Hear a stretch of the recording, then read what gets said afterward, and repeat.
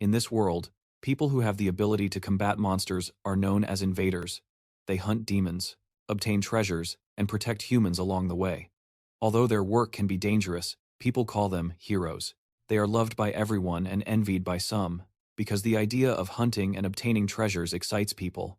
Those who cannot secure this job cannot help but feel jealous of other heroes. This story begins in a public restaurant where everything seems to be going well, until someone starts shouting. The one shouting is the protagonist of this story, known as JR, and he is absolutely furious. Upon learning that he is being hired only as a meat shield during the invasion, the guy with glasses immediately tells Jerry to calm down, as our hero was the one who wanted to make quick money with a job, and this is the only one available at the moment. Well, as much as our hero JR might procrastinate, it seems he doesn't have much choice in the matter. JR then reveals that the guy with glasses is Jung Wuming, who works at the Invaders agency. He connects people like JR to jobs that are not officially part of any guild. When Jung Wuming finally got in touch, our hero thought he had landed a good job. It turns out he is just getting the role of cannon fodder, at the front line in a dungeon full of undead. It's like being told that you are a disposable meat shield, ready to be discarded if things get complicated. Jackie sighs, and wonders why this is the only job available for him. Especially when people with lower rankings than him are getting well-paid jobs. Jung Wuming then recalls his martial arts class, which, despite being top-notch, rarely receives job offers. J.R.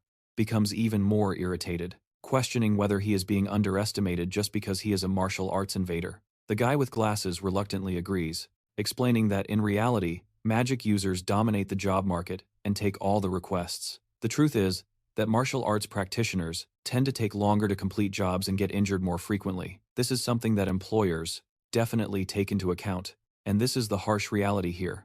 You see, unlike mages who stay in the back while hunting monsters, martial arts hunters are on the front line and are naturally more prone to injuries, and that is exactly why in fights, mages definitely have the advantage. The boy reveals that, about 10 years ago, martial arts invaders were in high demand. However, that is no longer the case, and he regrets not becoming a mage back then, when he had the chance. It all started 11 years ago when our hero was in his third year of high school.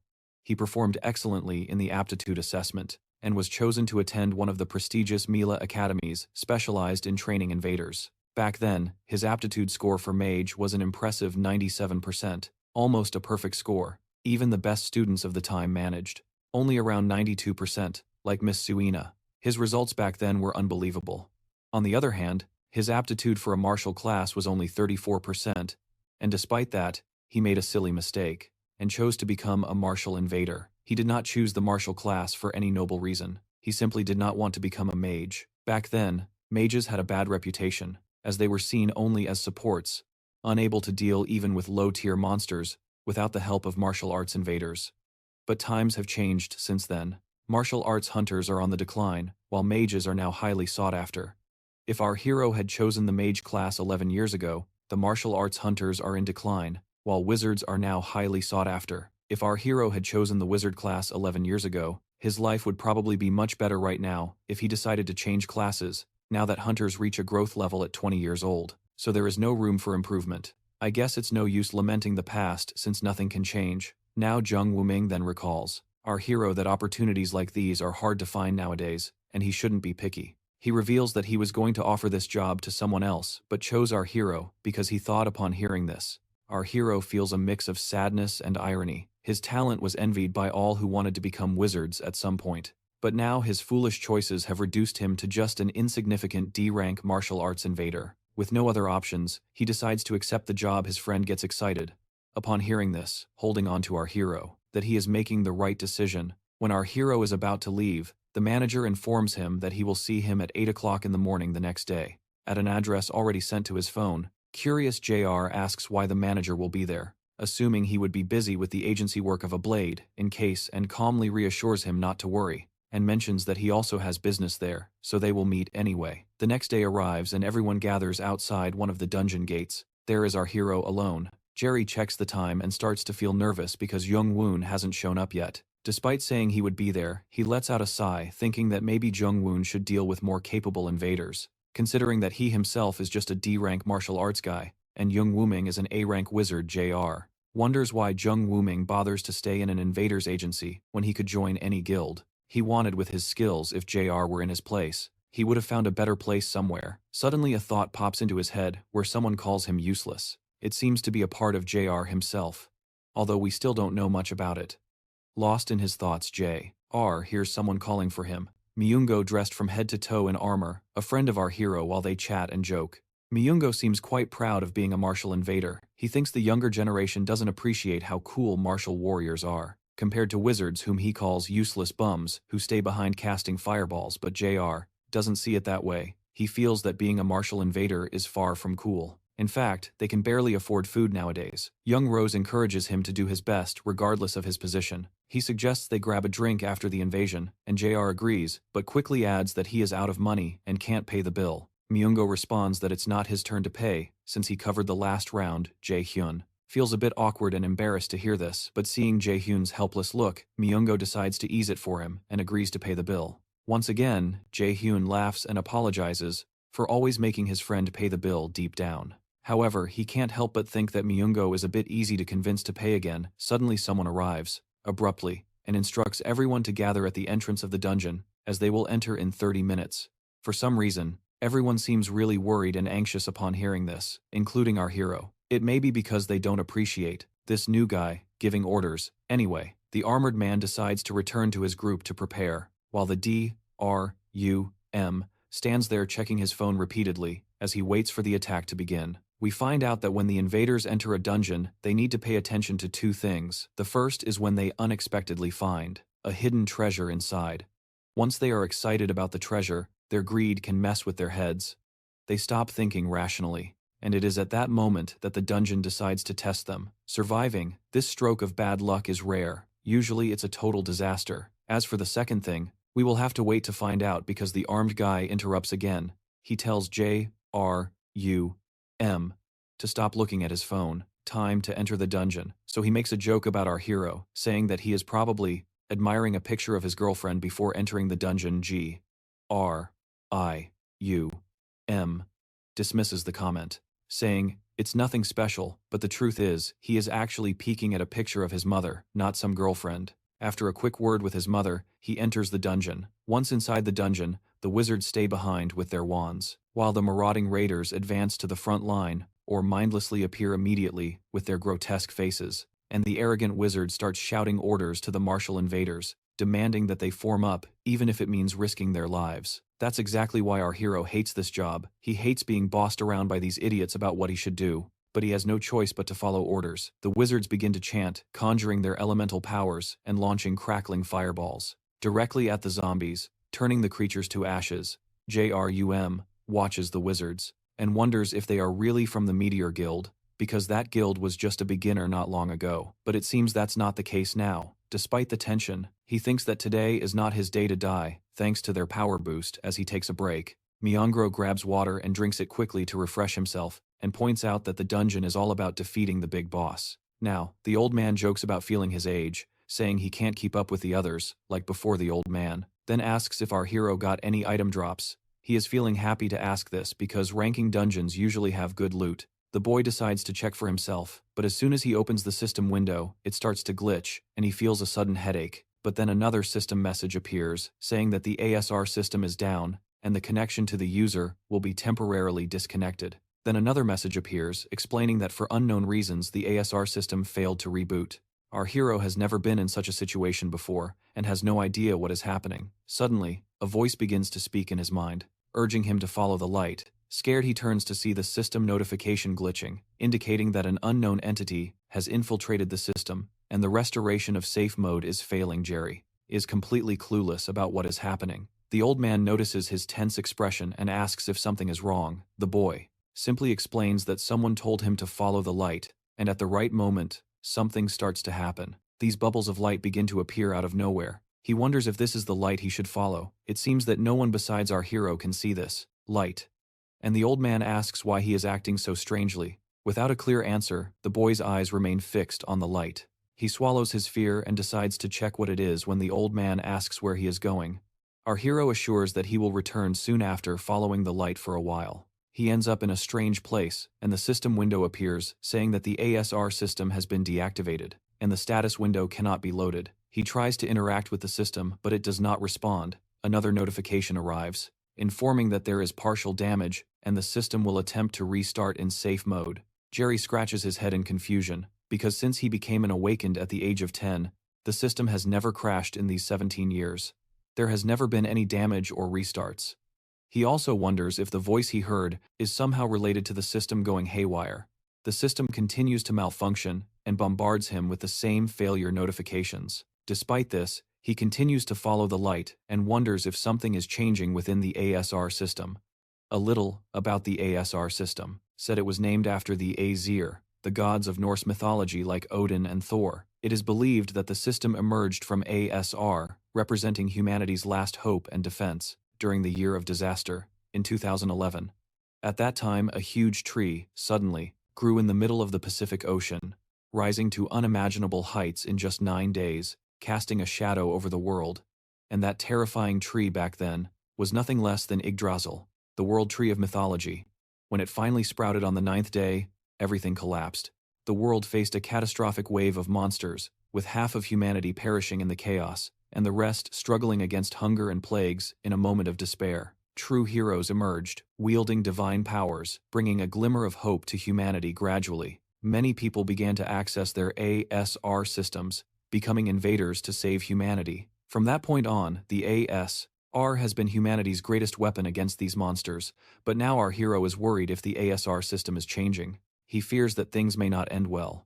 Suddenly he reaches a dead end and sees a green door right in front of him. He is shocked at first, but then a smile spreads across his face when he realizes that this must be the treasure door. Here is a little about treasure doors. These are secret rooms hidden within dungeons with a very low chance of appearing even in high-level dungeons. They usually contain special items and rare materials that can be worth millions of won, which is a local currency in this world. Jerry's mind races with excitement, realizing that finding A-class equipment or higher could instantly change his monotonous life. He silently prays to the gods for a stroke of luck as he enters. Everything seems surreal, almost as if he has stumbled into some celestial office of records. Before him on a pedestal shines an incredibly bright item.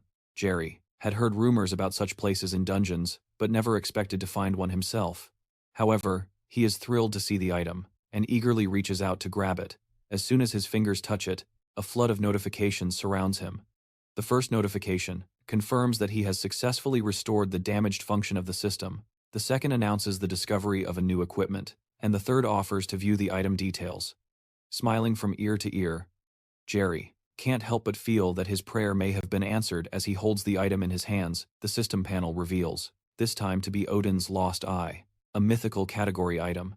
This artifact belonged to Odin, the strongest god of the Aesir, sacrificed for wisdom at Mimir's well. Once equipped, our hero can learn runic writing, and even reverse magic to dismantle or destroy it. Is the only mythical ranked item in existence, and once it belongs to him forever. The eye shines so brightly that Jerry can't even look directly at it while looking at the system panel. He reads about his active ability known as absolute calculation, a rank 10 ability that analyzes and destroys the structure of magic. This absolute calculation ability consumes mana depending on the rank of the destroyed magic. With total mastery of runic magic, he can use magic at full power without casting spells. Another benefit is the ability to copy opponents' abilities using a blank card. This eye is clearly a source of power, with a range of incredible abilities that can transform Jair's skills as an invader. However, Jair decides to sell the item because it could earn him hundreds of millions of won as soon as it hits the market. He is relieved not to have to work hard or become someone's meat shield again, but he considers trying it since he has never used a mythical item before. But the system immediately warns him that once equipped, he will never be able to part with it. The item will be bound to him forever. He knows he cannot use it effectively, even if he equips it for himself, because he has already passed the ideal age of 20 for this type of equipment, so he decides not to wear it. After this fortunate encounter, he decides to return to the party shortly after. Then we see the old man reassuring the guild members that their friend will return just in time for ARM. The boy immediately apologizes to the group leader for being late, and promises it won't happen again when they are ready to proceed. The old man gives a light pat on the chest of Jair telling him to cheer up, but Jair assures him, saying he is already ready to go, and mentions, cheerfully, that he will pay for drinks for them tonight. This surprises the old man, who scratches his head, completely uncertain about what happened to Jair. Meanwhile, Jair is relieved that they suspect nothing. See inside the dungeon, where no law applies, mentioning that he found an item could be a death sentence, and even his own friends would not hesitate to take the item, so he is doing his best to avoid any unwanted attention. Suddenly, the ceiling begins to crack before the group leader can give any orders.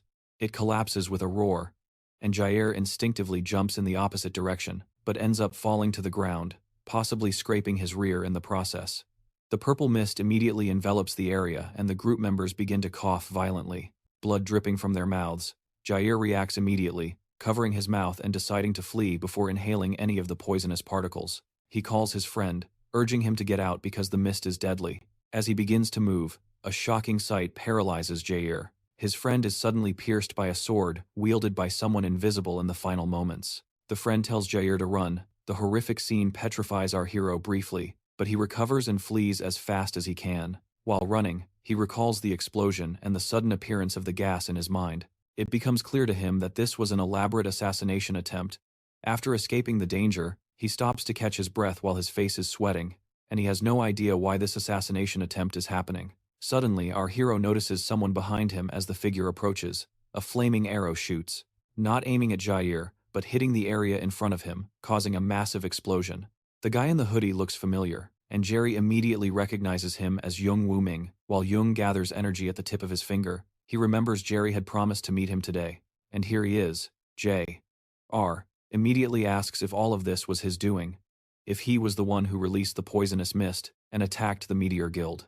Jung smiles in response, and shamelessly admits that he was behind everything. The boy is shocked but quickly calms down. Trying to understand the situation before acting impulsively, he asks Jung Wuming why he did this, to which Jung merely shrugs. He says that his clients told him to do it. Then Jung Wuming reveals that many people have something against the Meteor Guild because they always considered themselves superior, belittling everyone else. J.R. grits his teeth as he reveals to us about the assassination contracts. In the dungeons, in this type of work, assassins take advantage of the confined spaces of the dungeons.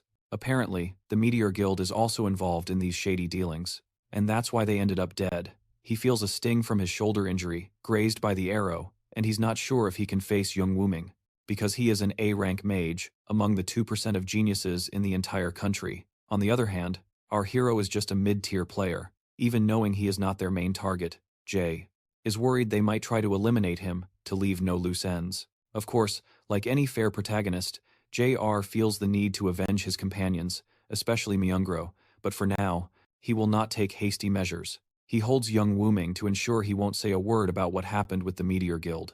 Instead of listening, the guy with glasses launches another barrage of fire chains. J.R. immediately steps to the side to dodge the attack, but his face is still hit by the fire explosion. He is sure that even a second of delay would mean his end. The crazed mage continues to cast fire chains directly at JR, who keeps running desperately to escape. He is perplexed to be targeted, considering he is just a D-class player. With each passing moment, his face gets more bruised from the attack, while the relentless aggressor shows no signs of stopping. Suddenly, that voice inside JR's head reprimands him once again, calling him a useless fool and questioning why he even exists. It seems that this man, who always appears in his mind to insult him, is definitely his father, and after seeing his father in his mind, something clicks in JR's mind, and he boldly asks if his father is behind this assassination attempt. The man with glasses pauses upon hearing JR's question, but soon bursts into discreet laughter that escalates into a maniacal cackle. He confirms JR's suspicion.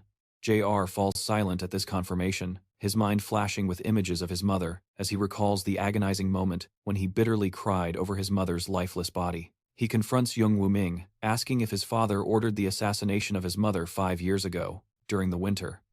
The glasses-wearing man grimly asserts, acknowledging that he could never understand why a father would want his own son and wife dead.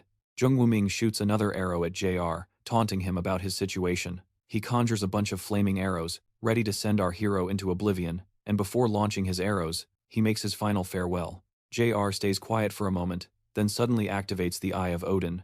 Jung's confident smile quickly turns into pure shock upon seeing JR, developing magical powers within him. The magical powers keep growing stronger, and show no signs of stopping. leaving the bespectacled fool even more terrified as he realizes the gravity of the situation.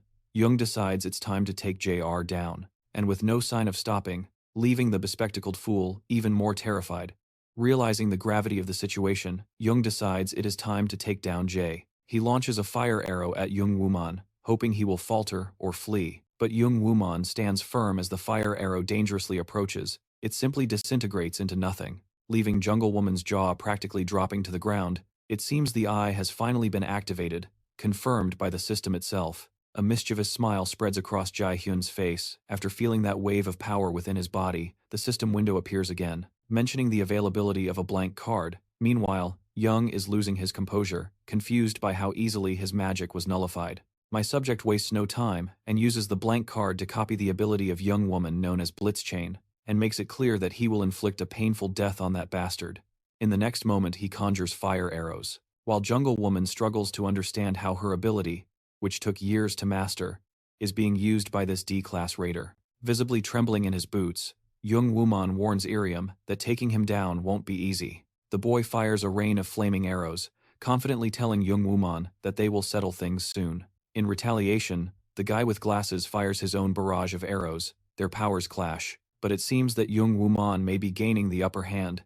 He continues with the relentless attack, forcing the cocky guy to flee in the opposite direction to save his own skin. Jung Wuming tries to counterattack with a massive lightning chain attack, but Jai Hyun quickly activates his absolute calculation ability, disintegrating the attack coming his way, while sending his own arrow directly at the desperate opponent. Jung Wuming raises a barrier to protect himself, but Jai Hyun is not finished yet.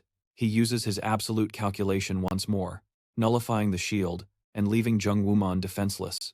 The arrow strikes him directly, unable to dodge in time. As the dust settles, Jai Hyun approaches the fallen Jung Wuming, who is begging for mercy, like a dramatic scene from a soap opera. Tears stream down his face, but Jai Hyun will not relent. He simply fires a flaming arrow that takes down the arrogant guy in one shot. After the intense battle, Jai Hyun is completely exhausted. He throws himself on the ground, thinking about how he finally obtained a mythical item, only to end up facing death in such a dire way. Death was always this frightening thing he dealt with as an invader, but now that he is face to face with it, it feels completely different. He begins to feel that cold creeping in. Then out of nowhere, a system window appears, talking about a new download, offering him an escape if he activates the system. Then he can go back to some moment in the past. Knowing he is about to kick the bucket anyway, Jai Hyun simply says, "Yes, of course, let's do this." With that command, the new system known as Nornir activates, and suddenly, we find ourselves before ladies, with divine appearances, conversing in a foreign language we do not understand. The blonde lady extends her hand, possibly grasping our hero's hand in the process. As soon as this happens, the friendly blue system windows turn red and deadly, and a notification appears stating that our hero has become a main enemy of the High Aesir. He has also acquired 2 passive abilities with half of the gods now watching all the time. The next thing he knows is that he wakes up in his bed, looking completely terrified, as if he had seen a ghost. He examines the room, everything seeming surreal. He looks at his hand, where a flaming red bubble begins to form, and the system announces that the user has returned, successfully at the chosen time period. The memories of the past suddenly appear in his eyes where he sees his deceased mother, and the time he fought against Jung Wuming. He also sees his mother and runs to hug her tightly, reluctant to let her go, desperately hoping that this is not just a dream, and indeed, this is not a dream.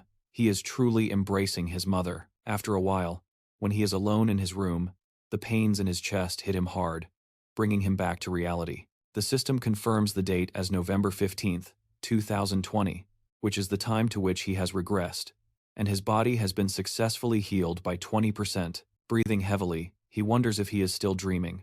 Looking around his familiar surroundings, he realizes that he is indeed in his old home. A notification from the system appears, presenting a mission titled, "A break is the mother of success." His main task is simply to rest, until he fully recovers. With the promise of a blank letter as a reward when he is restored, the boy exhales deeply, trying to calm his racing thoughts. He then reflects on how he died fighting that guy and somehow ended up regressing 11 years into the past thanks to this new system. 11 years is the same time he was in the 3rd year of middle school. He checks his calendar and realizes that he is actually not enrolled in Miles Academy. He also finds a note from himself that clearly instructs him to choose martial arts, but he takes his pen and immediately crosses it out. He will not waste this chance in martial arts class, because this time, becoming a wizard is definitely the way to go. In the next scene, we find him having dinner with his mother, struggling to hold back the tears that threaten to spill from his eyes. His mother seems worried, noticing his strange behavior lately. When she came home early, he hugged her tightly and cried deeply. She gently asks if something is bothering him. With a forced smile, he reassures her, saying it was just a nightmare, nothing more. But those haunting memories of his deceased mother are far from mere nightmares. Finally, gathering courage, he tells her that there is something he wants to discuss. She encourages him to speak freely, of course. To her that he may not want to enroll in Milos Academy. She understands the dangers and intense competition involved in such a path. She is prepared to let him choose a regular school if he is excited, not wanting to impose her wishes on him. But contrary to her expectations, our boy reveals that he is considering changing his specialization to enroll in magic class. His mother laughs at the sudden change and quickly approves his decision, although she is visibly surprised by the abrupt shift from his previous determination to join the martial arts specialization. Despite her initial surprise, she trusts her son's judgment and believes he must have a good reason for the change. With a comforting touch on his cheek, she encourages him to follow what makes him happy, whether it be martial arts or magic, and assures him not to worry about financial matters. She promises to wholeheartedly support his choice. Moved by her understanding and support, the boy begins to cry again, and amidst his emotions, memories of his father, Min Seong, who was a Class A invader, flash through his mind, reigniting his desire to become stronger, to take revenge on his father. Jason is starting serious training, beginning with push-ups, and he also received a blank card for completing his first one, helping him. His physique is getting fit and toned, something I envy a bit while I'm here writing summaries for you. I don't think I can return to the routine. To achieve a six-pack, Jariam still doesn't fully understand what the Nornir system involves, but he doesn't complain. As long as it continues to function, his knowledge of past lives will allow him to monopolize dungeon items, and his experience as a dungeon guide will certainly be useful. However, he doesn't possess many skills. Besides his martial arts skills, absolute calculation, and lightning chain that he copied from Jung Wuming, he leans back in the chair. He summons his system and checks his current stats. He is almost certain that his level has returned to the present time, and his stats have been reset. He also somehow retains all the passive skills from his previous life, along with 2 new skills. The first, known as Someone Observed by the Gods and Eye of the Supreme God, both at maximum level. As we know, he also has absolute calculation and lightning chain skills, but he is curious about his passive skills. He then checks the passive skill Those Who Are Observed by the Gods, which should help him grow rapidly through divine blessings. This skill also helped him retain his other passive skills during regression, which explains why he retains all his skills without reset. Furthermore, it increases all his stats by an extra point every time he levels up. Thanks to this skill, most demigods are keeping an eye on him next. He decides to explore his other skills. The passive skill Eye of the Supreme God is also an exceptional skill. It allows him to see through false illusions and uncover the truth. There is also an active skill called Lightning Chain, where he attacks enemies with electrified chains, sometimes causing paralysis. Mana consumption increases with the number of chains emitted. Initially, I thought they were fire chains, and I'm sure you would agree with that. He also takes a look at his other stats. Despite all being at abysmal levels, he is really focused on increasing his magic attribute, which is extremely crucial, and he knows that stamina is essential too. In these marathon battles, you have to keep going without exhausting yourself. After thinking it over, he decides to use his new blank card to copy 1 healing skill, since he already has 1 offensive skill. You see, even in this year of 2020, where wizards do not receive attention, those with healing abilities are still highly valued. They are treated like royalty everywhere they go, earning respect beyond mere ranking. So, he imagines that as a wizard with healing powers, he will still receive due respect. But here's the problem. Finding an awakened one with healing abilities to copy will be like searching for a needle in a haystack. Before, he was desperate, and used his blank card to fight with Jung Wuming. But this time he won't waste it like that again, because he has no idea how many cards the system will grant him. His phone suddenly rings, and upon checking, his eyes widen at the sight of Kim Yoo-jung's name on the caller ID. Kim Yoo-jung is his childhood friend, someone he has always been close to, and who always shared his dream of attending the Mills Academy to become a raider. In his previous life, he tragically lost her in his arms, a fate he is determined to change this time.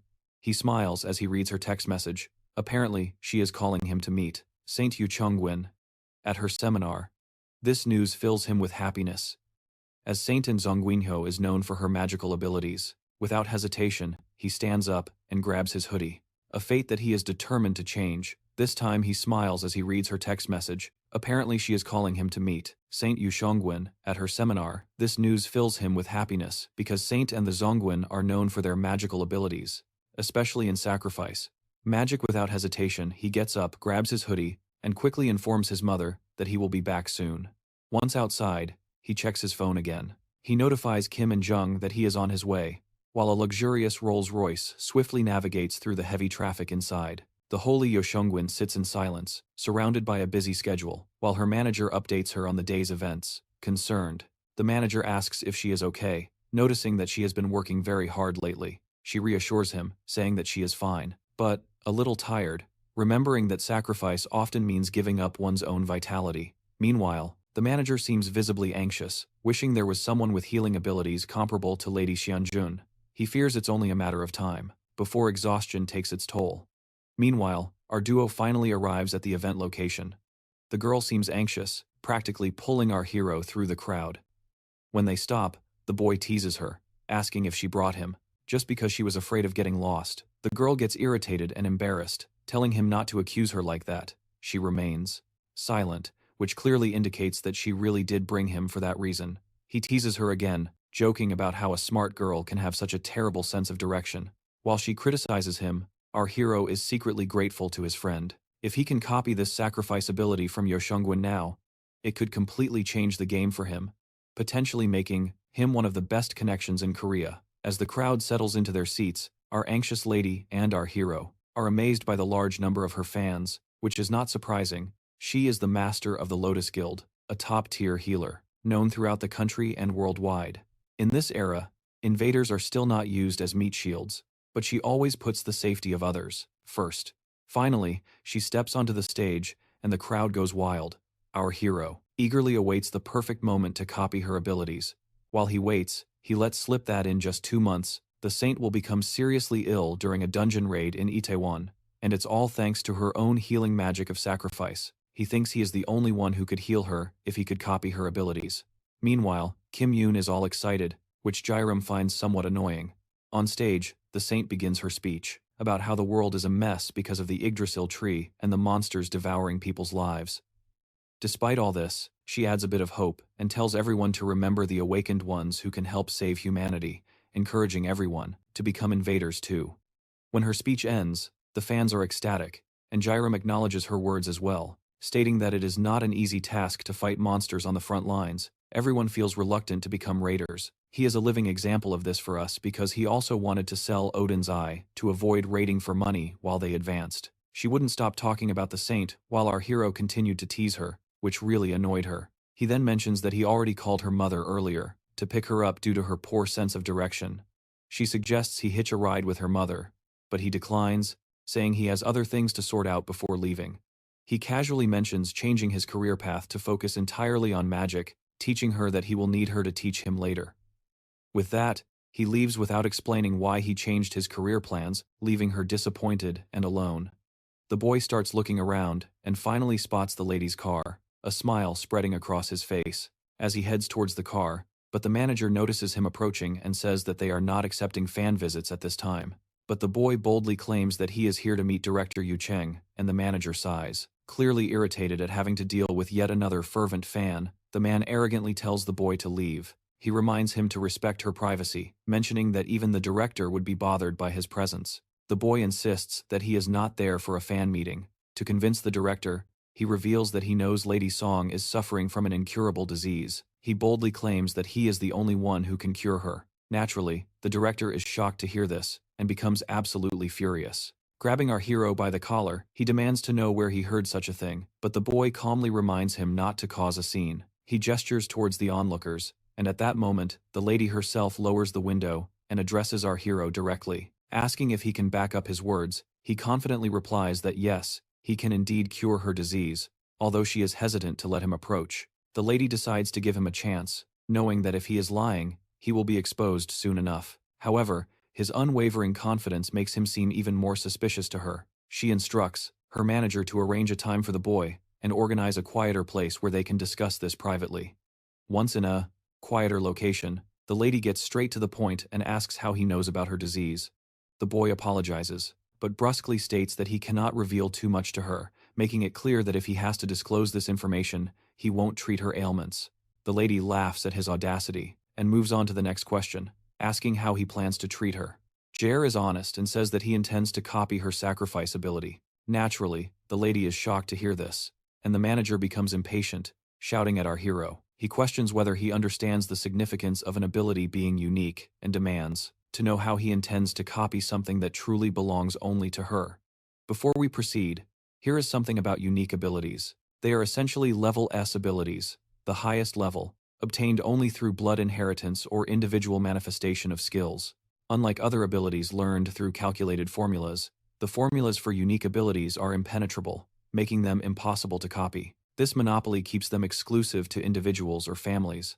The boy calms everyone down, emphasizing that if he didn't know all this, he wouldn't have come here in the first place. The lady immediately asks her manager, irritated, to calm down, assuring him that they won't take long to hear him out. She asks if he can really perform what he claims, to which the boy readily agrees. We also find out that due to the penalty of her unique ability, sacrifice, she needs an ability of equal or higher rank to heal herself. Ironically, she cannot use her own ability on herself, because her sacrifice ability requires a sacrifice to the gods, preventing her from healing her own body. Finally, the lady gives him the green light to proceed, as she shines with her magic.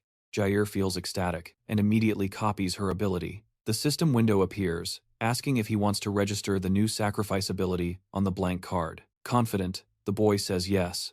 When he finishes copying, he activates his sacrifice ability, demonstrating his power by invoking it in the palm of his hand, leaving both shocked by the scene. Our hero decides to proceed with the negotiations before healing her, but first, let's check the statistics of this ability.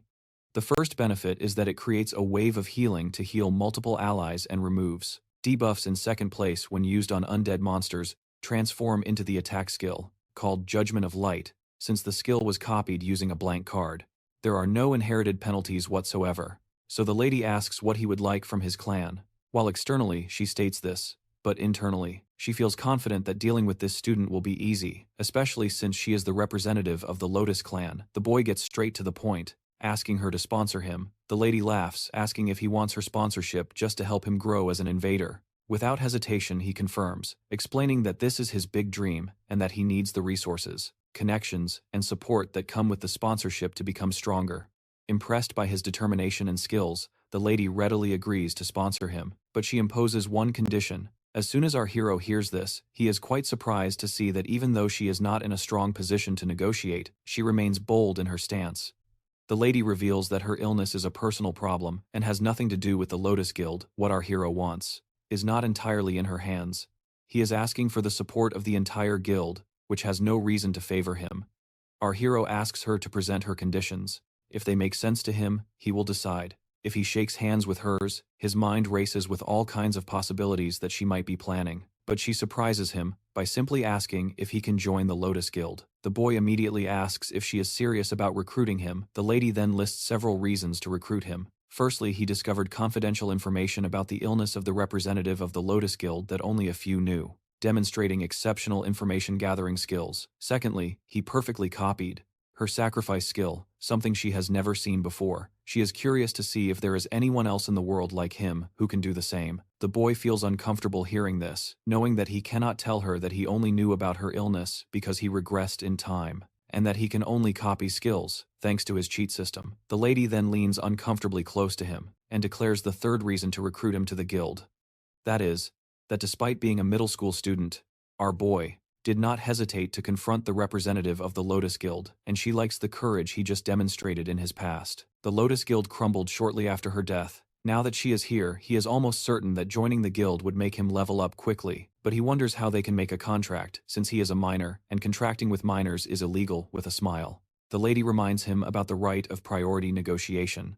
It turns out that our hero actually knows about this. The right of priority negotiation is a guild privilege to support the growth of an invader apprentice who has not yet reached adulthood. Once reaching adulthood, this guild has the right to make a contract with the apprentice before any other guild.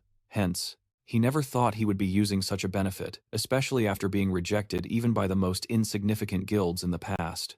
The lady seems to sympathize with our hero. Although her offer is obvious, he decides to focus on the treatment first, before finally accepting her terms.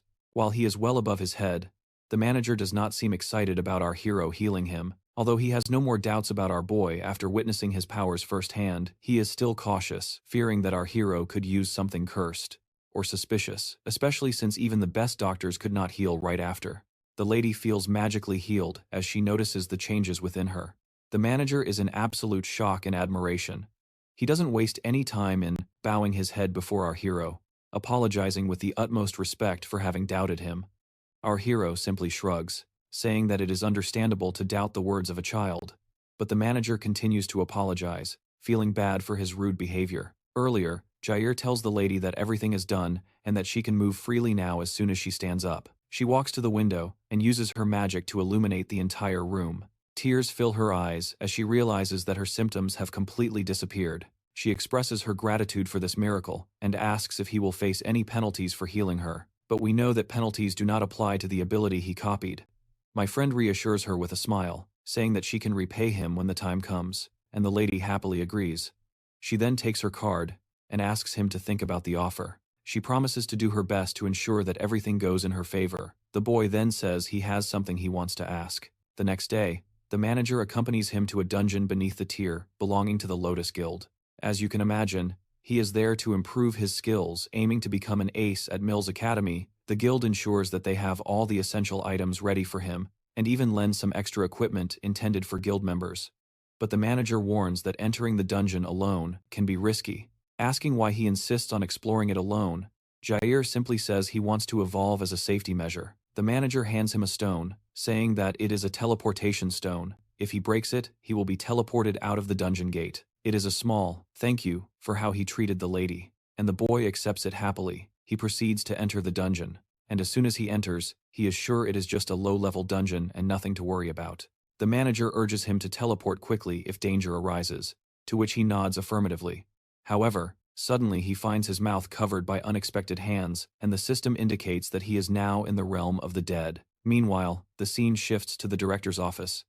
There we see the lady deep in thought about our hero. She is worried that even in a low-level dungeon, cleaning it alone is almost impossible, regardless of how skilled he is. However, she can see that this boy is not an ordinary person. He did not choose this gate by chance. So she smiles and decides to see where he wants to go with this. Suddenly there is a knock on the door, and after receiving permission from the director, a lady enters. The director asks about the matter for which she requested updates, and the other woman hands her the files, explaining that it is our hero's profile. As the director flips through the pages, she is shocked to read that he aspires to be a martial artist, which makes no sense to her considering his magical abilities. A heavy silence falls over the room as the woman who brought the reports also has no idea how someone can be so talented, but she assures the director that the reports are accurate, unless there are mechanical errors. Taking a look ourselves, we see that our guy's aptitude for magic is 97%. Shortly after, the director calls his manager, instructing him to contact her immediately. As soon as our hero exits the dungeon, she is eager to witness our hero's talents with her own eyes.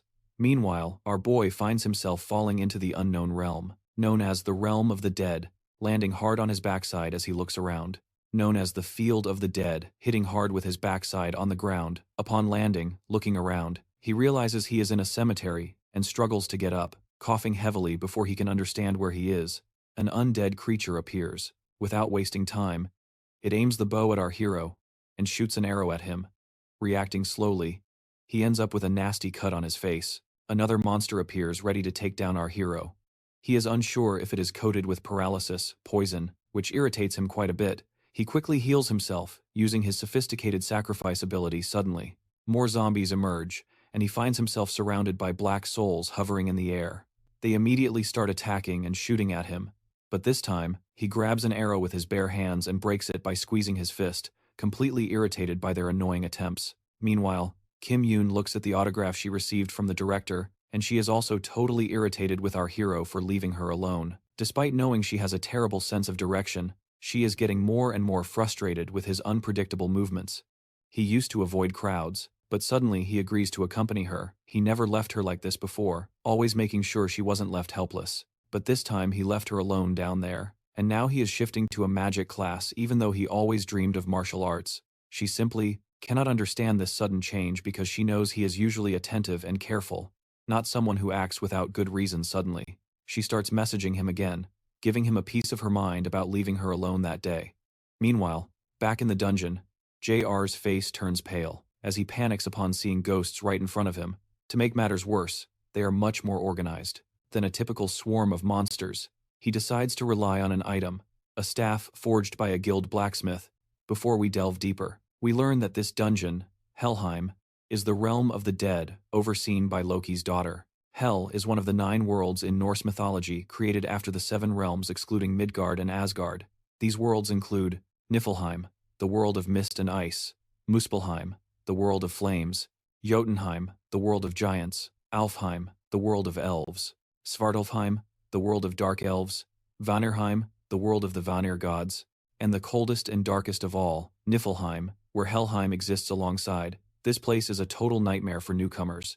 But our hero is excited to test his skills. He decides to use the goddess Nora's sacrifice ability. When he uses it on dead monsters, it transforms into an epic daily attack effect called Judgment of Light. The monster jumps at him immediately, but our hero is quick to take it down with his wand. Throwing the monster back, he prepares with swift fire and explodes the monster into pieces, gaining 70 experience points for knocking out the Death Wraith.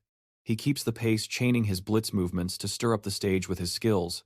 Each monster he takes down brings a bigger smile to his face as the experience accumulates. Then he leaps towards another undead that was using arrows and strikes it hard in the head. His wand breaks in half, but he still manages to take down the monster. His face pales upon seeing his broken wand, realizing he wasn't exactly fighting like a wizard after all, and his foolishness caused him to lose a weapon, so he gets serious and activates his sacrifice ability. The sacred judgment of light falls upon the monsters, burning them to ashes. When those undead are reduced to ashes, he accumulates some valuable experience points. The sacred judgment of light falls upon the monsters, burning them to ashes. When those undead are reduced to ashes, he accumulates some valuable experience points, and decides to rest in the mist that dissipates. He heals himself to restore his powers, and feels relieved to have come out alive. He learned a valuable lesson, not to underestimate his abilities. Although the divine judgment saved him this time, he may not be so lucky next time anyway. He decides to leave the place, but soon realizes he has no idea how to get out. He sighs, and decides to use the teleportation stone. But before he can, a terrifying aura of mana rises behind him. When he looks back, there is nothing there. Suddenly, he feels something approaching, and in the next moment feels himself being strangled. He raises his broken wand and stabs it into his own thigh. Unsure of why he is hurting himself, but he makes sure not to let out a single scream to avoid attracting unwanted company. Little does he know, there is a horrendous monstrosity hiding right behind him. Just then the system signals, revealing that the dungeon boss Nightshade has appeared. And the level difference between our hero and this boss is like night and day. The system practically screams for him to run out of the dungeon as fast as possible. He frantically searches for his teleportation stone, but before he can grab it, the monster leaps from behind, causing the stone to fall from his hands as he hits the nearby wall and starts coughing up blood. His health points also plummet. The system immediately tells him to use a healing item right away, but it seems he has no time for that, because the monster is already in front of him and immediately launches another attack just as he prepares for the worst. The monster in front of him freezes, leaving him staring in disbelief, wondering what the hell just happened. That is, when the voice of a woman echoes through the cave. The woman appears divine, almost like a goddess. She commands the monster not to harm him, revealing that she herself brought him here as an important guest. Half-demon, half-angelic elf informs our hero that he is destined to be the chosen adversary. The boy has no idea who this woman could be. The lady continues expressing her belief that he should easily defeat this monster as an adversary. However, it seems she was mistaken, seeing only a regular boy with mana and moderate skills. She questions why Locke chose someone like him to be the adversary against the powerful gods. Ezzy, the boy, struggles to stay conscious, his life bleeding away. He knows he cannot allow himself to die here, not when he has been given a second chance to make things right. Seeing the determination in our hero's eyes, the lady acknowledges his resolve, but states that he is still too weak to fulfill his role. As the chosen adversary, she begins to choke him, warning that his end is near if he does not become stronger quickly. She threatens to end his life with her own hands. Recognizing his importance to them, she decides to grant him another chance. She urges him to become much stronger than he is now, to easily defeat the monster Nightshade if he succeeds. She promises a reward, but emphasizes that he must act quickly. And then a system appears with the first main mission, Hellish Trials. His main objective in this mission is to defeat Nightshade within 2 months, and it seems that this mysterious lady is none other than Goddess Rhea, the daughter of Loki. If he manages to complete this mission, Goddess Rhea will personally give him his gift, but failure means death as a penalty. While those terrifying hands begin to drag him into darkness, he loses sight of everything, and as the scene changes, we see the blonde goddess we saw during his time regression, and she still seems to be saying something to our hero. In this foreign language, suddenly he awakens in the real world as he stands up. He realizes that his injuries have been completely healed. Checking his stats in the window, he sees the same mission still hovering before him, which confirms that everything he felt back then was real, and the lady he encountered was indeed real, the goddess who governs Helheim, one of the 9 worlds of mythology. He is still confused about this whole adversary issue and has heard something familiar. Shortly after obtaining this new Nornir system, with a pile of unanswered questions hovering over him like why he regressed.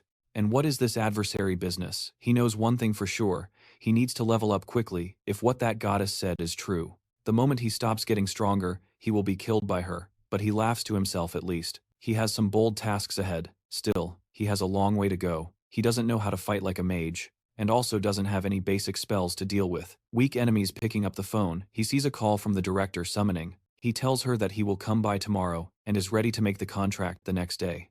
Our hero enters the Lotus Flower Guild.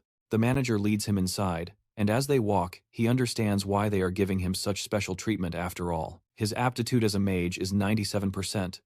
Upon reaching the destination, our hero gets excited to see the director, who exudes confidence. With her long hair and a presence that catches his attention, they exchange warm greetings. She dives into the benefits that the union is offering with the contract, and our hero enthusiastically confirms that they are impressive. I mean, who wouldn't be excited? Along with a stipend for living expenses, the union provides him with an endless supply of rank B items, at no cost. If they break besides, he will have a substantial profit based on his contributions in raids. These terms are generally reserved for top-tier category A raiders. Before signing the contract, he reveals a condition. The director kindly encourages him to speak his mind. He explains that it has only been a month since he transitioned from martial arts to magic, which makes him inexperienced in magic. Therefore, he asks to be personally trained by the director herself. The manager marvels at our hero's audacity to confront the prestigious director directly without hesitation. Meanwhile, the boy asks if she agrees to his condition before signing the priority negotiation contract with the Lotus Guild. She laughs at his interesting request and accepts his terms. He thanks her, and she then playfully reminds him that she has already been keeping an eye on his potential and can hardly wait to see him in action. She urges him to demonstrate his talent first, if he is comfortable. Of course, our hero had already anticipated this. After all, it is the main reason why the Lotus Guild is interested in him. He immediately asks what he should do to demonstrate his power. The lady simply snaps her fingers, and a blue energy begins to manifest behind her, forming a mana cube, and she tells him to endure. The boy is completely perplexed by the sight of the mana cube. The lady quickly reminds him that a talented individual, we should be able to handle at least this, if he is to sign the priority negotiation contract with the Lotus Guild. You see, a mana cube is a test that rank B mages and above use to measure their human sensitivity, but there is no way someone like our hero won't be overwhelmed by this, since only 7% of awakened mages can withstand it. The boy, she asks him if she is trying to scare him, and she reassures him that even if he fails, it will not affect the priority negotiation, and they will still form the contract without exit. Our hero accepts the challenge and steps forward. The director signals her manager to prepare, who expresses concern about her decision since even the current magical raiders have difficulties with the cube. The lady reaffirms that our hero is not an ordinary guy, so it is worth trying. Reluctantly, the director nods and activates the cube. Once the mana cube is activated, the boy hesitates in the face of the overwhelming energy. The lady behind him encourages him to move forward, and finally, he gathers the courage to enter. As soon as he is inside the mana cube, the manager remains visibly anxious, seeing only a young boy. The lady reassures him, expressing confidence in her intuition, that he will not fail. Inside, our hero feels as if he is floating in a vast ocean made of mana. Surprisingly, he is able to breathe normally, alleviating his previous concerns about getting sick, due to prolonged exposure to dense mana, which could even lead to death. During the test, he searches for an exit, remembering that the only escape from the mana cube is to find the singular door connected to the outside world among swirling numbers. He gathers his determination, looking for an exit within the mana cube. Suddenly, he feels something in common, a discreet crystal hidden pulsating with immense magical power, as if it contains the very essence of the great ocean of mana. Meanwhile, the manager continues to be anxious, while the lady continues to laugh nervously. The manager asks how long it usually takes. The lady mentions that the fastest exit from the cube is 40 minutes, a high record. Upon hearing this, the manager states, directly, that it will end with our hero's death, or he will set a new world record. The lady agrees, although she confidently hopes for the latter outcome. Her eyes widen as she sees the crystal begin to crack. Shocked, the manager grabs the phone and realizes that only 10 minutes have passed since our hero entered, while the spectators anticipate what is happening. Inside, our hero feels the immense power of the crystal and smiles, thinking that breaking it might be his way out. With determination, he swims towards the stone, grips it tightly in his fist, and shatters it in a swift motion as cracks begin to spread. Around him, a system notification reveals that he has acquired a passive skill, called Mana Crystal Operation. Suddenly, the Mana Cube collapses, leaving both spectators in a mix of terror and admiration. This type of test usually takes an hour for a level S player, but our boy completed it in just 26 minutes, breaking the record held by Camila from the European Union, a brilliant mage mentioned in the Guinness World Records, with 36 minutes. The manager immediately steps forward, enthusiastically shaking our hero's hand and praising him. The lady also joins in, but her curiosity is piqued about how he managed to destroy the cube so quickly. The boy explains that he found a crystal inside the cube and broke it. The lady is shocked to hear this, as a mana cube crystal contains all the magical energy within the cube, and it is incredibly rare for someone, especially an ordinary person, to awaken, find, or break it. The fact that our hero not only found it but broke it suggests that his mana capacity is beyond that of the entire cube. She bursts into a moment of happiness, and immediately promises to help him become the greatest wizard in the world. The scene transitions back to Lady Kim Yoo-jung, who is visibly upset that Jerry is still late. Our hero's mother is next to Kim Yoo-jung, confirming that he is indeed late, and does not answer the calls either.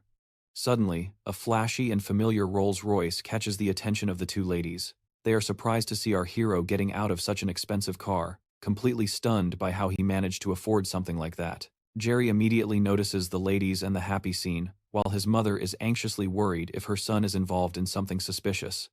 Lady Kim is furious to see him relaxing. As soon as they are settled in the room, the girl starts demanding answers, asking why he switched to magic class. Our hero casually explains that martial arts simply weren't working for him anymore, and that he has already filled out all the paperwork for the magic course. She continues, insisting for more details about his decision, but he turns the tables and asks why she showed up. He then asks if her parents are at work, to which she confirms, explaining that is why she will spend the night with the permission of our hero's mother. Then we find out that her parents work in a monster processing factory, sending creatures abroad, which keeps them busy, and whenever she is alone, she usually spends time with him since our hero's mother is a good friend of her parents. Moving on, the boy asks her to teach him the theories of magic. Now that he is in magic class, the girl wants to know what she will get in return.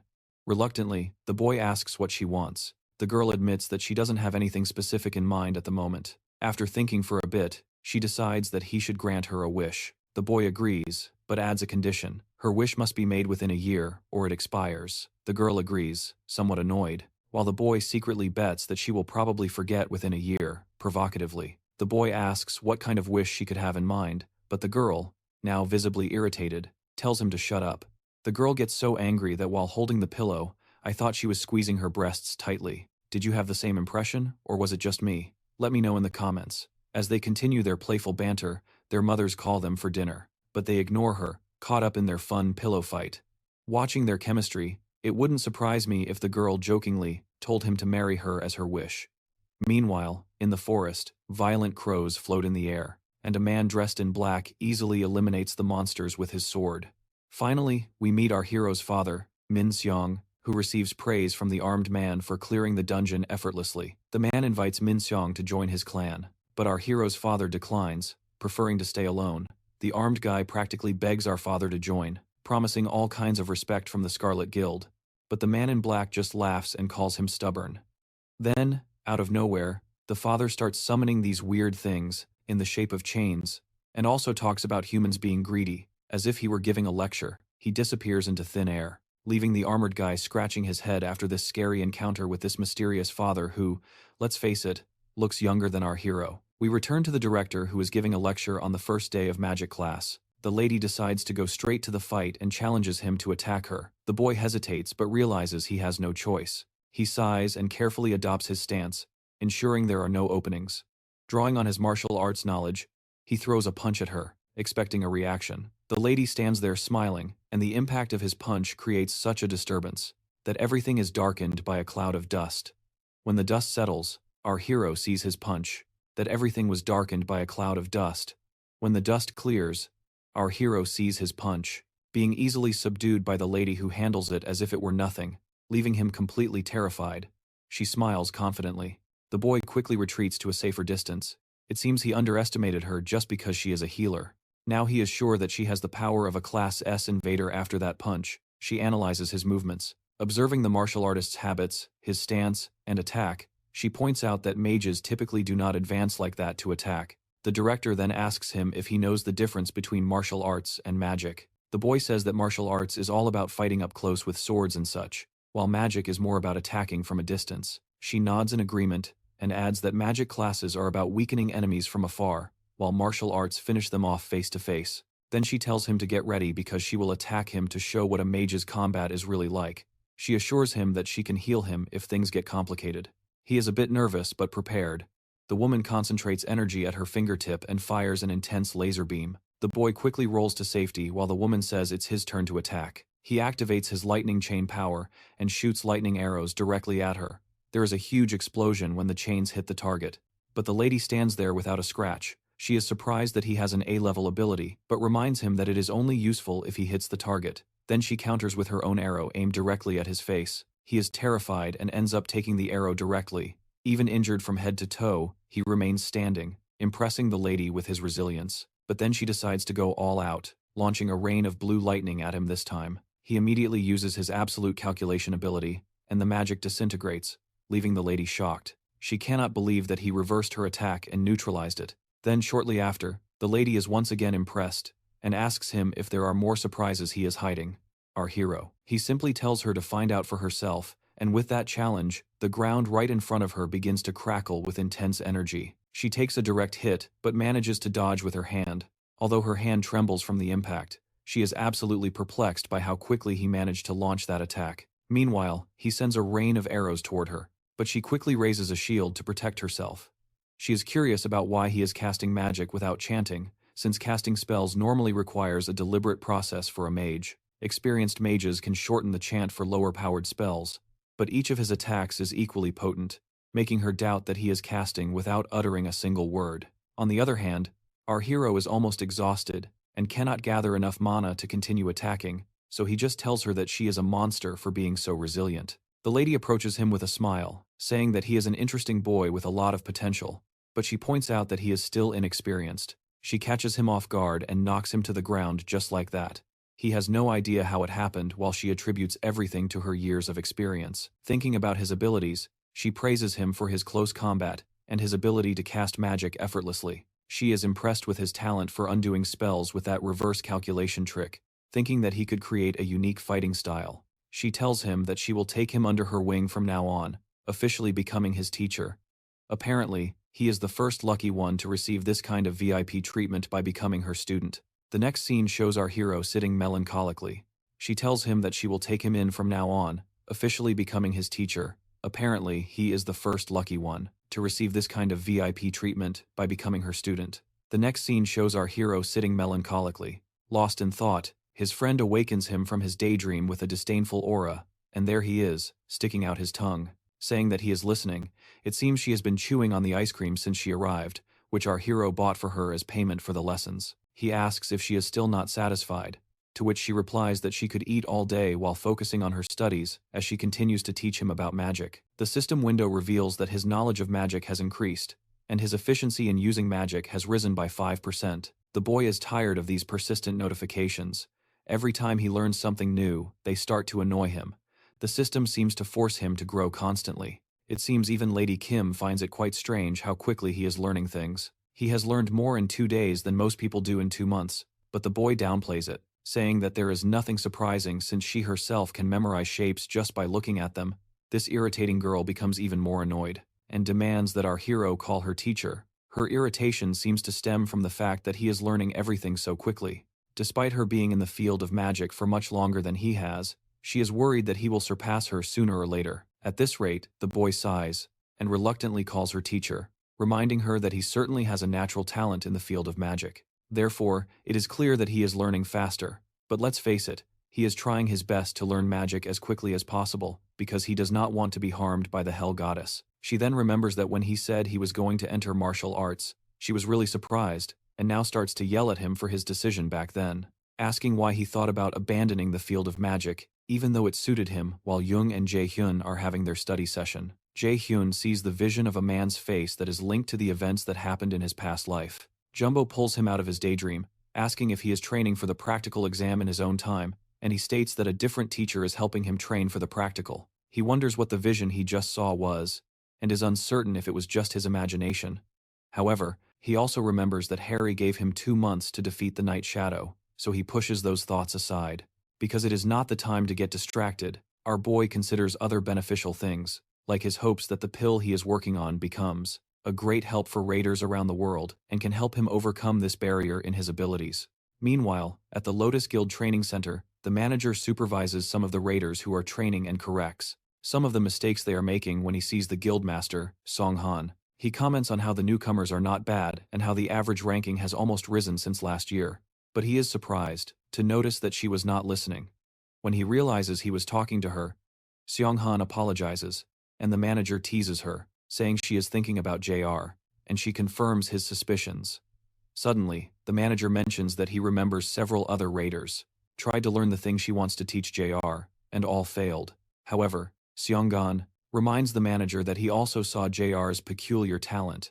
It would be incredible to say that JR was a veteran because he did not make a single unnecessary move. At this point, the guildmaster Seong-gan is sure that, if another S-class mage appears in the future, it will be JR.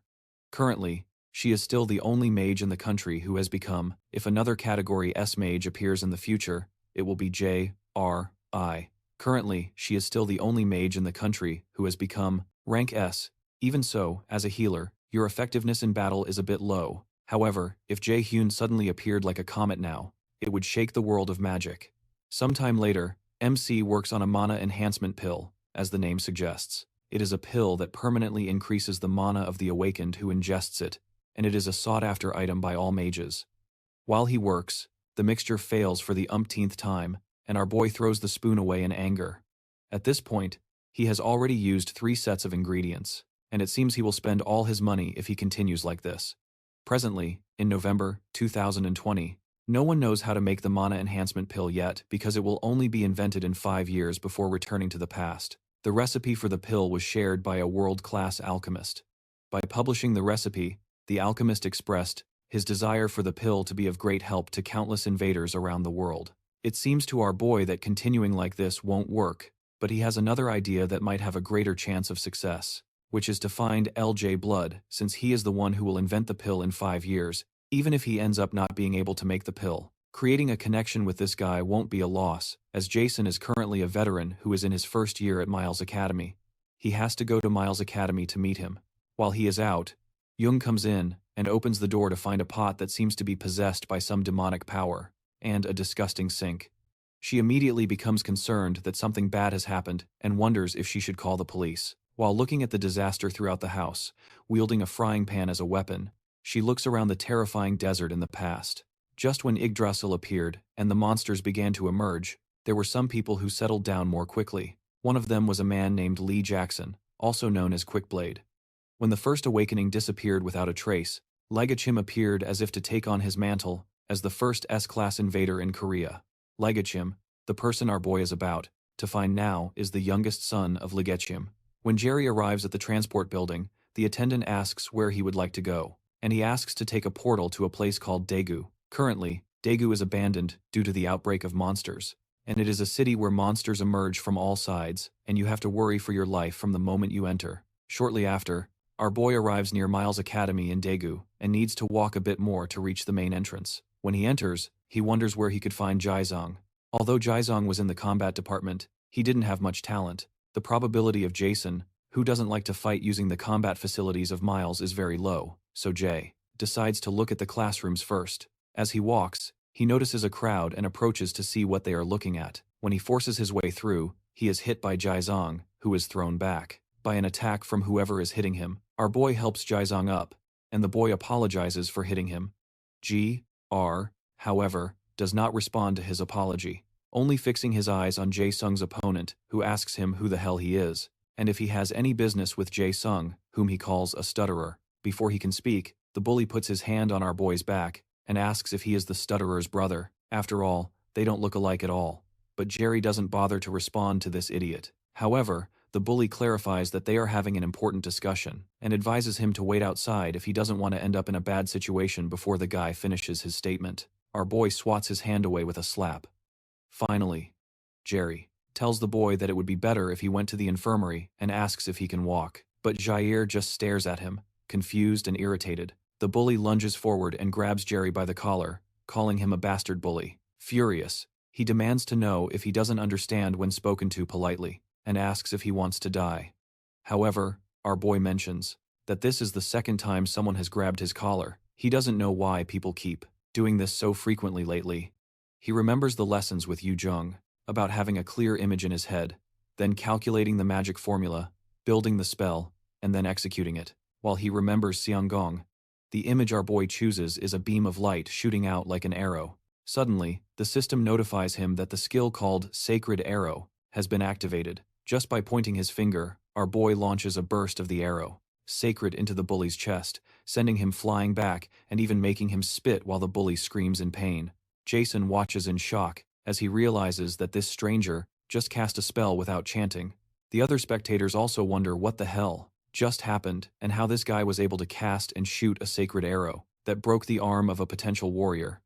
As the students start commenting that it's possible the bully is just weaker than he looks, the bully gets irritated. If this continues, his reputation will be destroyed, so he vows not to let this bastard go without causing some damage. While holding his broken arm, he generates a sword. When Jason notices, he warns Jerry to be careful, but the irritated bully swings the sword to hurt Jerry. As the sword approaches Jerry's face, he remembers how Messi Siangoli taught him to create a barrier by wrapping mana evenly around his body so that attacks ricochet violently. He immediately activates his mana barrier skill, and the bully's huge sword ricochets like rubber until it is out of his reach.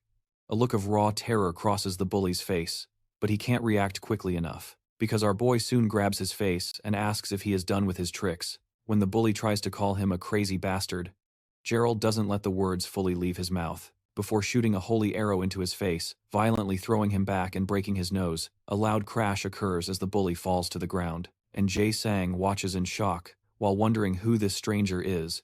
When Jerryun eventually locks eyes with him, the boy screams in fear, but Jerryun simply walks past him towards the unconscious bully, who is still surrounded by smoke. Jerryun crouches near him, and is surprised at how well he took the guy down. Shortly after, our boy brings a potion, regretting having to use the potion he bought for this. But there's no choice, so he pours it on the injured bully. Immediately, the bully's face heals completely, and our boy is impressed with the effectiveness. Once this is done, he turns to Jae Sang, who is still quite shaken, and suggests that they go to the infirmary. As they head to the infirmary, Jerry stops when they reach a place where no one can hear them talk. Confused, Jae Sang stares at him and suspects that Jerryun came looking for him, because he knows who he is. Eventually, he gathers the courage to ask Jerryun if his father sent him. Intrigued, Jerryun replies that his father did not send him and asks how he would know who his father is.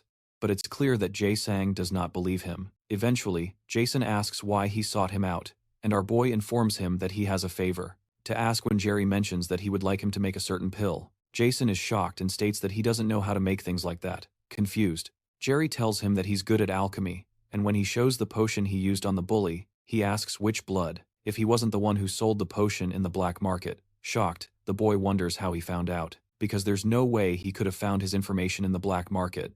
Jackie knows what is on his mind, and he's actually not wrong, because the black market is a transaction system that completely hides the user's identity. The sale of items, product price, recipient, and everything else happens through the Easter system, so it can only be safe. Fortunately, the black market normally operates with the Nornir system that Jae Hyun possesses, which allowed him to buy this potion and made things much easier. Once again, Jae Hyun asks Jae Sang if he made the potion, and Jae Sang completely denies it, But our boy immediately tells him that he's not very good at lying.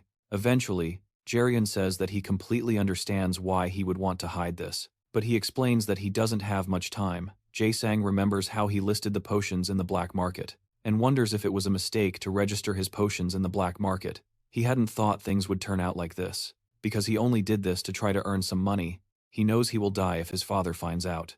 So to avoid that, he bows to Jae and begs him to keep this a secret from others. Eventually, Jae explains that he didn't tell him this to blackmail him, but that he just needs an excellent alchemist who can help him make the elixir that he wants. After Jae Blood thinks about it for a while, he asks Garion who he is after all. Then our boy explains that he is a prospective student of the Milas Academy and calls him a veteran. Eventually they sit down, and Jae Blood, who is still tense, asks him to talk about the pill he wants to make.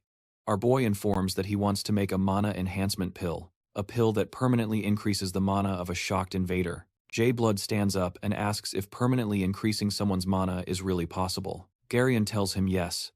Immediately the boy starts to think, and wonders what kind of ingredients would be needed to create such an effect. As he begins to think about the things that might be necessary for the mana pill, Jae-hyun is surprised to notice that the boy's demeanor has changed, and he has stopped stuttering. Moreover, Jae Blood managed to guess most of the ingredients, just by listening to the effects, which shows that he is truly talented, and Jae-hyun decides that he has to win him over eventually. Jae-sang stops talking and concludes that it would be better to ask another alchemist, since it is such a grand elixir. But Jae refuses because he wants to ask him and even promises to provide everything he needs. Although it is true that with the recipe other alchemists could create the pill, the one who possesses overwhelming and unmatched talent is Lee. Jae-sang finally asks Jae Blood if he will do this favor for him, and the boy agrees unconditionally. Jae Blood clarifies that he doesn't know if he will succeed or not, then our boy says it's okay. Even if he speaks confused, Jae Blood asks if it's okay, since he will be the one who loses. Then Garion assures him that he is investing because he believes he has the ability, and admits that some investments may result in failure while Garion says he is looking forward to working with him. Tears fill the boy's eyes because this is the first time someone believes in him. So when Garion realizes this, he is happy to have managed to establish a connection with him. The next morning, while Jason is alone in his room, he thinks about the events that happened a few hours ago, and wonders if anyone has ever believed in him this much in his life, because he is a coward. He is not as talented as his other siblings, and lost his mother early, ending up alone, and unable to gain his father's approval. It is strange that someone trusts him enough to tell him that it is okay to fail. The fact that he had nothing to show, receiving such trust for the first time, deeply touches his heart, and makes him start to cry. Meanwhile, Jerry's main mission is to deal with the Hell's judgment, defeating the Nightshade within the time limit and gaining Hell's recognition. The mission comes with a reward from the gift of Hell, and he had 2 months to fulfill the mission, with the death penalty hanging over his head if he failed. Currently, he has only 10 days and 23 hours to accomplish it sometime later. Jerry goes to the training center to fight with his opponent, and manages to dodge his blue lightning attacks. As he advances to close the distance between them, he is targeted by some explosions, but he creates a shield to protect himself. He quickly activates his own holy arrow attack and hits with it, but she is already protected by a magical shield. However, she notices a crack in the shield, and is surprised that our boy has already become so strong after the smoke clears. They both stare at each other like in a Western duel until Jack starts to shine intensely with yellowish sparks of lightning around his body as he activates his Blitz Chain ability. But his opponent seems quite prepared for his attack. While both prepare to strike, the manager intervenes and tells them to finish. Because time is up and both have worked hard today, the manager is surprised that the training hall, made with metal arc, requires a significant amount of strength to create. Even a small portion was destroyed by their training session. If he hadn't interrupted in the middle, the hall would have been obliterated while they are resting. His opponent tells our boy that he has gotten strong, at a truly unbelievable speed. Apparently, he can cast more spells now, and his strength is absurdly high. Suddenly she asks if he is studying the theory separately. Then he states that he is learning with a friend. Excited, she declares that it is better than she expected, because she was worried since she couldn't help him with the theory either. She comments that it seems Jerry has a smart friend, and he reluctantly agrees that, yes, but considers how the real problem is Yu Jung's strange personality before they leave.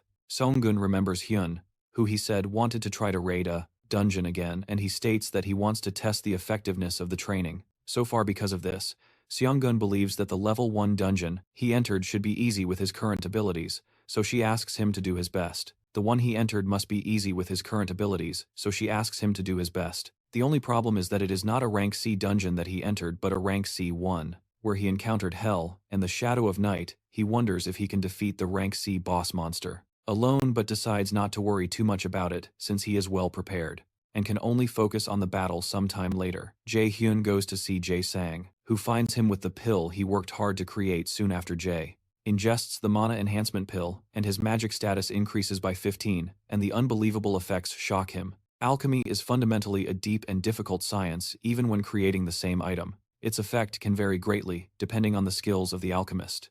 If Jae-hyun had taken the ingredients to a different alchemist, they probably wouldn't have been able to give him an item that increased his magical attribute by 5. Eventually, our boy smiles and reminds Jae-sang that he is truly talented, but Jae-sang says it's because he could believe in him and thanks him. Shortly after, our boy says goodbye and believes he is ready to defeat Nightshade. The next day, meanwhile, the defendant talks to his gamer dragon, informing him that it seems they will receive a pleasant guest that day, with 9 days and 22 hours remaining on the timer. He has to clear the dungeon.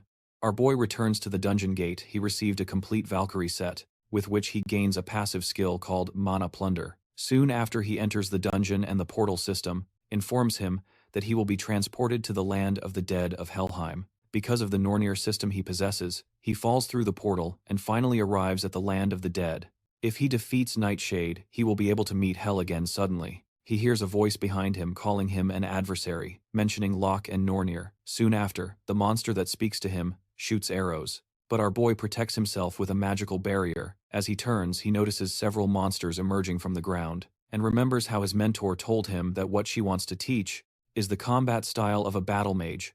These battle mages are also called sword masters by warriors, and it is a hybrid combat style that uses both magic and physical attacks. But so far no one has managed to master it. While Jerry turns to shoot holy arrows at the monsters behind him, he considers how this fighting method is not as powerful as being a long-range mage, and is inferior compared to a short-range warrior while they attack a monster on the ground. He realizes that the fighting style is in a strange position because it does not specialize in either of the two. But I know where one seems to believe it will be a different story. For him, soon he starts to destroy the monsters. Meanwhile, while Manager Sundai is waiting for the dungeon's entrance, he realizes there is someone else there, and remembers he didn't receive a report that someone else would come here. He immediately draws his sword as a red car approaches him quickly. When the driver parks, a woman who recognizes him as a superior comments that it was quite difficult to find him. When Sung Jae realizes it is an old acquaintance named Yongju, he puts away his sword and asks what she is doing there and about her guild. She explains that she is also working now and thought she would see him again while taking care of some matters for the guild,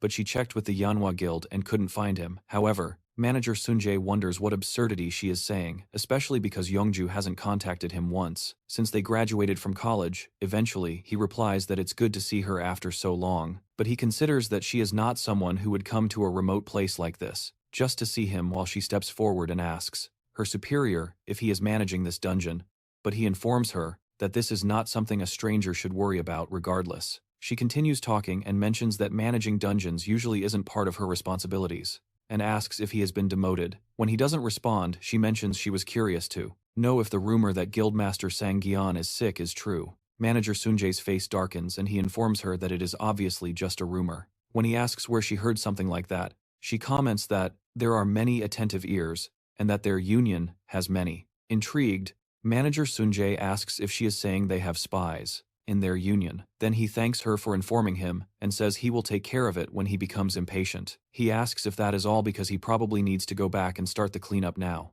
Then she also asks if he knows a boy named Mindar.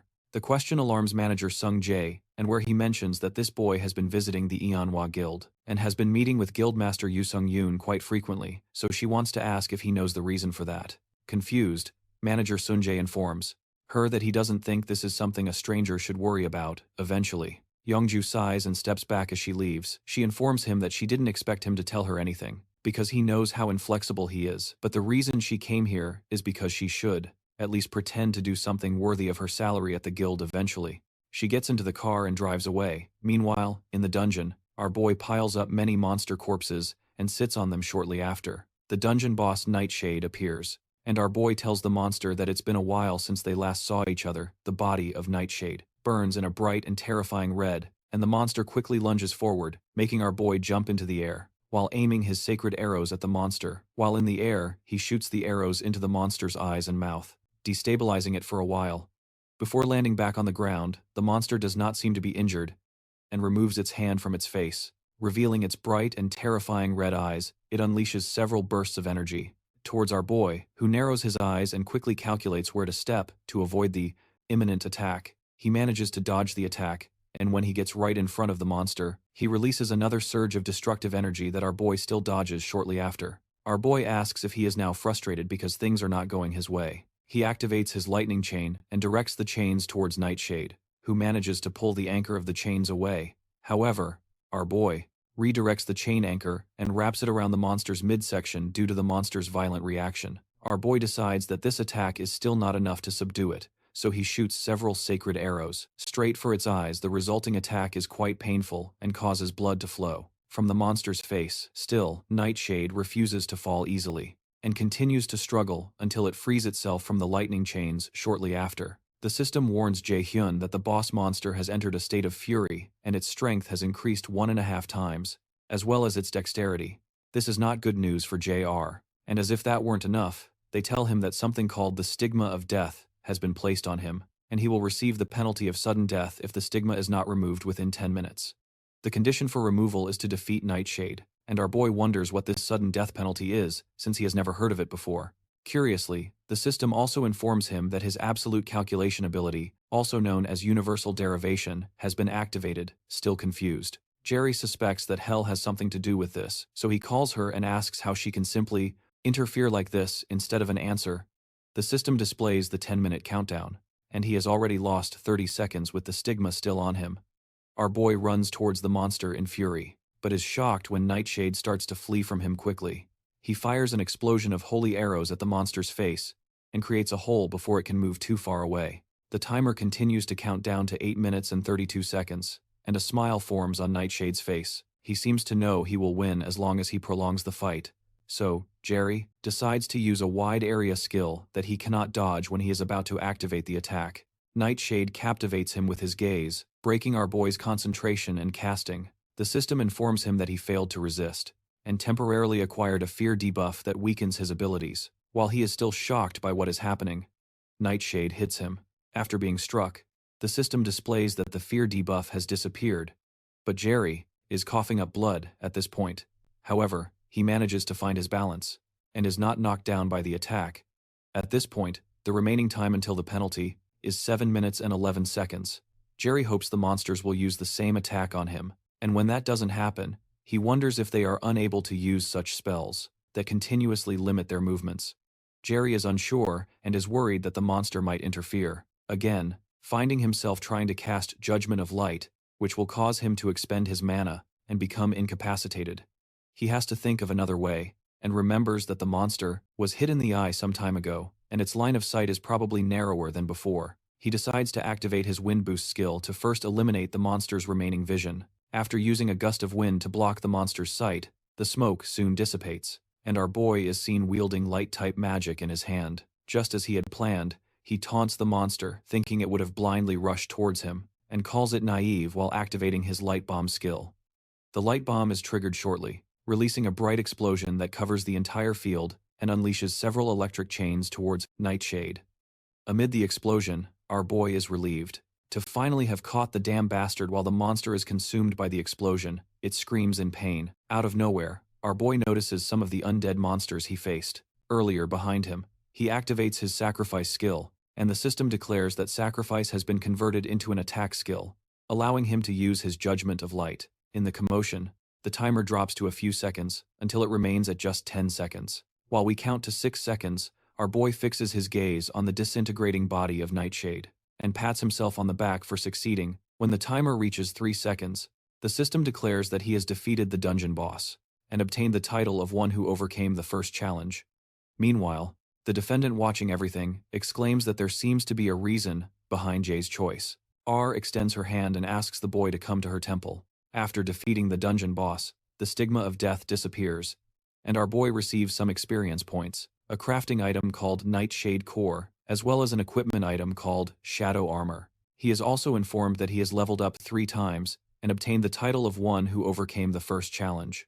After checking his qualifications, the system informs him that Hell is calling him to her temple. Moments later, he is transported in front of a huge entrance leading to the Temple of R. At the entrance, he sees a massive monster emerging from the darkness towards him.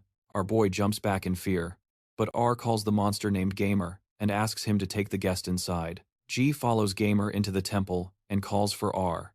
R tells him that she didn't expect him to succeed, and congratulates him for passing the test she gave him, referring to him as the child born with the destiny of the adversary. Confused, our boy asks why she gave him the Nornir System, and made him go through such a trial, but R just smiles while watching him, and then states that he must grow as the adversary. Still confused, Jerry asks why he was specifically chosen to be the adversary, to which she adds that it is because he was born with this destiny. From the very beginning, he is apparently destined to be the adversary of the Great Ones, and to become the one who will kill the great god Odin. She explains that this is what Locke and the rest expect from him.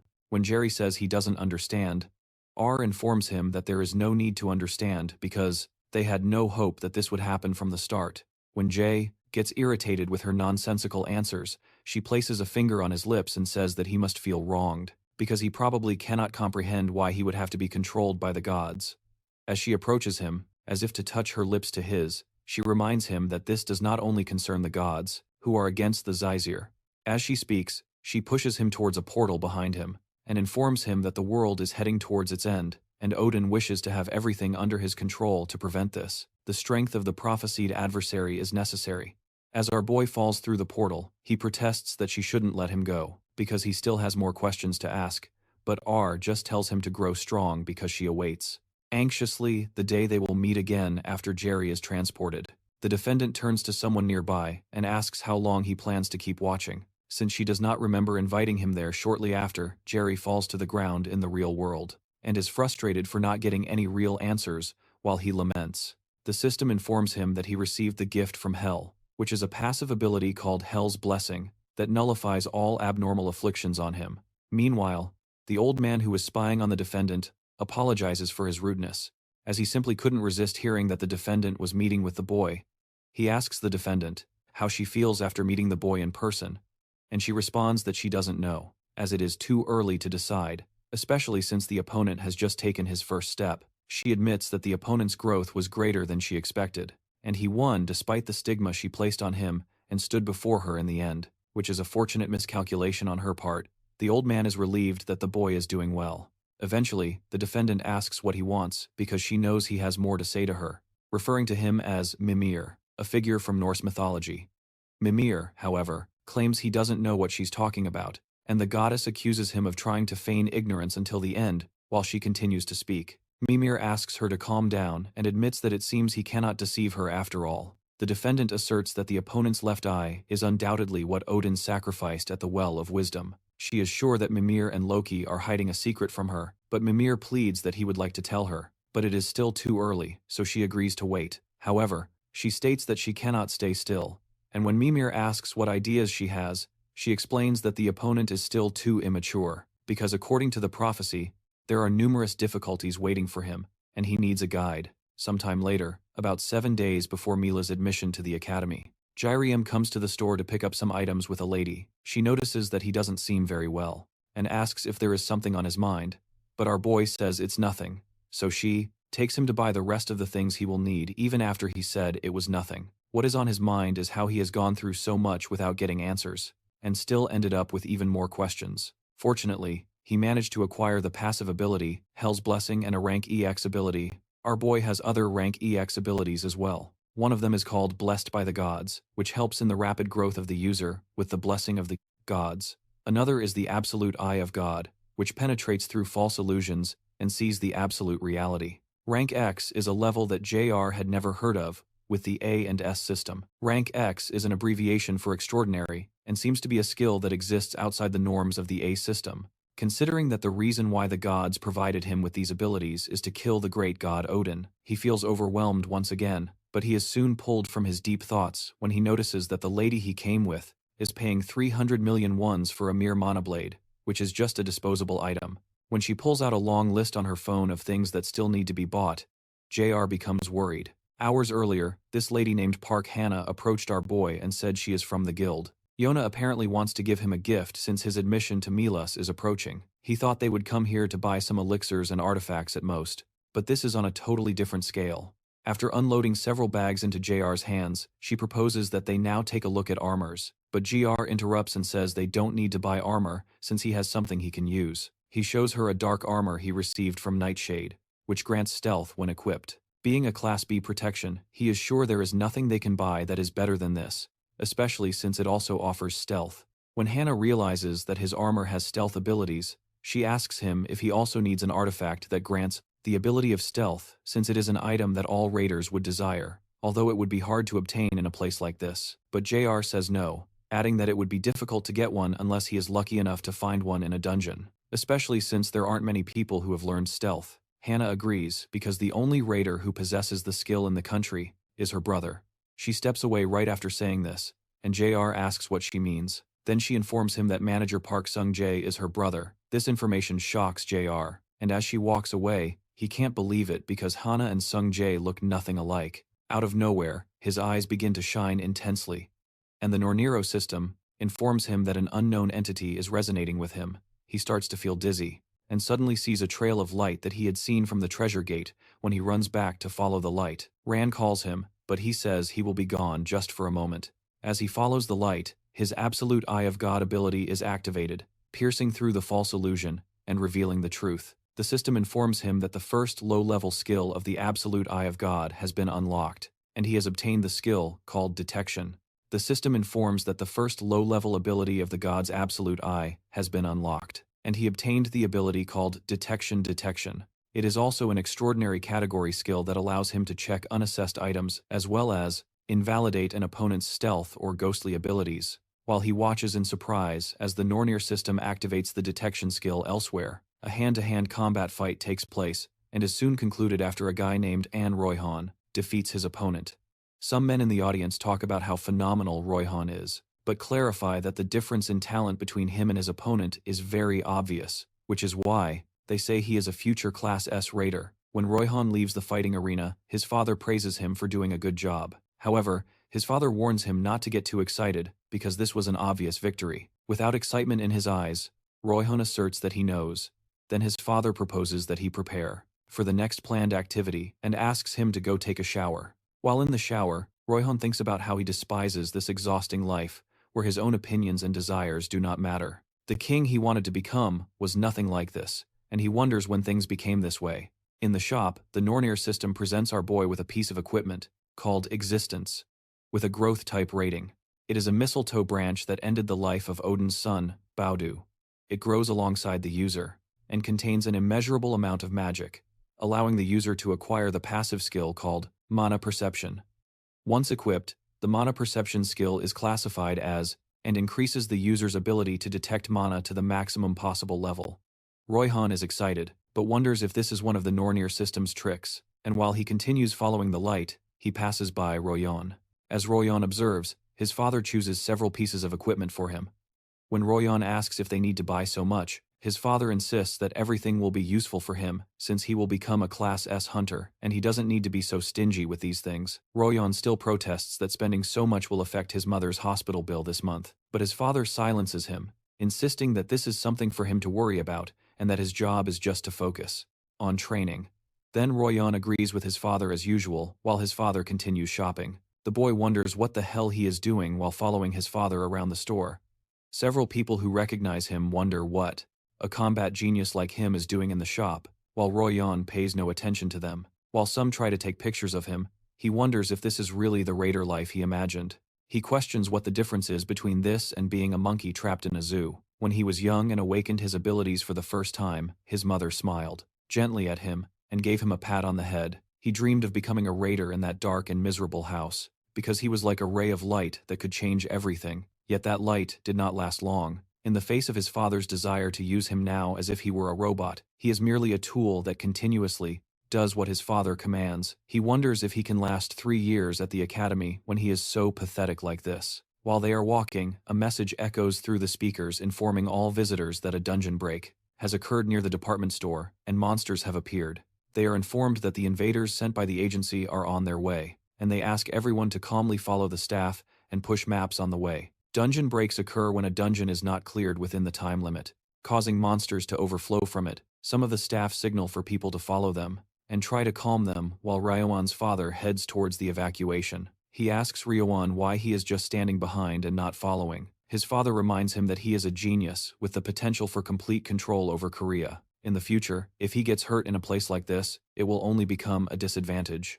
During the registration event at the museum, he warns Jerryun that he won't gain anything by getting involved. But Jerryun still doesn't move an inch. The boy agrees with his father that the agency's invaders should be able to quickly handle the monsters, but while they are on their way, he wonders what will happen to all the civilians who do not have the strength to protect themselves. This is his chance, and he runs in the opposite direction, while his father orders him to return to Ruyan.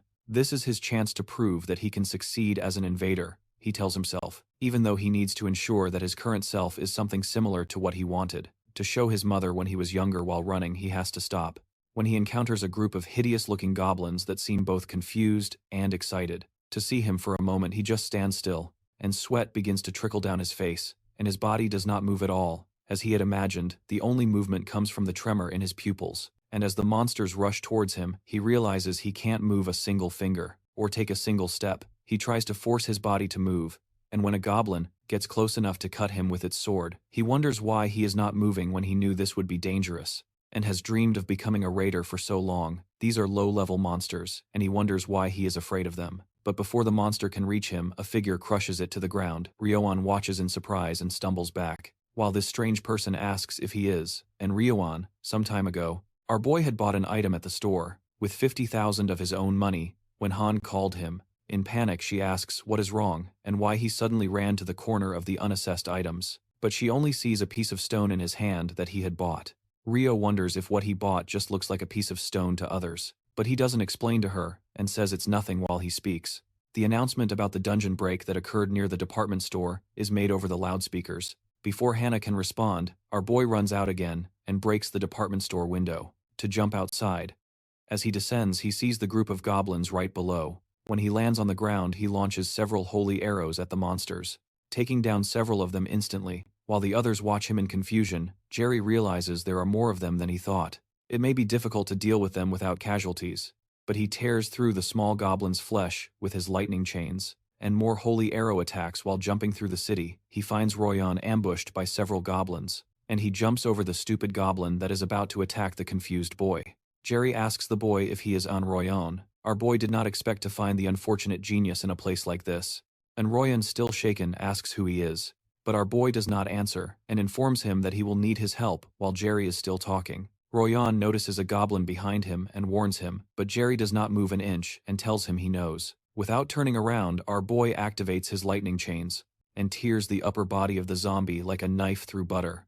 Ryoan's eyes widen, but Jerry tries to explain to him that they cannot let the monsters reach the residential area. When our boy asks if he is going to sit on the ground, he quickly gets up to grab a weapon. It is strange, but the moment Ryoan heard those words, the fear that suffocated him disappeared. This is what an invader is, and what he has to do now is save people. They walk a little further and find another group of goblins. J.R. asks Ryoan if he knows how to use a skill called provocation, a skill that provokes enemies in the surrounding area. Then he asks the boy to keep the monster's attention on him and provoke as many as possible. J.R. asks if he can do that, and Ryoan nods in approval while summoning his sword. Ryoan realizes he cannot hesitate any longer and has to do everything he can. He activates his active skill, known as Provoking Roar, and thrusts his sword into the ground, releasing a large amount of energy that causes all monsters within a radius of 50 meters to look at him.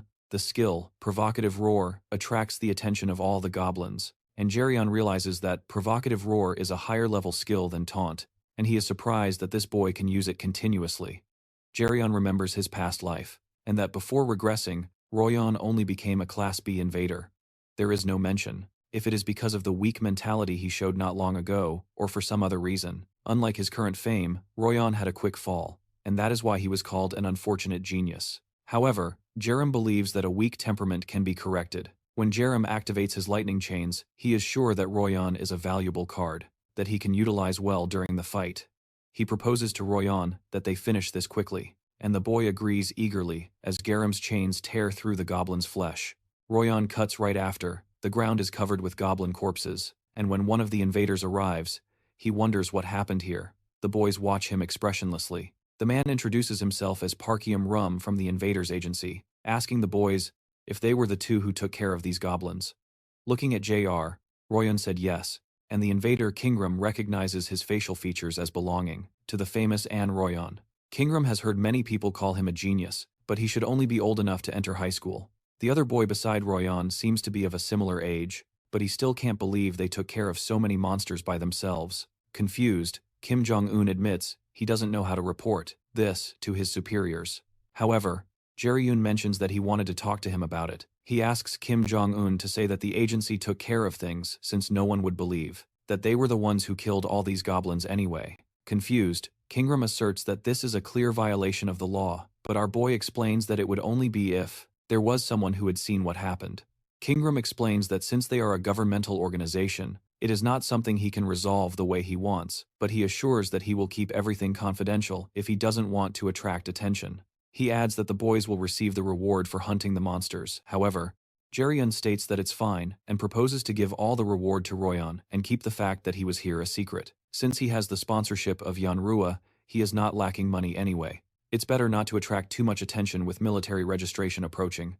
Besides, he considers this a way to have an obligation to him, which would be much more beneficial. After a brief pause, Royan asks if that's all. But when Jerry is about to leave, Royan asks what he means by what he said. Since he is the one who did everything, our boy stops and explains to him that he has his own circumstances. The truth is that he doesn't plan to attract his father's interest so close to the enrollment in the military. He hadn't paid attention to this before regressing, since his combat aptitude was so low, but now he plans to focus on it. His father still doesn't know that he has shifted his focus to magic, and he doesn't know what problems may arise if he finds out. At this moment, he decides that he needs to stay quiet, because revenge must be as silent and discreet as possible. He needs to become strong, where that man cannot see him, and wait until the last moment before tearing his throat. Meanwhile, Royan wonders what he should do. He couldn't have done this alone, so it's not right for him to take credit for this person in that way. But with this money, he might be able to alleviate his mother's illness, even if just a little. He wanted to be an invader, who wouldn't need to feel ashamed in front of others. But if, because of this, he lost a chance and his mother died, he doesn't know if he could bear it. Someone observes him and concludes that Royan's problem in accepting this doesn't seem to be his pride, and wonders if there's another reason to help him choose. Jerry asks him to think carefully, because his actions definitely mattered. He remembers that if he hadn't moved, someone would have lost their life. Then Royan agrees that he is right, especially since his dream would become meaningless if he hesitated like this, and his mother eventually dies. He assures Jerry that one day he will pay this debt. When Jerry prepares to leave, Royan asks for his name and contact number. Jerry realizes he is using formal language, so he remembers that he doesn't need to since they are the same age, but he informs him that they are both prospective cadets at Mills Academy, so they should see each other more often. On the day of enrollment at Mills Academy, Jerry and Jung are seen in the crowd. Meanwhile, some other students spot Royan, whom they refer to as the genius warrior, and speculate that he is a completely different kind. They notice a beautiful lady behind him, and find out that her name is Ina. Our boy realizes that Ina is already attracting attention, as expected from someone whose name has always been on the list of the most popular invaders. In his past life, if he could bring Ina to his side, he would have more cards to play. But the only problem is that she is different from the others, so there's no need to force things now, especially since he already knows other clever people. Suddenly, Jung interrupts Ji-young's thoughts, saying that it's disgusting to keep staring at Suwaina like that, no matter how beautiful she is, but Ji-young asks her what nonsense she is saying. Shortly after, a man steps onto the podium and addresses the new cadets of the academy. Mills, who is pleased to meet them, introduces himself as President Gujain, our boy. He recognizes the president's face from his past life, and mentally calls him a scoundrel because he had done something wrong to Kim. Jung turns to her and tells her to be resolute, because no one knows what might happen in the game, but she wonders why he is saying this all of a sudden, and assures him that she will do very well after signing up. Kim Jung was a genius who reached the top 3 in the ranking of wizards. Jay ensures that he will not let her die this time. President Gujain announces that they will now begin the Academy's entrance ceremony. Mills cynically adds that there is a special event prepared, a game where the veterans and the freshmen steal each other's name tags. In a demiplane, when he announces that the freshman hunt will begin now, A magic circle appears beneath their feet, startling the students as Jung jumps away because she is scared. Our boy grabs her hands because it is dangerous to separate. Meanwhile, manager Park Sun-jae remembers that today is Jerry Hyun's entrance ceremony. Seong-han wonders if it is already time because he wanted to send him a message to wish him good luck. She realizes that he will not be able to see the message and asks manager Sung-jae if the freshman hunt will also last 3 days. This time he confirms that it will take place in the demi-plane for 3 days. Song-han considers it a shame not to be able to recruit Jerry Hyun for 3 more days, but Sun-jae informs her that he thought this might happen, so he sent a message on her behalf. The guildmaster asks if Jerryon has responded. Meanwhile, Jerryon and the others are transported to the Mi-plane, and he asks Jung, who is still disoriented nearby, if she is okay. Just as he looks back, he sees his Ina, the lady with black hair and hazel eyes, born as a genius with a magical aptitude of 92. In her past life, she was someone who changed people's perceptions of wizards and became a level S invader, following Song-han's footsteps in the Yeonhwa Guild. Manager Sung-jae informs Seong-han that Jung Hyun responded that they should not worry. In the central control room of Muse Academy, the school staff gathers to observe the progress of the freshman hunt. One of the instructors, Kim Sok-gui, comments that this year has several talented cadets. Ian Royale is so promising that he is catching attention even abroad. Shoki mentions that Suina Kim, Yang, and Lisu Ryuk all received aptitude scores of around 90 or above, but he adds that the profiles of the cadets who changed careers have not yet been updated. Jerryon and the others are transported to the Mi-plane, and he asks Jung, who is still disoriented, nearby, if she is okay. Right when he looks back, he sees his Ina, the black-haired lady with hazel eyes born as a genius with a magical aptitude of 92. In her past life, she was someone who changed people's perception of wizards and became a level S invader. Following the footsteps of Song-han in the Yeonhwa Guild, the manager Sung-jae informs Seong-han that Jung Hyun replied not to worry in the central control room of the Muse Academy. The school staff gathers to observe the progress of the rookie hunt. One of the instructors, Kim Sok-gui, comments that this year there are several talented cadets. Ian Royale is so promising that he is catching attention. Even abroad, Shoki mentions that Suina Kim Yang and Lisu Ryuk all received aptitude scores of around 90 or above, but adds that the profiles of the cadets who changed careers have not yet been updated. However, the president tells his Gui not to worry because it makes no sense to listen to those who have changed their paths at this moment, since their institution is not that flexible, and such fickle people do not last long here. The cadets who enroll in Muse Academy are quite talented, on average, but even among them, there are those who clearly stand out from the rest. The president believes that average talents end up becoming a springboard for geniuses in the end, and that they do not need the opportunity for such cadets. Sometimes a awakened one who encounters an enemy they cannot defeat, or faces death, can gain another chance known as a king's awakening. President Jane believes he must train a rank A invader even if it costs him to discard 100 rank C invaders. Those who fail are simply the ones who cannot prove themselves, and his role is to choose the excellent gems to offer to someone behind the scenes. He cannot afford to delay things any longer. The rookie hunt takes place in a demi-plane created with magic. Within this space, it is possible to perform things that would be impossible in reality, such as controlling the flow of time or removing the restrictions of space. In this place, about 5% of cadets fail every year. This event is so difficult that it makes them realize how limited their skills are in the DM plane. The face of President Jane appears on a screen, and he proceeds to explain the rules of the rookie hunt within the DM plane. They can only use skills that are rank C or lower. Each time they steal someone's name tag, they earn points. When a veteran takes a rookie's name tag, they will receive 10,000 points. On the other hand, when a rookie takes a veteran's name tag, they can earn 100,000 points. Since these points can be used in all facilities within Mios, it is good to have more of them. Meanwhile, our boy realizes that he will not be able to use his rank A skill, Lightning Chain, because they can only use rank C skills. But the president did not mention anything about unique skills. After explaining the rules, the president explains that all skills used will be reduced to 1/10 of their usual power for everyone's safety, so they do not need to worry about getting hurt while listening. Jerryon considers these rules absurd because not only does the president say nothing about unique skills, but he also does not mention any limits on statistics. What the president wants is, obviously, to filter out the useless and choose the talented. Our boy immediately turns to Jung and suggests that they start moving because they need to find shelter since they will have to stay here for 3 days. In this semi-plane, there are several things that can be used for survival. like traps that reduce people's powers, healing lakes, and the nightmare forest. Ecosystems for foraging and shelters. If you wanted to survive for 3 days, finding shelter is the most important of all. As they walk, Jung asks Geryon if it wouldn't be safer to bring Sewina along, since she is also a magic cadet, and it's better to have one more person with them. This bothers Geryon that Jung makes a rational comment at a time like this, because it would really be better for them to join Sewina. However, she is not a variable he can control, although everything he knows about her is from the news. He recalls hearing something that happened on an unfortunate day, because Ina lost her senses of anger and put many lives at risk. Informs Yoon that it is not something they can decide easily, because there is no way to say for sure that Ina won't betray them. Besides, he notices that the girl is suspicious of them and also doesn't seem to trust them.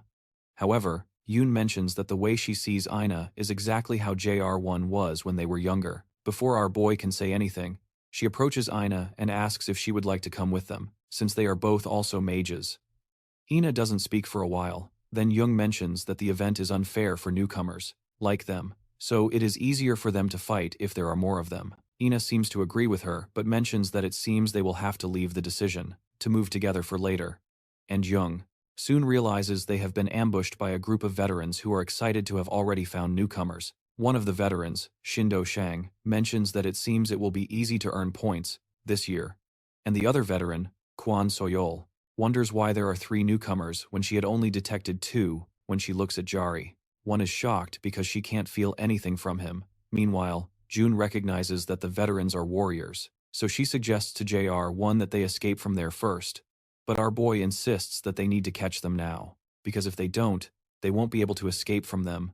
From what JR1 remembers, Kwon Soyol has a particular ability that allows her to find any target she focuses on, within 300 kilometers, called Search. If they don't defeat them now, they might gather other veterans and attack them together. Juchan tells Soyol that once they get many points, this time he will eat a lot of good food, but Soyol warns him not to be careless.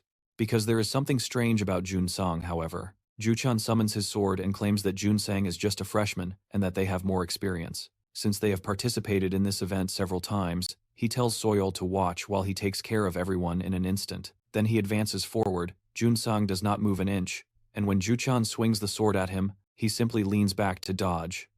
The fact that our boy can dodge the attack surprises Juchan, and Soyol calls Juchan a fat bastard for not listening to her when she said there was something strange about the boy. Our boy realizes that it has been a long time since someone swung a sword at him. Meanwhile, Juchan tells himself that the boy was lucky since there is no way he wouldn't know the name of a freshman, skilled enough to counterattack his strike. He remembers that Junsang is just a magic freshman, and charges for another attack, but Junsang dodges again.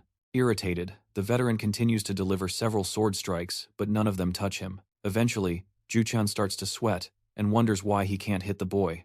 Suddenly, Jerry Hyun grabs the veteran's sword in the middle of the strike, and praises his skills. While our boy approaches the veteran, sweating, he breaks the sword with his bare hands and asks how the hell he managed to survive, with such physique, all this time, finally having seen someone crush a sword in his hand to his Ina's surprise. Our boy tells Juchan that he will let him go if he drops his name tag right now, and starts a countdown of 3 seconds as his sword was broken before his eyes. Juchan starts to tremble. He can't believe that an ordinary freshman in magic is capable of dominating him with such an aura when Junsang doesn't respond. Jerry Hyun tells him not to say he didn't give him a chance because it was he who didn't take it in a swift move. Jerry Hyun lands a surprising punch on Junsang's chin and knocks him back towards Soyol. Immediately, the system in the freshman hunt announces that Shin Junsang has been eliminated. In the academy's control room, the instructors read on the screen that Media R. obtained 100,000 SI points. One of the instructors named John Gisu is shocked that it is not Aaron Royan, but an unknown person named Media R. She asks another instructor named Park Radium if there is any problem anywhere, but Radium, who is equally surprised, explains that there is nothing wrong with the results. Adyun asks another instructor named Kim Dion if there is any problem on her side as well, but there is none. Meanwhile, a smile appears on President Dian's face, and he seems drawn to Media R. within the semi-plane. Soyol demands to know what the final of R. is, but our boy informs Jung to prepare, so they can take care of the other veteran. He also asks her to accept the invitation to the party he will send soon. While Jung equips herself, she wonders if JR has always been this strong. She also equips herself and curses the idiot bloodsucker who made things much more complicated. Even without the monstrous boy who defeated the bloodsucker, 3 against 1 is still too dangerous. She decides that she needs to eliminate at least one of them and get out of here after grabbing one of their daggers. She advances towards Yoon, who is startled by Jerry. Jerry considers that Yoon Bloodsucker did not make a bad decision. He knows she plans to create confusion with a quick attack. Then, she would open a gap to escape.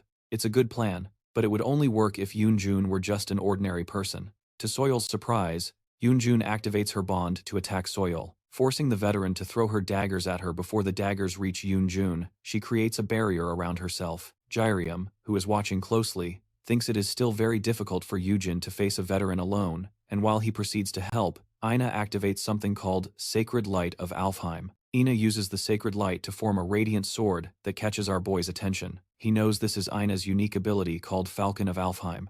Ina launches several sacred swords at the unsuspecting veteran, causing her to spit blood from her mouth. As Soyol falls to the ground, she realizes that all 3 students were monsters, and not just one of them. Shortly after, the system announces that player Kwon Soyol has been eliminated. Based on the level of contribution, player Yu Jung receives 50,000 points. Meanwhile, Ina also receives 50,000 after taking down the veteran. Ina turns to the others and asks if she interrupted them by chance, excitedly, and June tells her that she did not interrupt.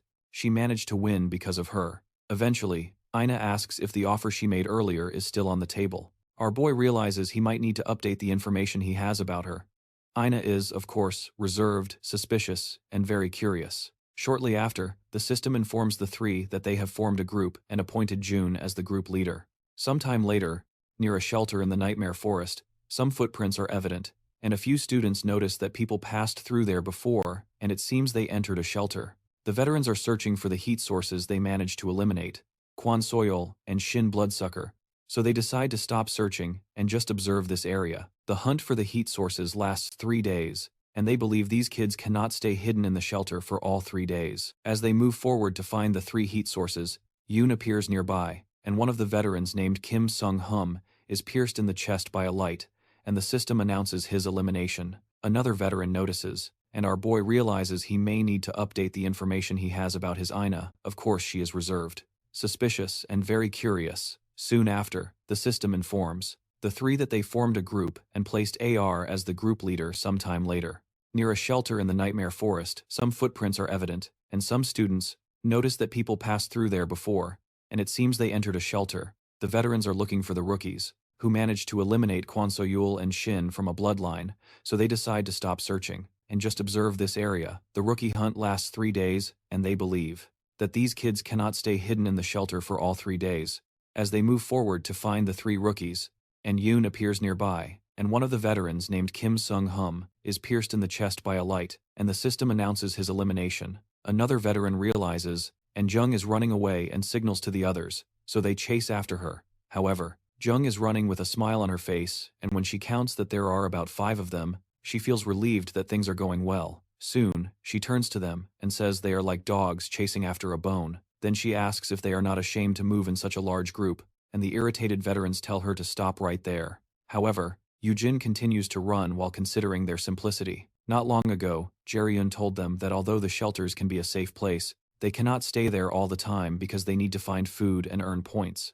The girls are surprised, but our boy clearly tells them they need to hunt some veterans in the present. Yujin keeps running until she finds some mushrooms that are actually Class 1 organisms that can reduce someone's abilities. She is glad to have found them, and for having managed to lure the veterans as planned, but she is worried that her stamina is slowly reaching its limit using her wind boost ability. She launches herself away from them and leaves things in the hands of Gr.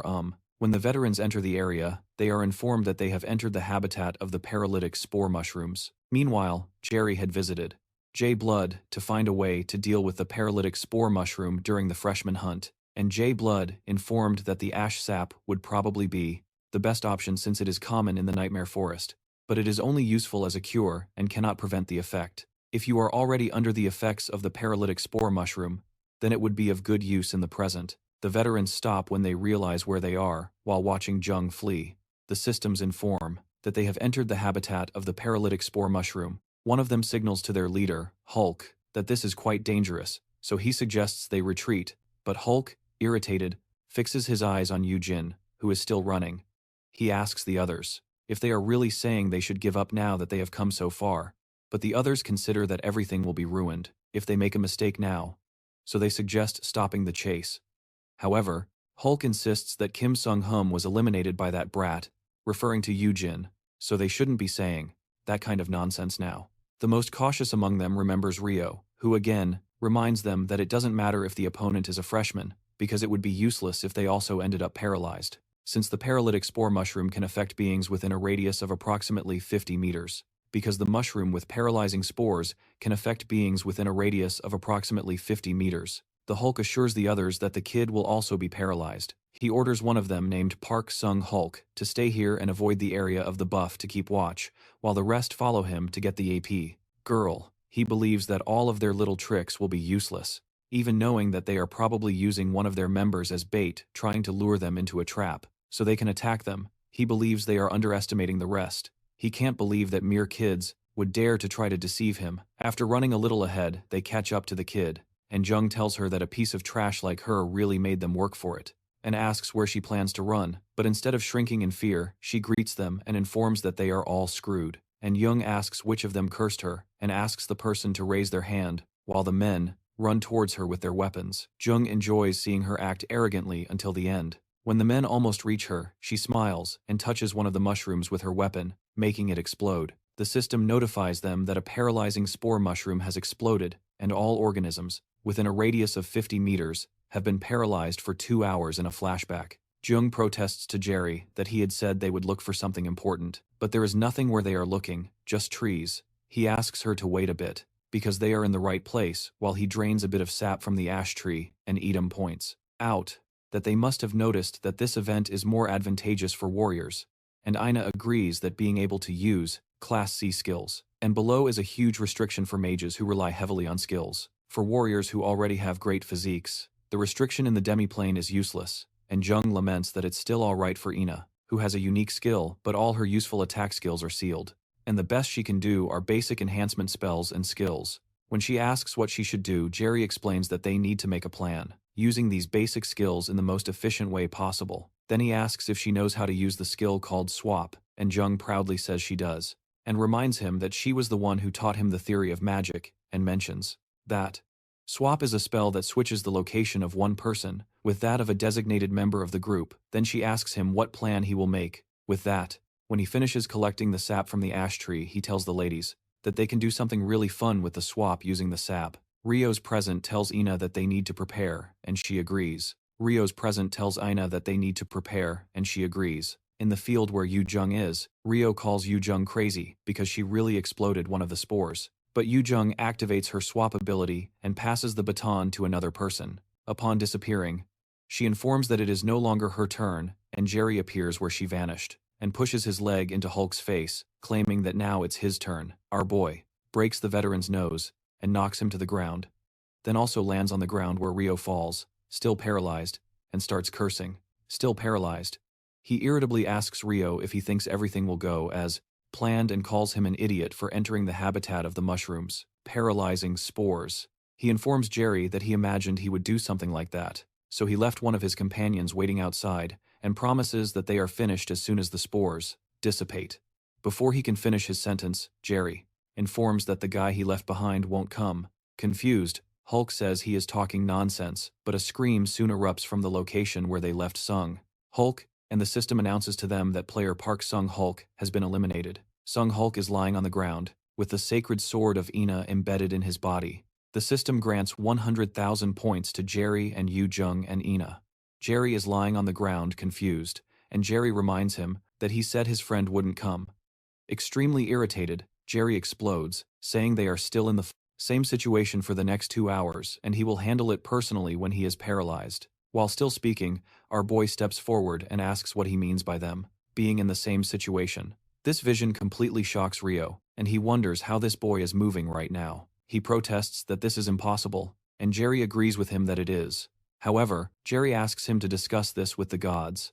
The truth is that our boy is immune to the paralysis effect, because the blessing of hell completely nullifies any abnormal affliction on him. Now sweat begins to trickle down Ryok's face, and he warns Jerry to stay away from him. But the others soon witness the horrifying scene of their colleague being murdered. The system soon announces that player Odin Ryok has been eliminated, and players Jerry and Yu Jung and Ina Each obtained 100,000 points.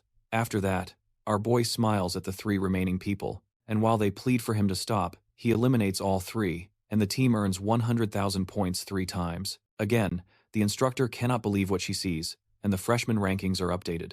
With Ninja Rio at the top, Kim Yoo-jung and her Aine in second, An Royeon in second, 2 people named Lee Soo-hyuk and Cha Yoon-won in fifth, and someone named Jung Rozan in seventh. Meanwhile, Yoo-jung drinks the sap from the ash tree and almost vomits. But when Ina comes to check, she admits that she is feeling better now as the 2 of them leave. Ina comments that Jerry Hyun seems to know a lot about magic, and he never read that someone could use the transformation ability like that in books. However, Jung informs that it hasn't even been 3 months since Jae Hyun became a magician, and that's why she was the one who taught him the surprise theory. And when asked if she means that Jerry Hyun was actually planning to be a warrior, Yoon confirms by telling her that Jerry Hyun had been quite dedicated to combat just a few months ago. The only thing that intrigues Yoon is that Jerry Hyun knew about the tree sap, and she wonders where he learned something like that and how he will get rid of his own paralysis. Shortly after, they come across him, and our boy asks them how the paralysis is because it seems that none of them had problems, and Jung cheerfully declares that it was expected. Although she just ran like the devil and cast a spell, she turns to Ina and asks if she is also okay, and Ina replies that she is fine too. Eventually, Yoo-jung tells Jerry that his plan, this time, wasn't so bad. She adds that he usually seems stupid, but today he is a little different. Suddenly, Jerry grabs her cheeks and asks who she is, calling an idiot, and if she has the right to say something like that.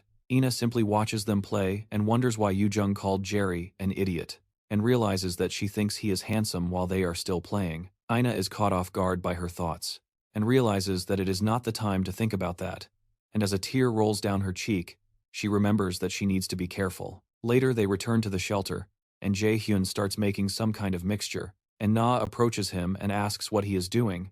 Then he tells her that it is a HP recovery potion. He said he learned to make it from his older brother, just in case he needed it, and recalls Jae Sang crying because he had killed his poor ingredients when it took him more than 100 attempts to make it. And Jung asks Jerry how he can know someone who can teach him these things, when he doesn't even have friends, and he teases her by asking if she has many friends besides him. The comment hurts, and Jung laments that it was a bit unfair. Suddenly, Ina tells Jerry that he is really amazing, and it's as if he doesn't have their age. She said he is so skilled that it's like he has lived a decade longer. Confused, Jerry says nothing and wonders how she had such intuition since she managed to hit the right moment. Eventually, Jung intervenes and says it's time to stop talking because they need to eat if they plan to do something tomorrow. She tells our boy to wait and see because she is going to prepare something, but he says not to bother, since they can eat some of the fruits they collected. Irritated, Jung asks why he said that, and asks if he doesn't trust her. Then our boy asks her to say the color of the cookie, what he did in home economics class in elementary school, if she wants him to trust her after thinking for a while, and Jung remembers that they seemed to be purple. Then Ina asks if she put blueberry jam. However, Jerry does not clarify that it is not that, but Jung does not know how to cook, and he remembers how they had to call the teacher because he fainted after eating the cookie. To clarify things, he states that he also does not know how to cook. Then Ina mentions that she knows a little about cooking, and asks if she can cook for them. Surprised Jerry asks if she knows how to cook, and she said she used to cook every day when she lived with her grandmother. While she ties her hair to start cooking, our boy recalls that there was never much information about Ina's family life. Since she just mentioned that she used to live with her grandmother, our boy wonders if this means there are some circumstances surrounding her parents. After a short while, Ina finishes cooking and serves the others. When Yoo-jung tries it, she hugs Ina and declares that the food tastes delicious. Jae Hyun also continues chewing and agrees that the food is delicious, and he is surprised he can eat something so good. In a place like this, their compliments warm Ina's heart, and a smile forms on her face, because it has been a while since she felt this way. Meanwhile, in the academy control room, Instructor Soki mentions that the long-awaited cadet and Roy On is in 4th place. It is more surprising than the 1st and 2nd places, being wizards, which is truly amazing, and the instructor still wonders if there is a possibility that it is a system error, because there seems to be no other way to explain this. President Jaim, on the other hand, looks radiant with excitement. Until now, such scores were only shown by warriors, and he cannot understand this new situation. A group with only 3 wizards is leading the event by defeating a group of veterans since the beginning. Excited, the president asks instructor Kim Ji-eun to rewind the part of the paralyzing spores. He watches Jerry kick Ryoka in the face when he appears. He is fascinated by the fact that the boy can have such discernment in a situation like that. Moreover, he has the ability to dominate warriors. Calling him just a wizard or even a rookie is truly unbelievable. Suddenly, instructor Radium calls the president and explains that he brought Jerry's profile that he requested, but he is not sure if it is the correct file. Confused, the president asks what he means by that, and when the radio starts to stutter, the president tells him to calm down and speak. Eventually the instructor shows the profile, which displays that our boy's aptitude score is 97%, and he is a warrior class, which shows that our boy's aptitude score is 97%, and he is a class warrior. The information shocks the president, but his shock quickly turns into a maniacal smile, and he finally says that this is very good. He claims he wants to see in person how talented this JR1 is, and his instructor asks if he is saying he wants to interfere personally. The president focuses on Royan and proposes that they create an interesting scenario then. The instructor Suki mentions that he will prepare everything within the demi plan for Jae's group. Hyun continues defeating others and accumulating points at one moment.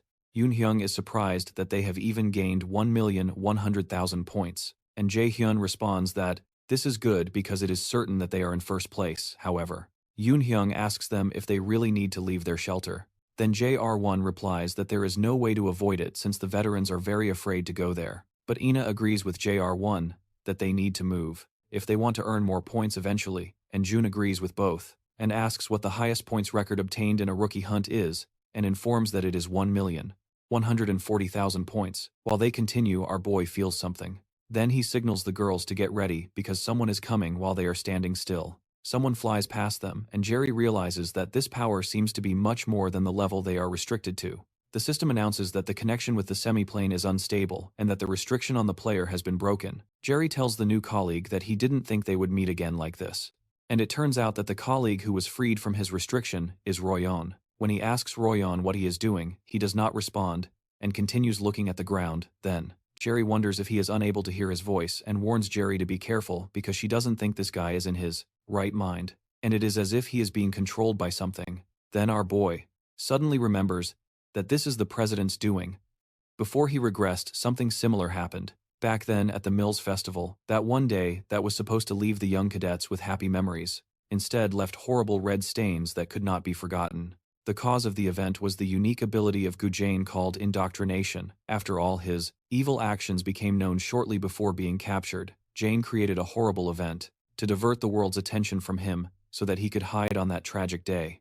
Numerous cadets lost their lives and Gujane escaped. For Jerry, it was also the day that Kim Yoon-jung lost his life. In the present, Royan activates his sword, and Jerry realizes that he needs to bring. Roy awakens to his senses suddenly. A screen appears from the Nornir System with a submission to save the cadet from mind control. His task is to break the spell on the cadet under mind control and save him. The difficulty is rated as C, and the reward is a blank card. With a 2-hour limit to complete this mission, Jerry is surprised by the submission, but is even more surprised by the mention of a blank card as a reward. The idea of obtaining a blank card that he can use to copy someone else's abilities excites him, and Jung tells him he will help. However, he says he is fine and asks the girls to leave quickly. He requests them to stay as far away as possible and see if they can earn some points. Meanwhile, Jung stands there confused and reminds him that his opponent is the famous genius warrior, so he cannot defeat him alone. But our boy just smiles at her and asks if she thinks he can't. After a moment of hesitation, she finally agrees to leave. Jung is shocked that she is agreeing with Roy. Frustrated, Jung decides to cooperate and suggests they go earn points as he said, but asks him not to get hurt before she leaves. She runs into the forest, dragging Ina, who is still looking at Jerry. Roy asks him to hit Roy or steal his badge, and then turns to find them. After the girls leave, our boy murmurs to himself that it won't take long. A few hours earlier, after Roy had just defeated one of the veterans, he wonders if his last elimination totaled 600,000 points. He is happy to have survived for 2 days, and knows he just needs to hold on for one more day. Being in 4th place, he wonders how 1st place is still out of reach even after working hard, and realizes this is to be expected from the academy. However, the fact that Jerry is in 1st place as a mage, in a situation where his abilities are restricted, and has even led his teammates to the top of the ranking, impresses him. Nevertheless, he decides he cannot lose either, and still has to work hard because there is still time. While he is thinking, the president appears to him on the screen and informs him that he would like him to personally help with something. The president uses his indoctrination ability on him and says he has a small favor to ask. After Roy's eyes shine with indoctrination, the system alerts him that someone has infiltrated his mind. As the power overwhelms him, he wonders what he is doing and where he is. Soon after, the system informs him that his mind has been corrupted after this happens. After the girls leave, our boy murmurs to himself that it won't take long. A few hours ago, after Royale just defeated one of the veterans, he wonders if his last elimination totaled 600,000 points. He is happy to have managed to survive for 2 days, and knows that he just needs to hold on for one more day. As he is in 4th place, he wonders how the 1st place is still out of his reach, even after having worked hard, and realizes that this is to be expected from the academy. The fact that Jerry has taken 1st place as a mage in a situation where his abilities are restricted, and even led his teammates to the top of the ranking, impresses him. However, he decides that he cannot lose either, and still has to work hard, because there is still time while he is thinking. The president then appears to him on the screen and informs him that he would like him to help, personally, with something. The president uses his indoctrination ability on him and says he has a small favor to ask. After Royon's eyes shine with indoctrination, the system warns him that someone has infiltrated his mind. As the power dominates him, he wonders what he is doing, where he is. Shortly after, the system informs him that his mind has been corrupted after this happens. He immediately realizes that he has to face Jerry in the present. Royon uses a Class A ability called Martial Ascension as he charges towards Jerry once again, and tries to cut him, but our boy manages to dodge the attack. Jerry doesn't think Royon is that skilled, just a few days ago, but he continues to evade each of his attacks. It seems that Royon has become irresistibly skilled, as he tries to smash his shield against him again. Jerry jumps back and avoids the impact. He knows he will lose if this fight is determined solely by their physical abilities. To create some distance between them, our boy propels himself backward with a gust of wind. After activating his wind boost skill, the impact of the wind is so strong that Royon blocks his face with the shield, but this gives Jerry enough time to circle around to his back before lowering the shield. Our boy tries to use a bit of lightning magic on him, but before he can hit him, Royon turns and moves backward. In a swift motion, this reaction surprises Jerry, because Royon was able to move his body first. Even before his eyes could keep up with the opponent's movements, Jerry realizes that his opponent has an innate sense of battle, and it's not as easy as he thought it would be to break the indoctrination with his absolute calculation ability. But the problem is that Jaim is watching, even if he can't see the president. He reasons that he probably has a mischievous smile while observing what he does against the talented warrior Royon this time. Jerry smiles and considers it a waste to end things carelessly. He decides to give them a show if they want to watch, but promises that the show will be expensive. When Jerry begins his display, Instructor Issue wonders if she is seeing correctly. It's unbelievable that our boy, who is a mage, is fighting on the front lines like a warrior, but now he is dominating his opponent, even when the opponent is the so-called genius warrior An Ho Yun in the field. Jerry seems to be using his lightning chain ability, and considering all of this unbelievable, she wonders how this boy is doing this, since a mage cannot defeat a warrior, and this is something that has always been ingrained in her mind as she followed this path as a mage.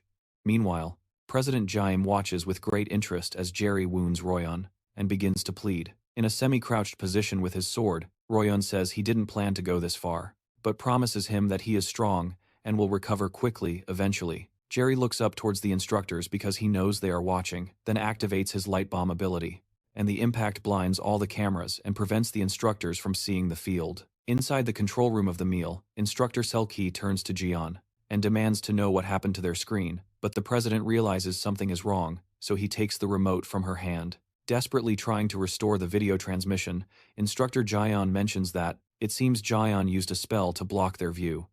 But Jimin recognizes that he used a light bomb, and wonders aloud if this is how Jimin wants to do things. He immediately calls Instructor Soki, asks him to take Jerry to his office after the event ends, worried. Mr. Gui asks the president if it's okay to decide so hastily, but the president is already tense. He places a hand on the instructor's shoulder and asks why he thinks Cadet Jerry, who was already in a winning situation, would decide to block his vision while stammering. His key responds that it would be because Jerry knows how to increase his value in the demi-plane, while Rojo remains crouched on the ground. As the blinding light from the flash bomb obscures everything eventually, he approaches Rojo and places a hand on his head, activating his absolute calculation ability, which allows Jerry to lift the indoctrination that controls him. Suddenly, Rojo's eyes become clearer, and he recognizes Jerry. Still smiling, our boy asks if he is feeling better. Rojo tries to get up, and says he feels better. But soon, collapses on the ground due to the violent pain coursing through his body. Our boy apologizes for the pain, and reminds him that he attacked him out of nowhere. But Rojo doesn't seem to remember attacking him. He asks why the hell he would do that. Then Jerry informs him that he was under a mind control spell. Confused, Rojo asks what he means by mind control, but when he thinks about it, he remembers seeing a face he can't clearly recall, and hearing a voice he also doesn't remember. However, this doesn't make sense to Rojo because why would someone do that to control another person? Even if for a short period of time, they are generally above rank A, but they said they could only use rank C abilities and below. Jerry informs him that he doesn't know why there might have been a slight malfunction in the demiplane, or maybe someone intervened. Rojo remains silent for a while, and considers that there's no way a cadet could cast a mind control spell of that caliber, even if there was a malfunction in the demiplane. Eventually, he asks Jerry if he knows who could have intervened, if that's the case, or why they would do something like that. But Jerry said he doesn't know. However, he adds that if whoever did this was capable of something like that, they are probably someone most wouldn't dare oppose. Jerry doesn't want to say this directly to him, but he knows that as they go through more experiences in Mylas, Rojo will also discover for himself what kind of person Gudiyine is. Suddenly, the Nornir System announces that Jerry has completed the subquest to save the cadet from mind control and received a blank card as a reward. Eventually, Rojo tries to get up. He realizes that his body is a mess, but Jerry has not a single injury, so he wonders if this is his current limit. When he finally stands up, Rojo says he has nothing to say in his defense and apologizes for what happened. But Jerry playfully tells him not to be gross and warns that he will leave now that Roy can move before departing. Jr. Wishes success to both in the remaining time, and as he turns, Roy stops him and offers his badge. Confused, Jr. Asks what he is doing, and remembers that he will be eliminated if he doesn't have his badge. Regardless of that, Roy asserts that it doesn't matter, and informs him that he managed to earn quite a few points. Even though it isn't as much as Jr. Earned, he still managed to gain some. Because he lost, he believes that the name tag belongs to Jr. After tossing the tag to Jerry. He said he lost this time but that it will be different next time, and promises to recover his tag at the Mios festival. After Roy disappears, the demi-plane system announces that he has been eliminated and grants 10,000 points to Jay's team. For a moment, our boy just stands there. Looking at the name tag that he recognizes is worth only 10,000 points. However, to him, the name tag is worth much more than that, because Roy was born with a talent for combat that he envied so much in the past, and now he acknowledges it. He has been through a lot since he regressed, but this feeling of accomplishment is on another level, with a smile on his face. He believes this is the beginning. For the first time, he feels he is starting to move forward, leaving behind the past where he was weak as hell and taking a step forward. Sometime later, the 72-hour event finally comes to an end, and the system calculates the points that everyone earned. Jr. Earns the highest number of points ever recorded, which is a surprising 1,530,000 points, and he is soon transported back to the real world when the students appear back in the real world. Our boy considers that 1,530,000 points aren't so bad, but Yujung immediately scolds him for not being happier, since it is still the highest number ever recorded in the event. She turns to Ina for some support, but Ina laments how they could have gotten 1,600,000 points if they had stayed just one more hour. At this point, Yujung realizes that her teammates are truly insane. She tries to cheer them up by saying that they should be able to live quite luxuriously for a while with so many points. And Jae-hyun agrees.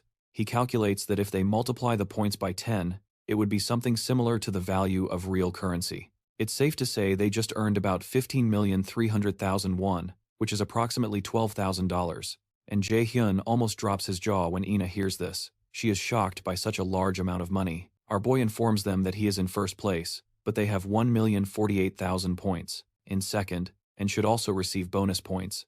The mention of bonus points makes Yujung grab Jr. And he tries to shake her off, explaining that the bonus point is about 1 million points. The idea of all this money makes Young shine like a Christmas tree, and she starts to twirl Ina in a dance because of the mention of 1 million bonus points while they dance.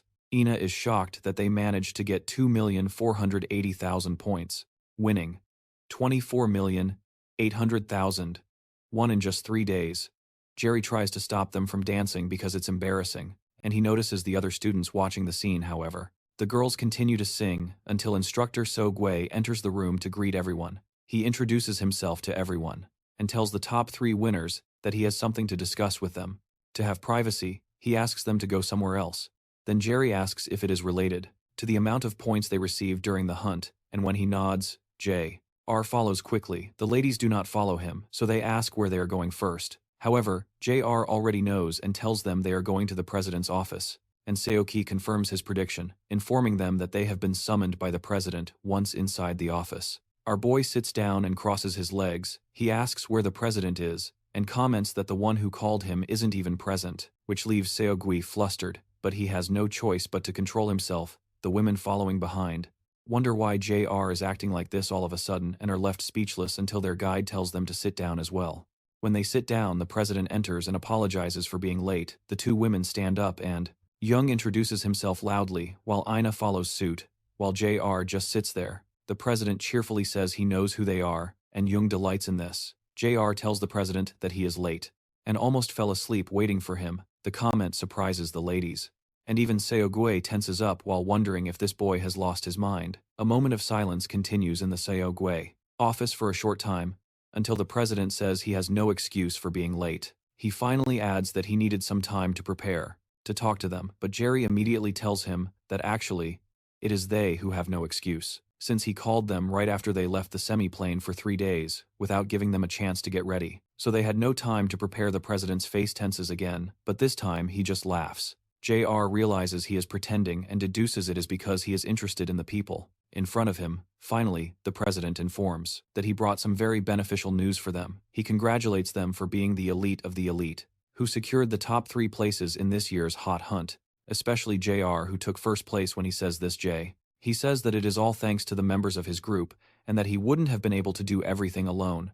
This comment makes the president hesitate. As usual, he wonders if the boy has no desire to showcase his skills. He finally agrees with Jerry, but comments that he also observed all their actions and noticed that they broke the record of the freshman hunt with 1,114,000 points by an impressive amount. When he applauds and comments that the result was unbelievable, the ladies thank him for the compliment, but Jerry asks where he is going with this, which makes Jung worry again. After hesitating for a while, the president explains that the Mills Academy would like to offer them some special privileges. First, a suite in the academy dormitories will be offered for free.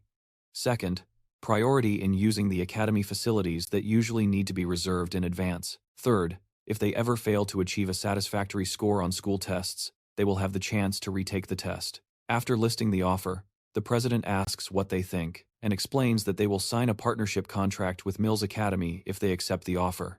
But Jerry firmly states that he rejects the offer before the president finishes his speech.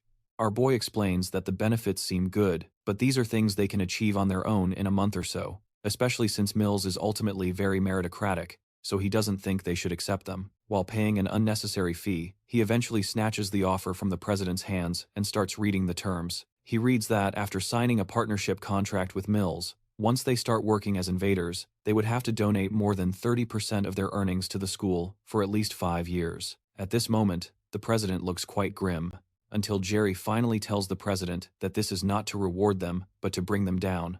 When he asks the president if he is wrong, the man pauses for a moment and says that there is nothing he can do about it, if that is what Jerry thinks, especially since they cannot be forced to sign a contract. He tells them that he leaves the decision to the 3 of them, and the young ladies look at each other to gauge each other's reactions to all this. After a brief pause, Jung apologizes and states that he would like to decline the offer, and Ina does the same. The president covers his face as if he is in deep thought, but the veins in his hand bulge with anger. Eventually, he says that it is a pity because this was the best offer he could give them. However, the president mentions that he will give them another chance to think about it. Then he fixes his gaze on Jerry, using his indoctrination ability, and asks if he still does not plan to change his mind. And the girls look at each other to gauge the reactions of the others regarding all of this after a brief pause. And Jung apologizes and states that he would like to decline the offer, and Ina does the same. The president covers his face as if deep in thought, but the veins in his hand bulge with anger. Eventually, he said it was a shame, because this was the best offer he could give them. However, the president mentions that he will give them another chance to think about it. Then he fixes his gaze on Jerry, using his indoctrination ability, and asks if he still does not plan to change his mind. Immediately, The Nornir System informs that something strange has infiltrated his mind. He already expected this, but soon, he is informed by the system that he resisted completely to the buff thanks to the passive skill Hell's Blessing. Meanwhile, our boy hands the defendant his blank card and uses his power, because he had only irritated the president initially to make him use his power for a moment. The president just stands there confused about why he did not get a reaction. Eventually, our boy tells him that they are leaving now, and the Nornir System informs that he has acquired the skill called indoctrination. With this skill, which is of a unique classification, he can manipulate someone weaker than him to do his will. If both parties agree to a master-servant relationship, the skill changes to subordination. J.R. stands up and suggests the ladies leave especially, because they are all tired after spending 4 days in the demiplane after J.R. leaves the office, and Jung wishes the men a good day, and Ina, who is still confused, tells them that they will leave first when the students finally exit. Asks the instructor for his key to leave when he is alone. He wonders how a mere freshman can resist his unique skill and finds it really interesting outside. Asks the ladies if they are really okay with refusing Jae-eum's offer, and Jung confesses that she was a little tempted at first but then decided that Jae-hyun was right with what he said, because it was obvious that Jae-hyun would try to convince them and take advantage of them for being so young. And Ina agrees that she also did not like the contract and thinks rejecting it was the best choice. Besides, she feels it is better to earn things through her own effort than to start with privileges. Jae-eum listens to Ina attentively and considers her wise, which is completely different from the cold image he had of her, before he suddenly regresses, and Jung asks if they also noticed that something was really strange with the president. Jae-eum, because his expression was totally disgusting when they refused the proposal. Ina mentions that she also thought so, and she also mentions that the president and the instructor, Seiyuki, never said a word about the problem with the semiplane. Jae-eum listens to them talk, and he notes that Ina has really good instincts. Eventually she asks J.R. if he knows anything about the president, Jae-eum by chance. Then he asks why she would think that, and Ina responds that he is always very calm. But the moment they met the president he became strangely aggressive, and John agrees with her, and she insists that Jerry tell them if he knows anything about the president to answer her questions. He says he is also not sure, so it's hard to say anything, but he informs them not to trust anyone at the academy, be it the president or the instructors suddenly.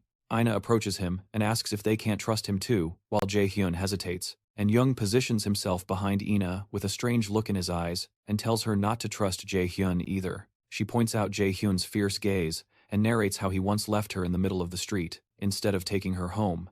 And Jae-hyun asks why she is suddenly bringing up something that happened a long time ago, irritated, and Jung pulls his hair and calls him an idiot, reminding him of how hard it was for her back then. Eventually our boy manages to pull away, and Jung suggests they go inside to rest since the sun has set when it's time to part ways, and it doesn't seem like he wants to leave, so he asks if they are going to separate there for a moment. An awkward silence occurs, and Jung just looks at the two. Suddenly, she hugs them and asks why it feels like a teenage romance, then asks them to make space for her too. Jair, however, drags her and points to the girls' dormitory, then asks her to go rest a bit. She eventually agrees to rest and Ina follows, but she reminds Jair to rest well before she leaves. Our boy soon heads to the boys' dormitory. When he reaches the door, he realizes it has been a while since he was here. He remembers the musty smell of mold from the corners of the floor that the lack of funds left without maintenance, creaking with every step, and eventually goes to his bed for him. Those who remain in this dormitory after a few years are those without talent, so he hopes to find a new place as soon as class ends the next day. Because experiencing hell once was more than enough the next day, Jerry goes out to run, and eventually, after feeling he has done enough for a warm-up,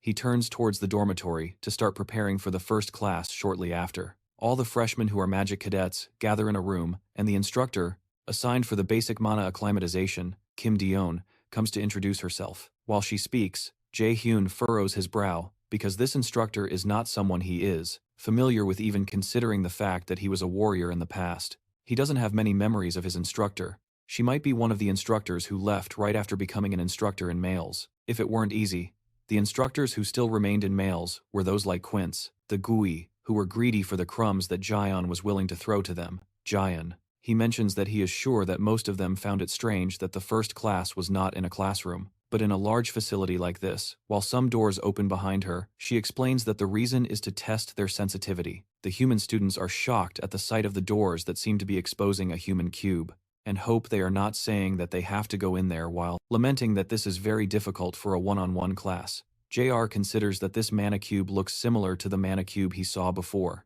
but has much less mana. The instructor Dion explains to them that what they are seeing now is called a mana room built based on a mana cube that can normally be found in guilds. For cadets like them, she explains that it is almost impossible to get out of a mana cube, and that is why they prepared this.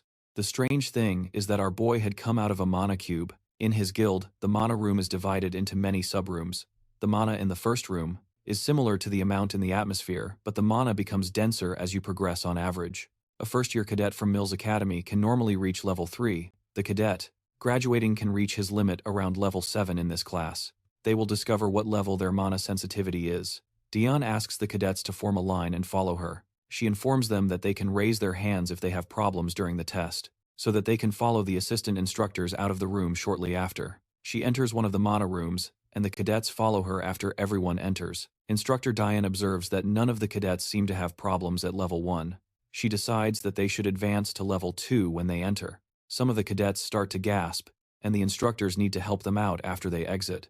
Diane asks the remaining ones who are still standing to follow her to level 3, and when they enter, almost half of the class raises their hands, but JR, Jung, and Ina do not seem to be affected at this moment. Instructor Dion asks the rest to proceed to level 4, and many more people raise their hands. When those who are uncomfortable leave, she suggests that they advance to level 5, and then many more people ask to leave. At this point at level 6, several other people are removed due to exhaustion. Jung asks JR if he feels like it is starting to get hard to breathe, but he says he doesn't think so. Meanwhile, Ina observes JR, and notices that he still seems to be fine, so she decides to push herself harder. Dion looks around, and realizes that only 4 cadets remain: JR, Jung, Ina, and another boy named Liso Hulk. They are all the cadets who scored high during the rookie hunt. President Jaim had told her to keep an eye on Jaim and report to him, but she has no intention of following those orders. She soon informs the cadets that they will advance to level 7, and the other students wonder who the hell these guys are that are moving up to the next level, especially since the instructor had said that only graduates reach level 7 when they enter the 7th level. Ion's instructor proposes that they advance to the 8th level and asks if any of the cadets are having difficulties, and no one speaks even though Jung seems to be struggling. At this point, the other students are impressed to see them move on to the 8th level. When they arrive there, the cadets feel a sharp increase, except for AR. 1, of course, from level 8, the mana level fluctuates at every moment. As it happens inside a dungeon, Dion knows that geniuses must have problems from this point onward. As he expected, he smiled as Jung raised his hands to leave the mana room. Meanwhile, Ina starts to sweat, but when neither she nor AR1 raises their hands, the instructor of AR has no choice but to move on to level 9. When they enter level 9, Ina almost vomits and starts to stagger, which frightens AR. When AR turns to her, she is unable to help because she remembers that the president told her that she should never offer help to any cadet before they ask. No matter what kind of situation they face, he said that danger is no different from a new opportunity for a cadet, and if that opportunity is taken from their sight, it would be heartbreaking. Jerry asks Ina if she is okay, and she says yes, trembling. At this point, she can't clearly see Jium's face and really doesn't want to lose. Everyone who knew her always told her that only the strong can survive, and that she could do nothing but bow before a warrior, even if she has some talent with magic. They told her that the weak have no future, and she truly wishes to be recognized at this point. But she finds herself crumbling as Jair Riem tries to hold her, and she tells him that she lost again as the assistants take her out. Jair Riem wonders what she meant by losing when they enter level 10. The instructor, AR, asks Jair Riem if he is okay, and she knows that even she will start having some problems from here. Eventually, our boy turns to her with a smile on his face and states that he is also having some problems, and would like to leave now when she hears this. Dion asks him to leave with her while she wonders what he means by having problems, as she can't perceive any signs of that. When they finally leave, Dion asks the other cadets to applaud AR, since he cannot perceive any sign of this. When they finally leave, Diao asks the other cadets to applaud one by one, because he managed to reach level 10, which means he is at the same level as an explorer, that is, a rank B or higher, while she tells everyone to work hard and try to catch up to him. She smiled and cast a glance at him with a displeased expression, and Ina doesn't seem very satisfied with herself. Shortly after, our boy asks Ina if she is okay. She says yes and apologizes for worrying them. Then Jaehyun tells her that it's good, since nothing serious happened to her. Jung asks Jae-hyun if he is also okay, since he seemed quite indifferent a little while ago, and he said he is. Then he asks her to take the towel off her neck, because she looks like a construction worker. The statement irritates Jung as expected, and she regrets having worried about him. While she is complaining, Jerry asks her if she is not feeling pain as well, and she said that the doctors also said she is fine, and she boasts about how fit she is. For a moment, Jerry observes Ina. He had thought she was just a bit competitive, but something seems different. It seems to him like a case of compulsion. Fortunately, she didn't get hurt much this time, but with that kind of personality, it will be difficult to control her later. Of course, he doesn't intend to make Ina dance to his tune, but as is happening with Seong-hyun, Royoung, and Jae-sung, he has the feeling that Ina's future will also change. He also thinks this is true for Yoon-jung. While casting a glance at her, she asks him what he is looking at, and if she is that beautiful. But Jerry asks her if she is sure there is nothing wrong with her because she could only be saying such nonsense if she were hurt somewhere. While Ina tries to prevent Yoo-jung from getting revenge, our boy thinks about how he doesn't know what kind of effect his actions will have in the future. In this rapidly changing environment, he decides he needs to prepare if he wants to stay one step ahead. While he is thinking, Jae-hyun manages to break free from Ina's grip and wraps the towel around Jae-hyun's neck. With a smile on his face, our boy takes the towel, covers her head with it, and uses it to mess up her hair. When he is done, Jae-hyun starts cursing, and everything around her lights up like hell. Irritated, she asks him if he knows how long she spent fixing her hair that morning, and asks if he has a death wish. However, Jerry tells her that he is sorry, but comments that it really doesn't make that much difference. This statement irritates her even more, and she asks if he is calling her ugly. And it is at this moment that Jae-hyun realizes he made a mistake. He immediately turns to run away while Yoo-jung chases him, while Ina watches amused. Ina considers how close the two really are, and when the two friends run past her in shock, the guy realizes something. One wonders how the bastard reached level 10 while he is looking at a friend of his named Kim. Min-soo stops by to say hi, and asks what he is thinking so deeply about. Suryeok asks Min-soo to tell him everything he knows about the guy who is having his hair pulled by the woman. And even if he insults me and asks why Suryeok is talking to him like a slave, he explains that Jerry is the first guy to achieve first place in the rookie hunt. As a mage, Suryeok tells him that he already knows that, but what he wants to know is where a guy like that suddenly came from, but Min-soo just shrugs because he doesn't have that answer. No matter how much Suryeok thinks about it, it doesn't make sense to him. There is something strange about this Jae-hyun, and he believes that he is hiding something. Meanwhile, Min-soo thinks about how he is not used to this new Suryeok because he knew him when he was younger. Eventually, he tells Suryeok that Jae-hyun has already proven himself twice, so there is no need to keep looking for something mysterious, since it is more likely to be impossible to cheat in 1,000. However, Suryeok informs that there is no way there could be someone stronger than him unless they are cheating. This statement surprises Min-soo, and he considers that Suryeok will not win against Ina or Yoo-jung either. But he doesn't say this out loud. Eventually he advises Suryeok that there is no need to become irrational because he will not win against Jae-hyun even if he dies and resurrects. But the guy does not listen to him sometime later. Jae-hyun makes a video call with his charming teacher Song-hyun and asks if she called, because he wanted to hear about what happened in the rookie hunt. Seong-hyun agrees that she did, as it is more interesting to hear directly from him. Excited, he informs that he came in first place, and this makes his brother proud. She notes that his apartment seems too nice for a rookie, and suspects that he earned a lot of points. Finally, she congratulates him for taking the best first step at the News Academy. Known for being difficult to survive, she said she is proud of him. And our boy mentions that he is relieved because he was worried that she would scold him if he came in second place. This makes her laugh, and she asks if any cadet caught his attention during the rookie hunt. Surprised, Jerry asks if she is going to recruit them or something like that.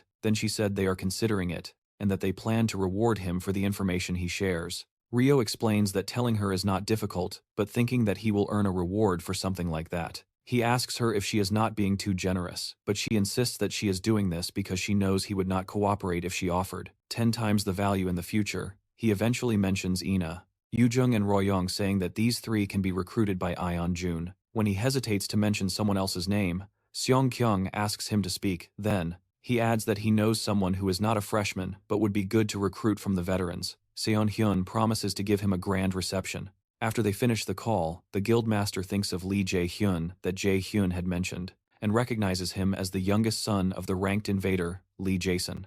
During the call, she mentioned to Jae-hyun that Jae-sang is not as talented as his other brothers, and she knows that Yoonhwa may have some issues with the Zephyr Guild. From Lee Jae-hyun accepting Jae-sang with such risk, Yoonhwa asks Jae-hyun if he still thinks they should recruit the boy, and he said yes, because Jason will become the best alchemist in the world in the near future.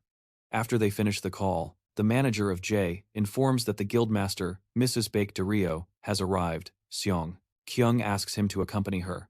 Then Mrs. Hyun enters with Youngju behind her when they enter. Seong Kyung comments that they arrived just in time, then Hyun responds that time is also a very valuable property for a merchant.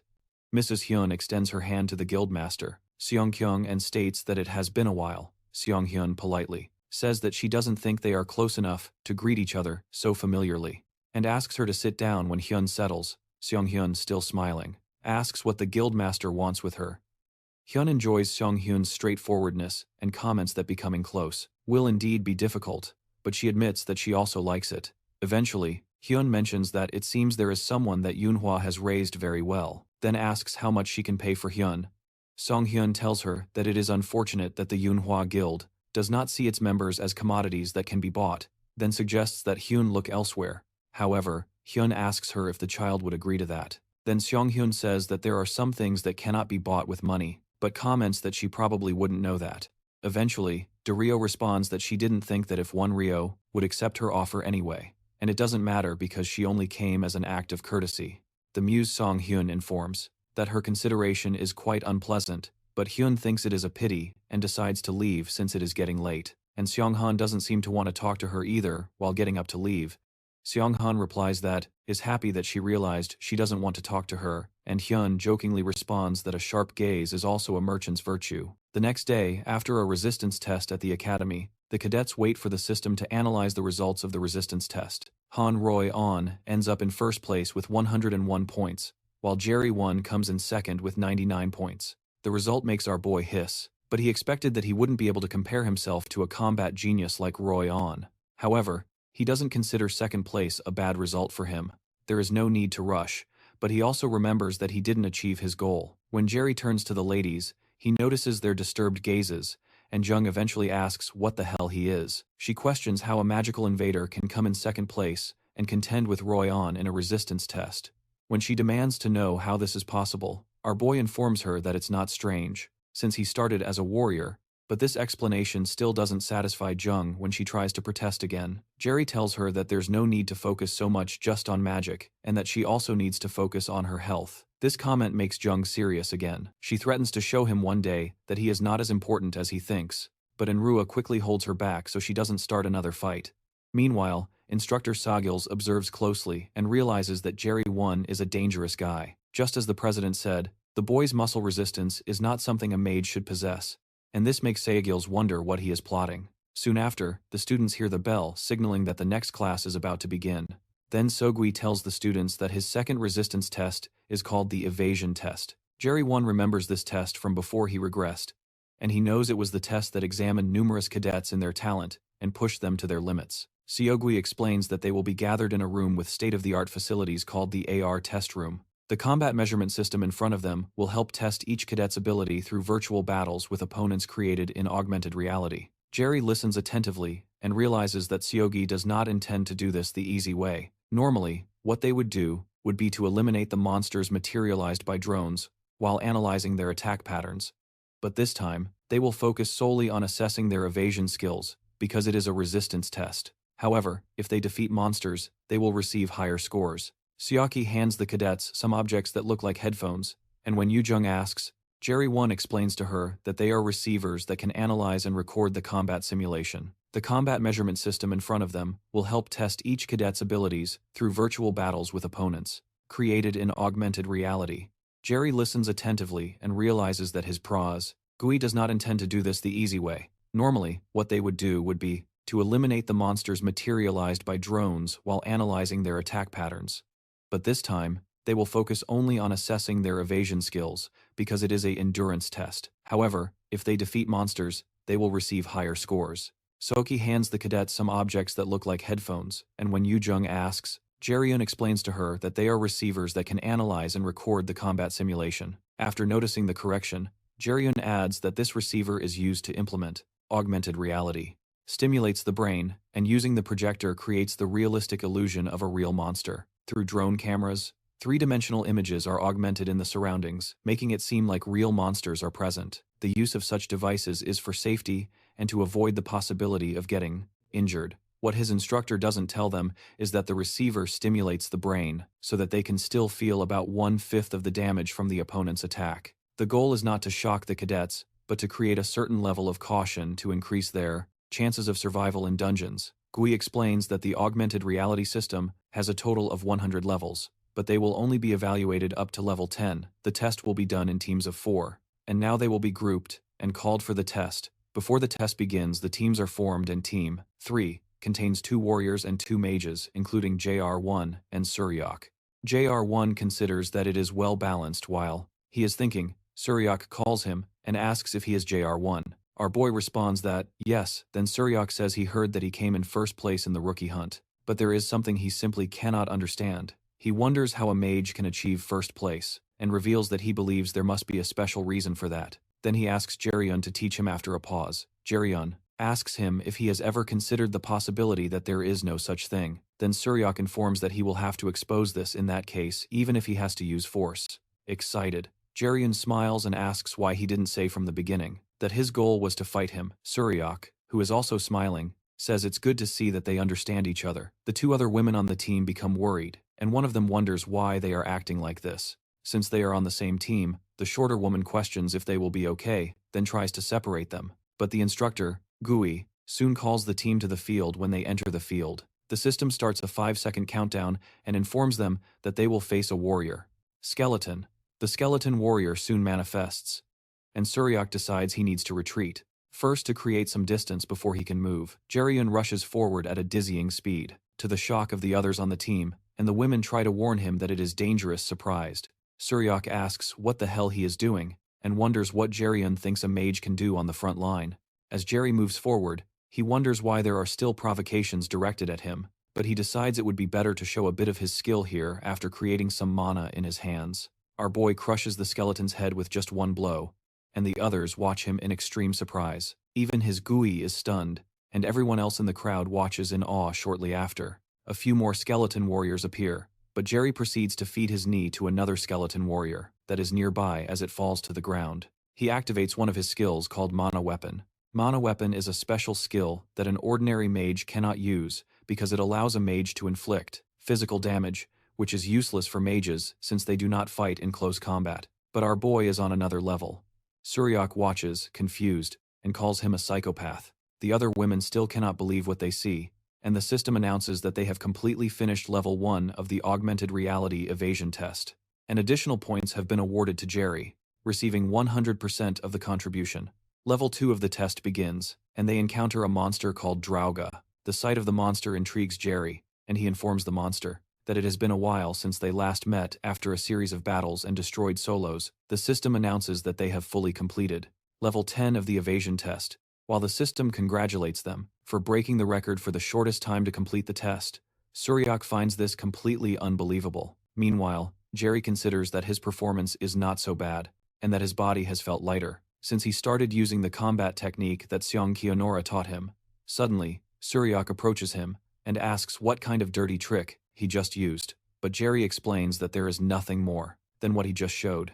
However, Suryak protests that it was already bad enough for him to leave the safety of the defense line, but he completely annihilated the enemy alone, which makes his performance unbelievable. He insists that doing something like that is impossible without cheating, but Jerry repeats that he has nothing to say, because he has nothing to hide. When Suryak maintains his position, our boy tells him not to make him repeat himself, and he steps forward, offering Suryak the chance to confirm his strength right now if he is really curious. The move leaves Suryak surprised, and he calls him a bastard. But before anything can develop, Instructor Sok asks the two if there is a problem.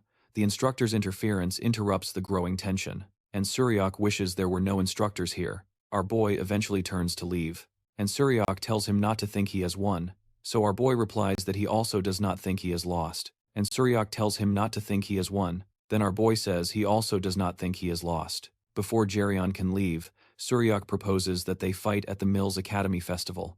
but Geryon declines because he has already made plans with someone else. Sometime later, Rodion remembers how Geryon had refused to fight Suryok during the Mills Academy festival. Because he had made plans to fight with him, he recalls telling him that he would reclaim his badge at the festival, so he decides to train, so as not to disappoint Jason. Sometime later, Seokji and a few of the assistants move, and one of the assistants asks the other if he has seen the results of this year's endurance test. The other guy says that he personally monitored it, and that this year's cadets are very good. They start talking about a magical cadet named Jae Hyun breaking the record, which shouldn't be possible. His uncle considers that the boy is not just talented because of those practiced moves he showed while fighting on the front lines when he is just a mage. They are unique.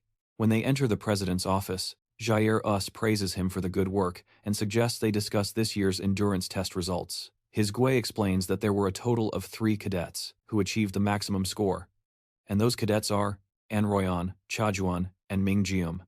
Even among these 3, Jium's scores were exceptional. The president thanks the instructor, his Gui, for the information and praises him for the hard work. On the screen, the president reviews footage of Jae Riem, and a smile appears on his face. He tells his Dai that he hopes he continues to keep him informed about Jae Riem's actions and grades, and to inform him immediately if he starts acting strangely, to which his Dai agrees. The president tells everyone to keep up the good work, and he asks them to inform the instructors to prepare for the next event. Sometime later, Jerry returns to the augmented reality evasion test and completes level 27 of the test. The 27th level seems to be his limit. This is the difficulty level that a team of 6 members of rank C raiders would normally surpass with effort, so it means he is equivalent to that amount of strength. It happens that the next event, for the pros, is the dungeon practice, and Jae Riem decides to start preparations. He remembers the incident during the practice exercise in Dungeons, which was one of the most shameful and tragic incidents at Mills Academy, where numerous cadets lost their lives. He and his teammates were involved in that incident, and in the end, he was the only one who survived in his team. Even having to hear people telling him that he should have been the one who died, he couldn't walk away from Mills Academy because he didn't want to disappoint. To start preparations, he remembers the incident during the practice exercise in Dungeons, which was one of the most embarrassing and tragic incidents at the academy, where numerous cadets lost their lives. He and his teammates were involved in this incident, and in the end, he was the only one who survived in his team.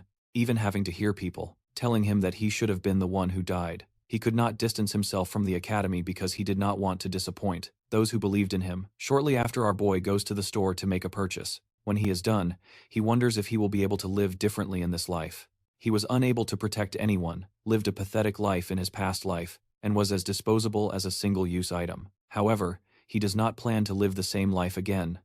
Living a life of regret once was enough. One day before starting the practical exercise in the dungeon, the students go to class as usual, and soon finish their activities for when the class ends. Jung and Inha approach Jae Hyun, and Jung asks what they should do tomorrow. Since it is the first practical in the dungeon, Inha admits that she couldn't sleep well last night, so Jerry informs them that everyone feels that way. When entering a dungeon for the first time, his comment surprises Jung, and she playfully asks if it's not his first time, and if he has ever entered a dungeon for fun or something. He retorts that he doesn't know about that, but he has encountered monsters a few times, and has one right in front of him now. This makes Jung lose her patience once again, and she starts cursing and hitting her fists on him, while Inha watches nearby, and her antics make her smile. Eventually, Jerry offers something to the girls, in case they are so worried, and Yu Jung asks what it is. Our boy tells them that he bought the potion along with his and says to use it when they need it eventually. Yu Jung agrees to forgive him this time because of his good gesture, and Inha promises to make good use of it. Our boy considers that he survived the stage in the dungeon last time, by luck, but he will ensure that this time he performs skillfully on the day of the dungeon stage. JR1 spends some time warming up in the early hours of the morning tomorrow. Warming up is important before entering a dungeon.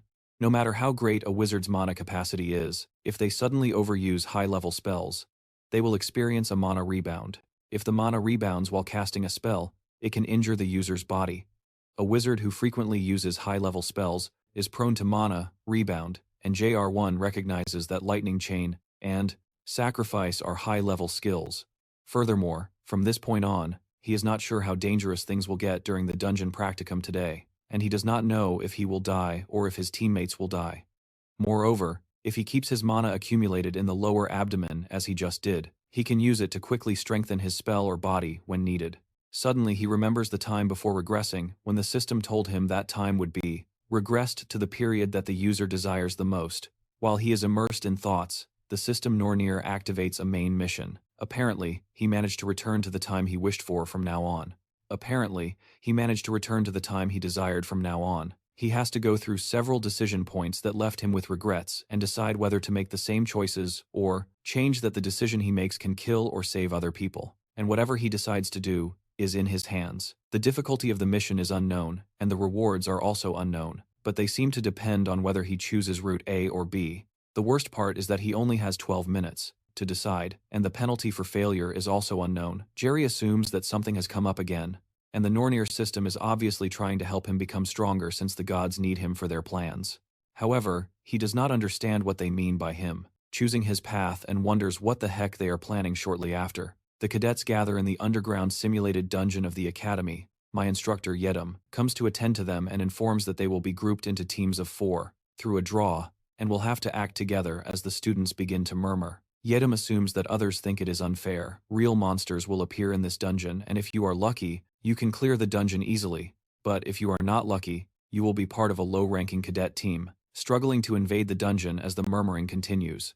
Yedam silences and explains that their scores in dungeon training will be part of their official tests. Apparently only low-level monsters that they can defeat will appear in the dungeon training, and Yedam tells them to give their best while she speaks. Jerry deduces that this is a trap from the president. Jaim, as the instructor said, most of the monsters that appear here are low-level, but if things happen like before he regressed, boss-level monsters will be mixed. He remembers the boss monster of level D, Mr. Kobold. Although he is not a difficult opponent for him, he does not plan to follow Jaim's plans, except that the small gap that Jaim will leave in this dungeon training may actually give him the opportunity to finish him shortly after. Yedam declares that the cadets must come forward and choose a lot one by one after they choose. Jerry and Ina end up together, and our boy tells Ina that he is happy to meet someone on the team, to which she also reciprocates he is happy to have someone on the team he can talk to comfortably, especially someone skilled.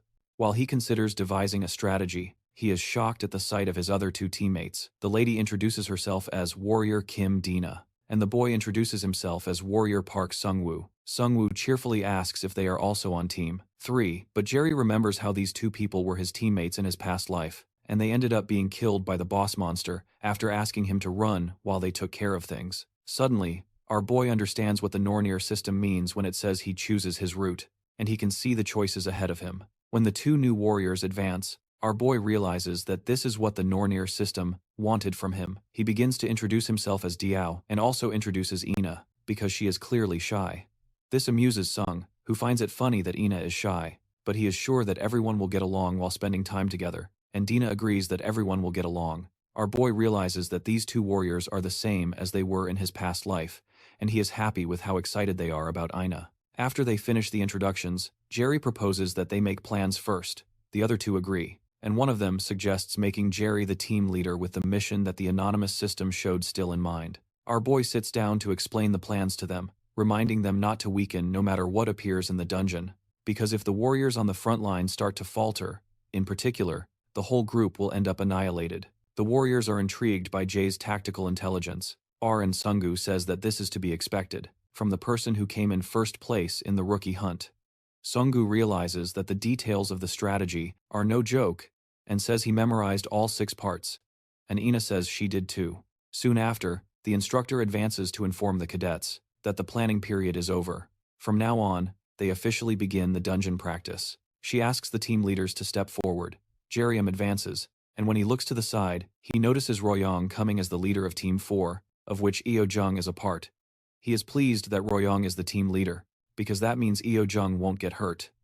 When the team leaders step forward, Dion instructs the leaders who are ready to take their teams to their designated dungeons and wishes them good luck. Shortly after, Royong leads his team to the designated dungeon. One of the group members notices that the place is quite damp and has a musty smell, which clarifies how dungeons are in real life.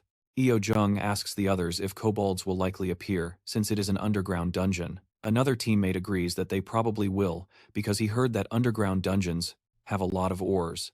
Excited, Eo Jung hopes there are diamonds around, but while she is talking about this, she suddenly pauses when she feels something, and Royong immediately announces that something is coming.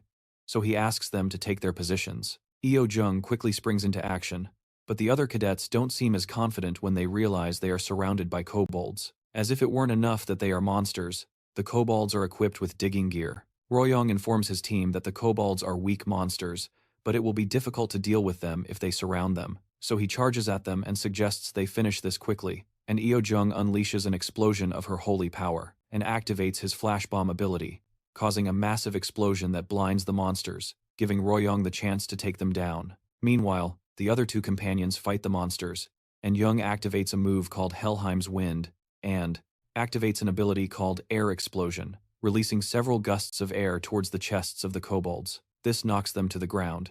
After taking down the monster, Royong asks if everyone is okay. The ladies respond that they are fine. When they turn to the other man, Sero, they notice he seems to be choking. They rush to help him, and Jung wonders what is happening because she has never heard of kobolds using poison. When Yujun looks up, she realizes that the young man is not choking because of poison, but because of an overwhelming wave of mana hitting him.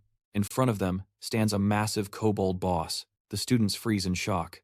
Royong asks why there is a kobold lord here. Meanwhile, in the dungeon designated for Team 3, Dina confesses to Jerry that she knew he was strong, but he is truly incredible.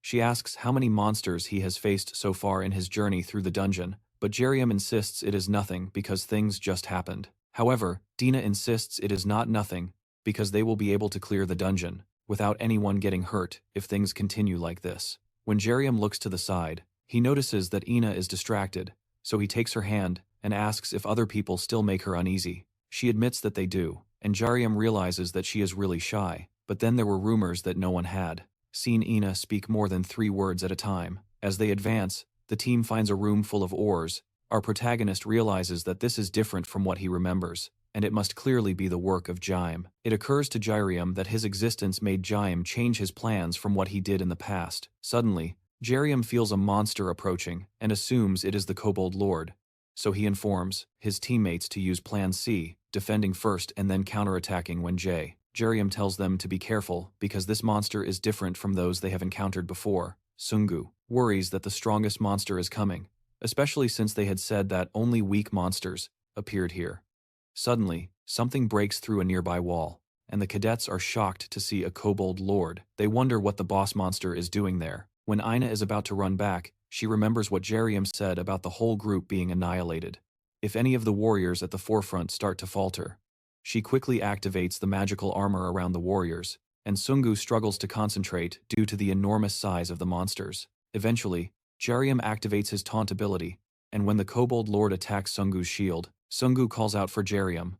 Our boy runs towards them. Sungu calls for Jay, and our boy runs towards them, and creates a mana attack in his hands, firing it at the Great Kobold, and she is not shocked by the amount of power that the attack from JR possessed, and she hopes that such a large attack will cause significant damage, but the monster easily rises as if nothing had happened. The scene makes JR laugh, and seeing the destroyed parts of the monster repairing themselves, our boy admits that he did not expect anomalies while his body heals. The Great Kobold smiles at them, and JR begins to wonder if a Great Kobold with regenerative abilities is too much to handle. Suddenly, the Nornir System identifies the resistance behind the Great Kobold as something called Odin's Raven, which gives him a special mission, called the Raven Hunter. The special mission requires him to kill all the ravens of Odin that are weighing upon him, and the gods against the Aesir. There are 5 targets, and the mission is ranked S difficulty with a reward of a blank card, and class advancement with a death penalty. Meanwhile, outside the dungeons, Ryu's instructor examines recordings of previous fights of Ryu, and she wonders how the boy can perform like this as a mage. She herself is a Class A mage, but such battle skills that JR demonstrates are unthinkable to her. She considers that Team 3's chances of achieving first place in the practical exercise of this dungeon are high when one of the doors opens. She is surprised to see Cadet Sero being helped by a flare, while Yujung tells her that there is a big problem. Still shocked, she asks what happened, and they inform her that a great kobold appeared in the dungeon. She is surprised that they could encounter a great kobold, because there is no way it could have entered, and Dion begins to wonder what the hell is happening inside the dungeons. Meanwhile, the assistant instructors come to help him, who has a mild case of mana addiction, and ask him to take a deep breath. Shortly after this, Yujung asks Instructor Dion if Team 3 has not yet exited, and she is informed that they have not, Rio does not believe it, because he is sure that Jerry and Ina are skilled enough to escape from the Great Kobold easily. After hesitating for a while, Dion calls President Jaime, who seems surprised to hear from Instructor Dion. Even with a smile on her face, she reports the appearance of a B-class monster and requests rescue personnel. And the president acts surprised to hear that something like this happened. He tells her not to worry too much because he will send a support team, then asks her to wait at the location. After hanging up the call, Instructor Dion feels a strong sense of unease. After hanging up, Ian's instructor feels a strong sense of unease, but he can't explain it. Meanwhile, inside the dungeon, Ina, Dina and Sungu are getting tired of the system in the shape of R, which is the existence behind the Kobold Lord. It is Odin's raven, with two ravens named Hugin, which translates to thought, and Munin, which translates to memory. Odin gathered all kinds of knowledge, from all realms, and used it to govern Asgard, eventually referring to the Kobold Lord as a follower of Odin, showing the ravens that he acknowledges their presence. Apparently, the mana he feels is close to level B, and it is a regenerative Kobold Lord. Although our boy has become strong, this is a tough opponent for him, and he wonders if he should flee. For him, fleeing would be the smartest choice. It was what he always did before regressing, hiding behind his selfish reason of self-preservation. But his life was a continuous sequence of regrets. He considers this a second chance, and doesn't care if this is a test from someone for him, because this time he will protect them. Immediately, Jerry tells everyone to run straight out of the dungeon, while he distracts the monster. Sungu asks what he is talking about and how he will deal with the monsters, but before the words can leave his mouth, he is ambushed by two kobolds from behind. Fortunately for him, Jake quickly drives them away with some holy arrows. Then he tells Jung-woo to shut up and get out of there, while the Kobold Lord swings his huge weapon again to smash Jake into the ground. Our boy tries to explain to the others that he can't fight and protect them at the same time. When the monster Sue is about to crush our boy into the ground, Ina screams his name in fear. But as he turns to face the monsters, a shield appears between him and the monster to absorb the impact of the blow. Surprised, Jerry looks to the side and realizes that Ina activated the shield. She informs him that she can help, and our boy knows by the look in her eyes that he can't convince her to give up on this. He wonders if this is another change she created in the future. Then he asks Ina to stay with him while the others go back to the entrance of the dungeon and tell Instructor Dion about the situation. When Sungu tries to protest, Jerry begs him to leave. Then Gina agrees and promises to find the instructor as soon as they can. While the two leave, Jerry and Ina are left alone to face the monsters. Jerry tells Ina that he will protect her from behind. Then she summons her radiant holy sword and sends the sword through the flesh of the small group of kobolds. Jerry understands this as her signal and quickly advances to face the Kobold Lord, who is coming in his direction. As he approaches, Jerry realizes that the body of the Kobold Lord is melting, and our boy decides to stop where he is. He remembers that there is a limit to the amount of mana a body can contain, and there is something controlling the shadow monster, and that thing is pouring out much more mana. What he can withstand, that thing must be Odin's raven, and he decides to expose the ravens. Our boy equips his Miss Tilton weapon. Due to having Miss Tilton equipped, his field of vision expands, and the active skill called Mana Perception is equipped because of this. He can more clearly recognize the energy movement of all beings that use mana. Using his Mana Perception skill, our boy sees the trail of mana that leads from the enormous monster to a claw below JR is satisfied to have found, and when the monster comes to attack him again, JR activates his lightning chains and ensures that he will make sure it is dead. Meanwhile, at the gods' meeting, a raven of Odin goes to Asgard to see Odin. Rugen informed the god that through the ravens, he found the whereabouts of Misthutum, who had disappeared from the god's warehouse. Odin's wife asks someone where Misthutum is. Then he informs her that it is in Midgard, referring to the land, and seems to be in the possession of the prophesied adversary. This disturbs her, and she calls Mimir an old fool, but Thor, who is sitting nearby, assures her that they are watching closely, especially since they signed a treaty with the anti-IC forces. Freya, who is also sitting nearby, accuses Thor of being complacent and reminds him how they lost Balder in the last war, and how the thing that killed him was the mistletoe branch. Missy, the team, after considering for a while, Odin unwrinkles to find out if the prophesied adversary has been in contact with the forces against the Aesir. Then he returns to the land to do so. Meanwhile, in the president's office, Jaime continues to massage the ring. Strange that he was massaging when Dion called him soon. Sakui enters and the president asks him how things are going. The instructor replies that no one seems to have noticed anything yet, and this pleases Jaime. He laughs again. He is happy to have borrowed strength in advance. The president is sure that Jiriam will fall into their hands no matter how arrogant he is. Jaime tells him that all of this is for Odin, and using this in the dungeon, our boy aims at the monster's chest. With his lightning chains, however, the monster grabs the chains, which do not seem to cause any damage to him, and swings his weapon to rip JR's head off. Our boy quickly leans back and jumps out of the way. To avoid being decapitated with Ina by his side, he asks if she can cover for him because he needs to stay free from the monster's attacks. Then she tells him she will try, but it doesn't seem very good. Jirion realizes that Ina he already knows that he could suffer a mana rebound. Even if he ends up defeating Mr. Kobold, the chances of Ina dying are high. But he wonders why she still plans to help him regardless in this second chance at life. Jerry 1 had decided not to trust anyone. After all, this world was completely unfair and cruel to the weak. But he seems to be changing his mind. He turns to his opponent and decides to end this. He has only one chance, and sends a barrage of lightning chains at the monster once again. While Ina offers some support by creating a mana shield around Jerry, our boy advances towards the monster, and Ina, who is feeling more uncomfortable, bites her lower lip as her hands begin to tremble. The enraged monster targets Jerry, who is running towards it. Jerry remembers that his friend from a past life once told him that there is nothing more miserable than dying because you didn't trust your companions. So as Jerry jumps towards the monster, he signals to Ina and promises himself to confirm what his friend said. From here on out, Jerry jumps onto one of the chains and uses it to propel himself forward. And Ina is shocked that he can use this as a movement skill. She wonders how skilled he is at mana control for this to be possible. Meanwhile, the monster waits patiently as Jerry advances towards it on the chain, but instead of colliding with the monster, our boy jumps high above it in a fraction of a second. The monster twists its hand and tries to crush Jerry in the air without turning around because it would take much longer to do so. But it is clearly controlled by the Raven and does not worry that Jerry will be knocked out of the air. But our boy avoids the attack and smiles. Using his mana perception, he tracks the mana threads to the spot where Odin's Raven is and attacks with all the strength of his sword. The blow is so strong that it breaks his sword, but it still works because Mr. Kobold reacts with a sudden scream. The system announces that the mana thread connecting Mr. Kobold and Odin's Raven has been severed. When Jerry lands on the ground, Mr. Kobold falls behind him, and our boy walks to see the face of the being behind all this trouble. When he steps forward, Jerry finds Rugen crumbled after being hit by a blow. He asks the Raven what Odin's objective is, and steps on its head when it doesn't answer. Finally, Jerry notices a necklace with an insignia of 3 triangles, similar to the shape on President Jaime's ring. He steps on the Raven again and asks what the connection between Gudien and Odin is, but the monster does not respond. Eventually, Jerry realizes that the Raven has no will of its own, and it is useless to keep it any longer.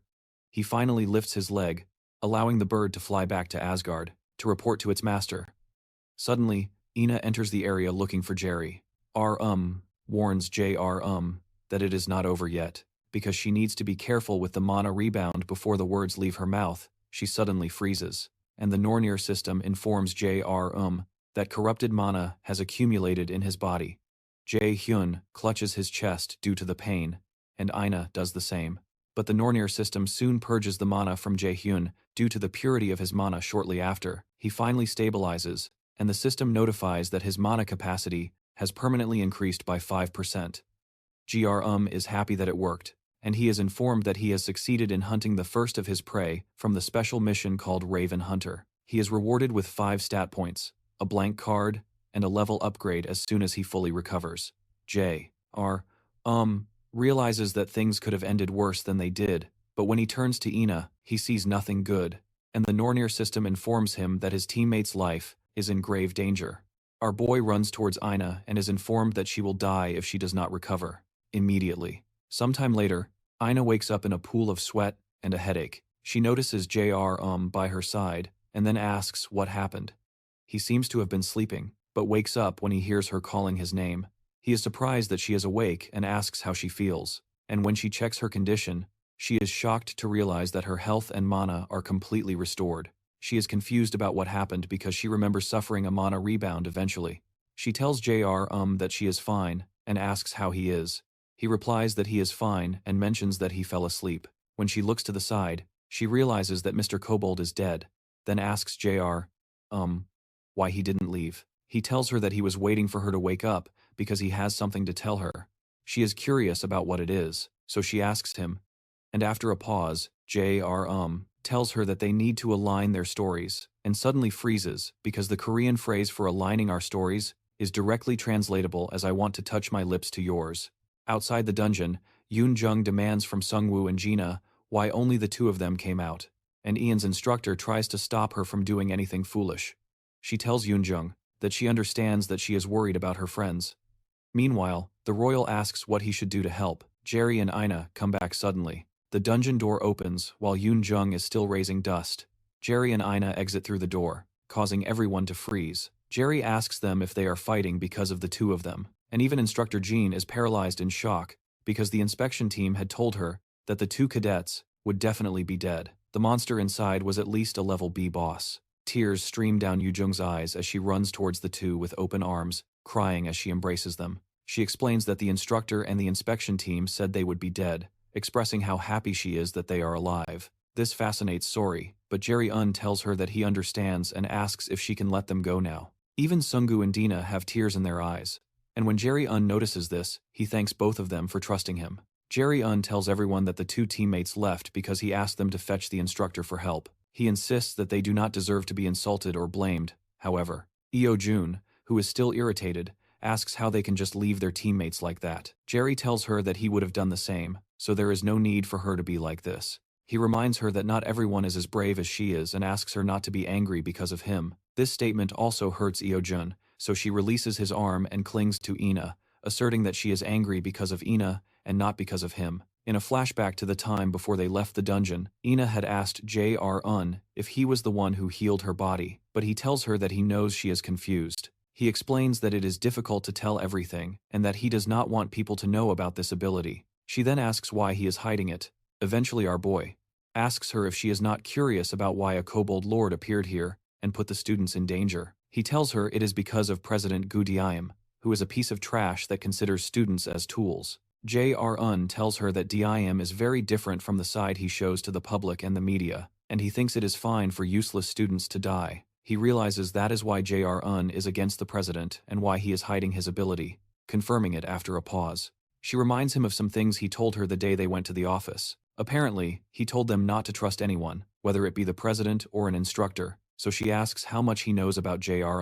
She points out that he knew from the beginning that Jun is a bad person, and acted as if he already knew what was going to happen. Then she asks him how he knows these things when he doesn't speak for a while. Ina pleads for him to answer, and Jun remains silent because he did not expect her to react this way. He knows that her life could be at risk if she gets more involved, so he considers using his indoctrination ability on her. But he changes his mind because she has a high magical aptitude, and her mindset is strong. It may not work, and that is not a good solution to begin with, besides being a terrible way to make allies. Eventually, he apologizes, but says he cannot tell her more than he already has, so she asks why he cannot, and Jaryun finally explains that it will be very dangerous for her. He also tells her that if he reveals more than this, it could put her in danger, and he asks her to set this aside for now. But he changes his mind because she has a high magical aptitude. Since her mindset is strong, it may not work, and this is not a good solution to start with, besides being a terrible way to make allies. Eventually, he apologizes, but says he can't tell her more than he already has. Then she asks why he can't.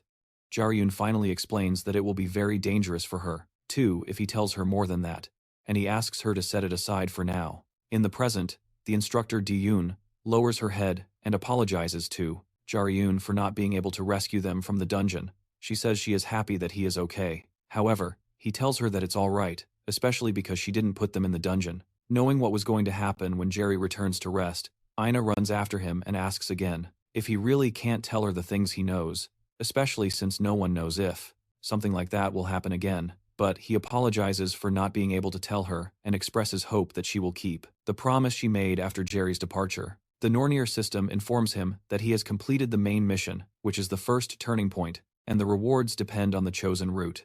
He states that he took route B, which is different from the choice he made in the past. Because of this, he receives something called the Golden Apple of Idem sometime later. The president of IEM says that he is disappointed in him.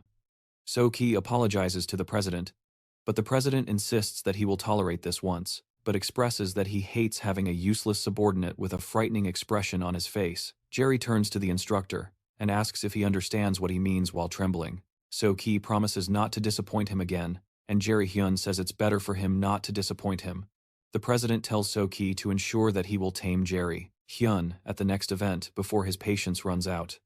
The next morning, our boy takes a quick shower, and upon seeing his clothes, he remembers how Ina experienced the mana rebound before his regression.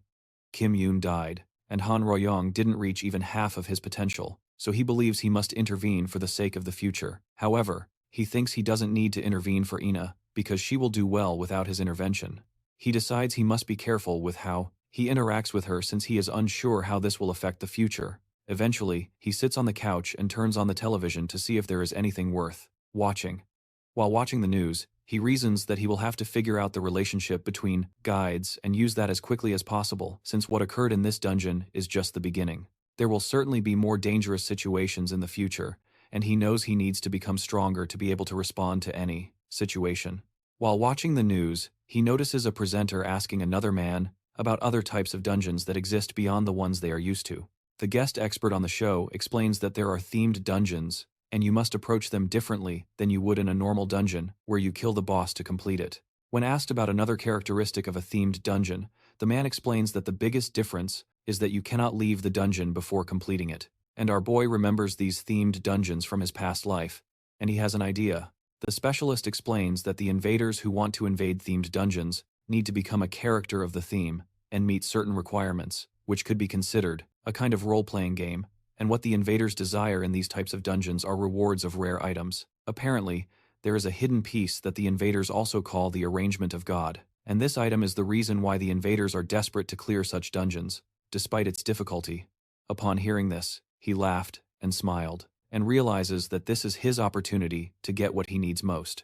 Meanwhile, Ina takes a cup of tea with Yoon Jung and apologizes for worrying her, and Jung tells her that it's okay because he is happy, as long as the two of them are fine. She admits that Jung's personality is somewhat bad, and was worried that Jae Hyun might have been rude to Ina, so she explains that Jae Hyun is always like that.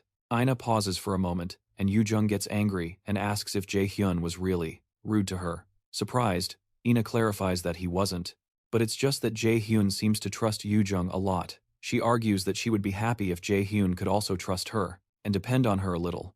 But finally, she mentions that he could trust her if she were a little stronger, and when she pauses again, Jung becomes worried about her. So she eventually stands up and proposes that they set aside thoughts of Jae Hyun and go eat something delicious.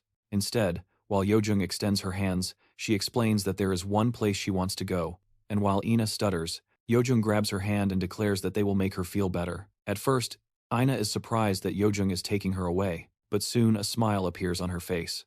Meanwhile, our young man examines the legendary item of consumption, a legendary level, called the Golden Apple of Item.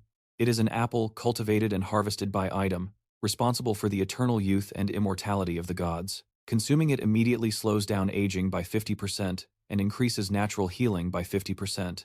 It also permanently enhances magical aptitude and cannot be sold or given to another user. Jair Riem realizes that features like anti-aging and improved natural healing are super rare and must cost at least 1 million. However, the problem is that he cannot give this away. He decides to focus on calculating all the loot he can obtain. He remembers that a Class A themed dungeon will soon be inaugurated in a theme park in CU. There, he can obtain the speed-enhancing shoes called Thunderous Steps of Tialfi, which Thor's servant Tialfi used to wear. The shoes greatly enhance the dexterity attribute.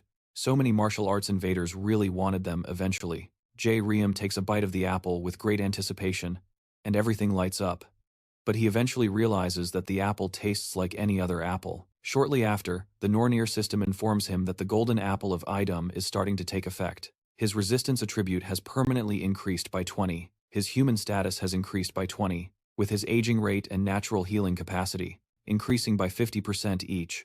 On top of all this, his magical aptitude will be significantly increased permanently.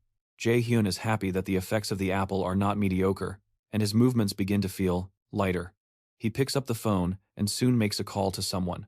Shortly after, our boy heads to the theme park in CEU. He discovers that the place looks a bit cheap after seeing it. When he approaches the counter, the attendant asks what kind of ticket he would like, but Jae Riem presents a guild card from Lotos and introduces himself as an explorer from the Lotos Guild. He informs the woman that a themed dungeon will be opening in the park soon. Meanwhile, the instructor of Daeum goes to Jae Riem's hostel to see him and is informed that he is not there. The attendant informs that Jae Riem said he had something to do today, and asks if there is any problem. Then, Jae-ryum clarifies that there is no problem. De-um wonders how Jae-ryum can already recover from such an incident, especially being a newly enrolled student. He is not only skilled but also very quick to recover from trauma, so De-um realizes that he has a lot of courage. Before leaving, she asks the attendant to tell Jae-ryum to come see her when he returns. He leaves the hostel and connects a communication device to secretly talk with a team manager named Song of Seoksum. Benim answers immediately and asks how her investigation went. She informs him that she discovered that De-um was behind it.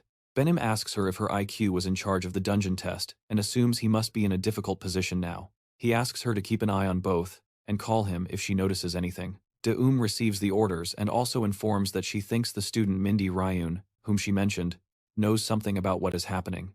Yes, the park staff announces to their guests that they need to leave dungeon, and it is assumed that he must be in a difficult position. Now he asks her to keep an eye on both and call him if she notices anything. One receives the orders and also informs that he thinks the student Mindy Ryun, the one she mentioned, knows something about what is happening. Yes, the park staff announces to their guests that they need to leave. J.R.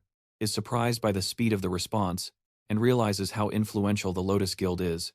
He remembers the connection he had with the teacher, Jeong Gan, to inform her about the dungeon that is about to appear when he expresses total certainty. She gives him permission to mention the name of their guild on the condition that he prioritizes her safety if things get dangerous. He is amused by her condition. Then she told him that it's not that she doesn't believe in how capable he is, but no teacher in the world wants their students to be in danger, since anything can happen in a dungeon at present. The Nornir System informs our boy that the themed dungeon called the Ruined Neverland has appeared. Apparently, a special item will be rewarded if 3 missions are completed consecutively. A special mission called Big 3 is added, and his mission is to complete the 3 missions that have a difficulty level of A, with the reward being the Thunder Steps of Tialfi. A 24-hour timer starts, but the penalty for failure is not stipulated. JR realizes that things are exactly as he remembers. From his past life in a flashback, he recalls that another invader appeared and began talking about how she easily realized that the Viking was a mission location. In the flashback, she claims that she was so smart that she could easily find some of the attractions in the park, the haunted house, and the parade. Her name is So Arjun, a network of themed dungeons for 16 years. She openly declares that her cognition accelerator ability is incredible. For her, there is nothing she cannot do. If only she uses her brain a little. She talks about how excited she is to be a dungeon theme, but she is not disappointed. Jerry recognizes her as a self-proclaimed genius with an IQ of 150. She was all excited about her own power and bragged about it, but ended up being killed by those who were jealous. Because of this, the Thunder Steps of Tialfi went to some other random person. This time, J.R. thinks it will be better for him to get the Thunder Steps this time. Soon after, the Nornir System asks if he would like to start the Viking mission, the first mission among the big 3. He agrees, and soon he is transported to the Viking dungeon, and the system tells him that the end of the story is being altered. Jerry is transported, and not long after, Seo Arjun appears near the place where he disappeared. Soon after, our boy is completely synchronized with the dungeon character, and he is informed that he is playing as Tialfi, a warrior who survived the Viking invasion. The first mission of the Big 3, called Tialfi's Grudge, is soon added. In the themed mission, Tialfi, the god of thunder Thor, envied Tialfi's swift feet and kidnapped Tialfi's younger sister, Roskva, as a hostage to force Tialfi to work for him. Our boy must become Tialfi and save his younger sister Roskva to resolve the grudge. The mission's difficulty is level B. The reward is an active ability called Commander's Cry. The mission's failure conditions are the death of Roskva and the death of Tialfi, but the penalty for failure for him is death. Tialfi, servant of the god of thunder Thor and the fastest of the 9 realms, was originally human, but began to despise the Aesir because he lost his family to the Vikings who worshipped the Aesir. Jerry is surprised to learn that Tialfi hates the Aesir, as this is not the original story according to what is popularly known, and Jerry wonders if this is another conflict between the Ice and the Nornir. Suddenly, Jerry hears someone calling him by the name of Jalfi, and the person asks him to wake up. When he gets up, he feels a sharp pain in his head but doesn't know where he is. Looking around, he realizes he is on a ship he stole to find Roskva, and when he looks ahead, he recognizes the person who woke him up as Frederick, the person who had the idea to steal the ship. Frederick asks if he is okay, and just as he is about to respond, the ship collides with another ship, causing the whole ship to start rocking before they know what is happening. A group of pirates boards their ship, and it seems they are in trouble. Jerry doesn't know what is happening, but it is clear that he will have to postpone the search for Roskva for a while. He immediately tells Frederick that he will leave this to him, and jumps to the next ship, even as Frederick tries to stop him. When our boy jumps and lands on the other ship, the men are surprised, but one of them starts to stumble over him for jumping into enemy territory when he should have been hiding. They start cursing him and threaten to kill him immediately, but our boy says nothing. When he notices a girl tied up in the middle of the ship, he recognizes her as Seo, the same girl who had bragged about her skills, so he wonders what she is doing here. Immediately the system notifies that the tied-up lady is the younger sister of Tialfi Roskva. His R1 prides himself on having a brilliant mind, and also on being a future great looter. She considers herself an amazing person, but somehow found herself locked in this dungeon just 3 minutes before the emergency announcement in the park she had told her friends she wanted to go to. The bathroom. Now that she is trapped, she calculates that there is a 0.6% chance of a dungeon appearing where she is, and 0.0003% chance of her being trapped in a theme dungeon after lamenting her luck. She decides not to think about it, but about a way to get out of here after crying, because she doesn't want to die here. She hopes a rescue team has already arrived. While waiting, she spots one of them, Jerry, standing in the middle of the park, so she follows him. She wonders who he is, since he doesn't seem to be part of an invasion team, so she decides to follow him in the present. Jerry wonders why he ended up finding her again, of all people he could encounter, especially after they even made an announcement for everyone to escape. While he laments, the pirates prepare to fill him with arrows, but our boy creates a mana shield to protect himself from the arrow attack as they shoot. He wonders why he is always surrounded by abnormal people. He quickly creates a mana-charged punch and knocks them all down with a single blow. Eventually, our boy decides to be optimistic. Even though Seo is a bit difficult, he knows she will be useful for the attack. A new and larger opponent appears and tries to slash him with his sword, but our boy slides out of the way to avoid the attack since he can't send him away. He decides it would be better to use her. After dodging the first attack, he lands a punch on the big guy's face, sending him rolling back. He will have to take care of this situation first, and then figure out what to do next. The other pirates rush to deal with him. Then Jerry says he doesn't have time now, so he asks them to all come at once after a short while. He defeats all the men and approaches. Seo then tells her she can stop pretending to be asleep. Jerry asks if she should be Roskva, but she just hisses and admits she was discovered with a smile on her face. She asks if he should be Tialfi. Jerry confirms that he is, and he crouches down to talk to her, but he suddenly breaks the structure to which she is tied with a punch, making her tremble with a crazy look in her eyes. Jerry tells her he can see what she is thinking. Now then advises her not to try any of her funny ideas. Of course the threat worked, as Seo looks at him with enthusiasm and sobs. Jerry affirms yes, and he crouches down to talk to her, but he suddenly breaks the structure to which she is tied with a punch, making her tremble with a crazy look in his eyes. Jerry tells her that he can perceive what she is thinking. Now then advises her not to try any of her funny ideas. Of course the threat worked, as Seo watches the scene with enthusiasm and sobs. Soon after, the system informs Jerry that he has completed the first mission of the Great Three and is being sent to the field. He and Seo soon appear again in the park and sit across from each other at a table. In Seo's eyes, Jerry is an invader of the magical class, who moves like a martial arts invader. She assumes he is approximately the same age as her and has a terrible personality. While wondering who this strange person is, Jerry finally breaks the silence and asks what kind of ability she has. Seo stammers and eventually reveals that her ability allows her to be better at deception. She believes the lie must fool Jerry. Since there aren't many elementary school students with abilities like his, he has a horrible personality. She plans to use him to her advantage, but while she is thinking, Jerry tells her that it's not all about her ability. When he tells her he hates liars, she insists that she is not lying and that she has a D-level ability, called Beginner Swordsman Review. After a brief pause, Jerry informs her that his ability is called Cognition Accelerator. He explains that it makes it seem like time is slowing down and speeds up the user's thoughts. It is generally used in leadership positions, but is effective for analyzing and uncovering the opponent's mind. When he asks if he is wrong, she is completely perplexed and asks how he figured out her ability. Immediately, Jerry stands up and says he can't take her with him because she still seems to be planning to lie and use him. He says he is not that stupid and turns away, but she begs him to wait and apologizes with tears streaming down her face. She pleads with him not to leave her alone there, because she will die if he leaves her behind. Jerry asks how he can trust her, and she offers to prove it. When he hears this, our boy smiles and proposes that she write a contract in that case. She is initially confused but soon understands what he is saying. When they draft a contract, the first term of the contract is that she cannot act in a way that harms Jerry. The second is that she must obey all his orders. The third is that Jerry will ensure her safety until they clear the themed dungeon Neverland. And the fourth is that she will never speak of this contract. She pulls her hair in frustration while reading the contract. This contract is enforceable using Jerry's D-level subordination ability that comes with his indoctrination skill. He can maintain supremacy through a contract, and he knows this is the best way to use her since she is a real headache. Eventually, she agrees to sign it, and a binding chain appears around her neck and arm. After she does so, the system declares that Sayo has been subordinated and the subordination will not be broken. Even after completing the matter, since it is a subordination through a contract, Jerry tries to cheer her up by saying it is a pretty good condition, since it's not like he has control over her mind, but she retorts that there is no way to be pleasant having someone in her mind. When she says this, he tells her she can break the contract since he never forced her into it and can just leave her there. But before he can finish his statement, she holds him back, saying she will do her best.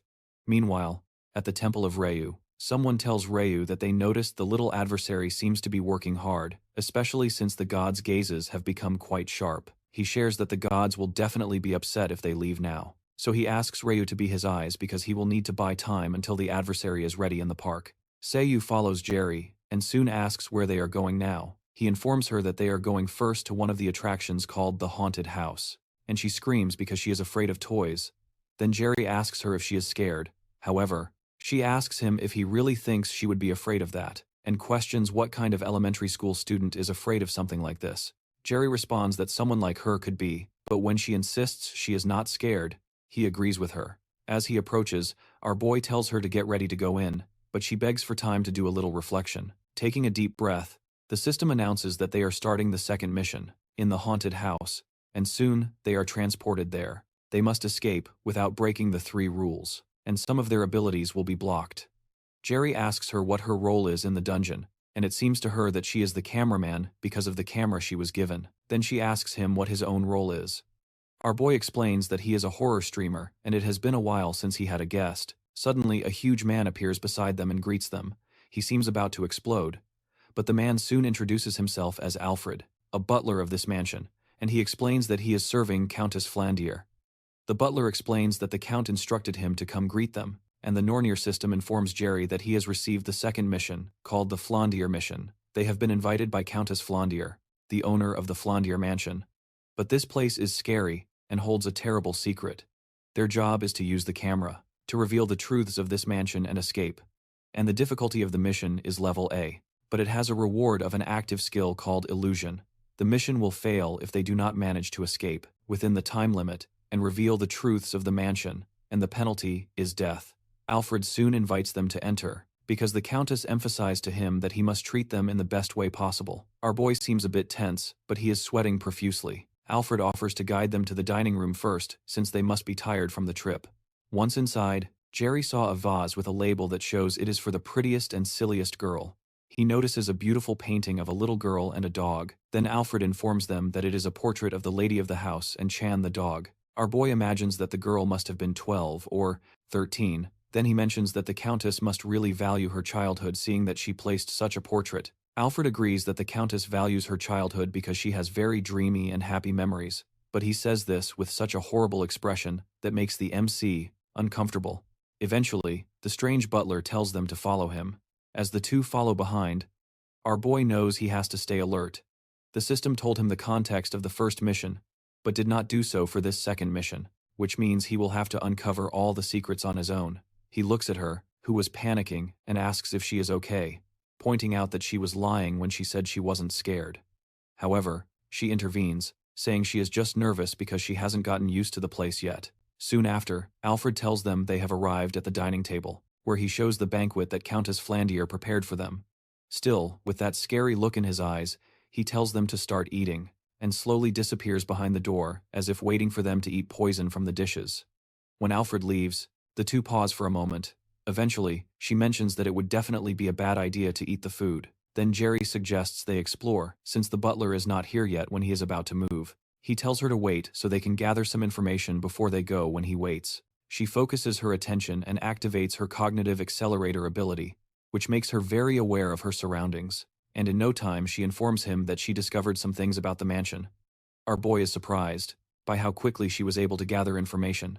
So he asks what it is. She asserts that she thinks the owner of this mansion is a child of approximately 12 years old. When Jerry asks why she thinks that, she explains that the nearby chair in the hall is proof of this. The height of the chair where the owner sits is higher than the others, which means that they are much smaller than the other people sitting in the other seats. Furthermore, all the shelves in the hall were quite low, and only the lower handles were used. Jerry considers that it really makes sense, so he proposes that they go check another place. Sel follows, and she expresses her desire to take the camera she recovered with her, because it is very expensive.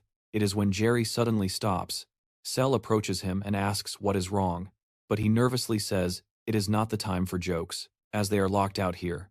The theme of dungeon invaders and reporters arrives 2 hours after the appearance, and a reporter, in particular, mentions that a park employee revealed that there is an invader from the Lotus Guild inside, and a high school student. She also expresses her concern about whether the 2 children managed to get out safely. Nearby, an invader named Sumbayeknim, who is around curses upon realizing that his inability to enter the themed dungeon early enough will prevent them from being promoted soon. His friend Kim Jong-un, the same invader who appeared after Jae-hyun and Ryan dealt with the goblins, mentions that there was no way they could know that a Yusa-themed dungeon would suggest in the theme park. Sumbayeknim mentions that, if the civil council's judgment against them falls, then Kyung-rum can also be demoted despite having been promoted with the goblin incident, and Sumbayeknim acknowledges that his own promotion will be annulled. Kyung-rum thanks him for the positive words, and Sumbayeknim hints that they will be blamed for all of this. He asks Kyung-rum to check who the 2 people in the dungeon are, and Kyung-rum is surprised to find out that it is Ar. He remembers hearing that the boy enrolled in Miles' academy, and wonders if Lotus has already recruited him when Sumbayeknim, who doesn't even notice his expression, becomes worried and asks him if there are 2 people instead of 3. But Ar. Assures him that he believes this themed dungeon will be conquered within the haunted house. Sel is petrified to know they are locked in. She starts trembling and asks Jr. What will happen if they get stuck there and can never get out? But he asks her to calm down, because this is a dungeon, and there must be an exit.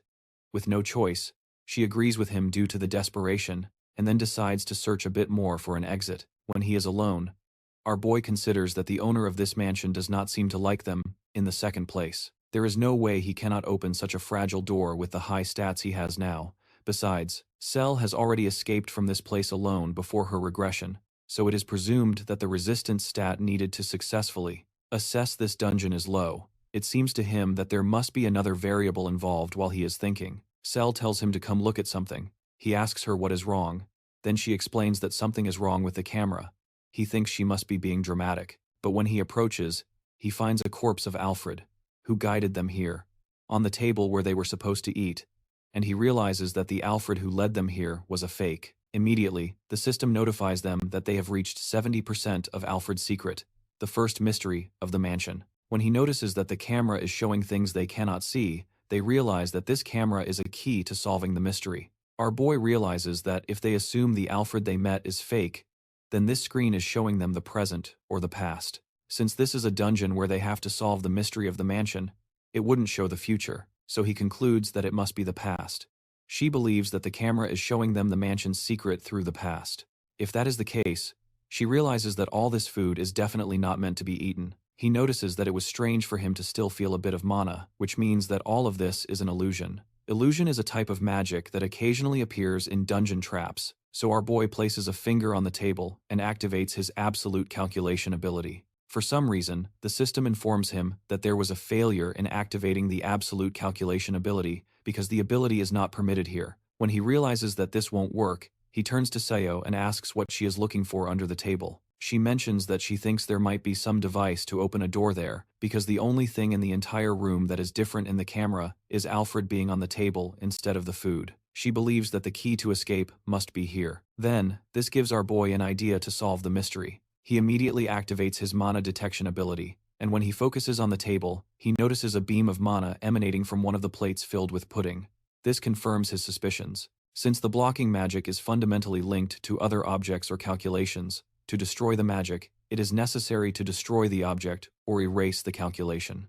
He informs Seo that the key must be inside that pudding, but for some reason, Seo is afraid to approach it because of the bloody image of the real Alfred's dead body. When Jerry provokes her, asking if she is scared, she screams that she is not, and sticks her hand into the pudding to find the key. After searching for a while, she finds a key, and the system informs them that they have managed to undo the second secret of the mansion, the seal of magical illusion, so they will receive extra rewards as soon as the dungeon is completed. Meanwhile, the fake Alfred watches the two guests from a pearl in another room and becomes worried that the guests did not enjoy the meal. He insists that they cannot fail in treating their guests and promises that he, Butler Alfred, will never disappoint the Countess. Eventually, he leaves to do something about it while laughing maniacally. Inside the hall, Jerry and Seo head towards a well-lit room. However, when Seo looks through the camera, she sees a lot of sadness, blood, and children's toys. They soon find a door through the camera that Jerry deduces must be the guest room. When Jerry suggests they go in to see if there is anything strange, Seo abruptly pulls back because of the blood in the room. But Jerry reminds her that they need to find a way out of there, or stay in the mansion forever. Eventually, she agrees that she doesn't want to stay in the mansion forever, so our friend tells her to shut up, look around, and call him if she sees something. After entering, Jerry decides to search for clues shortly after. Since the blocking magic is fundamentally linked to other objects or calculations, therefore to destroy the magic, it is necessary to destroy the object or erase the calculation. He informs CEO that the key must be inside that pudding, but for some reason, CEO is afraid to approach it because of the bloody image of the real Alfred's dead body when Jerry provokes her. Asking if she is scared, she screams that she is not, and sticks her hand into the pudding to find the key after searching for a while. She finds a key, and the system informs them that they succeeded in undoing the second secret of the mansion, the seal of magical illusion. Then they will receive extra rewards as soon as the dungeon is completed. Meanwhile, the false Alfred watches the two guests from a pearl in another room and becomes worried that the guests did not enjoy the meal. He asserts that they cannot fail in treating their guests and promises that he, Butler Alfred, will never disappoint the Countess. Eventually he leaves to do something about it. While laughing like a maniac inside the hall, Jerry and Seo head towards a well-lit room. However, when Seo looks through the camera, she sees a lot of sadness, blood, and children's toys. They soon find a door through the camera that Deirium deduces to be the guest room when Jerry suggests they go in to see if there is anything strange. Seo abruptly pulls away because of the blood in the room, but Jerry reminds her that they need to find a way out of there, or stay in the mansion forever. Eventually she agrees that she does not want to stay in the mansion forever, so our friend tells her to shut up, look around and call him. If she sees something after entering, Jerry decides to search for clues shortly after. He looks back and sees a girl in shining white clothes with bloodstains on her body. When he looks closer, he notices that part of her face has been torn off, and a thread was used to sew her mouth shut. Then she points her finger at him, and the false Alfred appears behind Jae-hyun, but he is unaware. Soon after, Jerry wakes up and sees a strange figure looking at him. He startles, but soon realizes it is Seo. She asks if he is okay, but he asks her to stop screaming because his head hurts. He had predicted this. So he doesn't know how they managed to subjugate him, and he wonders if this is how this dungeon is supposed to progress. In a way that he tried to understand the situation they are in, using accelerated cognition, taking into account all the moss and the humidity. She assumes they are in an underground prison with signs of torture all over the place. After a while, J.R. goes to the iron gates, and he mentions that there must be a key somewhere. He also decides to use his active skill called Silence to prevent anyone from hearing them, and he punches the gate with a mana punch. To Seo's great surprise, the gate shatters as if it were made of cardboard, and even cracks the wall where they were when Seo exclaims. Jerry tells her to be as quiet as possible because it will be bad if Alfred, or whoever he is, finds them. She teases him, saying he destroyed the wall calmly, but he tells her to shut up and thinks of ways to get out of there. While he is talking, they hear a dog barking, and Jerry is shocked to see a small puppy jumping into his arms. They wonder what the hell a puppy is doing there, and he notices a key in its frantic mouth. Seo tells him to drop the puppy right now, but Jerry asks why, since it is just a normal puppy, both in appearance and mana, and he assumes it might have been trapped here too, since it has a key in its mouth. He protests, saying there's no way the dungeon would give them the key so easily, and that this dog could be a trap. But the dog starts growling at her. The dog's growl makes her stop talking, and the system notifies our boy that they have received a new mission called Flandier's Diary. The Flandier's Diary mission requires them to go to the room of Countess Flandier on the 4th floor of the mansion and read her diary.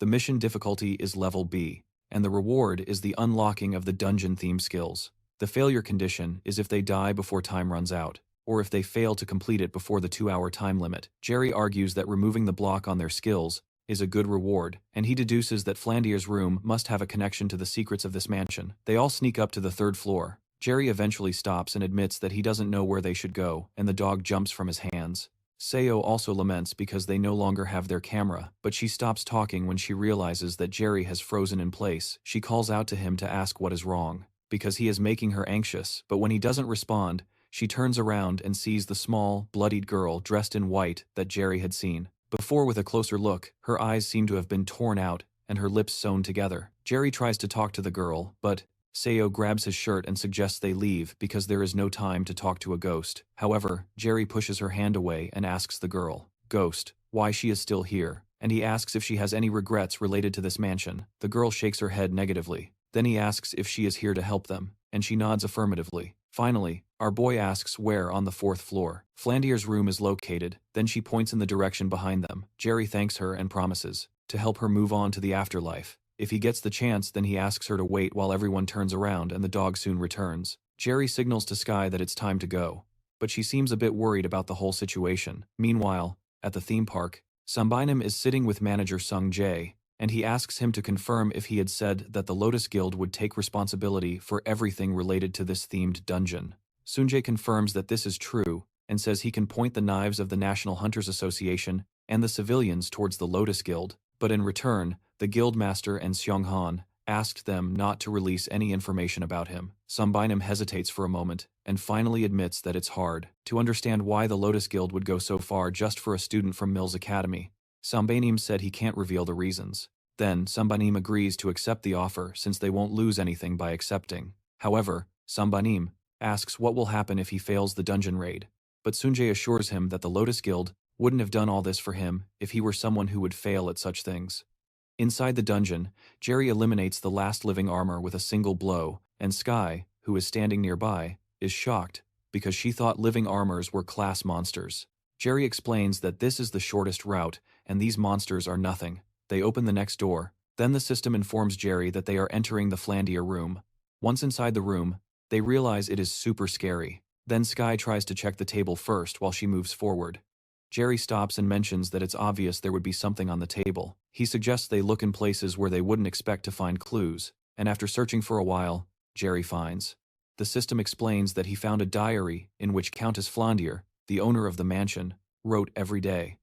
The first entry he finds is from May 7th of the year 1474. Flandier mentions that her skin is getting paler every day, and all the doctor's attempts don't seem to be working. She wonders if she will end up dying without ever seeing the outside world. In another entry on May 10th of the same year, she talks about how she is anxiously waiting for her parents who had promised to buy her a doll that she wanted. In another entry on May 12th, she writes how she received a letter informing her that her parents died in a robbery attack. The page is stained with her tears, and she wonders if they would still be alive if she hadn't asked for that doll.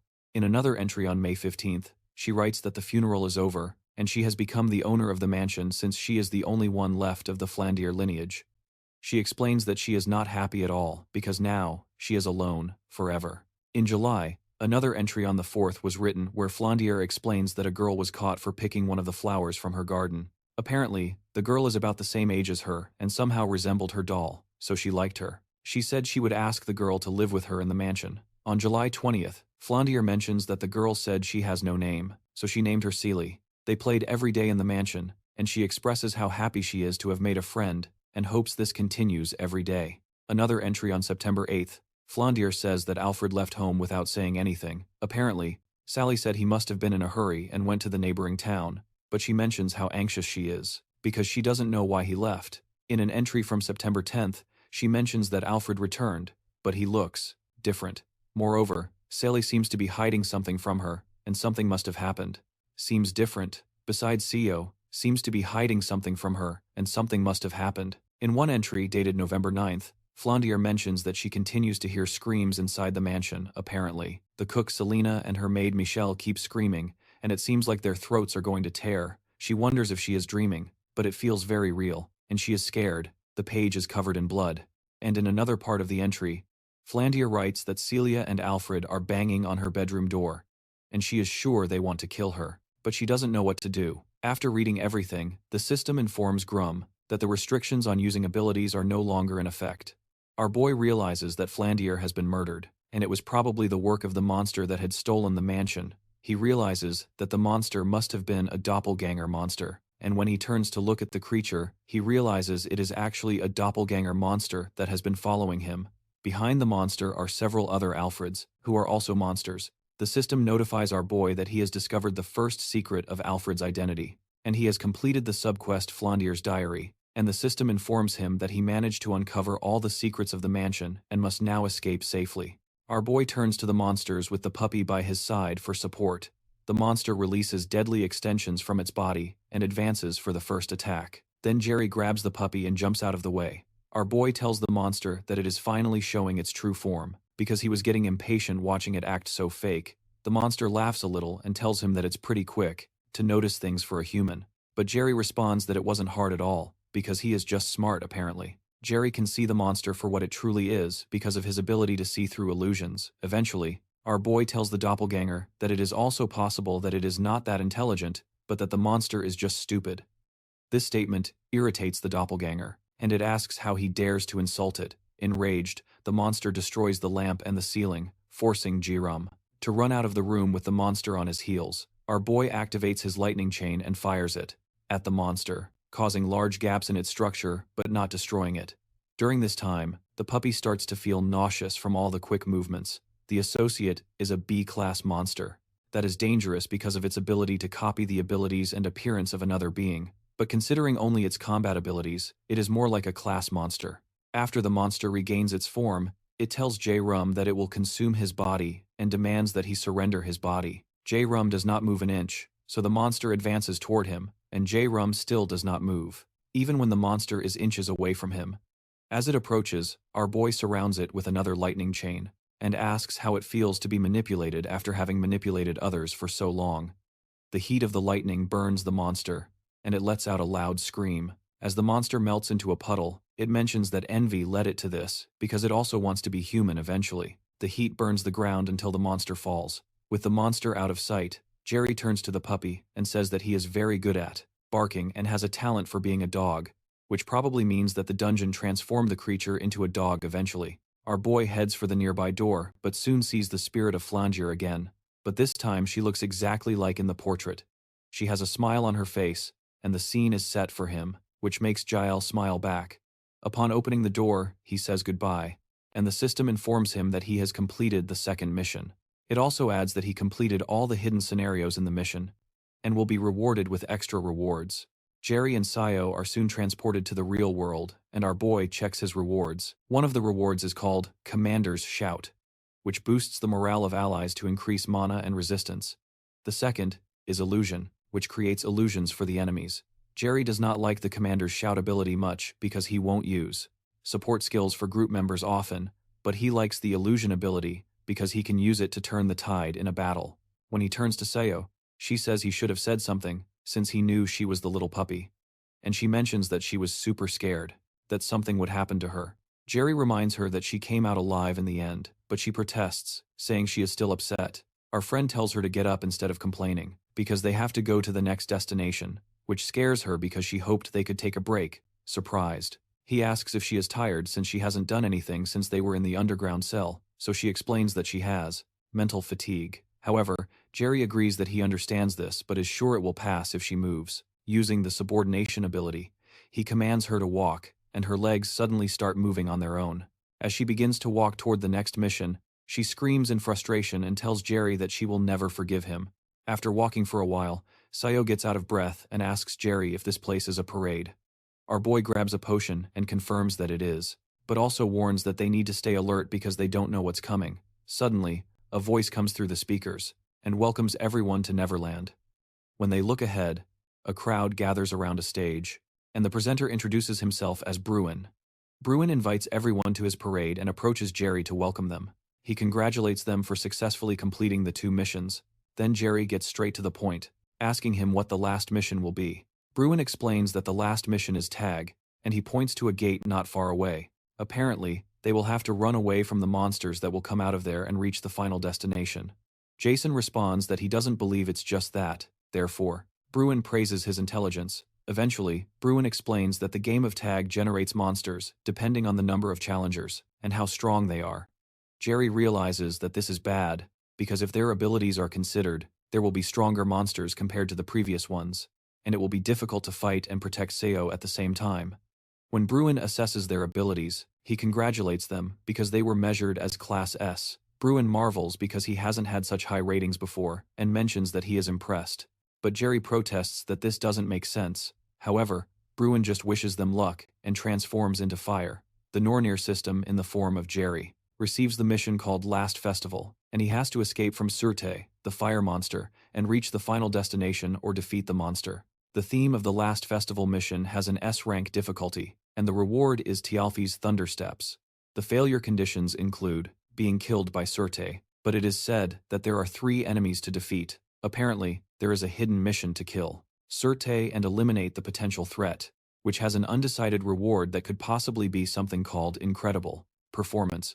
Jerry is stunned by there being 3 of them, and he realizes that something is wrong while they are watching. Another fire monster comes out of the gate that Bruin pointed to.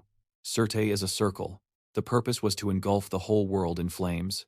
Even before the birth of the first giant, the flame sword in his hand was hot enough to reduce the world to ashes. Within a few hours, Jerry quickly starts running and drags CEO with him while the monster begins to set everything around them on fire and rains down sulfur stones all over the place. CEO, who is now crying, asks how they should escape from that monster. But our boy tells her he's thinking about it and advises her to shut up and run if she doesn't want to die. Fire continues to rain in the area in question and starts engulfing the buildings. Meanwhile, another being in the form of a cat tells the defendant that she thinks this is her fault. She wonders if she should help them, but Haru playfully accuses her of being cruel because she knows she has no intention of helping them. Haru eventually asks to leave them alone because she wants to see how Jerry will survive this. In the parade field, the monster continues to launch fire on the ground, and Jerry keeps trying to escape. He realizes it's too dangerous to fight the monster directly, so he has to avoid confronting it head-on and find the target. CEO will inform him as soon as she finds the destination. Then our boy runs over there and tells her to hold on a little longer.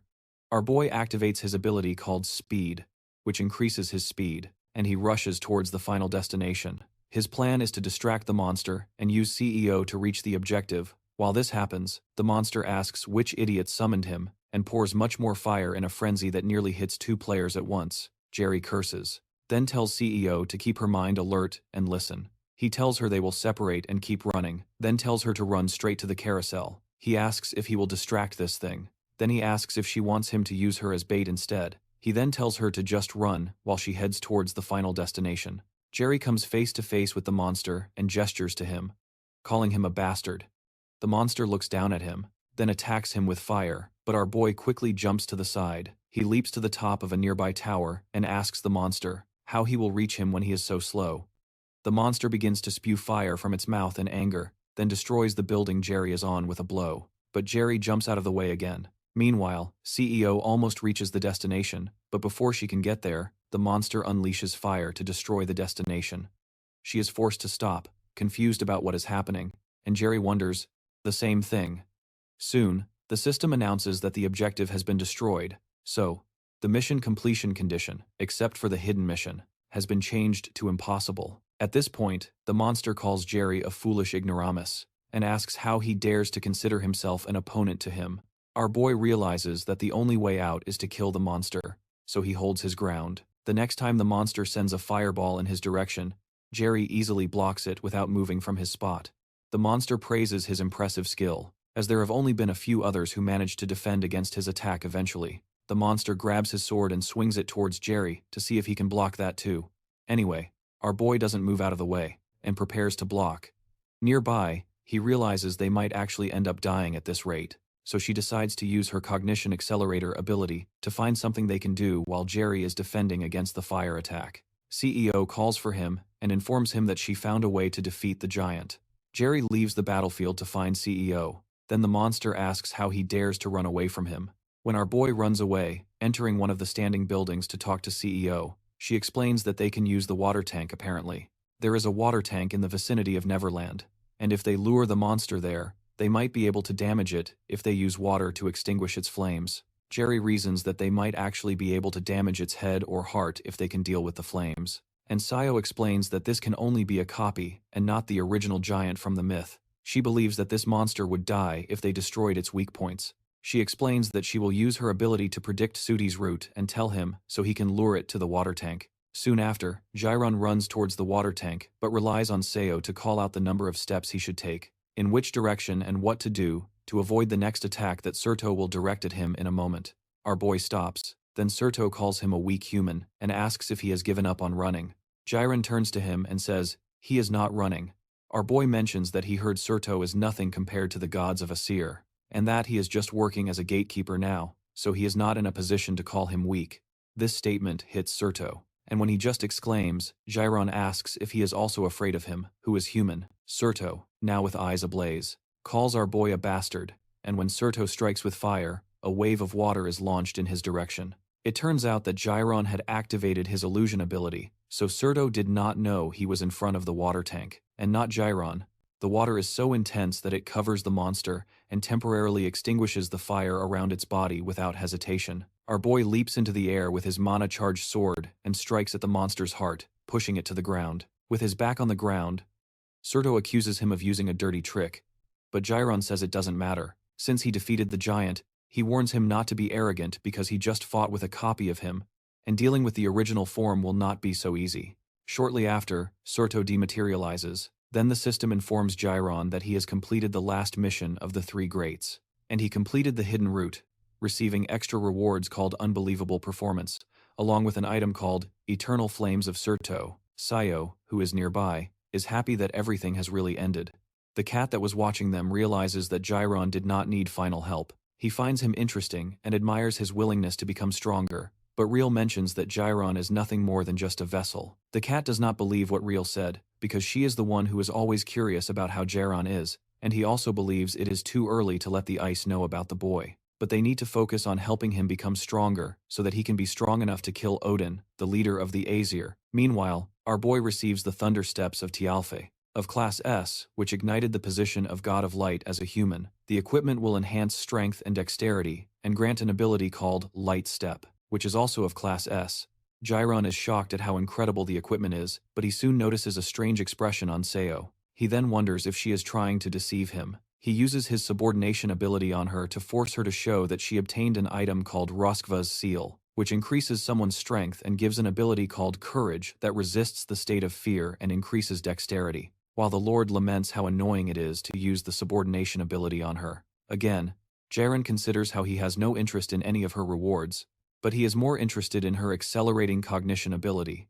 He decides not to duplicate her for now since he can summon her at any moment. Soon after, Brune appears to congratulate them, but when they are about to leave, he calls Jiron the Great Adversary, just as the Defendant and the other gods call him. This surprises Jiron, but when he, Rum, the Great Adversary, just like the Defendant and the other gods call him, this surprises Darum, but when he turns to ask why he called him that, Bruin disappears while everyone waits anxiously for those who entered the dungeon until the shield around it breaks. When the two survivors emerge, people begin to celebrate. But Bynum forces the way because they need to discuss a few things with the survivor. However, he steps forward to discover that Jerry Hyun has disappeared to everyone's surprise. The man remains on stage like a paralyzed servant, and everyone turns their attention to her when a rumor arises, suggesting that Jerry Hyun may have hidden, if he is from the assassin class. But Song Bae-nim protests that Kim Deom told him that Jerry Hyun is from the magical class, and particularly, a battle mage. Meanwhile, Shongun is impressed to learn that Jae Hyun disappeared after achieving such a feat sometime later. Our boy is happy to see that there are no articles about his feat online, and he deduces that the Lotus Guild must have done something to cover things up. The way he managed to escape from the people on site was by using Tialfe's Thunder Steps, which made him ridiculously faster. Another thing he obtained from the mission is the Eternal Flames of Burst, which are one-time use and can imbue a fire attribute to a weapon. However, considers this incident with Burst makes him realize that he is still weak. He doesn't want to have to use dirty tricks to defeat his opponents, or win without having someone by his side. He wants to be someone that others fear to approach, and he wants to leave behind his weak past so that he can protect his friends and family. So he plans to become stronger. Meanwhile, President Jaim commits to the mission of reporting everything about to instructor John Guiso, and she assures him that she will not disappoint him when leaving. Jaim thinks about how excited she is for the next event, where she plans to get rid of all the dirty things in her way. On the floor, she spreads photos of various students, whose faces she marked with an X. The next morning, Jerry tells the girls why he was unavailable the day before, and Jung had assumed he was ignoring his calls and messages on purpose, but our boy clarifies that is not the case. On the other hand, he asks if he is hurt anywhere, and he says no. And Jung thinks he is unlucky to get into such trouble and wonders if God hates him. Suddenly, Suryu approaches them and mentions that he saw our boy's annoying face. Here he tells Jr. That he can't pull any stupid tricks on him this time, but when Yu Jung asks our boy if he knows who the new strange boy is, Jr. Tells her that he doesn't know him. Irritated, Suhook yells at them that it is Lee Suhook, but the instructor tells him to lower his voice. So he has no choice but to step back when she goes up to the podium. She introduces herself to the cadets and informs them that she will teach the first part of understanding magical calculations. She asks them to do their best because she plans to teach them well, but Jerium realizes that she is quite young for an instructor when Ishuls asks how much they know about magic. Suryu explains that magic uses necessary calculations to use mana and manifest something supernatural. The teacher agrees, and Suryu smiles at Jerium to boast about having answered the question. Eventually, she distributes books containing basic formulas for magical calculations for level D magic, and the fundamentals of higher-level magical applications, which is their focus this semester. After she hands out some books to a few students, they lament that all the books are blank, but Jairun knows that is not the case when she calls him. Stops to ask if he can say what is written in the book. He tells her that it is written in runes, and this irritates Suhyok because he managed to answer the question, also bothers that Jarium managed to answer because the book is a magical text that can only be read by solving the calculations. It usually takes a week for new students to be able to see the text, but he solved it by looking. Once she realizes that he is more talented than the president described, so she investigates him, further asking if he knows the meaning of the rune on the cover of the book. Meanwhile, Jerry does not know why he can read the book easily, and he does not know if it is the Nornir System playing a trick on him, or if it is the fate of Aesir, but he tells him that the writing on the cover says, "The Life of Odin and the Fundamentals of Runes." In her apartment she laments, because she refers to him as a bastard. It made her walk so much that now her legs are hurting. She also hates having to answer the journalists' questions about the interior of the themed dungeon, and explain what happened alone before leaving. Our boy prevented her from revealing anything about her ability, using his subordination skill even while recalling the experience. She burns with anger and wonders when he will undo the subordination. Eventually she remembers that she can go after him. This gives her a wicked idea. Sometime later, our boy reads the book that the instructor Yusu gave him and finds it more interesting than he expected. He learns that all calculation formulas change their nature depending on how they are used. The in-depth knowledge of the book's fundamentals allows him to use a broader range of low-level magic and can easily help him reach higher levels faster when he notices. And Jung fainting from exhaustion, he praises the fact that she managed to read the cover of the book. She laments that she is upset because she was the one who taught Jerry a magic, but our boy jokes that the student surpasses the teacher. Meanwhile, Ina rejoices because she finally manages to read the first page. Then Jerry praises her effort. His compliments make her blush, so she covers her face with the book. Jerium realizes that Ina has treated the treaty differently and wonders if it's because he set a limit on the day they left the dungeon. Outside the library, Odin's raven watches the students and soon returns to report the situation to Odin. Sometime later, Chai Blood organizes a naming competition for his potion shop and offers a box of potions of the best quality. To the winner, Royeon Ina and Jung Jae-sung and Jae-hyun are sitting at the table, and soon realize that it is harder than they expected. Ina mentions that it might be because there are hardly any potion shops, and Jung wonders what will happen if the shop fails to get customers. Jae-sung explains that survival is the most important thing for an invader, so a potion business cannot fail. He reminds them of his experience when they tried the potions and declares that this is revolutionary a few days prior. Our young man considers how an invader would do anything to become stronger. Although to get stronger, money is more important than effort. As someone who regressed to the past, Jerry realizes that he has many opportunities in business and investments because of his knowledge of the future. In the present, he plans to bring Jay Blood to his side, as he knows he will be responsible for half of the potion business in the world. In the future, suddenly, Zero bursts into the room where they are having the meeting and reprimands Jr. 1 for not keeping his promise. He wonders how she found him, but he soon remembers that the system told him that the user and the Aesir subordinate can locate each other mutually, and this effect cannot be cancelled. And John asks Jerry why he would blackmail a child like that, but Jerry just asks Zero to sit down so he can borrow her brain. A few minutes later, Zero suggests the name Celestial Demon Emotion, but our boy makes her shut up forcefully using subordination.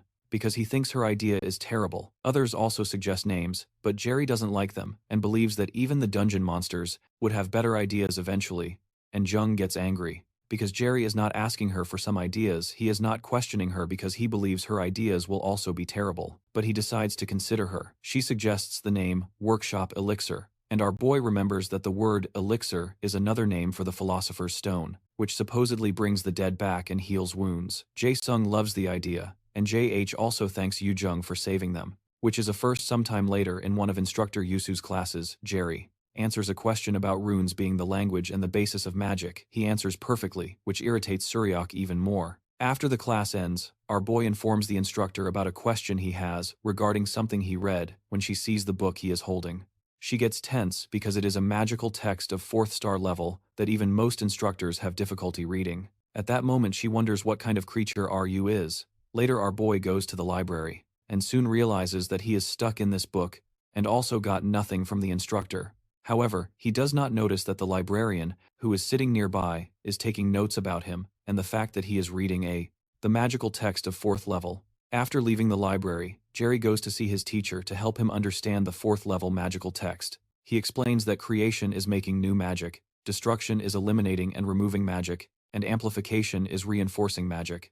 Apparently, the calculation formulas and theories are high level and difficult for him to understand alone. Until now he relied on Odin's eye to understand, but now he needs to comprehend at a deeper level. When he finishes explaining, Seonghan tells him that she also cannot tell him for sure. When he asks why, she adds that he needs to understand the concepts in the 4-star magic texts on his own, so that he can reach the level of a Class A invader. When she realizes he is still confused, she decides to at least teach him a discipline to help him learn amplification. She manifests a cloth in her hand and hands it to him, and RU is pleased about this, helping him become stronger. Sometime later, our boy returns to the augmented reality battle system room and fights with the monsters with the band his teacher gave him. Tied around his wrist, he looks quite exhausted, and soon activates the magical arrow skill and launches it at the monsters. But they easily cut the arrows with their swords. Songgong had told him to repeatedly use a magical skill. While he had this item she gave him equipped, the item is called Gleipnir, rank A. The item is a rope that sealed Fenrir, and an imitation item modeled after Gleipnir that temporarily reduces all stats by 50% when tied around a user. Your teacher told you to focus on just one skill and analyze the formulas of that magical skill repeatedly. When Jerem asks her what that has to do with learning amplification, she says it's up to him to figure it out in the present time. Jerem realizes that his whole body feels heavy and slow due to his diminished stats, and it's worse than he imagined. A few days later, Jung notices the dark circles around our boy's eyes and asks if he is okay. When he says he thinks he is, she informs him that she can detect him from 100 meters away because of the smell of his pain relief patch, and informs him that he has been living in the AR testing room for a week now and doesn't seem worried about Jae-hyun. And Jung adds that it's not good for him to overwork himself. He thanks her for her concern, but reminds them that there is a test in 2 days, and he heard that they haven't finished deciphering the book and may have to take extra classes if they fail the test. Upon hearing this, the girls rush to study. Eventually our boy returns to the battle system room for another session, and he perfectly completes level 41 of the test. The system, Nornir informs him that his understanding of the formula has increased significantly, and the efficiency of his magic arrow has greatly improved, causing the skill, Magic Arrow, to rise to level 2. Because of this, Jerry understands that amplification in the 4-star magic text means raising the level of a skill by increasing proficiency with that skill. And understanding the formula of Magic GR, he realizes he is approximately at the highest level of a Class B invader, or at the beginner level of a Class A invader, just as his Han had said. He remembers that they initially approached each other to use one another, but now it truly feels like a student-teacher relationship. Meanwhile, Instructor Saki goes to see the president, who does not seem very excited to see him, and Saki realizes he needs to restore his reputation, which has hit rock bottom due to the incident in the simulated dungeon. He informs the president that the preparations for the guild experience event are complete, and the president asks if there are no flaws with the thing. When Soki confirms that there are no problems, the president smiles maliciously, making it clear he has terrible plans. Outside, JR goes to the forest and asks a mysterious person if she is coming over or if he needs to go to her. Soon after, a bright light appears, and a strange figure that looks like one of Odin's crows jumps towards our boy, but he dodges. When the being is close enough, Our boy delivers a kick that sends it rolling towards a nearby tree. Jae-rin tells the being that it must have missed the news that his colleague went through hell the last time he tried to kill him. Suddenly our boy notices some other creatures trying to ambush him from above, and it becomes clear that President Jimin is at work for these creatures to have the audacity to attack him within the academy grounds. Jae-ryun engages with magic arrows and tells them they messed with the wrong person, then fires them at the bird-like creatures, knocking them back. However, he soon sees something that makes him shudder. One of those beings turns out to be his father, Min Song, who tells him that it has been a long time since they last saw each other. Jae-ryun burns with deep anger and fires several chains of lightning at his father, who easily dodges the attack. After avoiding his strikes, his father places his hand on the sword and sends a sword strike in his direction. Jerry is cut on the side because he can't escape the blow quickly enough, especially because he didn't even see his father draw the sword. The cut sent by Seong-oh created such a deep fissure in the ground that it would have sliced Jae-hyun in half if he hadn't moved out of the way after a moment of silence. Seong-oh tells our boy that he was eager to see him after such a long time, but his personality seems to have become much more aggressive. However, Jerry tells him to stop calling him son, because he never considered him a father, surprised. Seong-oh mentions that our boy must be in his rebellious phase, but Jerry tells him to stop with the nonsense and say why he is here. For a moment, Seong-oh looks at Jerry and recognizes that he possesses the power of prophecy, but he believes there must be a limit to how strong he can eventually become. He asks J.R. if the resistance against the Aesir has contacted him, and when J.R. is shocked, Seong-oh gets his answer. He sends sword strikes to take down J.R. But our boy manages to create a barrier to protect himself. Regardless, the force of the strikes breaks the barrier and burns part of his clothes.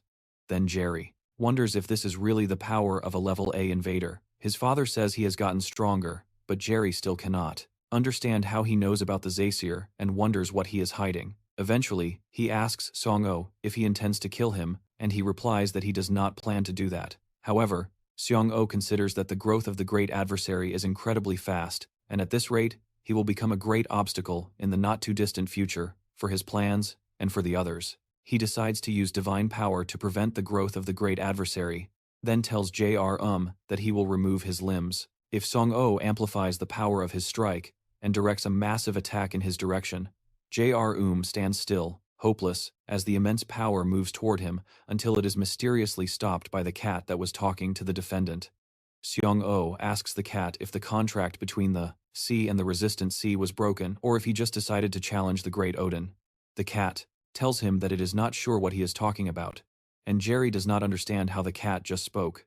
The cat soon transforms into a female entity and tells Seong-oh to leave because they still have business with this child. Our boy can sense from the mana that comes from her that she is stronger than Seong-oh, and he does not know what is happening when Seong-oh asks her if she really needs to make things worse. She cuts herself and lets drops of blood fall to the ground, and the drops soon transform into monstrous hands that attack Seong-oh. Seong-oh blocks the attacks, and the hands grow larger and the strikes stronger while still attacking. Seong-oh tells the girl that Locke has become weak enough to rely on a mere human to end the war between the gods. However, the girl reminds Seong-oh that he is also just a mere human trying to kill Odin, so he is not much different. Eventually, Jin's father decides to leave for now, but he warns that he will make her take responsibility for the contract with him if she gets in his way next time. Regardless, she tells him to do what he wants, but reminds him that she can decapitate him at any moment if he also interrupts her. After leaving a mark of love on his neck, she reminds him that the contract is only between the A and the A and I resistant, but there is nothing in the contract that prohibits the murder of Odin's raven. Soon after, Seong-oh disappears, and our boy soon collapses on the ground, gravely injured. The girl approaches him and says it is a pleasure to meet him, introducing herself as the alter ego of the defendant. She tells him that she is his observer and guide for 5 trials. Sometime later, our boy returns to the academy to heal. She informs him that he can ask her anything if he is curious, and she will answer everything she can. He decides to ask her the true identity of Song-gu, and then she tells him that he is not his real father, and his true name is Rugin. Apparently, he is one of Odin's crows. His name, Hugo, is a mythical creature that controls and feeds on the human mind. Hugo borrowed the power to manipulate memories from another crow, Moonin, who has also been pretending to be his father to keep an eye on the great prophesied adversary. Our boy is shocked to learn that Song is not his true father, so she decides to show him. It will be easier this way. She points her finger at him, causing him to recall his memories stored in a flashback. He returns to his childhood home, where he sees his father calling him useless and despising the day he was born. His father did not like the fact that he awakened, and since he unlocked his mana, his days have been filled with violence and abusive words. However, his mother always tried to save him and defend him from his father.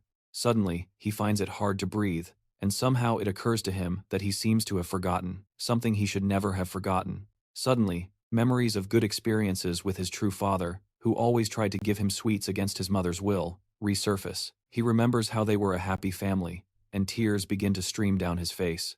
Looking at the picture of his true father, he starts to cry profusely and wonders how he could forget.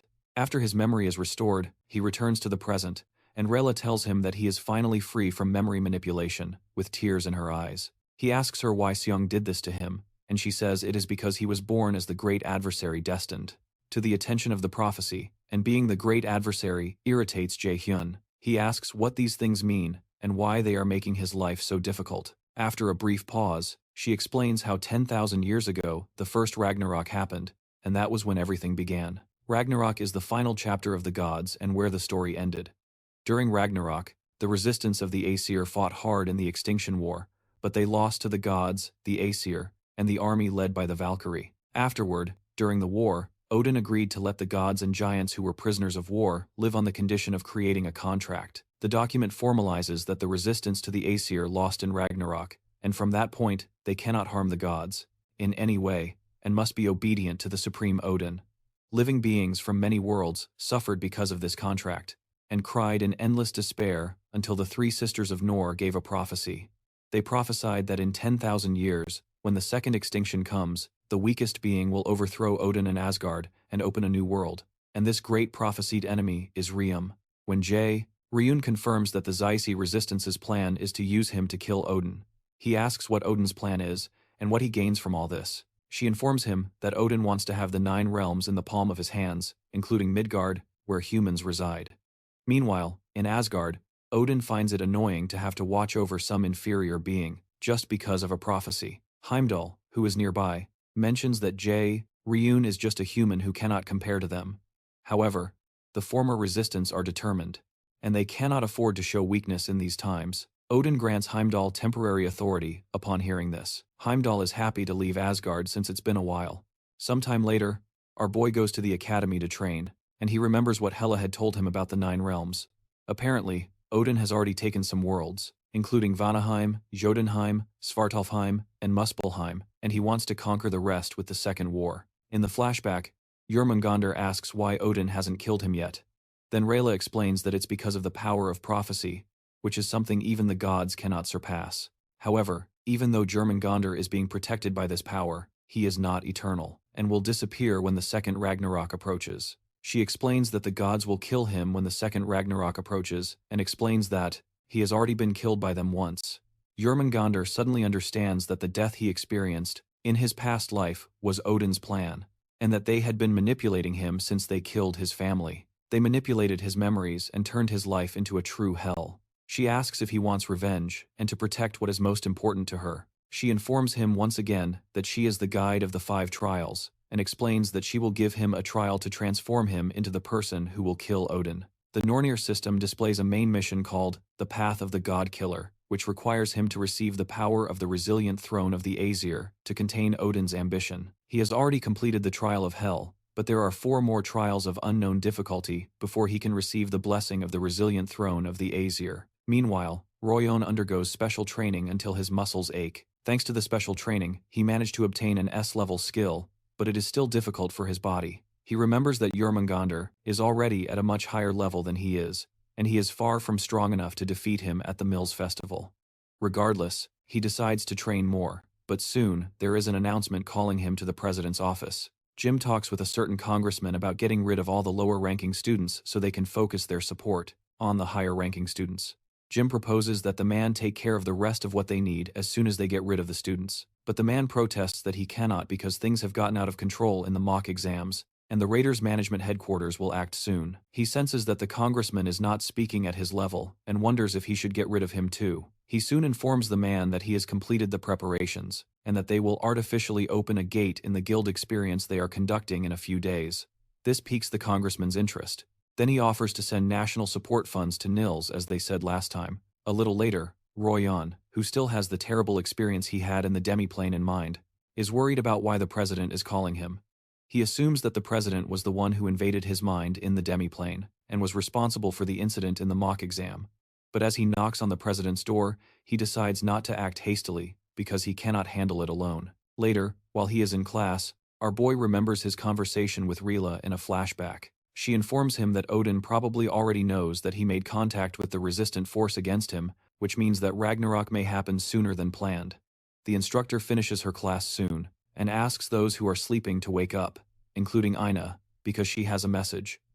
She explains that the guild experience soon and asks to wake those who are sleeping, including Ina, because she has a message. She explains that the experience in the guild, it will happen in 3 days, and that the event will be a good opportunity for them to see how the invading guilds operate and hunt monsters. She adds that there is a guild that was specially prepared by President Diane. For them, Jerry hates the idea of going to the guild that Diane provided, and remembers that he went to a new class guild and only tried out on a moldy couch for a while before leaving in his past life. But now he can go anywhere. Because of his achievements, he plans to go to the Neptune Guild because it is the #1 guild in Korea. Before his regression, however, Instructor Yisu reads a list of guild priority offers to a student who wishes to gain experience in their guild. In exchange for a special point, Yisu announces that Jae Hyun, Ina Yoo-jung and 3 others were chosen by the Lotus Guild, and Yisu Hyuk was chosen by the Neptune Guild, and Jung is excited about the Lotus Guild, and our boy realizes that is why his teacher asked for the names of skilled students. And Jung starts to cry because she will meet the guildmaster, and Cheyenne nearly suffocates Ina with a hug, but she has to stop when the 3 receive an emergency message from Ryan to appear at J. Blood's workshop. When the cadets gather at J. Blood's workshop, Ryan tells them about the president's plan to eliminate the lowest-ranked students during the guild experience to make the students awaken again. J. Blood laments that the president's corruption is mentioned every year, but now it has worsened. As he plays with people's lives, our boy realizes that the guild experience event is much more dangerous than he anticipated. Ryan declares that they are the only ones who know this, and the only ones who can stop him. On the other hand, he believes they could end up dead if they act recklessly, although it is noble to want to help others. After silence falls around the table, Jung asks why they are hesitating. When the students' lives are at stake, and Jae-sun agrees with her, Ina does too in fact. This makes Jae-hyun happy that everyone supports him. He believes that their love for fighting and protecting others is what makes them invaders. Suddenly, the system adds another main mission, called the Second Turning Point, where he must thwart the greedy plan of Jimin and save the students with an A-rank difficulty. The mission has a reward of a blank card and a sealed magical text, and the system informs that the A's and the resistant are watching to see what decision he makes. Eventually, Jae-hyun suggests to the others that they make a plan to completely disrupt President Jae. Sometime later, Instructor Isu is surprised when Jae-hyun tells her that he has already mastered a 4-star magical text. Sometime later, Instructor Isu is surprised when Jae-hyun tells her that he has already mastered a 4-star magic text of 4 stars, and she doesn't believe it's possible. Suddenly, she becomes scared when she realizes that this student is dangerous, and there is something strange about him. She knows that the president plans to use him as a chess piece, but she doesn't believe that Jae-hyun can be manipulated. Suddenly, our boy tells her that she seems quite upset after passing so much knowledge to him as her teacher. Then she asks if she is planning to rat out all of this to that bastard J.I. again. When she demands to know how he knows this, he uses his brainwashing ability on her and says that he has a favor to ask. The brainwashing is effective, and our boy confirms that now he is much stronger than she suspected. His plan to win this battle is to take control from the inside, so he asks her to tell him about the dirty things that Jimin is planning for the guild's experience event 3 days later. On the day of the guild experience, Jungkook is extremely excited to be able to tour the Lotus Guild building. Shortly after, manager Sung Jae comes to welcome the students at the Lotus Guild and says he will be their guide for the day. He shows them around until they reach a place where the guildmaster, Song Han, is waiting to meet them. Shortly after, everyone sits around a table to have tea and eat, and Jung can barely lift her head from being so impressed and eventually asks the guildmaster to sign a paper because she is a big fan. Seong Han signs and tells Jung that she gets motivation from people, like when the guildmaster tells Jae-hyun that it seems he has already made many friends. Royoung asks our boy if he knows the guildmaster. She informs that Jae-hyun is her student, and Jung almost loses his mind. The guildmaster explains that she has heard a lot about them through Jae-hyun, and she called him here because of him. She explains that Lotus and some other guilds already know about Jack's corruption, but couldn't do anything about it because of the absolute power he holds. Most of James' abilities are kept secret, and Seong-han confesses that she doesn't know most of them. Meanwhile, some other students are being introduced to another guild, and one of them, named Song-chan, considers his peers fools for underestimating him, or for not being talented.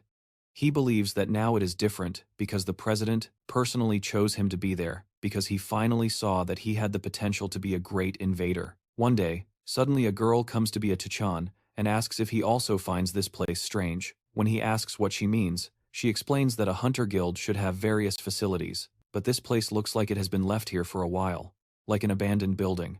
When he also looks around and notices the boxes and spider webs, he becomes worried, and the man leading them informs that they have arrived at their destination. When the man turns around, they realize that his face is burning, revealing the face of instructor Soki. Soki had not realized that the effect of his abilities would wear off so quickly, and realizes that he has no choice but to start the plan. Earlier, he immediately activates a bright pink magic circle over the students and says goodbye to them. The students begin to panic and try to run but cannot. Meanwhile, the children use the mana map that Guild Master Song-gon gave them to track the destination of some supernatural activity, but when they realize it looks more like an abandoned building rather than a guild building, they are not sure if they are in the right place behind them. J.R. communicates with manager Sunjae using his mind, and he confirms that he is following books when Sunjae asks him how he has already managed to learn telepathy. Our boy informs him that he read some magic books, the texts. Sunjae is proud of his progress, because telepathy is not as easy as he makes it seem. At the Yanrua Guild, Master Seong-han detects an ominous wave of mana nearby. She remembers how Jae-hyun told her that the guild Jaim wants to use for his plans is called Kim Seon. Han recognizes that it is the guild that Jane made himself, and she finds it strange because Ken is a guild in the center of sky, which is not far from Lotus. It does not seem like something Jane would do to cause such a large incident so openly. Then Jerry informs that he obtained this information from someone who works for him. At present, she asks Hannah if she investigated the guild that Jerry set up, and Hannah says yes. Hannah explains that the Ken Guild is actually a ghost guild. Ghost guilds are guilds involved in tax evasion and other types of corrupt activities, and they do not register their activities after hearing this. Seong-hwan suspects that Jae-hyun was right, but she still does not know what Jae-im is planning. To ensure safety, she tells Hanan to prepare his equipment in case something happens. Meanwhile, the students enter the Kame Guild, and Jung does not think this is the place, because it looks abandoned, but our boy assures her that this is where the rotting mana comes from. The mana that JH is feeling seems strange, and he suspects that he may need to send the others out and face this with manager Sumi. When they approach, they feel the remnants of some advanced magic that has just been activated. While looking around, the pink energy appears again, and our boy tells the others to get out immediately before they realize they are surrounded by the magic circle and unable to move. Soon they hear a voice calling them fools and summoning them to the chaos, the kingdom of the Dark Elves, while they are being transported by the Nornir System in the form of R1, that the dungeon is dangerous compared to his level, and that he must leave immediately. Meanwhile, the leader of the Dark Elves orders his subordinates to rise because it is time to feed on a new prey. The children are soon transported to Svartalheimer, and Jae-hyun remembers that it is said that Dark Elves in Northern European mythology have powers comparable to those of the gods. However, the powers were weakened. When this place became a dungeon, Ro-hyun is surprised that the president, Jae-hyun, can use this type of advanced teleportation magic, and he wonders who he really is. Jae-hyun agrees, because a mere human should not be able to interfere with the transfer system of the 9 realms, which means there must be another being involved. Everyone realizes that they are not in a good situation, but they are surprised when manager Sun Jae appears. Sung Jae informs that Jae-hyun asked him to come here if something went wrong, and Jung feels relieved that they will not die after. However, Sung Jae clarifies that the situation is not really better just because he is here, as even level A invaders have difficulty surviving in the world of Dark Elves. He clearly states that everyone will die if they let their guard down. JR agrees with Sun Jae that there are no foolproof methods to clear this dungeon, at least in this timeline, but he remembers that he has seen enough tutorials on how to clear from the future, so he assures everyone that they will come out alive from there. Before that, he proposes they search for survivors. Meanwhile, President Jaim meets with Rojo's father, Mr. Anselmo Ku, who complains that he is breaking his promise to make Rojo much stronger. Jaim assures him that there is no need to worry, as Rojo will come in first place in the next event. However, Mr. An notices that Jaim is like a snake and asks him how Rojo was able to lose to a magic class student in the freshman hunt eventually. The president informs him about ARA Genius, who was born with 97% magical aptitude. This number shocks Mr. An, and he decides to withdraw, apparently. And Soku used to be a military officer, and his deep connections with the central government are valuable to Jimin. However, this is not enough reason for Jimin to intervene in the new event, because he does not want to get into games that he knows he will lose. In the world of Dark Elves, Ina decides to use one of her abilities called Flash to illuminate the place since it is very dark, but Jimin asks her to wait and uses a level 3 Flash ability that has stronger beams of light. John is surprised, then our boy explains that he upgraded the Flash from level D. And one does not question how this was possible, because enhancing a skill is only possible when you are a level A invader. And Royoung is shocked that Jae-hyun is already so skilled while they advance. Manager Sun-jae considers our boy's ability to improve his skills, and he wonders how he has never seen such a thing. Even after training numerous new invaders, he secretly wonders how much stronger Jae-hyun can become. While they continue to delve deeper into the dungeon, Jae-hyun suggests they take a little rest. Sun-jae agrees since they have been walking for a while. As the Dark Elves are used to the dark and can easily extinguish light, our boy turned off the light, so they can get accustomed to the darkness. The children soon take some mana potions that Jae-sung had prepared for them in advance, to replenish their mana. When Royoung mentions that the survivors must be somewhere beyond the fork, Jae-hyun uses his mana perception to check the surroundings of the dungeon. He detects that the middle path leads to the room where the boss is, but suddenly detects an object approaching and grabs the arrow in the air before it pierces Ina's chest. Our boy activates his absolute calculation skill, and everyone goes into fight mode when they realize they are surrounded by Dark Elves. Everyone watches in shock as Jae-hyun crushes the arrow in his hands, and Jung quickly activates a mana field around his friends and disables a skill called Slow to try to slow down the elves. She soon summons her Radiant Divine Sword and begins to attack the elves. Meanwhile, Royoung activates his extreme polar martial arts skill and creates a distraction that allows the others to attack even more. When he gives the signal, Manager Sundial lunges towards one of the Dark Elves with his dagger and battles directly with him. Our boy decides to join the fun, so he activates his Lightning Chain, which is now at level 5, and strikes several of the elves with his chains, according to the tutorial on how to clear the dungeon. The weapons and armor of the Dark Elves are all made of magic, which means he can completely destroy them with absolute calculation. He signals to Yoo-jung and Ina to use only fire-type magic, so they decide to follow even without understanding. When one of the elves throws his spear at him, Jae-hyun tells Royoung to use provocation skills to simplify the enemy's movements while burning the spear with his fire. Royoung soon uses his provocation skills to draw the monster's attention to himself. Jae-hyun asks Sung-jae to kill the Dark Elves whose movements have been weakened. Sung-jae moves forward but wonders if Jae-hyun knows something about the Dark Elves. Using his level 5 stealth skill to completely erase his presence, Sung-jae tears through the flesh of the Dark Elves while this happens. Our boy uses his Fire Strike ability and lands a hit that destroys one of the Dark Elves, and Jung also activates his Eternal Flame to create a fireball that covers a large part of the area and forces the elves to move. As the Dark Elves advance for an attack, he fires his fire arrow and takes them down. While one of the elves wonders how these humans know their weaknesses, the sword of Royoung pierces his back and exits from his chest. The elf becomes furious that a mere human dares to attack him, but as he turns to face Royoung, Jae-hyun's lightning chain comes to finish him off just after the whole fight ends, and Jae-hyun suggests they continue following since there isn't much time. He informs that he senses a bit of mana from the survivors and fears they might die if they delay at the academy. President Jaime reprimands instructor Sok-ki for messing everything up again. Sok-ki apologizes and tries to explain that he didn't expect an outsider to enter the guild building, but the president does not accept that as an excuse. Sok-ki tries to assure that there is no need for concern because it is common for civilians to die in sudden portal appearances and that they can simply cover it up, but the president thinks this is a load of nonsense. Sok-ki suddenly starts to bleed from the mouth, and the president tells him that the transfer spell doesn't work in service without mana, which would mean that some rats that can use mana have already appeared. Jaime tells him to hope that this goes well, because things won't end well for him if any of the students come out alive. As the president increases the pressure, his ki starts to bleed from his nose and eyes. Meanwhile, the guildmaster Seong-han urgently leaves the guild and heads to the Ken Guild to investigate the tiny human.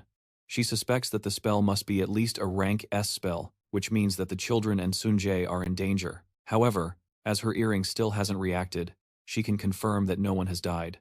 As she rushes out, She tells Hannah to call the association for immediate support if she doesn't return before the next morning. While Sir Honor rides her bike, she promises never to forgive Jaime if he touches a hair on any of her allies. Meanwhile, her Uncle Chan seems to have been severely injured, so her friends help him move, so they can get out. Eventually, they stumble over a stone, and she starts to cry because they need to find a way out of there. She begins to blame herself for everything that happened, and wishes she wasn't useless. She is surprised when someone suddenly places their hands on her shoulder, and it turns out to be Jerry. He tells her that she did a good job, and asks her to leave the rest to them. Soon after, the girl faints, and they give her and her uncle some potions to revive them. Then Uncle Chan soon wakes up, and they say it is in Svartalfheim, the land of the Dark Elves. When Jerry asks what happened, they explain that they fell here after arriving at the Ken Guild. Then they were ambushed by Dark Elves, who took their friends. However, the girl and her companion managed to avoid being seen by the elves, but ended up fainting due to mana overdose by the way the girl is talking. Jerry suspects that she probably considers herself a coward and wishes she had died, fighting alongside her classmate. However, Jerry believes it is arrogance on her part to wish she had fought the opponent she cannot face, since that is something that only happens in movies. The experience of how he also had to flee from his teammates in his past life crosses his mind, so he tells his companion and the lady that they are not responsible for the others being captured. When J.H. Yoon asks them to say where they were taken, the girl explains that they were taken to the king who controls the Dark Elves. J.H. Yoon also asks who brought them there. Then Seong Chan informs that it was instructor So Kiki. After a while, J.H. Yoon asks the others to wait while he moves forward, but Jung protests and asks what he is going to do. Our boy informs that he feels dark mana in the direction where they took the others, which means that it is probably the path to the boss. And he needs to hurry because the energies of the others are getting weaker, and Jung protests that he is crazy and wants to kill himself, and Ina agrees that they need to work together. But Royale agrees with Jerry for some reason. Our boy explains that they will not be able to fight the Broda Dark Elves one by one and win, and that they need to stay back to protect the injured. And Jun tries to protest, but ends up staying quiet because he has no other ideas. Sungjae also reluctantly agrees, but asks Jerry to return immediately if he encounters something dangerous. Royale leaves the others in Sundi's care, but assures that he will protect the others with everything he has while Jerry enters the dungeon. Sean's friend asks if he will be okay. Then Sundi assures that he will, because he is strong. Meanwhile, Yoo-jung wipes the tears from her eyes and assures Ina that Jae-hyun will be fine. When she realizes that she is also distressed, suddenly, Sungjae notices something and tells the others to be quiet because the enemy is approaching while he reaches for his daggers. A beam of energy passes over his head and wounds him deeply, knocking him to the ground. Suddenly, the Dark Elves approach, and one of the strongest Dark Elves points out that these humans have been bothering them like flies. Meanwhile, our boy continues forward and realizes that he needs to resolve this quickly because something may happen while he is away. He soon opens a huge door and finds the king, who was waiting for him and prepared something special when Jerry's earring starts to burn. And he realizes that the manager's presence is weakening before he can act. The door closes behind him, and the king tells him that he cannot leave this place unless he survives. Struggling with his soldiers, Jerryon reaches a crossroads because he needs to save the others. But when he remembers the promise of Royan, he decides to trust the others while dealing with this. The Dark Elf King begins to mock him and asks what he will do. Then Jerry creates a wall of fire around him and ensures that everyone will die here. Outside the dungeon, Sunjae is still lying on the ground. With the sword that wounded him by his side, Royan rushes to his side and realizes that the manager is in terrible condition and may have been poisoned, which means these beasts are aware of the weakness of an assassin-type invader. The leader among the elves calls his sword back to him and decides to deal with the minions while he, as he says, since the most annoying one is out of the way, Royan confirms his suspicions that they were waiting for Jerry to come out to attack. And Inanna mentions that the guildmaster must have realized that the manager Sunjae is down. She recalls that Seong-gon had given him an Ivaldi earring that would signal once any of them was in danger, and she had promised to come if there was an emergency in the Dark Elf Palace. J.R. is filled with rage and literal fire. As he tears through the flesh of the Dark Elves, he covers himself in flames and approaches some of the elves but notices bloodstains on their mouths, then tells them that they will have to vomit what they just ate. Our boy remembers the determined expression on Royan's face. It is the face of a madman who has accepted his decisions. He has seen that facial expression on his best friend from his previous life, and on the friends who were killed in the training dungeon, so he does not believe he should trust those eyes. Meanwhile, EJ creates a mana field, and Inanna summons several radiant divine swords to torment the Dark Elves. The leader of the Dark Elf group tells them that it is regrettable to see them fighting uselessly. Then he assures that everyone will become part of the king's banquet, and sends his soldiers to attack, and does not realize that the elf is fast, but Royan blocks the guy's attack using his shield. Royan activates his extreme martial arts skill and retaliates with a blow that forces him to retreat. The move makes the group leader admit that humans are not so useless after all. Royan realizes that this group is stronger than the previous Dark Elves he encountered, and when the leader approaches him, Royan asks what he is. The group leader introduces himself as Kel, the captain of the Royal Guard and someone of royal blood. They are shocked to learn that he is a Royal Dark Elf, which means he must be stronger than rank A. Meanwhile, Royan remembers the first day he met Jerry, and how he stood in front of him to protect him, which made him recall all the good things he had forgotten about an invader. Jerry's audacity is the dream he wants to fulfill, and he decides that he cannot die in a place like this, and he needs to match Jerry at all costs, suddenly throwing away the shield, to everyone's surprise, and advances towards the monster, believing he should have done this from the start, because a hunter has more than one heart, so he reaches his upper, middle, and lower centers to open them. Kel is shocked by the sudden explosion of mana coming from Royan, and even contemplating it slightly injures him. The man covers Kel and asks Royan how he is capable of doing such things. However, Royan does not answer him but activates his body and sword unity skill, which causes him to start bleeding from the mouth, and he begs him to stop. While the system declares that the level of this skill, too high for the user, and the blood flow within the body has been reversed, he is warned to cancel the skill immediately, or he will die in 6 minutes and 36 seconds. Then Kel takes advantage of the situation, and orders his soldiers to capture Royan alive, even if they have to cut off his limbs regardless. Royan does not deactivate the skill, and decides to face the soldiers. He had managed to obtain a rank S skill, called Body and Sword Unity through his training, but it is still too much for his body. It is a skill used by those who have reached the peak of swordsmanship, where the sword and body become one.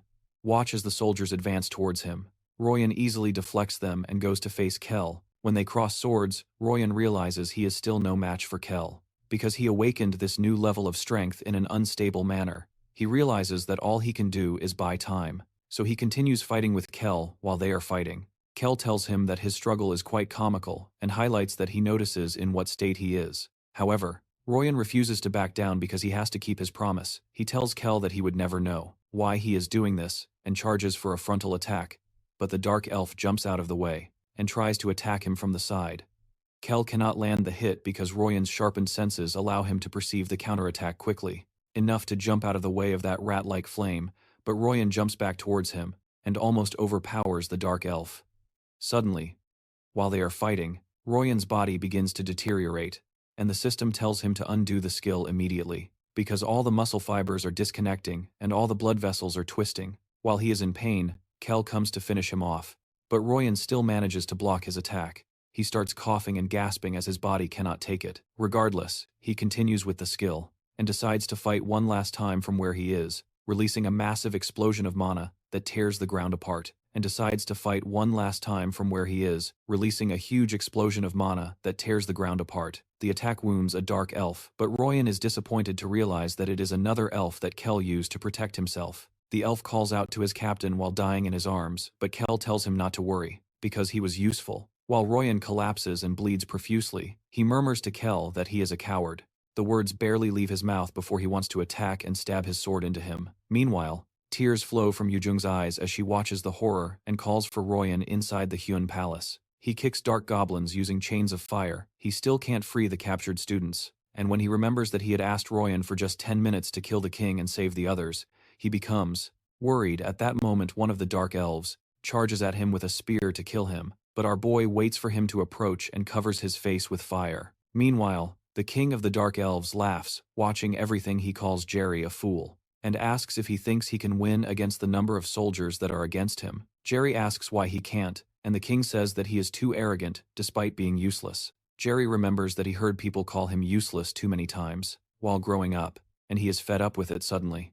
The Dark Elves begin to have difficulty breathing, and our boy starts to shine intensely as several of the elves collapse. The king, surprised, asks the soldiers why they are motionless and not attacking, but he does not know that our boy is activating his Hell Chains ability. When the soldiers try to attack Jerry, he eliminates several of them using his chains, and thanks the king for giving him the chance to test his new ability. Hundreds of dark elves burn because of the hellfire. The furious king calls Jerry a bastard. He threatens Jerry, saying that he will not let him live after what he just did, but Jerry approaches him and asks if he is serious now. The king is sure that it is impossible for a mere human to be so powerful, and realizes that he cannot defeat him. He threatens Jerry, saying that he will regret this, and informs him that the other 7 kings will definitely destroy him, even if he manages to kill him here while the king is still talking. Jerry uses his light step ability to run towards him in the blink of an eye, and lands a punch on his face. Along with the punch, he releases an explosion of fire in his face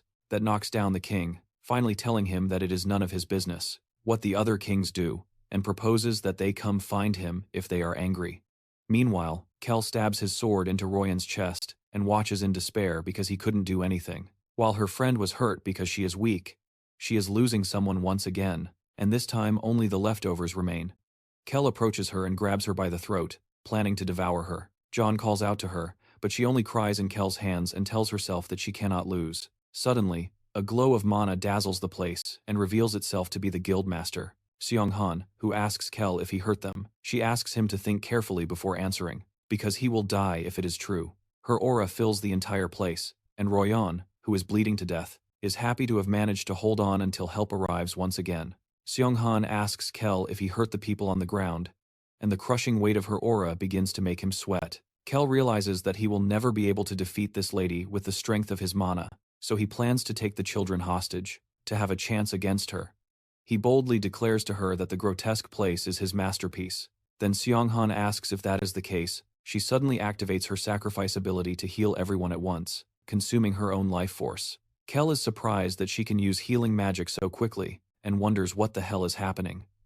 Eventually, this is a big Isaac, who does not like it when people lay hands on his people, so she pushes him away with a torrent of energy. The explosion pushes him back, and begins to consume his flesh until he starts to disappear. The Jum watches in awe when she realizes that Seong-han did not attack Kel with any ability but simply fired concentrated mana. Seong-han runs to Sunjae's side to heal him, and she manages to stabilize him. The only problem is Royan, whom she realizes is in quite serious condition, and when she tries to heal him, her system informs her that his injuries are severe, and it would take a considerable amount of time to heal. She realizes that he pushed himself too hard using power beyond his critical point, which messed up his meridians and nerves.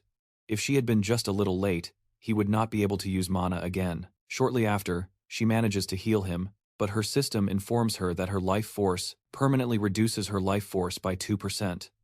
Using the ability is very exhausting, and she realizes that she would have been dead a long time ago if it weren't for Jerium. When Jung asks Royan, Seong-han explains that he will be fine but may not wake up for a few days. The news relieves the students. Then Seong-han asks them where Jerium is. They reluctantly inform her that he went to the chief's room on his own, but instead of panicking as they expected, she assures them that he will be fine. Jung protests that Jerium went in alone, but Seong-han assures that Jerium will not die so easily as the Dark Elves use magic to attack. She knows they are no match for Jerium. Meanwhile, our boy tells the king of the Dark Elves that the other kings may come after him if they are angry, but this can only happen if he leaves here alive. The king, who is now bleeding from his face, curses upon realizing that he is losing to a mere human, so he decides to flee to tell his brothers about this while he runs. He is shocked to see Jerry surpassing him and ending up in front of him using his lightning chains. Our boy binds him and slams his face into the ground furiously. The Dark Elf King says he will not die there alone, but that he will take him to Helheim with him. The king activates a secret technique passed down only to the king of the Dark Elves, called Frozen Land, hoping that Jerry will tremble in fear. However, Jerry thanks him for the unexpected gift, and the king wonders why he is smiling. Our boy activates his blank card and thanks the king for using it now, because he didn't think he would use it in a place like this. He quickly registers the Frozen Land ability on a blank card, and uses his absolute calculation ability to destroy the frozen land that the king activated. The king watches in disbelief. As the frozen land attack collapses, then Jerry lifts his head and reminds him of the saying to know oneself and one's enemies after burning the king's head with fire. The Nornir System registers that he defeated Kainan, the king of the Dark Elves. Because of this, he gains the title of the one who killed the king of the Dark Elves. Jerry obtains an ingredient item called Essence of the Dark Elf King, and an equipment item called the Dark Elf King's spreader. After successfully completing the second mission, he also receives a blank card and a sealed magical text, as well as a skill called Magical Artifact Incorporation. He quickly runs to help the captured students, and is happy to discover that one of them is still breathing. However, his stomach turns upon realizing that some of them are dead, so he uses his sacrifice ability to heal the boy who is still breathing. While healing, his gang joins her power with his, and she tells him that being a healer is a cruel job.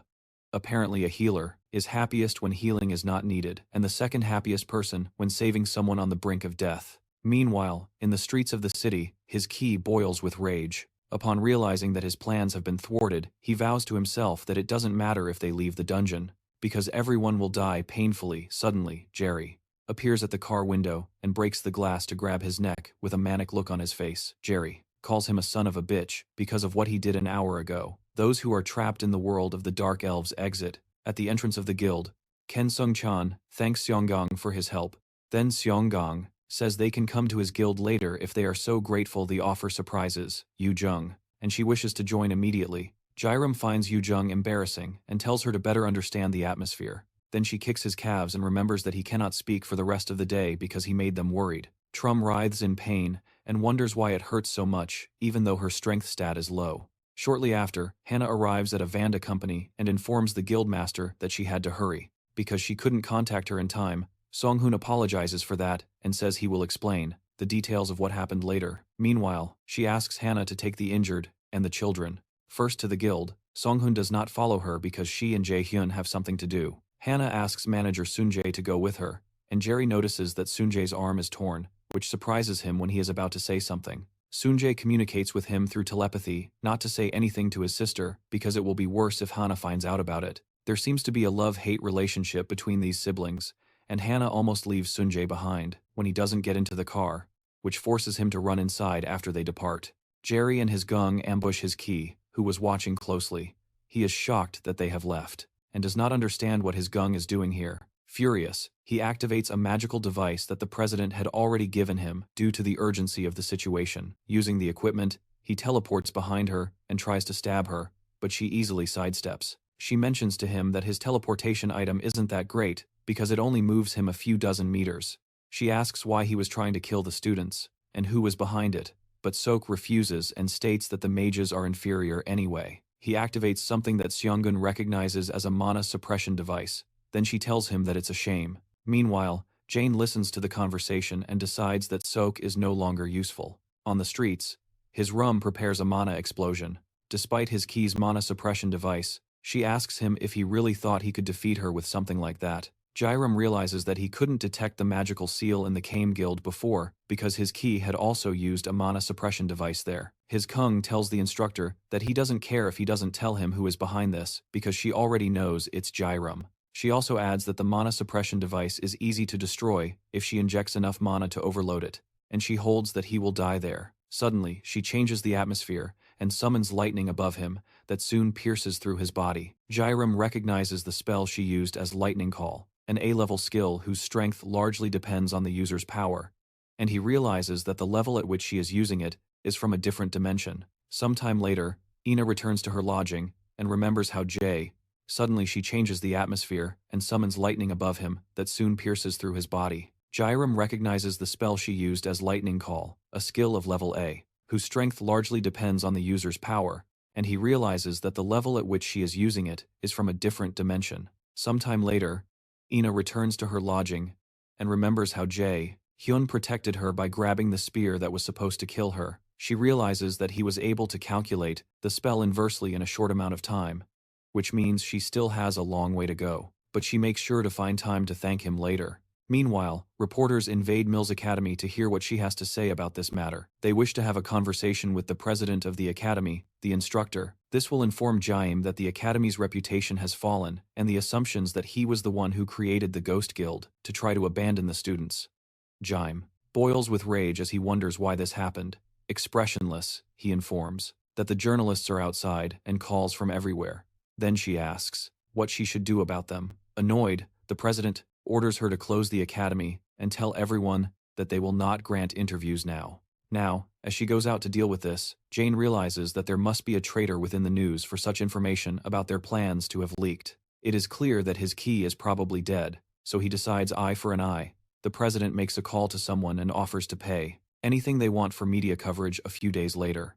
Ryu intentionally collides with Royan while they are in the hallway, and comments that he is in shape. Royan is happy to see him, and says he is only doing well because of him and the guildmaster. After a brief pause, Jairam asks why he almost killed himself, and when Royan hesitates to answer, Jairam warmly assures him that he just needs to keep moving forward with that kind of mindset. He encourages him to do what he wants and think about the reasons later. However, before leaving, our boy reminds him to take care of himself because the other guys care about him. For some reason, the idea of doing what he wants energizes Royan. Later that day, our boy checks his stats and reviews his rank title as the one who killed the king of the Dark Elves. The title increases his mana and attack power when facing a dark-type monster, and will trigger the wrath of all Dark Elves, making the user a target when this title is equipped. He excitedly equips the title, and decides to leave the essence of the Dark Elf King's ingredient for Jae-sung, since he loves dealing with new ingredients.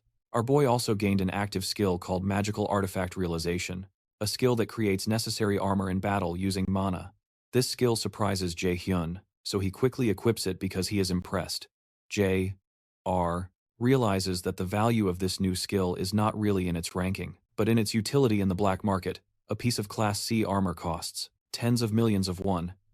This means he can make armor worth that amount each time. Suddenly the dagger given to him called Mistletoe starts to react until the system notifies our boy that all the effects of Mistletoe have been unlocked, because he fulfilled all the conditions. As a result, he gains a passive skill called Genius of Armor Creation, and all the equipment he creates from now on will have its level increased by 1. This is incredibly good news for Jerry, and now he understands that the full effects of Mistletoe were not working because he had not fulfilled all the conditions before. As he is receiving all these benefits, he decides to start training with them the next morning. Many students are seen preparing for the Miles Academy exams, which due to their difficulty are nicknamed the Cemetery of Students. Due to the intense competition, the exams are both theoretical and practical, where the practical part involves potion making and tests of invasion in pocket dimension dungeons, which are broadcast live throughout the nation.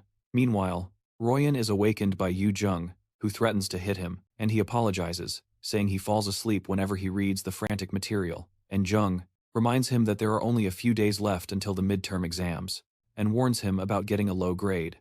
Nearby, Ina also struggles to understand what she is reading. Royan realizes that he and Ina are bad at theory, and she offers to tutor them to help both. Eventually, they give up and accept the idea of retaking the exams. But Yoon tells them to stop talking nonsense and explains the upcoming subjects he has for them. A few days later, after the students finish one of the tests, some students talk about how the exam went, and notice the top students, Ina, Jung, and Jae-hyun, talking among themselves. The students assume they are all geniuses, and took the exam with their eyes closed. When Yu Jung asks Ina how the exam was, she suddenly becomes speechless. Jr. And Yu Jung mock Ina and Royan, and say that books are their enemies, which makes Ina chase them. Meanwhile, Soo-hyuk observes Jr. And tells Min-soo that this time he will defeat the arrogant bastard, for sure. But Min-soo just thinks that Soo-hyuk is in his emo phase. Sometime later, Yoo-jin creates a potion in Jasong's workshop that explodes in her face, then Jerry mocks her. He says that his own potion is much better and tries to get Jasong to support him, but Jasong reluctantly declares to both that they will fail at this rate. He claims that both have no talent in alchemy, and he breaks their hearts into pieces. Our boy realizes that he needs to train more to avoid a bad grade, so he asks Jasong if there is a way for them to avoid failing. After thinking for a bit, Jason proposes that they use a special item, which is a monster called Moonlight Fireflies. Apparently, they reside in very clean areas. And even if they don't appear in the black market every year, if they manage to create a powder from their exoskeletons, then they will be able to maximize the effects of the potion shortly after Jerry and Yuji approach Kwansoyu Sumbi, one of the veterans who defeated them during the freshman hunt. After saying that it's been a while, she looks surprised and asks why they are there. Our boy tells her that he would like to ask for a favor, but she tells him to get lost because she won't do anything for him. However, he asks if she will refuse without hearing what he has to offer, but she still refuses, because everything he can probably offer are just a few points. Our boy offers her 30 million won in cash, which shocks Yodung, and Soyo lights up upon hearing that amount of money. Shortly after, they go to a place called Olabuk in Moju, near Mount Ogu, and they take Dizang along an hour earlier. Soyul heard their offer and believed it was feasible, but explained that even with her inspection ability, she still needs traces to find something. When she asks if they have a way, Jerry assures her that he will bring a very talented alchemist. She asks who, and Jasong soon appears, but she doesn't consider him a talented alchemist. Our boy asks if she knows him, then she replies that they were on the same team during her first freshman hunt apparently. She didn't even know he was interested in alchemy, and considered him a useless person who was forced to join the martial arts class, especially since he wasn't really helpful back then, while they are in the forest. Soyul tells Gazong that he has a different vibe from before, and now seems to be having fun, which surprises him. Moonlight fireflies are nature's monsters that seem normal. In reality, Dazongos leads to a good place, where they can easily find fireflies, but Soyul reminds him that it is getting hard to see ahead of them. From this point on, regardless of that, and Jung observes that the landscape doesn't seem to be affecting Dazong. So our boy informs her that Desangre said he likes insects, which scares Junk. After searching a bit. Our alchemist finds a trace of a moonlight firefly. Then, Soyul springs into action to find them. After activating her ability called Inspection, she finds something she believes to be moonlight fireflies. Soon they start following the path, but soon realize it is not the way they came, and they find it somewhat scary. However, Sayu insists that her ability is guiding them. After passing through the strange vegetation for a while, they suddenly come across a glowing waterfall. With enchanting fireflies moving around, Jason excitedly informs that these are moonlight fireflies, and it is evident by their size compared to normal fireflies that they are monsters. Because of the speed at which they are moving, Desangwe activates his gravity ability to restrict their movement, but the insects seem to resist the pull when Soyul suggests that Jeriam increase his strength. He responds that he does not have the proficiency to alter the strength of this ability. Gasong becomes worried that they will lose the fireflies, but our boy assures him that they will not lose them. Then he generates a mana room to trap them. Soyul is completely shocked by our boy creating an entire mana room. Then she says that he is a monster. Jesus is amazed, because he would have never thought of this method. Then he runs inside. But of course, by Yujin's expression, she hates insects. Regardless of that, Jerry and a force enter, and everyone joins Jasong, who is already collecting insects while they capture the insects.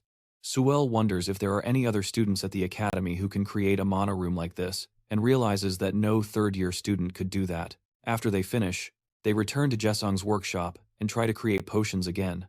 This time it works and does not explode in their faces, which shocks Ro and Ina. Gazong proudly declares that he worked hard to make this and that they can expect a purity of, at least, 70% in their potions when they finish. Yojung and Jerry start to celebrate, but Gazong is worried that Jerry's potion has only 50% purity and Yojung's has 47%. Then he wonders if they will really be okay in the tests a few days later, after their test. It was a mockery from Ji-Riam and Yu-Jun, saying that he almost confused their ingredient pot with a monster summoning pot. Even after Yu-Jung managed to get all the good ingredients, she still ended up in 42nd place, with Jerry in 31st place, Royong in 29th, and Ina in 1st place after teasing them a little more. Royong goes to the next class, then Jerry tells himself that it is not over yet, because there are still other tests ahead. And Yu-Jung too. The only problem is that the practical exams are difficult. It is a compilation of all the rookie hunting, test AR but false deaths, and all the lessons they have done so far. Besides that, another factor that exponentially increases its difficulty is the way teams are formed on the day of the practices. And Jung laments because he obtained a cost of 14 and will have to plan well to get a good team. The cost is calculated among the students. Based on the grades they have at the moment, students must form teams of 4 without exceeding a total cost of 50. In this exam, Royong has a cost of 17, Ina has a cost of 15, and Jung has a cost of 14. Jerry had a cost of 6 in his past life, and remembers that he was excited because he managed to join a good team, but the results were the worst. He considers it a bad way to form teams, since those in higher positions choose those in lower positions because they have higher costs, and can easily accommodate those with lower costs. Suddenly, our boy is approached by one of the cadets he knows from his past life. This same boy insulted him for being of lower rank, because he managed to get into a good team, but the results were the worst. He considers it a bad way to form teams, since those in higher positions choose those in lower positions because they have higher costs, and can easily accommodate those with lower costs. Suddenly, our boy is approached by one of the cadets he knows from his past life. This same boy insulted him for being in a lower position, but in the present he is asking if he is the genius, the student who came in first in the student hunt, and also did well in the fake dungeon in the past.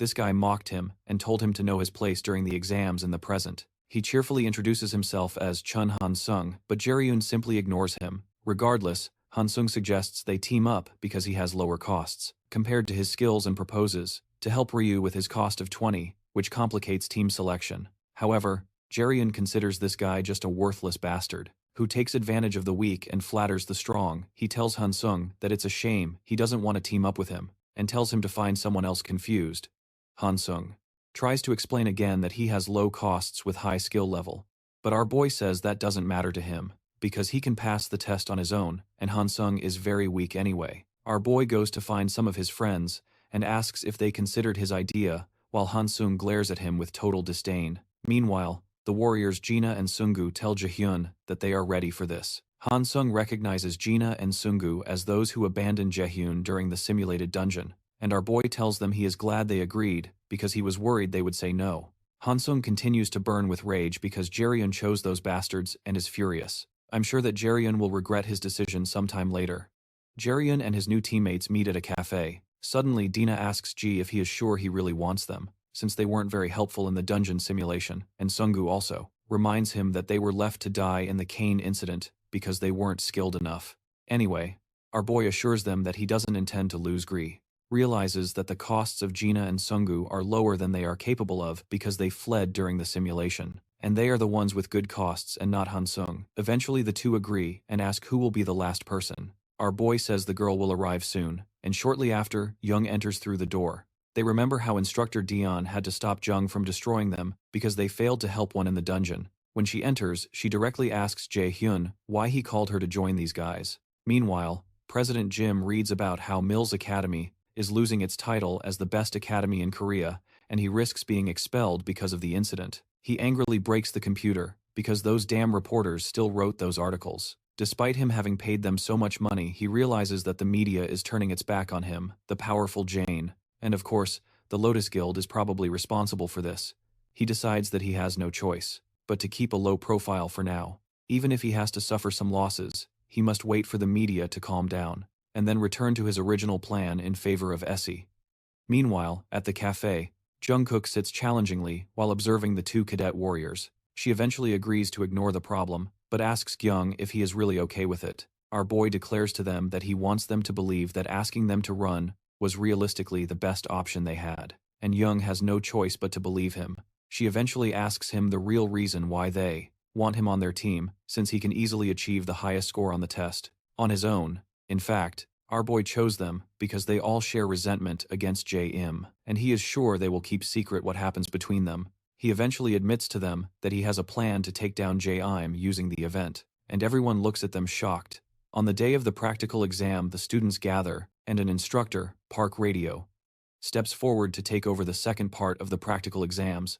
Our boy considers that this Radium is just one of Jimin's henchmen, who is here to replace CEO Ki. Radium explains that the exam will be broadcasted nationwide to showcase the students' skills to the world. Then he asks them to do their best and wishes them good luck. The students are immediately transported to a place known as Pocket Plane, which seems to be filled with lava. Our boy's team is Team D, and their mission is to clear all the stages and return with the core boss. The mission on the first floor is to eliminate all the monsters on the floor and find the stairs leading to the second floor. The place is clearly hot, and Rio informs that they are in a dungeon modeled after Muspelheim. Our boy suggests they start mapping the dungeon, as they need as much information as possible to respond to any problems, and because there are items he would like to obtain as well. And Jung explains that one of the items they need to obtain is Ice Herb because prolonged exposure to the heat in this place will slow them down, and will be dangerous in other ways. Sungo praises J.R. And Y. Ojun because they seem to be good at these things, but our boy explains that this is the basics of dungeon exploration, and survival is a raider's priority. Shortly after J.R. Activates his mana detection skill until he finds the ice herb. After tracking the mana, they find a field full of ice herbs. Then Jerry-un suggests they take as many as possible and store to them in the inventory. As Sungo had said, he took reasonable notes in alchemy. Jerry suddenly leaves the potion-making work to them, and they are notified that the spectators will enter the room soon.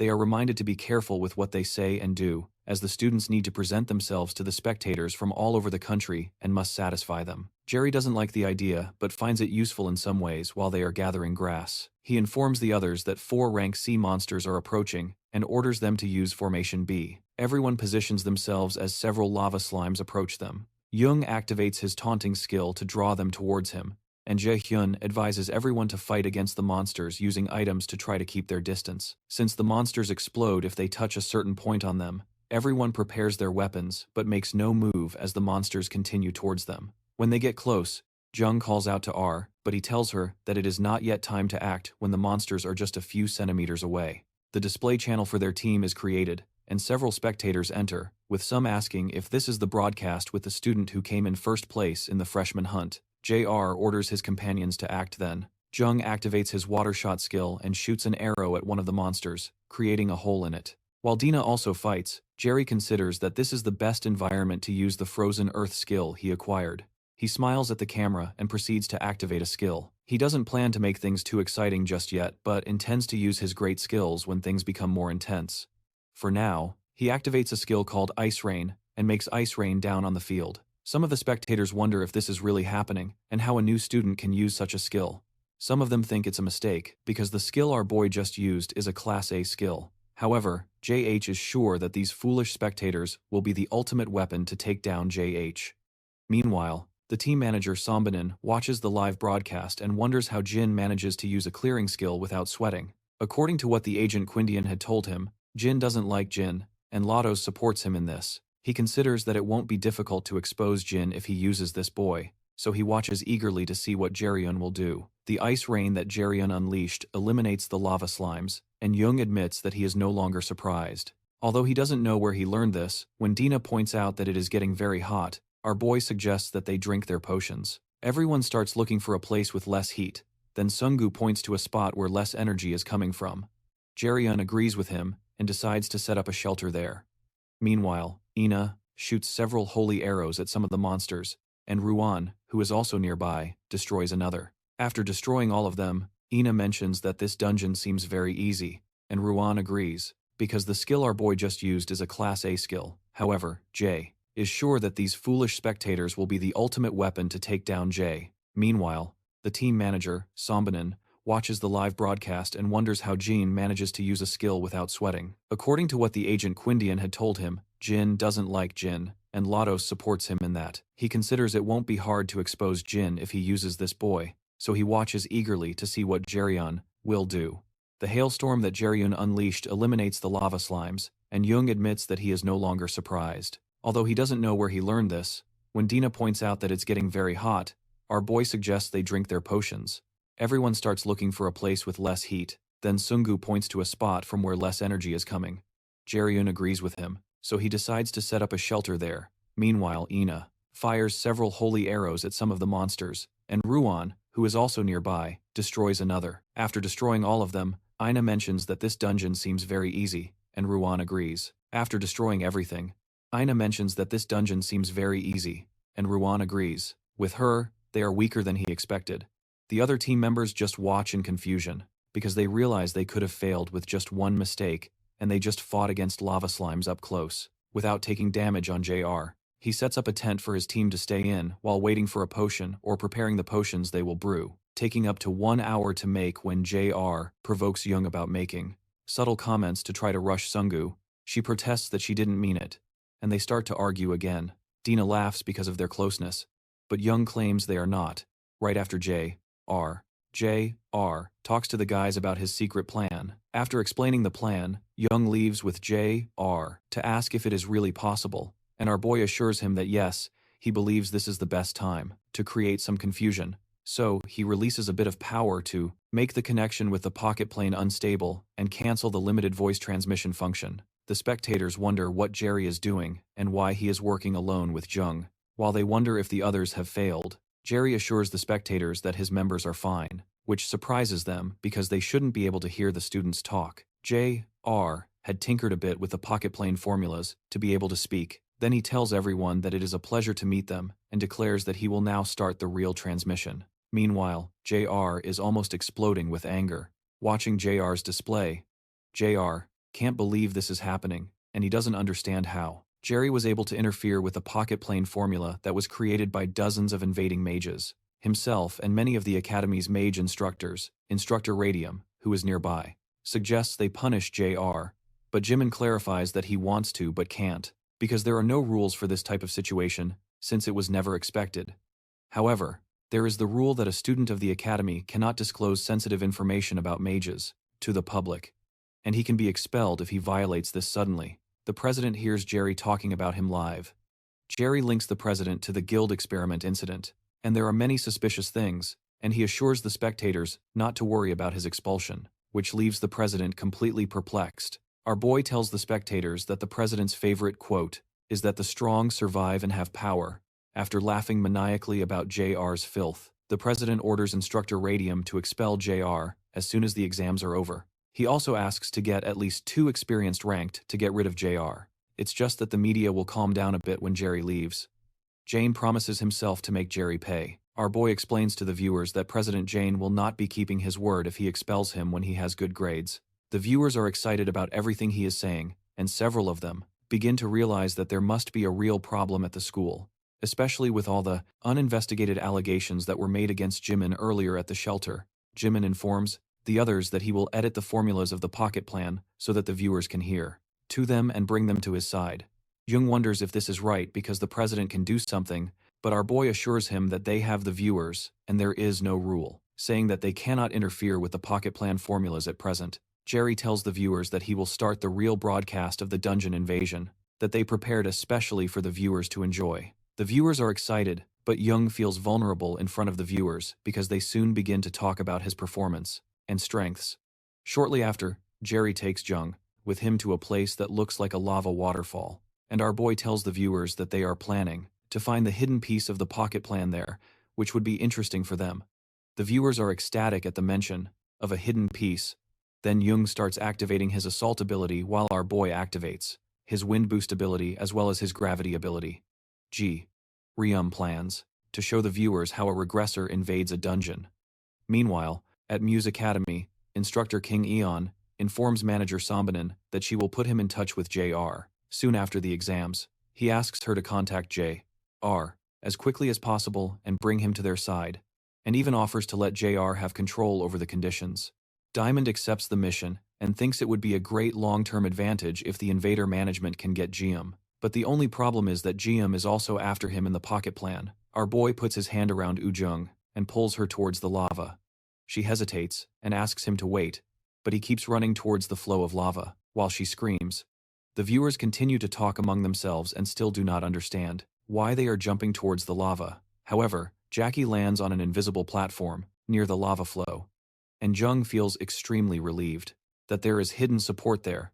As JR had said, he told her to hold on to him and cast the spell, ensuring that she does not make mistakes in her timing calculations. Jane is amazed at the first person who actually found the hidden piece here in his past life, even knowing that President Jain hid it here about the nation's sponsorship and did not intend for a student to get attached. After following all the supports, they finally reach a point where they can stay. Then Jung asks him if the shiny thing in front of them is the item he was talking about. They end up being some marbles, and Jae-hyun confirms his suspicions that these marbles will be the key point to clear this dungeon. At this point, President Jae-in starts to sweat profusely, and cannot understand how Jae-hyun managed to find the hidden piece. Jae-hyun tells the viewers that he knew this item was here from the mapping but did not expect it to be so well hidden. He activates his Ice Rain ability and shoots at the sea of lava that separates him from the item to make it solidify. He and Jung descend towards the item, and JR asks the viewers if they know what the item is. Most of them seem to not know what it is, and when they demand he tells them, he informs them that it is fire essence.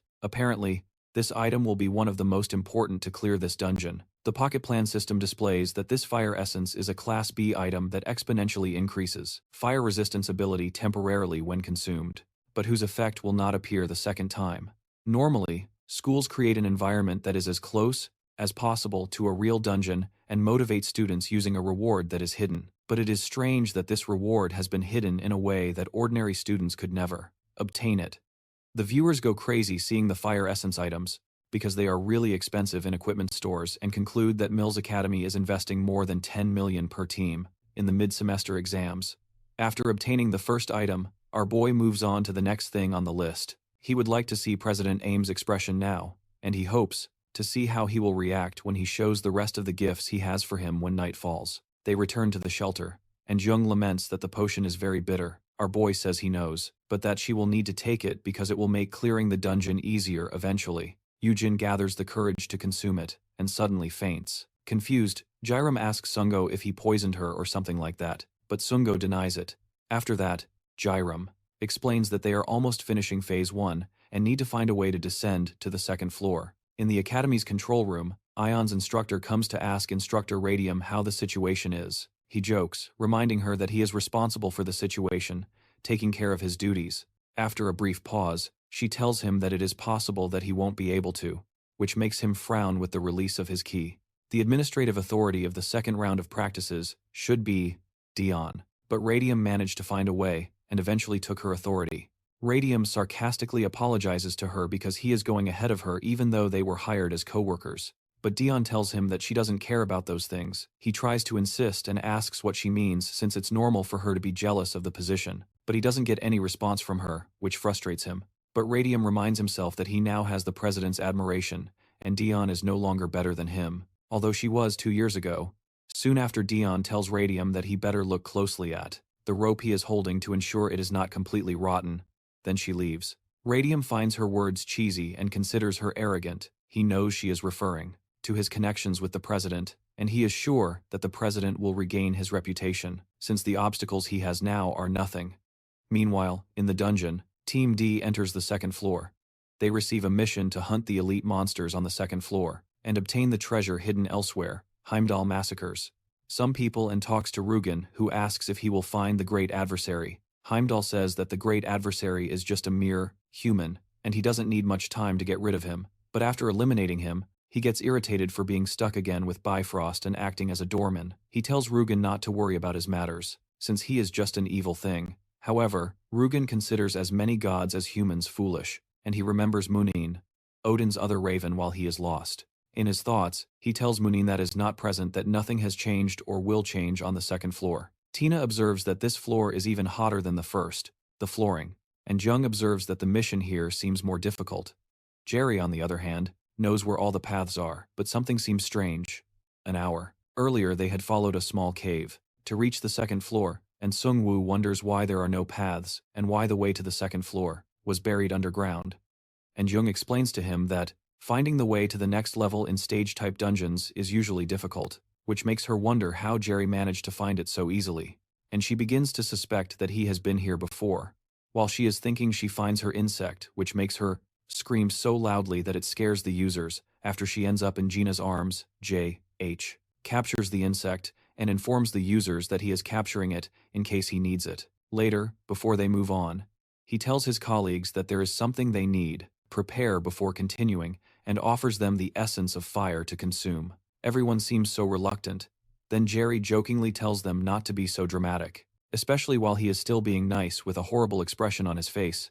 He orders them to eat, and they have no choice but to do so. Apparently, there are 3 floors prepared, and the boss is on the top floor. On this floor, Jerry intends to give Jaim another problem to deal with before they start looking for the monster on the second floor. Our boy tells the viewers that he has an idea of where some treasures might be, which excites them greatly. He gave this little spoiler to grab their attention, but his goal is different. He declares that one of the treasures in this dungeon is the salamander, which has a habit of collecting shiny things, like crows do, and keeping several of them hidden in their nests. The viewers get excited, and one of them checks online to see that salamanders can also purify corrupt items. When they wonder how Jerry knew that salamanders hide items in their nests, he explains that he studied this. The second hidden piece is something called the replica of Balmung, a sword that appears in the Nibelungen Lied. From the 12th century in Germany, it is said to be a sword meant to kill dragons, and like the thunder steps of Talfi, it is an item with overwhelming strength and destructive power. It is said that the original was possessed by a German raider named Balok. Suddenly, Dina asks him what the weakness of a salamander is.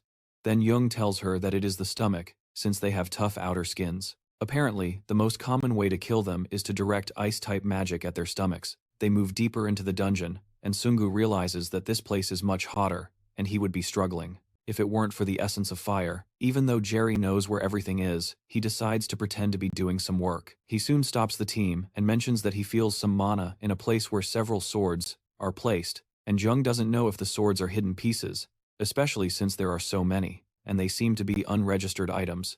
But Jerry knows that the perfect place to hide a secret piece is among those dozens of swords embedded in stones.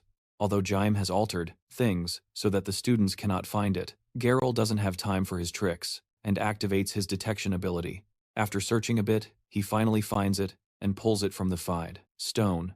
As soon as he pulls it out, the Nornir System informs him that he has found the corrupted copy of Almung, an item of rank A that is the beloved sword of the dragon slayer Siegfried. It has a sealed effect that increases strength by 70 and agility by 30, and a passive ability of rank S called Dragon Slayer that enhances a user's physical abilities when fighting against. That increases the physical abilities of a user when fighting against dragon species. However, the effects of the sword cannot be activated because it is corrupted. Some of the spectators wonder how he knew that specific sword was the hidden piece, but some of them believe that Jerry has his methods. They continue the journey, and Jung tries to track the salamander, but Hyun reminds them that they need to wait a bit, since she had said that the salamander is weaker after feeding, and the salamander king only eats once a day at night, and Jung asks him if it's a good idea to buy time, since salamanders are sensitive to smell and can be attacked first. If they stay there, he proposes that they need to find a way to avoid this and takes out the insect from before, which makes Jung freak out again. When she tries to escape, he holds her because she is the most important part of this plan. The insect is called a bomb centipede and expels a liquid when it feels threatened. The liquid is known to smell so bad that it brings tears to the eyes, and it is this stench that Jerry and Hyun plan to use in this hunt. Shortly after, the salamander appears after detecting the stench, and Jung prepares for the salamander, and reminds Jerry and Hyun that he had promised her something for doing this. As she was terrified, Jerry promised to give her a magic staff that Professor Jongum loved if she did this. Actually, he was just going to give her a random stick, and he is sure she will kill him when she finds out. The spectators watch eagerly as they wonder if their plan will work. Jerry assures the spectators that Jung is an expert in wind magic, and Jung creates a small wind to capture the smell of the insect and send it to the salamander's nest. The spectators are impressed, because this is only possible due to her impressive control over mana, and the humans begin to feel pity for the salamander. Upon smelling the insect's scent, tears begin to flow from the salamander's eyes. Then Jerry tells the others to remember the plan, to wait and only move when he gives the signal. He soon activates his level 2 ice spear and hits the monster, which writhes in pain, falling to the ground. Jerium waits for a moment when the monster breathes fire, and when that happens, he pulls out the Baumunk sword and throws it into the monster's mouth. Jung calls Jerium a psychopath, and the spectators wonder what the hell he is doing. Meanwhile, Dion almost drops his jaw when he sees what Jerry did, and is sure there is no way a new student would know this, since he left it out of the curriculum on purpose. On the second floor, the monster starts to vomit the sword. Then Jerry signals for the others to move, and the warriors immediately position themselves in front of him to block the sword with their shields, and soon grab the sword that now shines differently. And the spectators are still going crazy due to the confusion trying to explain what happened. Our boy opens the equipment status and shows that the contaminated Baumung sword has been purified. The spectators almost lose their minds because of the high statistics of the sword. He explains to them that there is a purification power in the core of a salamander that can purify items. The spectators are surprised by the experience level of J.R. Since he is a new student, and when he wields the sword, they wonder why the mage would be wielding a sword. They expect him to hand the sword over to the combat class warriors with him, but he does not. Sumbinem, who is also broadcasting anonymously, informs others that J.R. is a battle mage. J.R. positions himself in front of the monsters and activates 2 skills called Agile Steps and Flexible Movements to assist in his movements. Besides his wind boost with the quick movement, he leaps towards the monster and cuts off one of its arms. After falling, he activates another skill called Ice Blade to create an ice spike. Sungu signals to him that the salamander's stomach is exposed since it has no arm, so J.R. jumps towards it and stabs it in the stomach. The spectators are left speechless for a while and cannot comprehend what they just witnessed. Meanwhile, Sei Au uploads online and wonders why J.R. made her do something so annoying. She just published an article about the true identity of J.R. citing the achievements he had in the Neverland dungeon, since J.R. initially concealed his identity in the Neverland incident. This article is meant to counter those who are saying that what J.H. is doing is computer-generated. Meanwhile, on the second floor after defeating the salamander, Jerry informs the others that he found something called the Transcendence Ring.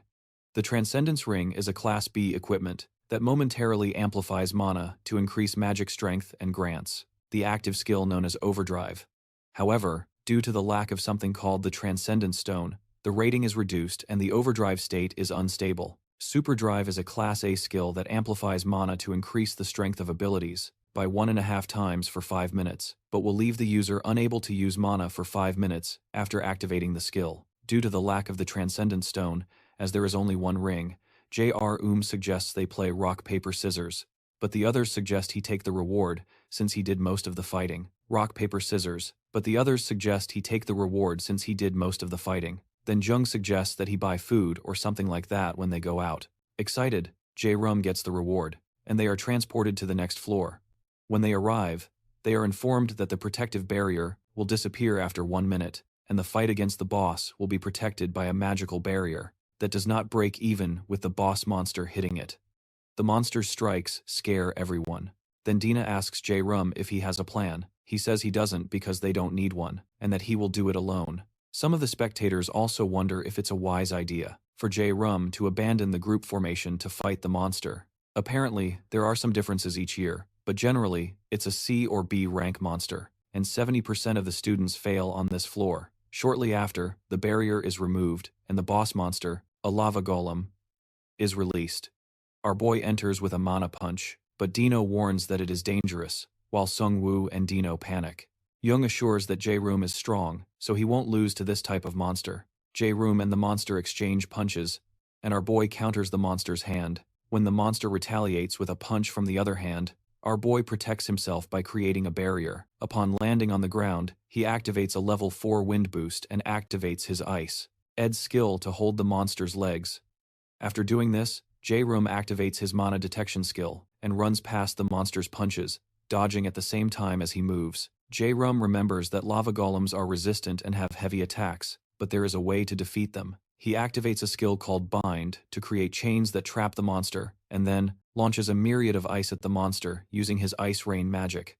Although a bind spell soon breaks, the ice hits all the joints of the golem and cools them down, making it difficult for its limbs to move. Excited, our boy activates his water ball skill and throws water on the icy parts around the monster's joints, causing all its limbs to separate immediately. When the monster collapses, the Pocket Dimension system informs that they have defeated the boss of the Pocket Dimension.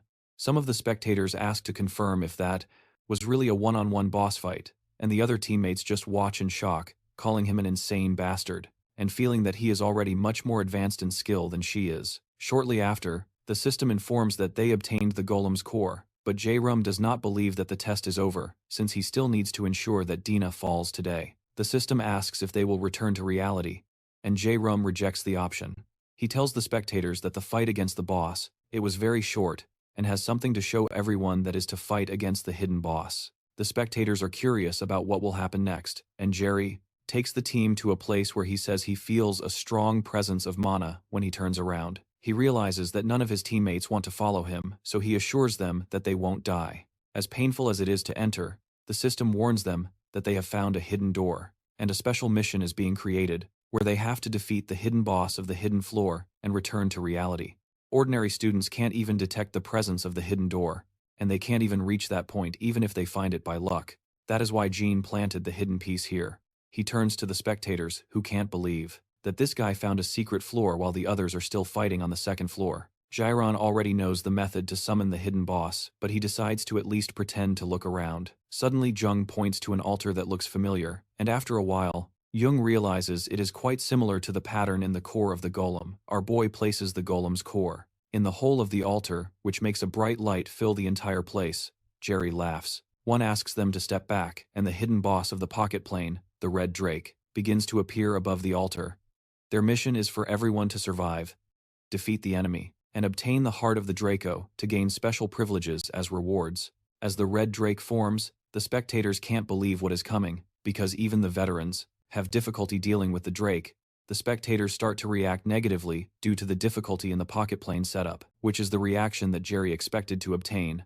However, his absolute calculation, does not work against the Drake's physical attacks, but he knows he can still face it alone in the control room. President J is watching, in total shock, because his plans to ensure that the intermediate tests of this year went smoothly to divert media attention seem to have been destroyed. He realizes that J interfered with the entire pocket plan this time, but instructor radio protests that there is no way a student can do this.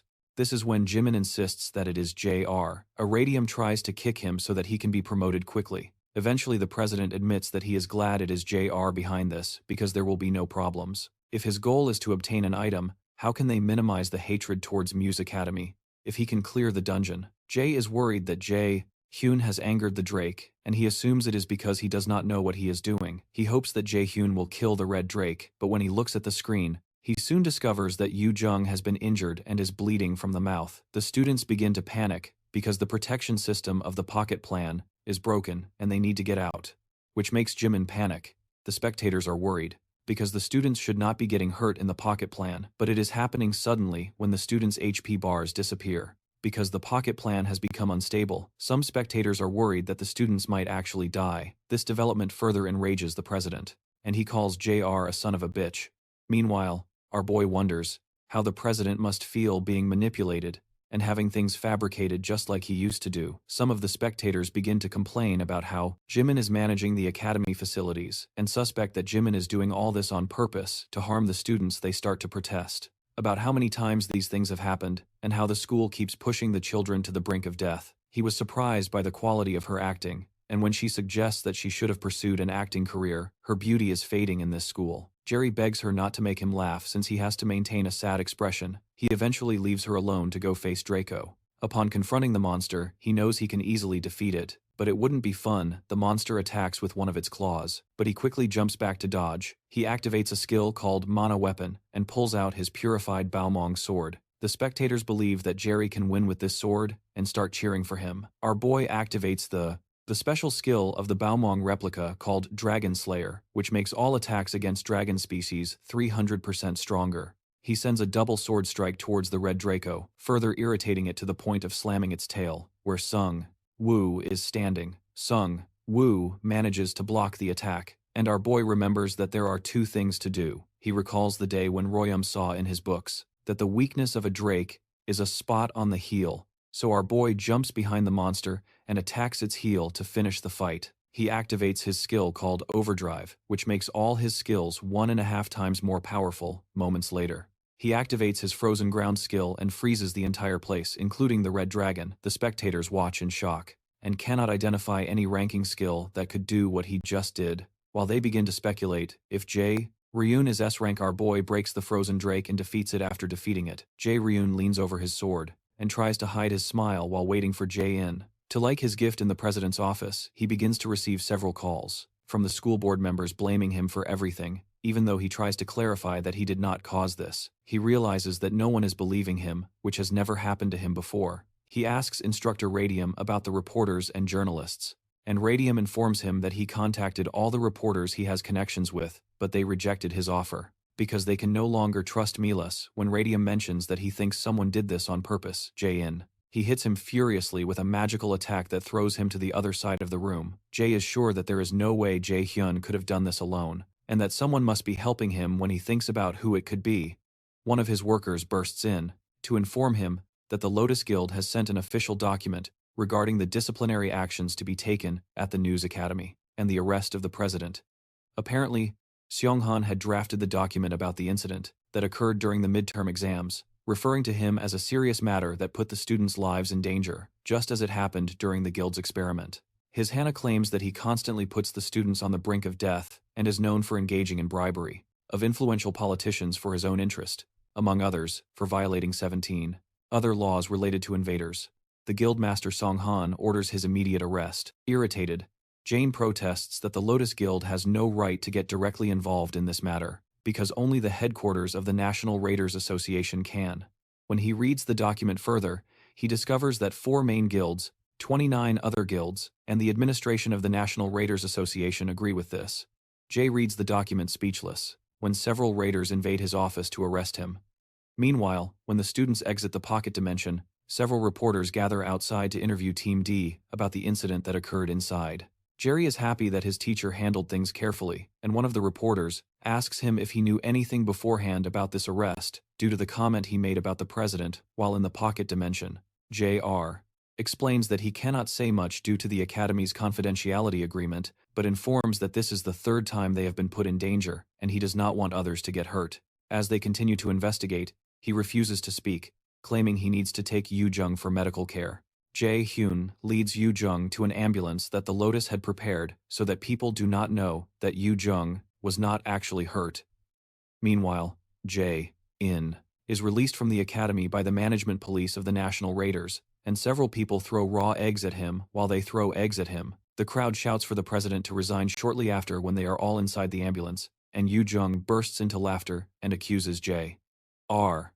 of being a terrible actor. When he asks if it was that bad, she starts to imitate him. All of this amuses Professor Seong-han. Then she asks what he was thinking when he planned all of this, because he would have been harmed if things went wrong. However, our boy told her that he learned from the clan's experience that his safety may be important, but saving other people's lives comes first. Yu Jung teases Jerry, saying that this is not something he would say, and asks if he ate something spoiled. But he tells her to shut up after laughing a little. Seong-han informs Jerry that there will be a press conference in 3 days where they will deal with Jine. Meanwhile, at the headquarters of the administration of the National Raiders Association, Songbinum celebrates that the end of Jane is finally here. He remembers a call he mysteriously received to prepare in advance so they could arrest Jane. The person said they would take care of the rest of their process and offered to prepare a location that he requested 3 days later at the official Lotto's clan press conference. His brother notices JR standing outside, and when she asks if he is nervous, he replies that he doesn't like crowded places. When it's time, Seong-han, Shadow, and JR step up to the podium to answer the reporters' questions after the three sit down. Several reporters think about how this is a great opportunity to write an article about the priority negotiation that the Lotus Guild has with Shadow JR, which could turn into global news. Soon after, Song-han allows them to ask questions, and the first reporter asks if it is true that Jaim intentionally killed the students and covered it up as accidents. Song-han confirms that this is true and that they have already obtained all the evidence of his evil actions. Our boy smiles because he knows they had to use brainwashing on the instructor to obtain incriminating files in advance, which means that Jaim cannot escape this. Song-han adds that Jaim violated many other laws, including dark funds going to the Mills Academy. Shortly after, another reporter asks if they know who the people involved with Jaim's corruption are, but Song-han simply says that they are investigating that now. After some back and forth, one of the reporters asks Seong-han if it is true that Jae-ryun is his mentee, and she confirms. Jae-ryun adds that he has reached where he is today because of her teachings. Shortly after, another reporter asks Jerry if he was hiding his abilities from the beginning, because they hadn't seen any articles about him. He explains that he didn't want media attention. Another reporter asks when he entered into a contract with the Lotto's Guild, and several other questions about his training, family relationships, and love life come in. JR remains silent, as the questions keep coming, because he cannot let himself be carried away here, since he will continue to receive media attention from now on. As if on cue, Song-han asks the reporters to avoid asking too many questions to Hyun, because he is still recovering from the shock of the incident. A few days later, the students gather for the inauguration of a temporary president of the academy. Jung mentions that he is happy everyone is okay, because she would be angry if someone got hurt. Suddenly, Jerry reminds them that it is not over yet, just in case, and they all acknowledge that Jaim will not fall so easily, and that they have to get much stronger, while they have the time. Ion agrees that he will also get stronger, because he really felt weak during the experience in the guild. Ina expresses the same sentiment. GRI is happy that the others want to get stronger, but he does not plan to involve them further in this matter, because dealing with gods is something for him to handle. Shortly after, Instructor Kim of Ion steps up to the new podium. Jerry Hyun tells the others that she is the new director. To their great surprise, Jung cannot believe it since she is so young. Then Jerry Hyun informs them that Hyun's instructor is also a spy for the Raiders Association. Some time ago, Jerry Hyun and Seong-han went to the administrative headquarters of the Raiders Association and Arbaninhos. He informed that he will make Ion the new director for now. King Ion announces that he will be the director for the time being, and promises to do his best. Later, the group goes out to have fun, and Jerry wonders what is happening while watching Jung sing karaoke. Our boy thought he would finally get some rest, but it doesn't seem like it. A few hours earlier, she had knocked on his door and ordered him to open it when he did. She reminded him of the promise they made to go to karaoke as soon as they finished their exams. Apparently, they had made a reservation at the best karaoke in the area and dragged Irium with them. In the present space, Rio decides that maybe he should go up on stage to showcase his karaoke skills. Since he is already here, the others look at him in despair, and one of the regulars curses that someone is terrorizing their ears, and asks for those people to be banned from karaoke when he finishes. Ina comments that she can see he is also human, like the rest of them, and Royan jokes that people can't be perfect at everything. Our boy manages to score 10 out of 100, and Jerry hands the microphone to Ina since she is next. When their hands touch, the microphone slips from her hands, and she starts to panic. Unfortunately, our boy grabs and holds her palm to place the microphone there. For a moment, Ina's face turns quite red, and when Jerry asks her what is wrong, she says she is fine. Finally, she asks them not to expect too much from her performance because she is embarrassed, but Jung assures her that she is probably better than Jerry. Flustered, our boy protests that his skills are quite mediocre, but Jung is sure that he lacks self-awareness. After they calm down, Jerry wonders how Ina's singing is, and plans to applaud even if she is not good. However, when she starts to sing, he realizes that she is incredibly good at it. Meanwhile, the realm gives way through the streets of the land, and the view is close by. Eventually, she reveals herself, and tells him that she just came to say hi, and ask how his little trip is going. Heimdall accuses the gods of being resistant to doing really interesting things this time, but Rayla retorts that this is nothing compared to what Odin and the gods and the Aesir have done. Heimdall mocks Rayla for clinging to the useless hope that a great adversary from the prophecy will appear and free them, and when she tells him that you never know, he asserts that a mere human cannot overthrow the gods. At that moment when he advances, Haru stops him from proceeding. He tells her to get out of the way, but she explains that she cannot allow him to find the great adversary of the prophecy. Irritated, Raimton asks if she wants to die, but she reminds him that he cannot use his powers properly here on Earth and that she has the advantage here. However, Rindo reminds her to be more prepared for her own death if she intends to kill him here. Even so, she claims that she is ready for it because her job and role now is to buy time for a little break. The girl sings very well and soon turns to ask how she did. When she finishes, they seem so surprised, and Jung asks her how she is so good at singing, while Royan accuses her of hiding this from them all along. When Jerry asks if she took singing lessons, she says she did not, and Jung is surprised that she has not taken any lessons, and Ina is surprised that they really like her voice. She thanks them for the compliment, and informs them that this is the second time she has let other people hear her sing. A few days later, in her house, Jae-hyun, our boy gives a gift to his mother. When she opens it, she discovers that they are allowance checks. She is surprised that her son has grown so much, and that he thought of her at an age when he should be focused on having fun. When she reads, she is surprised by how much he earned on his own.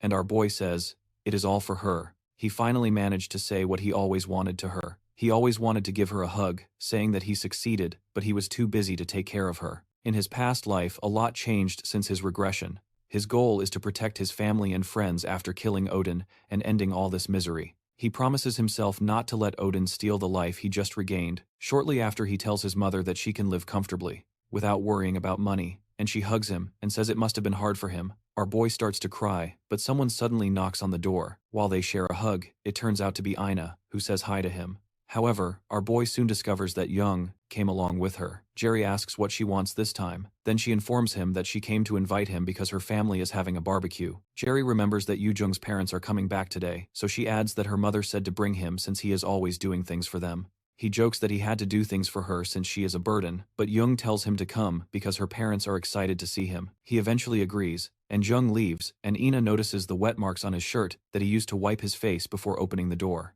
Then she asks if he was crying. Surprised, he informs her that his clothes got wet while he was washing the dishes.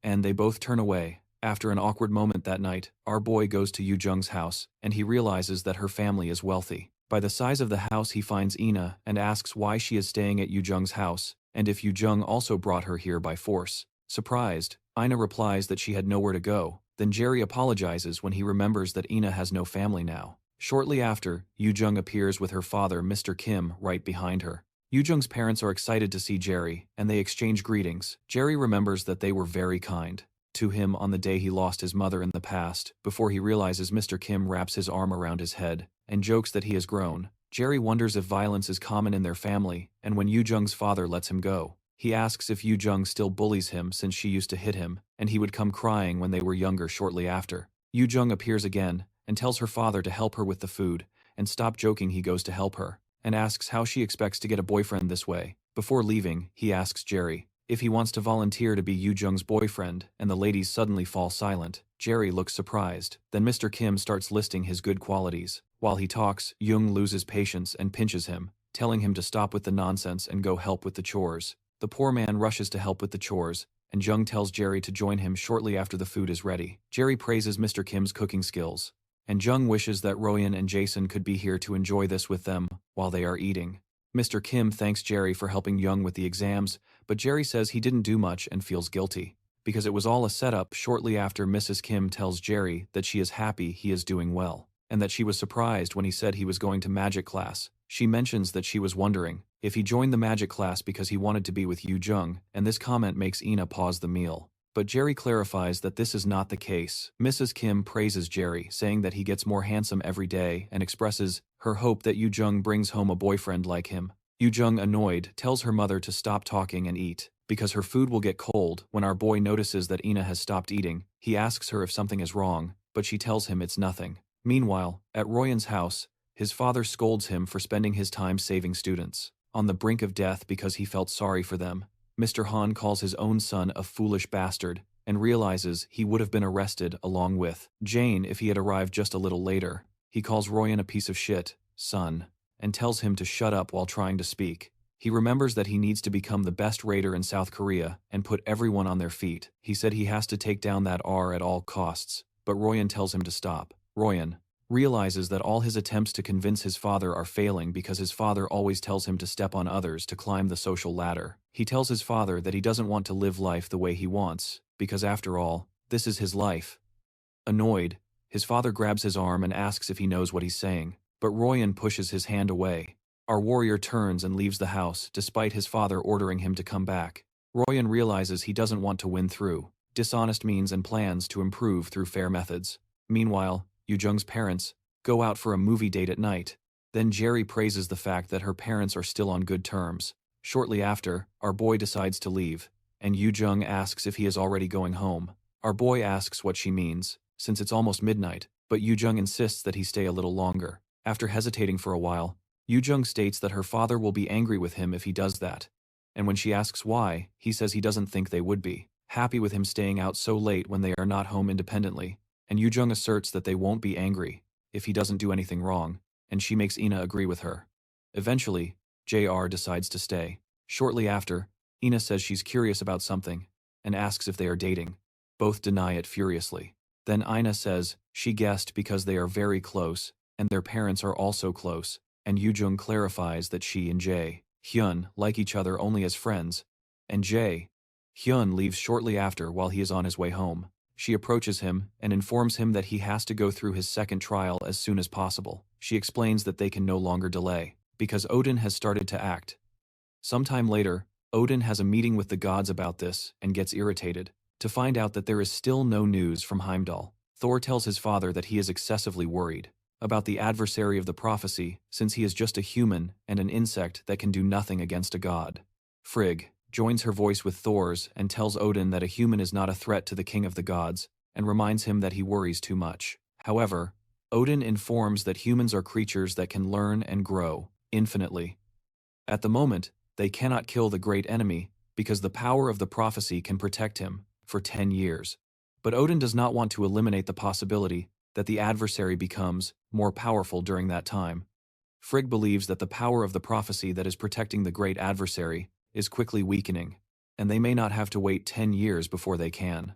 Odin tells her that all of their plans must be precise because destiny never prophesied their victory. Meanwhile, Jairam discovers from her that the power protecting him from the Aesir is fading. He asks why, since he was not attacked by Zeus until he turned 27 in his past life. Then she explains that it's because much of the prophecy's power was used to bring him back to his time period. Apparently, going against the flow of time is not allowed, even for a god. And it's surprising that the power of prophecy lasted. In fact, Rella believes that someone she doesn't know paid dearly to make this possible. When Jairam arrives home, he is shocked to find that he is fighting against Reinald, the the white god, who looks toward the near future. He carries a large horn, and since he is on Earth, Jairam worries that they won't have time for this test. But Rela assures him that she has bought them time.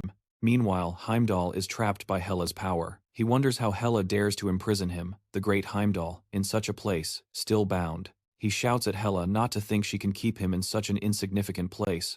She tells Jairam that she had to use a lot of power, but this will delay Heimdall for a while. When Jairam asks where the second test will take place, as if it were a sign, the news talks about the recurring failure of the 11th Great Ruins invasion. The news states that a guy named Balak from the European Association joined the invasion, creating a lot of hope. However, the first test, called the qualification test, cannot be completed again, and it seems they are not confident about the next attempt. Rayla tells Jairam that the next test is in Iceland, the center of mythology, and where the giant of the secret of the Great Ruin is hidden.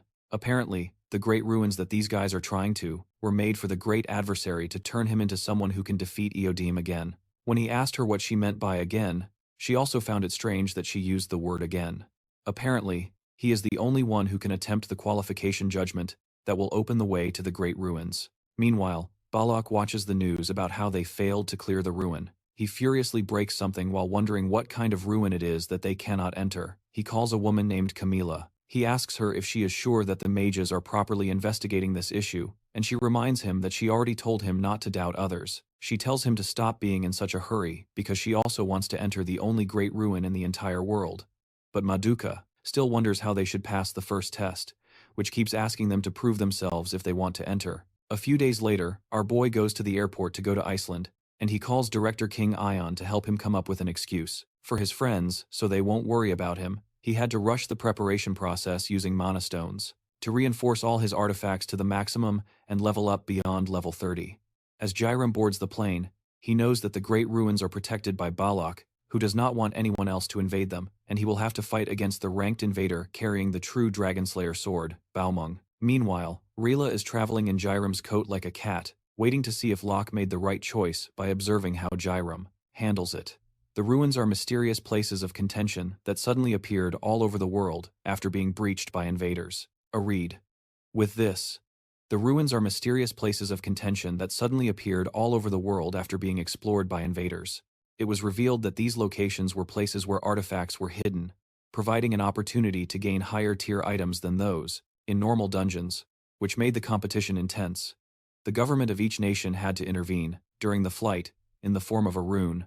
The bracelet on her wrist was an object they had hidden in the ruins, so it wasn't pure coincidence that he found her. Jair assumes she must be referring to the light bubbles he saw back then that took him, and he remembers that the beginning of it all was also that strange light shortly after. She explains that the ruins were created by giants, apparently 10,000 years ago. Their guardian and rival of Thor, Rungnir, created them for the great adversary of prophecy. Just like the countless humans who would be fighting against Odin's army, Jar realizes it makes sense why the ruins have so many puzzles and enigmas. Because giants are known as wise beings, who were said to be confident even in the face of the gods. Despite having met a horrible end, Jair mentions that he has a very good item with him before leaving. He obtained a Class A enhancement item, called Shadow Mineral, which reinforces his shadow equipment. The Shadow Mineral can be used to enhance the shadow armor he obtained after defeating the Night Shadow. After using the Shadow Mineral, his shadow armor upgrades to clarify his mistil, activating a passive skill called Armor Crafting Genius that further enhances it to a rank armor called Abyss Armor. The Abyss Armor is said to have been made from the Abyss of Ginun Gagap, with an active stealth ability of level 3, and a passive skill called Shadow Synchronization. Shadow Synchronization is a rank A skill that syncs the user with the shadows to create a afterimage, having a 20% chance to evade enemy attacks, and a single 100% chance to evade an attack, but it does not work against light attribute attacks. A few hours later, they arrive in Iceland and stay at a special hotel where only the Awakened can stay, and one night costs 50,000. As he goes to his room, Jair passes by Balok, who is the head of the European Weight Association, and Camilla. When he passes by them, Balok stops Jair and asks what he is. While Balok turns back, Camilla tries to stop him, but he doesn't listen and stands in front of Jair. He asks Jair how old he is and where he is from, but our boy says nothing. Eventually, Camilla steps in between them and asks Balak what he is doing. After apologizing to him, she pushes our boy and tells him he can continue because Balak has a pretty bad personality. and that's why he was left by his ex-wife. After saying goodbye to Jair, Camila reminds Balak that she told him to be careful not to ruin the image of the European Raider Association. She tells him she understands he is sensitive because their last raid failed, but he shouldn't take out his anger on a child. However, Balak tells her that it's not that, but rather because that child makes no noise at all when walking, and knows how to hide his presence intentionally. Meanwhile, in the office of the academy director, Mills, Jair's friends are shocked to learn that their friend went abroad. June wonders where he went this time, especially since he got into trouble at an amusement park. Oyam jokes that Jair gets into trouble, but Ina suddenly interrupts, saying that Jair is not the type to get into trouble. In the Great Ruins of Iceland, some guards from the European Raiders Association are present. He notices a strange figure walking towards him, and they tell him to reveal his identity, a being that concealed its identity with armor. He asks if they can't just let him in because he is too tired for this. When they are about to signal that there is an intruder present, the being covers their mouths and activates their brainwashing ability, apologizing for acting like a criminal, but explains that the ruins were made for him. Before managing to leave, she had told him the conditions he needed to fulfill. To be allowed into the Great Ruins were first the Nornir System, and second, that his strength and agility attributes had to be above 150, which is basically rank S level. She hesitates for a moment, hoping he is rank S, but when he says he is not, she can't believe it because she heard he defeated the clone of Surta. As she starts thinking of a way for him to reach rank S, Jerry tells her there is a way and brings a rank, a key called the Cursed Key that he obtained from Flan's mission. And using his detection key, he recognizes it as the lock key that can open any door or chest. Presently, Jerry finds it strange that he managed to get this key. It seems like someone who foresaw everything prepared this for him. He places the key in the door and it opens. Before entering, he prepares his blank card, because he believes it will also be useful soon. He had the option to use it on Sue's cognition accelerator or on the ground detection ability, but he still felt there might be something better to use it on. Besides, if he copies the abilities of those around him, he knows people might become suspicious. He crosses the corridor and sees a giant who asks him if he is the great prophesied adversary. The giant introduces himself as Smir Rugnirson, the one who guards the Great Ruins, by order of his father Drungnir. When Rayla jumps down, Smir recognizes her as a Hell clone. Then Rayla explains to Smir that she is responsible for guiding the great adversary through the 5 trials, and she explains that the power of the prophecy that was protecting the great adversary is weakening, so they need him to take his trial as quickly as possible. While she is still speaking, Smir tells her that he rejects it, and when she asks why, he explains that the method with which the great adversary opened the door was deceitful, and he won't be able to pass the second test with his current stats. Smir generously proposes that he get stronger and come back, but she insists they don't have time, and the gods there, sir, have started to act again as soon as the power of the prophecy ends. However, Smir insists that rules are rules, and he is quite sure that Giltenheim, which he wished to protect, is already covered in ashes, and there is no home for the giants to return to. As it is already too late, he wonders what difference it makes if they take their time. Then Rayla realizes that the giant is in despair. However, Geryon, who is boiling with rage, asks them what kind of nonsense this is. He asks Izmi if he is joking with him, and says this is not a charity organization.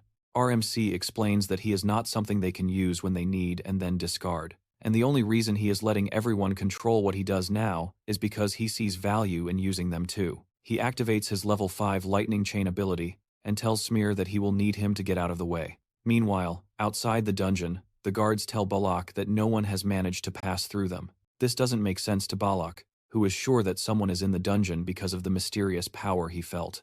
Now that it happens when the ruins are, as the doors are open, he is sure he will also be allowed to enter, but when he reaches the door, they tell him he is not qualified as usual. As the doors are open, he is sure that he will also be allowed to enter, but when he arrives at the door, he is told that he is not qualified as usual. Shortly after, Camila receives a call from Balak, very late at night, informing her that an intruder has entered the Great Ruin. Inside the dungeon, she asks the warrior what he is doing, and Smir, now furious, calls out the opponent and stands up to face him. Smir asks Jerry how he dares to challenge him in that human body, and his roar releases a destructive amount of energy. In any case, our boy asks him if he has no other lines, because he has heard this so many times that he is tired of it. The reason our boy is doing this is that he would have to retreat if he gave up this trial and die while fighting. Heimdall, it's either this or die here, so it's the same to avoid ending up with regrets. Just as he had before regressing, he plans to hold his ground. Shortly after, Smear tells the great adversary that his courtesy ends here and launches a large arrow from above that aims directly at Jung. Curiously, our boy does not move out of the way and uses his absolute calculation ability to destroy the arrow. He then uses his wind boost to launch himself towards Smear. The giant realizes that Jung is coming straight for his heart and wonders if the great enemy is really planning to take him down and walk away. From a distance, Smear wonders what is driving Jerry to do all this, and our boy feels an intense pressure similar to what he felt when he fought against Rugen. He feels this when he is against an opponent he currently cannot defeat and has no intention of yielding this time. Shortly after, he activates his Frozen Earth ability and freezes the ground. Smear observes the ability and says he doesn't know how Jerry managed to get his hands on a secret dark ability. He crushes the ice on the ground with a punch and reminds Jung that he is weak anyway. A look of despair crosses Jung's face, but then he smiles. He asks Smear if he is moving the way he expected just because he is stupid and tactless. Our boy soon activates his level 5 fire ability and another level 5 ability called Air Explosion. Jerry mixes ice with fire and launches it at the giant, blocking his view. He quickly activates his level 3 stealth ability to hide. Smear wonders if he really expects this pathetic trick to work. When the mist dissipates, Smear realizes he has disappeared and is unable to find him. Shortly after, Jerry jumps towards him and cuts his neck with the sword. Meanwhile, in Seongnan's office, the guildmaster of the curators, Mrs. Beck, Jerry returns to tell Seongnan that she wants Jerry. Seongnan sees no point in repeating this pointless conversation, but Dahyun offers to give the right price in exchange. Seongnan insists that Dahyun is not an object to be sold, so Dahyun offers her an item known as the Fang of Nidog.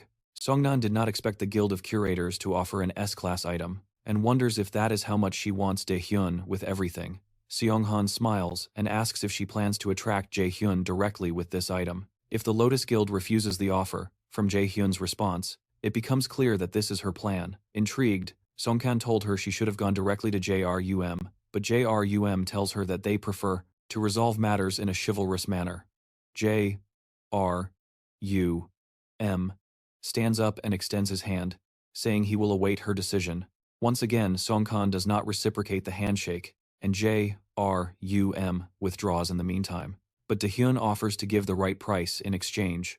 Seongnam insists that Dahyun is not an object to be sold, so Dahyun offers her an item known as the Fang of Nidog. Seongnam did not expect the Curators Guild to offer an S-class item, and wonders if this is how much she wants Dahyun. With everything, Seonghan smiles and asks if she plans to attract Jaehyun directly with this item. If the Lotus Guild refuses the offer, and from Jaehyun's response, it is clear that this is her plan. Intrigued, Seongkan told her that she should have gone directly to Jae-ri-un, but Jae-ri-un tells her that they prefer to resolve matters in a chivalrous manner. Jae-ri-un stands up and extends his hand, saying that he will wait for her decision. Once again, Seongkan does not return the handshake, and Jae-ri-un withdraws. Meanwhile, Jerry strikes the giant's neck, but Ymir is not injured and asks him if this is the method he has chosen, reminding him that Odin and the other gods are strong, and there is no guarantee that his efforts will yield results. He asks Gyan if he still believes he can move forward, but our boy tells him that it's better than sitting around doing nothing. He activates the artifact realization,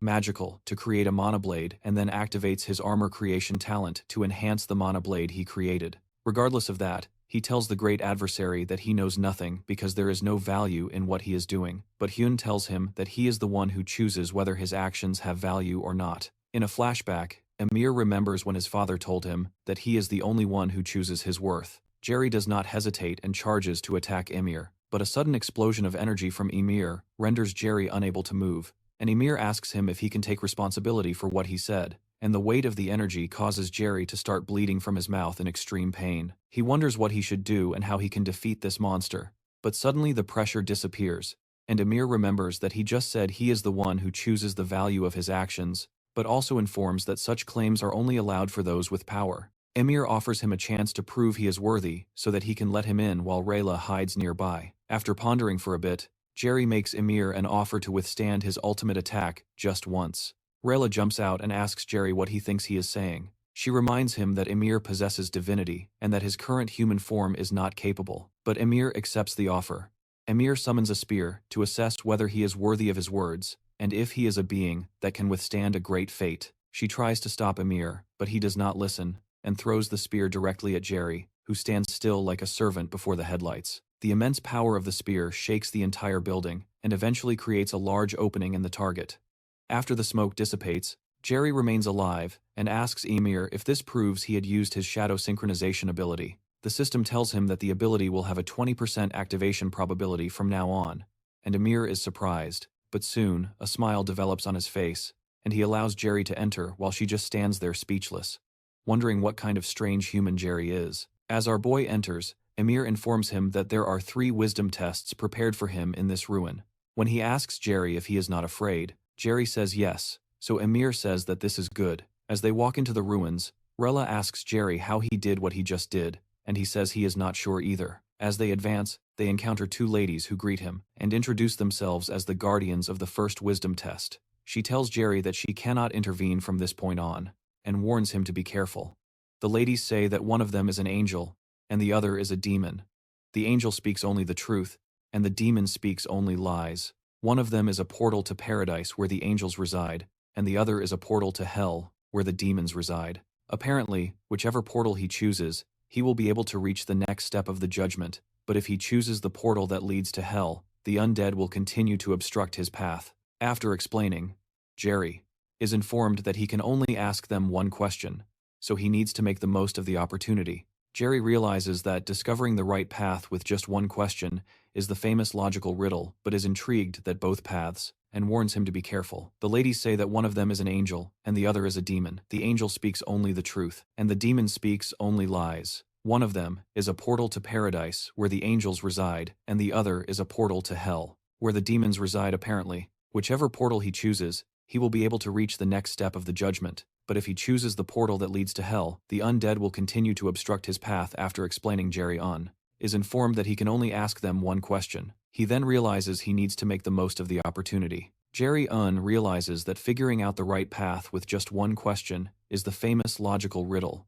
but is intrigued that both paths can still lead him to the next test. When he decides to ask his question, the non tells him that there is no need to rush, as there is plenty of time for him to think, but Jerry responds that he doesn't need to think much about it. After pointing to one of them, he asks her which realm her portal leads to. Jerry recognizes this riddle as the so-called angel and demon riddle, a well-known riddle that also has a well-known solution. If you ask where they live, the angel will tell you the way to heaven, and if you ask the demon, he will also point to heaven. The lady he asks walks towards a gate near her and says that this is her gate. She asks him if this gate is his choice, but Jerry tells her that he will go through the second gate after making the choice. She is shocked and follows him. She asks if he has lost his mind and why he would intentionally choose the gate that leads to hell, but Jerry reminds her of the saying that nothing is hard work when you are young. Eventually, he reveals to her that he chose this gate because he was told that the undead would try to stop him, and she suspects that he has other plans when the undead begin to emerge. Jerry activates his sacrifice ability and transforms it into an attack ability called Judgment of Light. Using Judgment of Light, he incinerates them and continues to level up for Jerry Ryun. Gaining all these experience points is the true meaning of paradise. She just watches disheartened and calls Ryun a wicked human, suspecting that he must be a demon. Meanwhile, the non-sisters confess that Jerry made the most foolish decision, but also the wisest, just as Mimi prophesied. Sometime later, Jerry travels the distance and is taken to another place through a portal. He considers it a pity that the previous test has already ended because it was a rare opportunity to level up in the Mimo second room. They find a complex magical activation on the ground, and our boy assumes that the condition of this test must be that he has to find a way to. A voice suddenly confirms his suspicions, which is later identified as the guardian of the second test. She recognizes this voice and wonders how he is here, but the voice asks her to let him introduce himself. The voice introduces itself as Mimi, the one who created the Nornir System and the one who foretold her destiny. Mimi explains that Locke came to him a long time ago to seek advice on how to cultivate the last hope,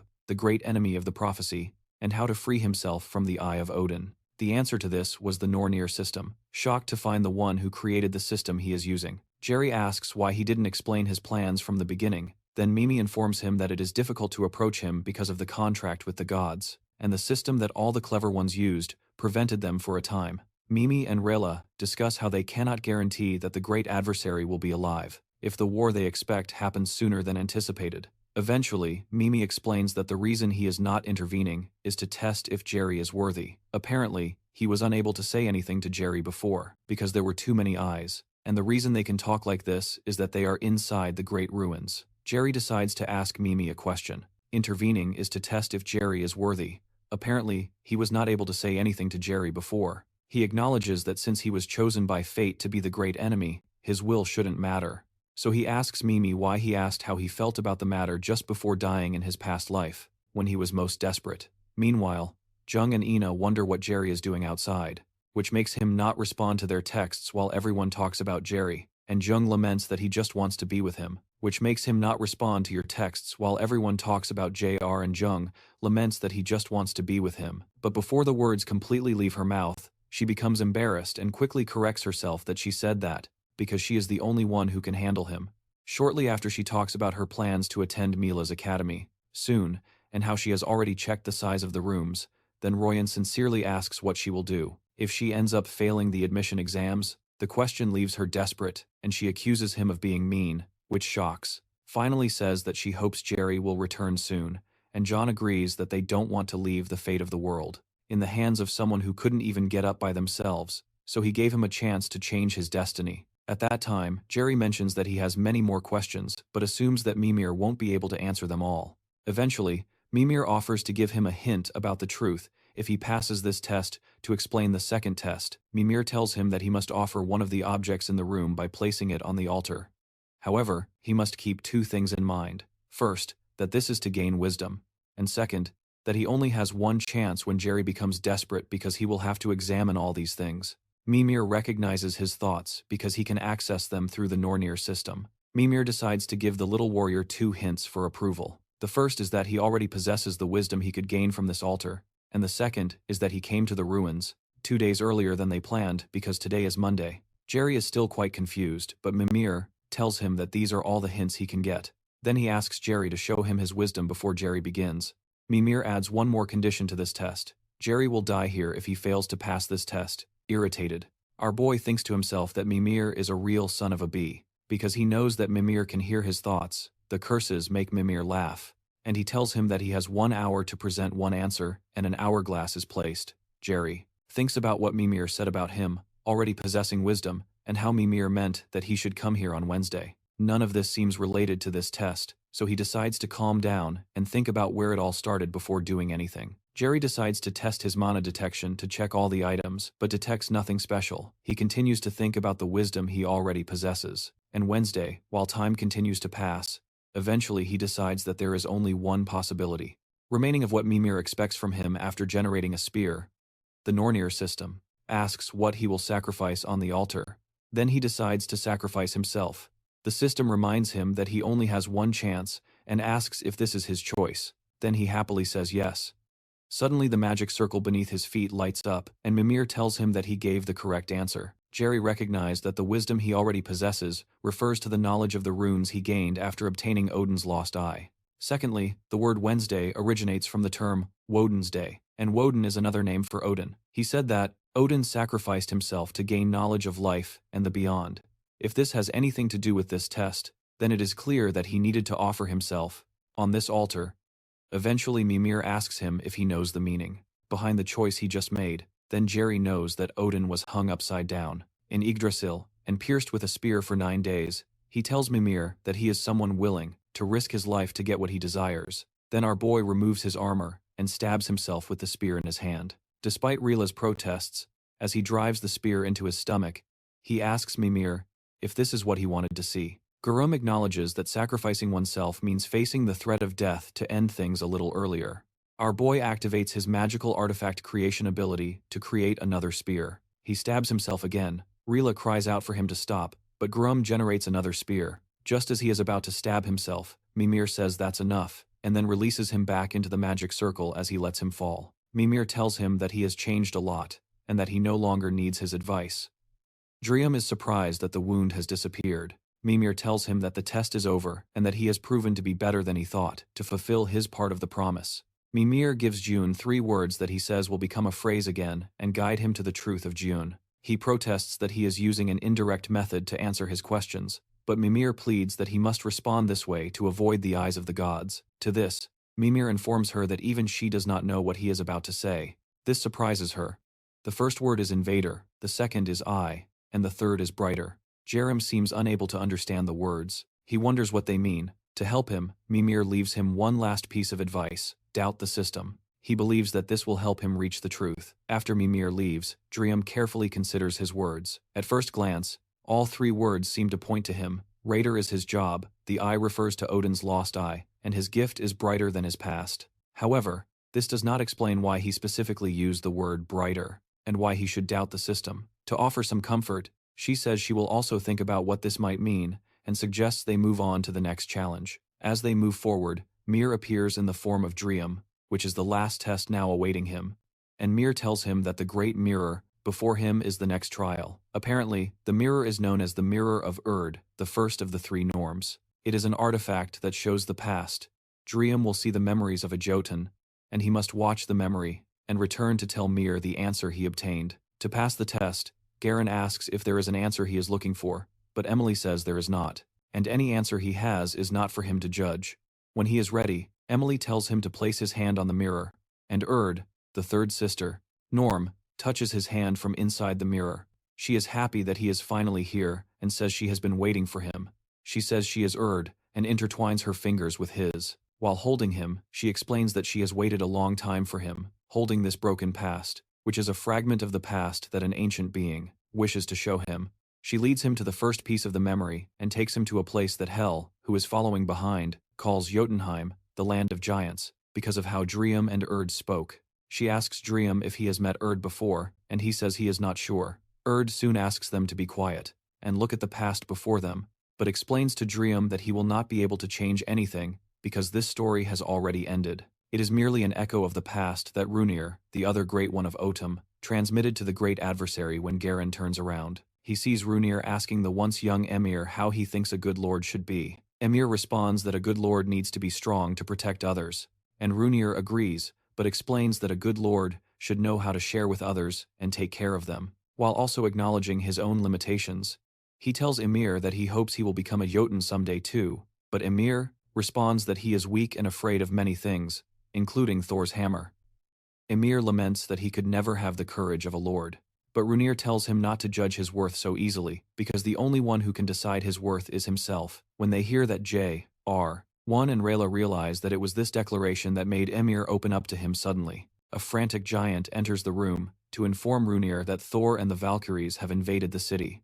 Runir tells Emir not to worry because he will do everything he can to protect them. After this first vision, Urdi explains that it was a dark past, but the misery of the giants did not end here. She decides to show him the second part, and he is suddenly transported to a time when the city is on fire everywhere he looks. Bodies and blood fill his vision. She mentions that this is the war of the end, Ragnarok, just before the contract is written, and the man standing over all the bodies is the god of thunder and lightning, Thor. He realizes that he is too strong for him, in his current state. Even if he reaches rank S, he cannot face a monster like him eventually. He asks the women what he needs to do to become as strong as Thor, and she tells him that he must go through the 5 trials. Thor mentions that he has always hated the giants. He is intrigued that they are not giving up, but still want to fight him to show their respect for such warriors. He offers the king of giants, Runir, a chance to avoid a massacre of his people if he fights him. One by one, shortly after, Ruin leaves and asks him if he will really let the others go in exchange for his head, and Thor swears in his name that he will do so. Ruin accepts the offer, and Thor promises to return soon for their fight. The guide explains that Thor's change of heart, the sacrifice of Hrungnir, and the war between Jotunheim and Asgard ended with Asgard being the victor. After that, she decides to show him the last piece of the past. Sometime later, Ymir begs his father not to go fight Thor because it is a trap. Hrungnir tells him that he is aware but has no choice but to go. The tearful Ymir asks him why he must do this and reminds him that he is the only family he has left. Rayla, in the form of Arium, tells him that the place where they are in the vision is called Asgard, the world where the gods Aesir and Odin reside. In the vision, Hrungnir reminds Ymir that he always told him not to be afraid because he is sure he will be fine without him, while Ymir cries. His father tells him that the great prophesied adversary will one day come to him, and that this great adversary will free them and all the others. Before leaving, Hrungnir tells Ymir to protect his tomb, the great ruins of Rio. He realizes that the ruins are the memorials for the giants who died, and a symbol of a hopeful future. In the vision, Hrungnir speaks directly to Jerum, and says that he knows he will see this memory in the future, then asks him to help his son Ymir. Hrungnir soon leaves to find Thor, who has been anxiously waiting to fight him for some time. Hrungnir asks Thor if he is satisfied now, but Thor says he is not. The god invokes his hammer, and says he will only be satisfied after killing Hrungnir. Thor shoots lightning bolts at the giant, who blocks them with his weapon. After he stops, Hrungnir asks Thor why he is killing innocent lives. Because of his greed. Then Thor confesses that it is all the will of the great Odin and that he personally has no apparent motives. The only reason for Thor to do this is to fight against a strong opponent.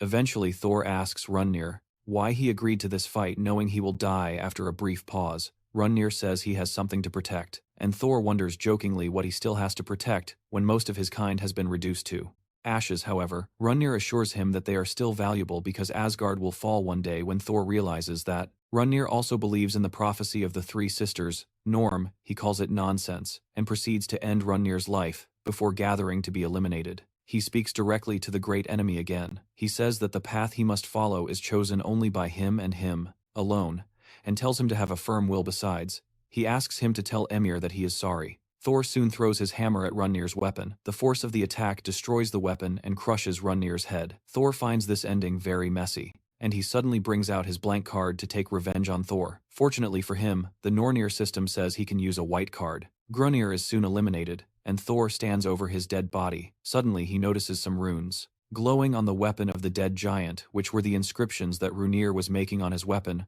while talking to Ymir. Thor realizes that Hrungnir used a sneaky trick against him, and soon a great explosion occurs, and ropes of light bind Thor to hold him.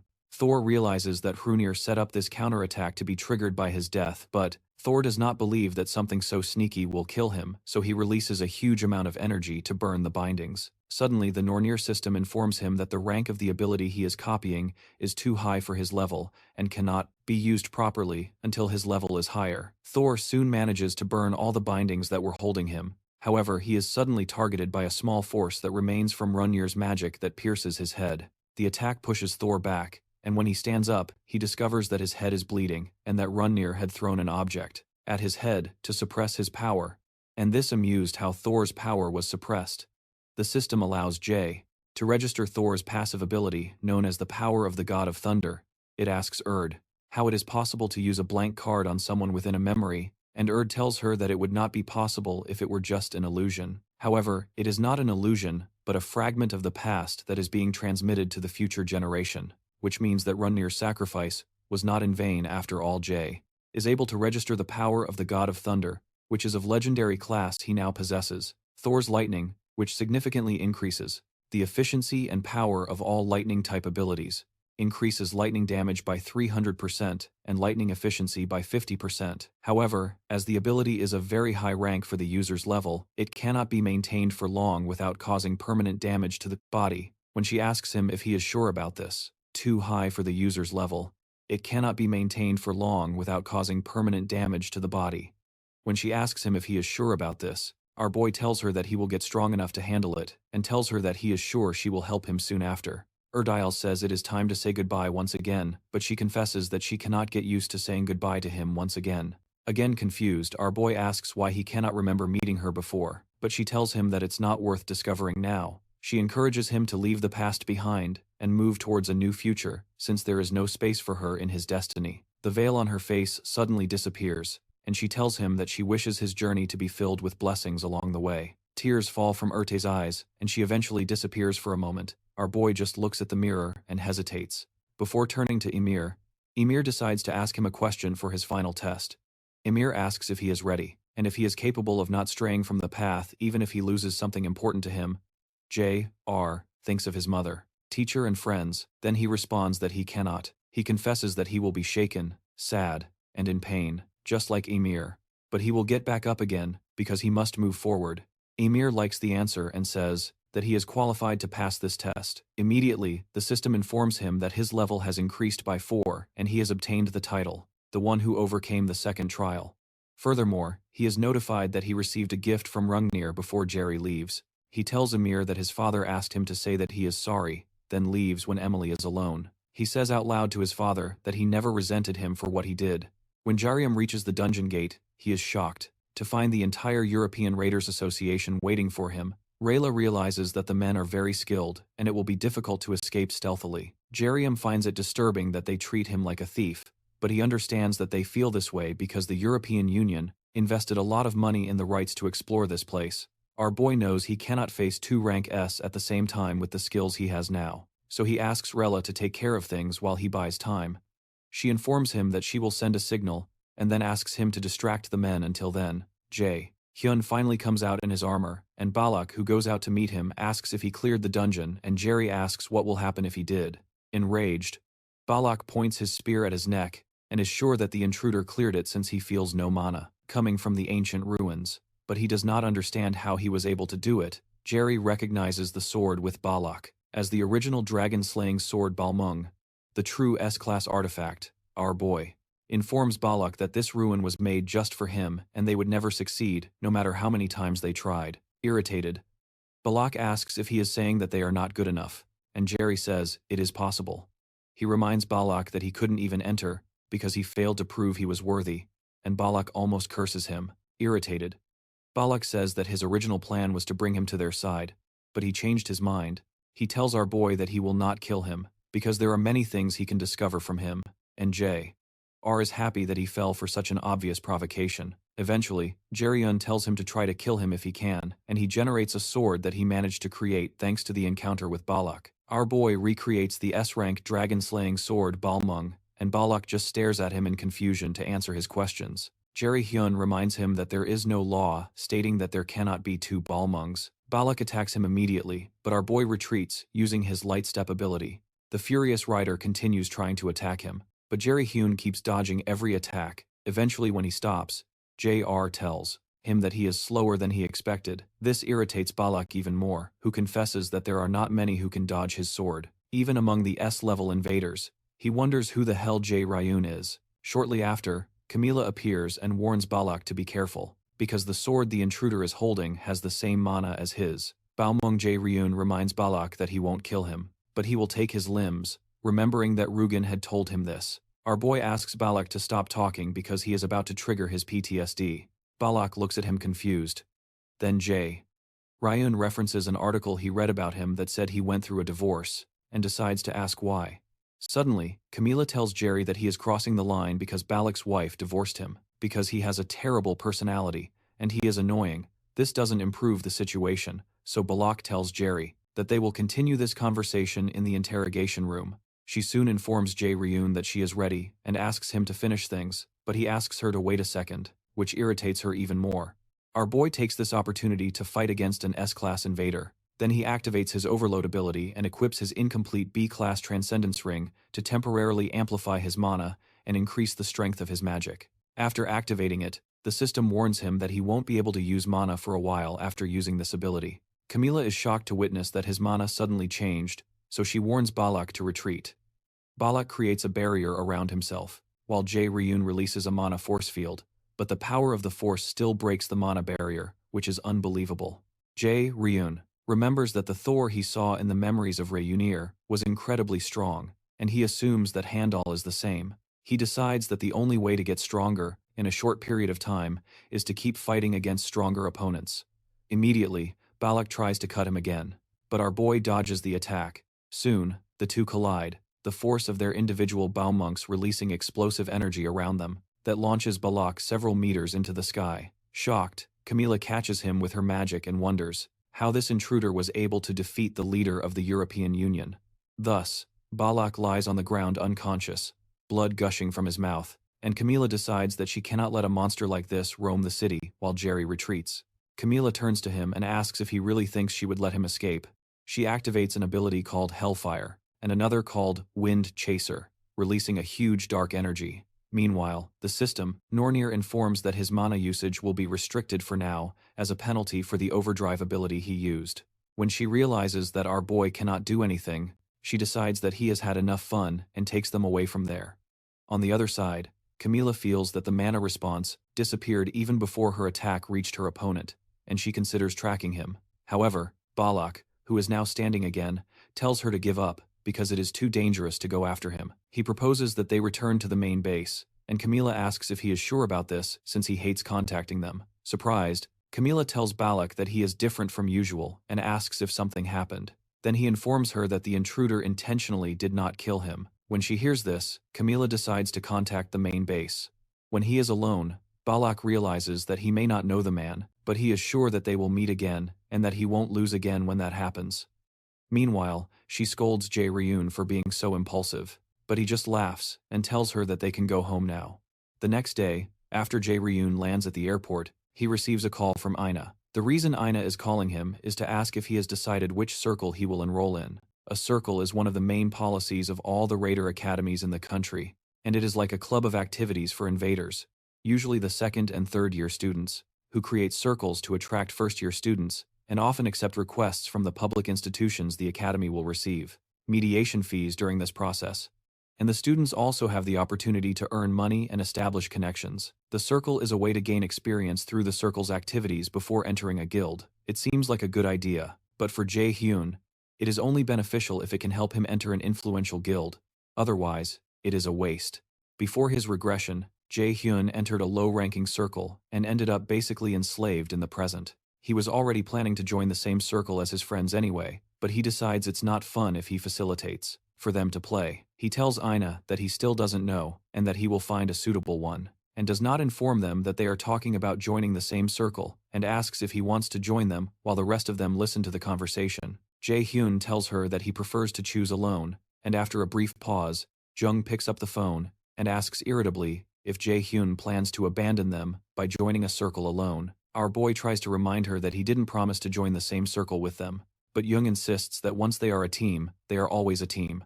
Our boy teases her about being after the benefits of being first in the ranking, but Jung tells him she doesn't care about that. Eventually, Jae-hyun offers to join the same circle as them under the same condition, but he says he will tell them when he returns to the academy. After he ends the call, Jae-hyun remembers that the fact that they have to join circles soon means that something that happened in his past life is approaching. Normally, there are outdoor camps held along with the enrollment period for circles, and the location is in the isolated area of Daegu, where the Myas Academy was built. It is just part of a closed area, and there are still many monsters outside the academy. Myas has been holding outdoor camp events every year to reduce the number of monsters. Jae-hyun uses a portal to return to the academy and goes back to his apartment while talking to Rela. She suggests they look at the present that Rungnir gave him. Suddenly, Rela freezes, and when Jae-hyun asks what happened, she reminds him that she said she gained time by tying the realm, but she just felt that he was freed. Meanwhile, the realm tears through the fabric of space and crawls to an isolated area. He is irritated for being embarrassed like this by a clone. When he looks around, he notices that the area is locked and wonders if Rela was trying to keep him away from humans. He is very irritated, and as if that weren't enough, a monster comes into view and jumps behind him to have him for lunch. Heimdall doesn't even turn to look at the monster. Then he leans down to devour it. Since it is not reacting when the monster covers his head with its mouth, Heimdall closes his fist, releasing a large amount of energy that shatters the monster's head. Heimdall decides to have some fun and find our protagonist to test him. Meanwhile, Hela laments upon realizing that Heimdall is heading to an isolated area near Myas.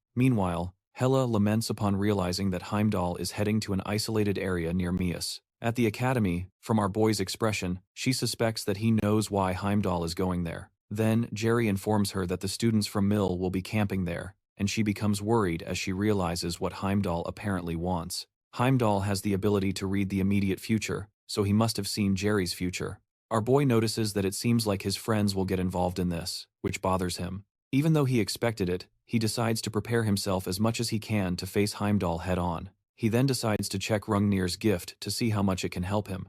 Jairium opened Rungnir's gift and received a consumable item called Giant's Blood. The item is classified as S-Rank and contains both power and wisdom to increase his strength and wisdom attributes. However, the item can only be used when he meets the minimum requirements for strength and wisdom. So, Jerry suspects that this is why there was the requirement of being S-Rank to enter the Great Ruins. He would need to have a wisdom and strength rating above 150 to use this item, which requires him to become S-Rank. Furthermore, from this, Jerry receives a passive ability called Fury of Gathering, an extraordinary rank ability that allows all damage against gods and valkyries to double. She excitedly asks what he thinks of the abilities and boasts that this is why she said he needed to hurry with the second test. Jerry is also satisfied and pets her head because he is happy that she urged him on. However, she jumps out of his reach and asks what he is doing. Eventually, she calms down and transforms back into her human form, then tells him that she knows a way to help. The next afternoon, Jerry is seen bleeding from his eyes and nose after trying to use a lightning ability from Thor. He laments to Rila that this is not easy. She then says that it's expected since the ability he obtained is a legendary rank ability that can't even be compared to S-Rank or extraordinary rank. She warns him that he will destroy his body just trying to use the ability if he doesn't level up enough, and Jerry realizes that he needs to learn to use the ability as quickly as possible. Sometime later, while he is wandering, he thinks of a way to level up. He remembers the special mission, Raven Hunter, that the system gave him some time ago. Eliminate all of Odin's ravens. He has only eliminated 1 out of 5, and needs more for a blank card and a rank increase. This seems to be the only way for now, but it doesn't seem like a good idea, because time is running out. He also considers that he can take care of any permanent damage to his body caused by prolonged use of Thor's ability using sacrifice, but this won't resolve the main issue. Suddenly, a nearby car honks at Jerry. He then waits to see if it's a friend or foe. It turns out to be Rion's guildmaster, who tells Jerry that it's a coincidence to find him in a place like this. Our boy recognizes her, and she then asks if Lotus is treating him well because she heard he signed a contract with them recently. Jerry immediately realizes why she is here to see him, and jokingly asks if she isn't too busy to meet him here by coincidence. Eventually, he asks if she perhaps did a background check on him or something, which surprises Jerry. After trying to use a lightning ability from Thor, he laments to Rila that this is not easy. Then she says it is expected since the ability he obtained is a legendary rank ability that cannot even be compared to rank S or extraordinary rank. She warns that he will destroy his body just trying to use the ability if he cannot level up enough, and Jerry realizes he needs to learn to use the ability as quickly as possible. Sometime later, while he is strolling, he thinks of a way to level up. He remembers the special mission, Raven Hunter, that the system gave him some time ago. Eliminate all of Odin's ravens. He has only eliminated 1 out of 5, and needs more for a blank card and a rank increase. This seems to be the only way for now, but it doesn't seem like a good idea, because time is running out. He also considers that he can handle any permanent damage to his body caused by the prolonged use of Thor's ability using sacrifice, but that won't resolve the main issue. Suddenly, a nearby car honks at Jerry, so he waits to see if it is friend or foe. It turns out to be Rion's guildmaster, who tells Jerry that it is a coincidence to find him in a place like this. Our boy recognizes her. Then she asks if Lotus is treating him well, because she heard he signed a contract with them recently. Jerry immediately realizes why she is here to see him, and jokingly asks if she is not too busy to find him here by coincidence. Eventually, he asks if he conducted a background check on him or something that surprises Jerry on. Because of how tense the situation is, she decides to withdraw nearby. Sunjae hides his presence with his stealth ability. Soon he makes a call to Seonggun to inform her that the Curators Guild has contacted J.R.U.M. He also informs her that he thinks J.R.U.M. discovered he was following him based on how he looks at where he was later. Shortly after, our boy meets with D.R.I.O.N.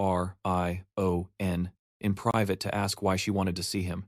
She directly informs him that she wants to recruit him. Then he reminds her that she knows he is already in a guild. To make the offer interesting, she offers the Nitrogen Fang. His eyes widen. She seems to be casually offering him an item of astronomical value, a rank S item. Meanwhile, she goes to the temple of R.E.U. to ask R.E.U. to lend her some of his power. R.E.U. reminds her that she is just a fragment of herself, so her power would be unstable in her hands even if he gave it to her. She agrees that she probably won't be able to use it correctly or might die trying, although she acknowledges that even if she survives receiving the power, she would likely die soon after. She decides she wants to do this because that is why she is here. As the guide of the 5th trial and the compass for the great enemy, she believes she exists only because of him and the true prophecy. She protests that there must be another way to do this, but she confesses that she is really curious to see the future that Jerry will write amid all the difficulties, even if she doesn't get to see that future. When R.E.U. realizes she has already made her decision, he agrees to give her his power, but wishes for her to be happy regardless of the decision she makes. She protests that there must be another way to do this, but she confesses that she is really curious to see the future that Jerry will write amidst all the difficulties, even if she doesn't get to see that future. When the defendant realizes that she has already made her decision, agrees to give her power, but wishes for her to be happy regardless of the decision she makes. Meanwhile, Sunjae tells Song-gun that he thinks the guildmaster, Jrion, will try to convince Jrion in person. Although he believes Jrio is not someone who can be deceived by money. Song-gun reminds him that Jrion has something more valuable to offer. Song-gun realizes that Jrion assessed Jrion's potential as being better than she herself had done. Surprised, one day she asks him if he is going to leave Jerry alone, to which she replies that it is not in her hands, as being better than she herself had done. Surprised one day asks her if she will leave Jerry alone, then she responds that it is not in her hands, because Jerry is on his way to becoming the strongest raider in the world anyway. She asserts that she never let, and will never let anyone take something she is interested in. In the meeting room of the Curators Guild, Jrou asks Jrou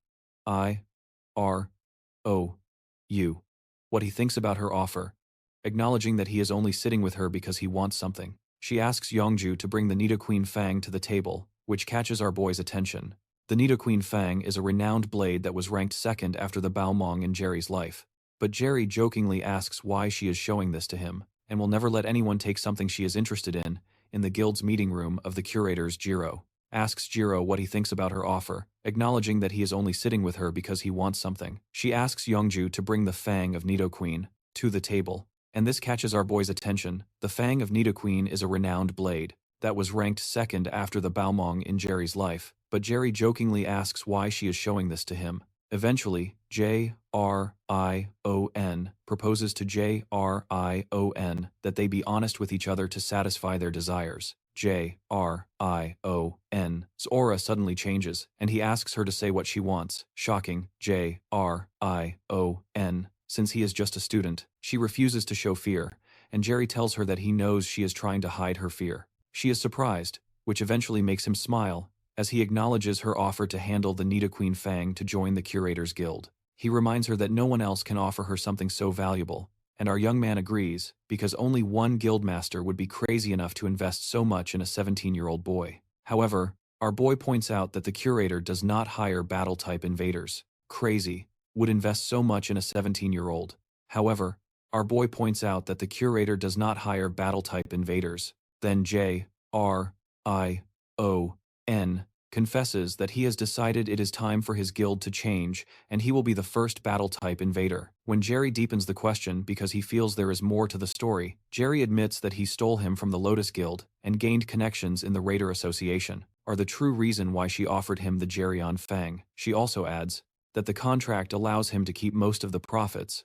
But while she speaks, Jerry suggests that she let him touch it just once, since it is a weapon he might end up using. The truth, however, is that he is about to activate his magical artifact realization to try to replicate the weapon. As it is valuable to her, she allows him to do so. Jrion holds the weapon in his hand with a smile on his face. He returns the weapon and tells Jrion that he doesn't think the weapon is really his style, thanking her for the offer. When he stands up to leave, Jrion asks if he doesn't like the weapon, but he says that's not it. It's just that it's not his style. This time, Jrion gets irritated and asks him who in the world cares about taste when it comes to an S-rank artifact. She reminds him that this is a golden opportunity he is refusing and that he can't buy this with all the money in the world. But Jrion interrupts her, saying he has nothing more to say while he politely asks for permission to leave. Jrion just stands there, completely stunned when he finally leaves. She collapses into the chair and realizes that Jrion is exactly like her master, and anger fills her as she vows to make them regret. Shortly after, our boy returns home and activates his magical artifact realization ability to have a copy of the prey from Nidog that he didn't expect to obtain so soon. Nidog is the name of the great and dangerous poisonous dragon. Recorded in legends, the dragon inhabits a hidden fountain in the depths of Niflheim. However, Jerry remembers that he needs to be more calculating and careful. Now he wonders how strong Heimdall is and imagines that he might be as strong as Thor. The idea of fighting against the gods makes him think he has gone mad with the absurd situation he is in, but he is still curious to know how strong he is compared to them. He wonders if he will be able to change the fate that Woody showed him through the mirror sometime later. In the executive conference room of the main circle of the Mills Academy, the best students of Mills Academy gather for a discussion. A lady observes them closely and is surprised by the strength of their auras, which could almost be mistaken for those of veteran invaders. However, what surprises her is that all these circle leaders are here to recruit one person namely John Hyun, one of the students. The leader of Circle Number 1 of the Guardian School tells the rest of them that they will take Jae Hyun, so he asks the others to back off. Another Circle leader reminds Hyun that this time it is their turn, since the Guardian group took the best students last year as well. She also reminds them that there is a rule that wizards and martial arts invaders stay out of each other's territories, which means they should be the ones to receive Hyun. The girl observing the leaders excitedly takes pictures of them and recognizes the woman who just spoke as Randian. The circle leader named Song Joon is named after Yoon Song Joon, who inspired them to start the circle. Another guy in the room tells Dion to stop with the nonsense, especially since the media has already clarified that Jae Hyun is a battle wizard, so it doesn't make sense for a circle of wizards to recruit him. The woman from before continues to take pictures excitedly, and points out that the guy who just spoke is Gangyu Ryup, the leader of the second-place circle called Garan Ryun. Hytera states that Jaryun is a perfect candidate for his circle, since he is also of the warrior type. But Jury OB calls this nonsense to make things fair. Dion proposes that they let Jerry choose the circle he will join, so he can consider which has the best offer. Julie OB scoffs, saying that it's not that simple, and calls her a stupid angel because she seems to have forgotten why they are here in the first place. She quickly attacks him, saying that he has muscles instead of brains, which leads to a heated argument. The circles are closely observed by the public, and many guilds keep an eye on the circles to recruit high-performing students. Because of this, the leaders of the circles are under scrutiny. She has been trying to maintain a balance between them. However, the girl with the camera believes that Jerry is dangerous and could completely destroy the delicate balance that the circles have maintained. While they discuss the fourth leader at the table, it is suggested that everyone make their offers to Jerry, and if he accepts, they will notify each other in advance. With everything, the circle that takes Jerry will not be able to accept any of his friends and must also give up at least 2 academy events. The girl with the camera is frantically taking pictures of the woman who just spoke, Choi, one of the leaders of the Third Eye Circle. Apparently her circle is the least known among the circles in the room, but she has managed to grow on her own. Julio agrees that the proposal from Choi is good, and the rest of them agree. The lady with the camera is simply amazed by their meeting, and hopes that this results in a great article. Meanwhile, our boy receives a call from Ina, who asks him to go somewhere with her. Ina had called to ask if he wants to go to the National Raider Festival with her. He asks why, she suddenly asked. Then she stammers that there are many things to see there, and Jung said that every raider should go there at least once in their life. Jerry asks her if the other guys are going too, and Nina pauses for a moment before saying that the other guys don't have time. Eventually, Jerry suggests that they go together, then he considers that it is time for the black market to thrive. And it is not a bad idea to go there now, considering what happened before his regression. He hopes to find a trump card to help him fight against Heimdall as well. When he asks when she wants to go, she proposes that they go in 2 days on April 25th, and suggests that they meet at the park at 9 in the morning for the festival. She is happy that she didn't stutter this time, so Jerry tells her that it seems like it will be fun after they hang up the call, and he doesn't hang up his phone, believing that it will also be fun soon after. Our boy returns to the academy because he forgot something there. While he is there, he finds Jung on the men's floor and asks if she is thinking about becoming a man. Annoyed, she almost insults him but then confesses that she needed to ask him something. She said she came to ask if he wants to go to the National Raider Festival with her. On the morning of the festival, Ina appears in the park and wonders if she arrived too early. Soon after, our guy shows up and comments that she is ahead of schedule. He said he was going to arrive early to take a quick look, but she got there first, so he suggests they go in. As he enters, Ina stands for a while holding her warm cheeks with her hands. Meanwhile, some people around recognize Jerry, and also recognize Ina walking with him. Meanwhile, some people around recognize Jerry, and also recognize his Ina walking with him. Ina turns to avoid the fixed gazes of hundreds of people on them. Suddenly, she starts to feel uncomfortable when Jerry grabs her hand and suggests they walk faster, surprising her by holding her hand when they are alone. Jerry asks her how she invited him to a place like this, when she has social anxiety. She apologizes, saying she's still not used to it, but our boy simply asks if she has had breakfast, and mentions a toast place he knows she likes, and she isn't surprised that he knows about a toast place she enjoys.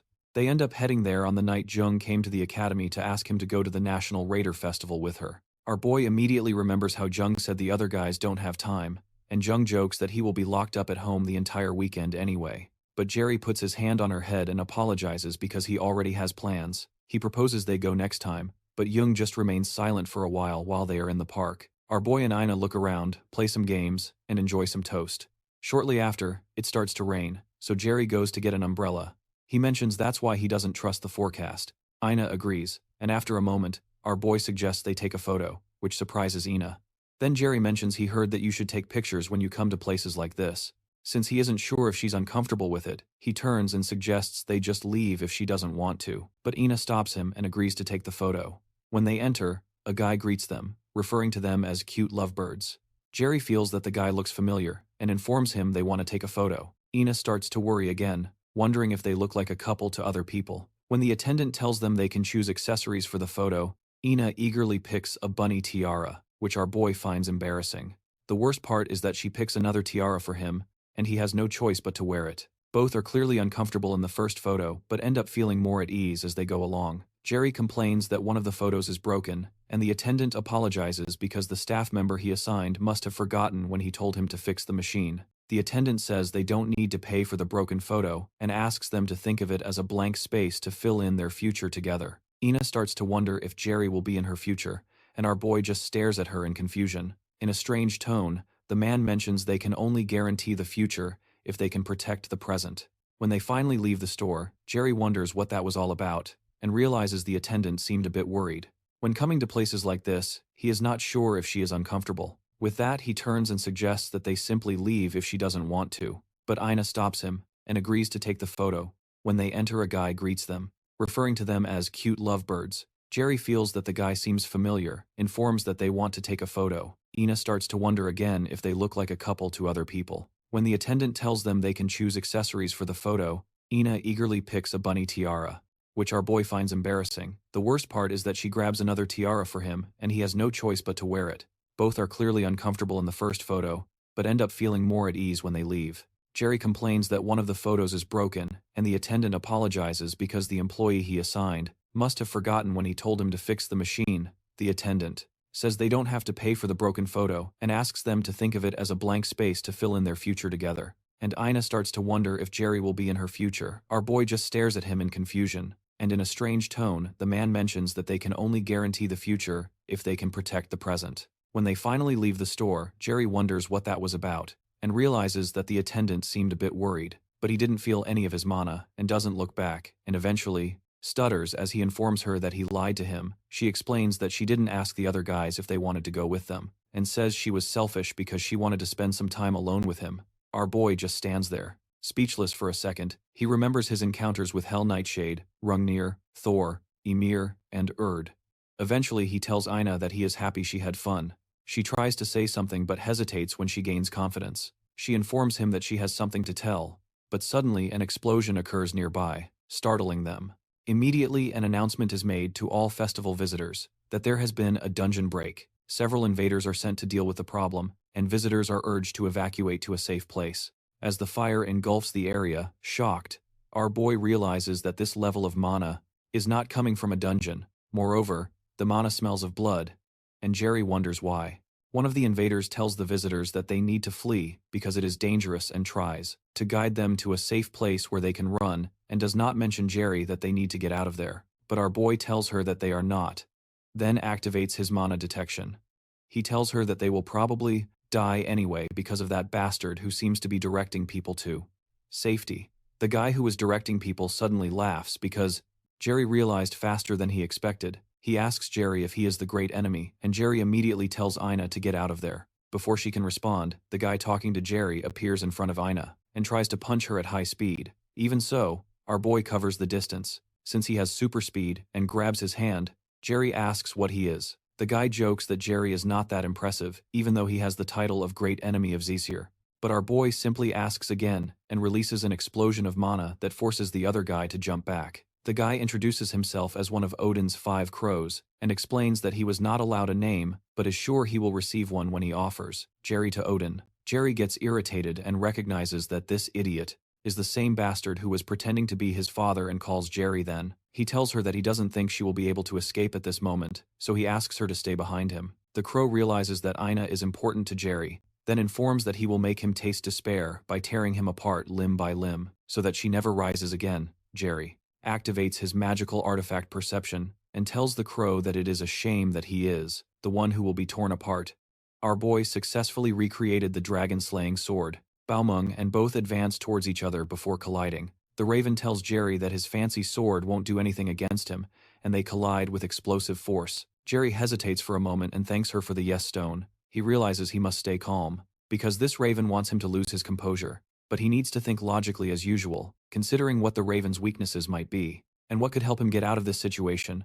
But the Raven leaps towards him to deliver another attack. While he is still thinking, our protagonist activates his lightning chains and fires them at the Raven's current, dodging the Raven. However, he reveals a dagger hidden in his sleeve and uses it to defend against the chain attack. The Raven persists despite the chains and jumps towards Jerry with the dagger in hand. Our boy considers that he and his enemy are at a similar level when it comes to mana, but he can't stray too far from Ina because something might happen to her if he lets his guard down. Suddenly, he steps on one of the lightning chains and uses it to propel himself towards the Raven, taking the fight to the air. However, Jerry is cut by the Raven's blade. Then he activates his sacrifice ability to heal himself. He realizes that his enemy is fast, and he can't reach him easily, even with the light steps activated.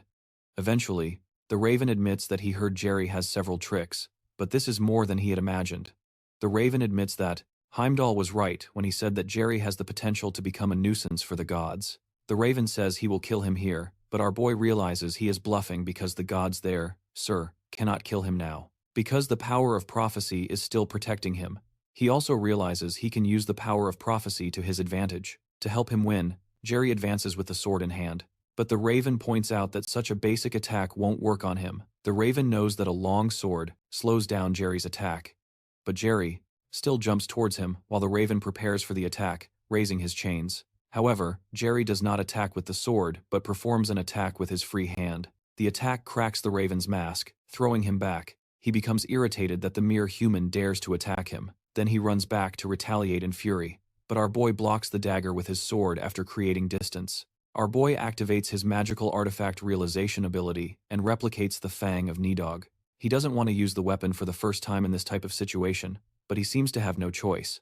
Upon seeing the dagger, the Raven is shocked because he wasn't told that Jerry uses a dagger, especially one with such a strong aura. Jerry wonders why the sight of his dagger made the Raven so shaken, especially one with such a strong aura. Jerry wonders why the sight of his dagger made the crow so shaken.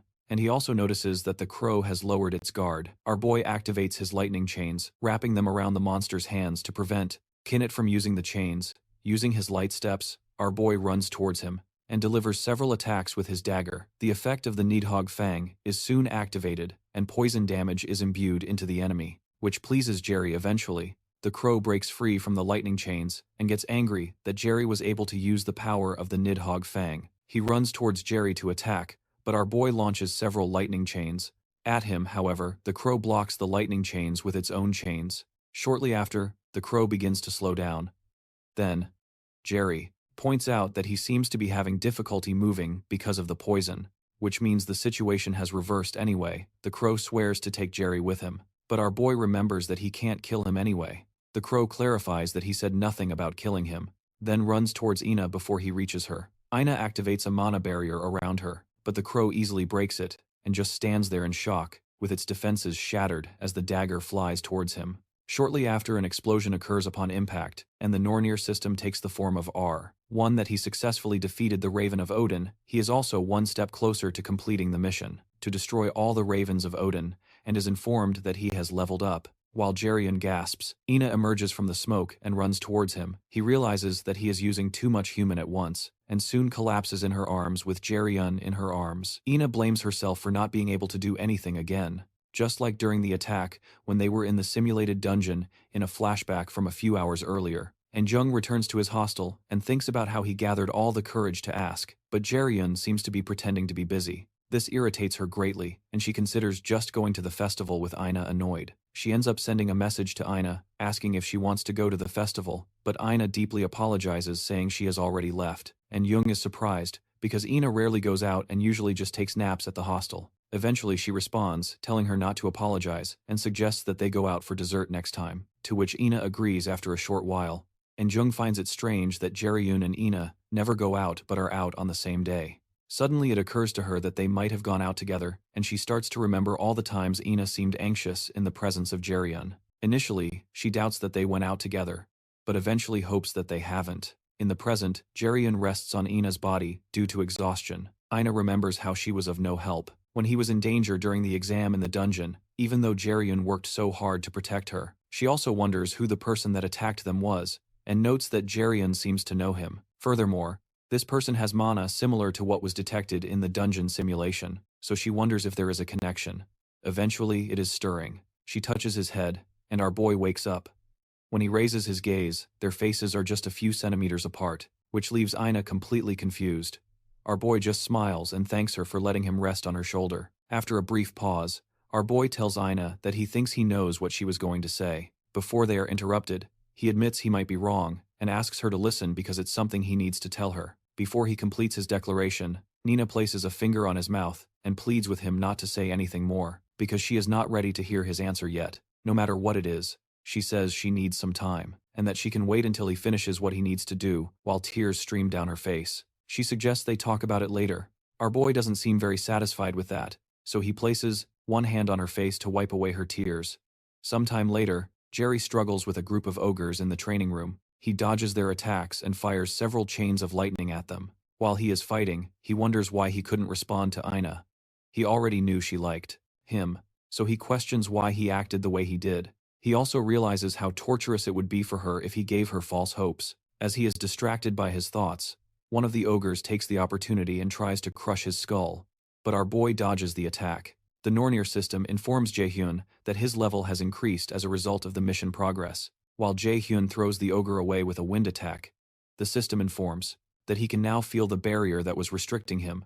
Our boy is not sure what that means, and Ryla soon appears by his side to inform him that he will understand soon. She walks towards him and says that he can do it, and Jaren jokingly asks why she is being so nice all of a sudden, which makes him think that she is leaving him forever. Jaren says he won't fall for her trap, and she visibly acts indifferent. But deep down, she wishes that Jiro wouldn't have value for her existence in the future, because she knows what will happen.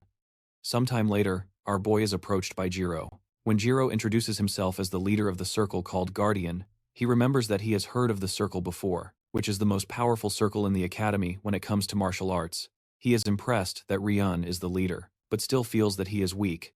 Ryun tries to tell Ryun that he has a good offer to recruit him for the Guardian Circle, but is soon interrupted by Dion, who protests that Ryun cannot just recruit Jae-ryun like that, because Jae-ryun is going to join her circle shortly after. Ji-ryo also appears and tells her to stop it because the Garam Circle will eventually take Jae-ryun. Ri-um tells the leaders to stop because everyone is watching when he is about to say something more. Ji-um, the leader of the upper third circle, intervenes and introduces herself to Ri-um as the leader of the third eye circle. Our boy is surprised to see her because he has already heard the names of the other guys in his past life. But he does not know this woman who informs our boy that she did not come to recruit him. She only came to introduce herself, but she told him that she should have come to find him when it was less chaotic. Strangely, she asserts that it would have been dangerous if she had done that. Shortly after, the best students start discussing again, but Jerry makes it clear to them that he does not intend to join any circle. Surprising them, Jerry asks what he is going to do. He admits that he knows Jerry is a disciple of Yuxiangan, but he reminds him that inexperienced invaders in circles will have a very low initial ranking, which will be a headache. To clarify, our boy explains that he did not say he would not enter a circle now. Irritated, Ju-hilb grabs our boy's shirt. He asks what the hell he is talking about, but our boy suddenly releases a large amount of aura and tells Ju-hilb frankly that it would be better for both of them if he did not cross that line. Surprised, Ju-hyun lets go.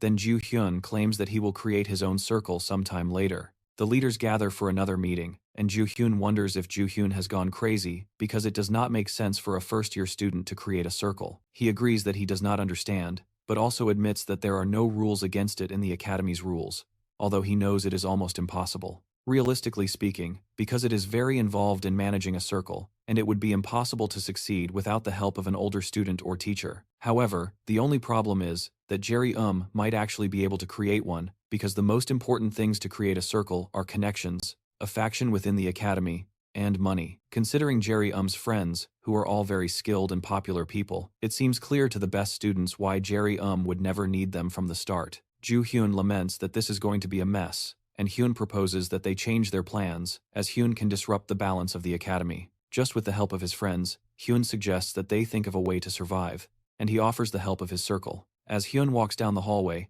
he remembers how Jae-hyun threatened Ju-yubi to let go of his shirt. He realizes that they have a huge problem to deal with.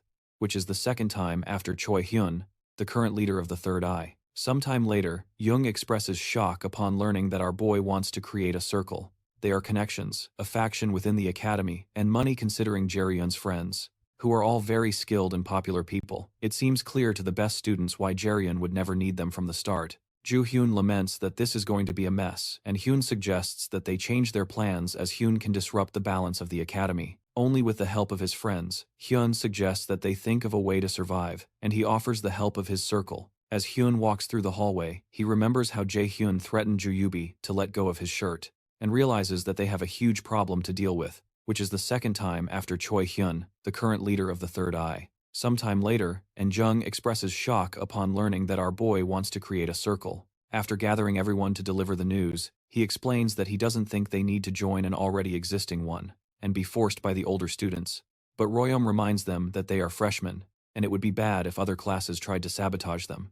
Jae-sung also finds the idea of fighting with other students frightening, and Soal asks Jae-Hyun if this will bring him money. Eventually, Jae-Hyun assures them that they just need to become strong enough so that the other circles cannot do anything against them.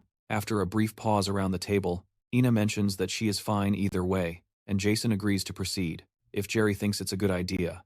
Hurt by the ignored comment, Soal asks again if they will make a lot of money, because everyone will starve if they can't earn points with the points given to the best students in each grade. And what our boy managed to get for being recruited by the Lottos, he assures them that he has at least a few hundreds of thousands of points, which surprises Soal, who calls him a psychopath, but Jung is surprised that he is so rich and has never taken them out to eat because of it. He declares that they will dine out tonight. Then Jerry asks why she wants to join them for dinner. She reminds him that she will also be at this academy next year and won't be able to go to another circle, because of the ability he has over her.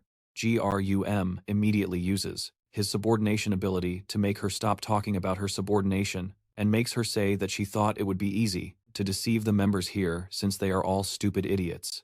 She is shocked by the words that come out of her mouth, and those at the table are equally surprised, which makes Soul irritated with Grum. However, Jae-Hyun reminds the guys that they are all talented and that, if they can create a circle to nurture their talents, they can easily overcome the barrier they face now. Royeom immediately pledges loyalty to Jae-Hyun, and Ina also intends to be strong enough to be the one who saves Jae-Hyun the next time they are in trouble. Meanwhile, Yoojin whispers to Soul that she has a bad feeling about this, and asks what she thinks. Soul agrees that Jae-Hyun smiling like that always brings bad luck to her. But when our boy turns to them with deadly eyes, they fall silent. Jae-Hyun says they will have to work hard to get stronger, and asks rhetorically if they will join his circle, with little choice in the situation. Sometime later, the group goes to the academy's training facility, News, an academy in the institution that has various top-notch equipment and artifacts. Only the best students and their friends can enter, and Jung, who is exhausted from working out, calls Hyun a son of a mute, while CEO is breathless beside her. Roy suggests they stop for today, because he feels like his muscles are destroyed, but our boy insists that this is how they become stronger. Jason is tasked with distributing healing potions, and Saul accuses him of being a traitor, but he remembers that he is not a battle-type cadet to round them all up. Just 2 series, and considers how special this academy is, because the gravity in this place is amplified to help students become stronger. Nearby, Ina continues lifting weights, and Jerry looks at her, remembering the incident with the crow, and worries that something like that could happen again. So he decides that the only thing he can do is help his friends become stronger in the shortest time possible, so they do not become a burden to him and can escape when the time comes. After that, our boy goes to the Lotus Guild to see his teacher, and she eventually asks if he is going to join a different guild. Jerry asks what she means. Then she admits that she knows the curator, approached him and offered to give him the Nithog Fang eventually. Our boy agrees that he was discovered, and asks her if she would let him go, if he said he wanted to. Songgon says she will never do that, especially not for the Curator's Guild. Jerry asks why. She asked if that is the case. Then she says it is to tell him that she will never let anyone take him away from her and will not let a rival take her disciple away from her. She leans in and pulls his face closer to hers. Then she reminds him that he also has no reason to give up the privilege he has right now for an S-class artifact. She admits it is hard to say that this would compensate for an S-rank artifact, but she grants him all the favors he asks for, so she does not believe that he is losing anything by being with her. Our boy agrees and confesses that he was not planning on leaving because there is nowhere to go when she is here. Xiongao jokingly accuses him of being a good liar and claims he almost fell for his lie, but Jerry jokingly says it is a shame. Shortly after, our boy remembers that Heimdall will attack him at the camping event, outdoors, and he needs to prepare for all possible scenarios. On the day of the outdoor camping, the students are transported to the event location while they are on the bus. Jiro tells his friends to behave well, as this event will kick off their circle. Royan agrees excitedly, but his teammate Ji-sung tells him to stop shaking.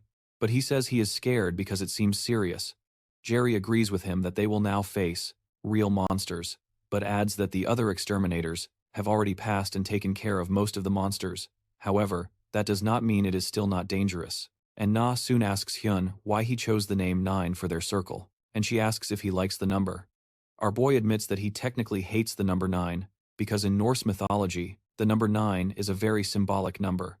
He explains that he chose the number 9 because he hates it the most, and this confuses Ina and Jung even more. They soon arrive at the entrance of the abandoned city where they will camp, and Jerry tells the others that they are no longer safe, so they remember to stay alert in the depths of the abandoned city.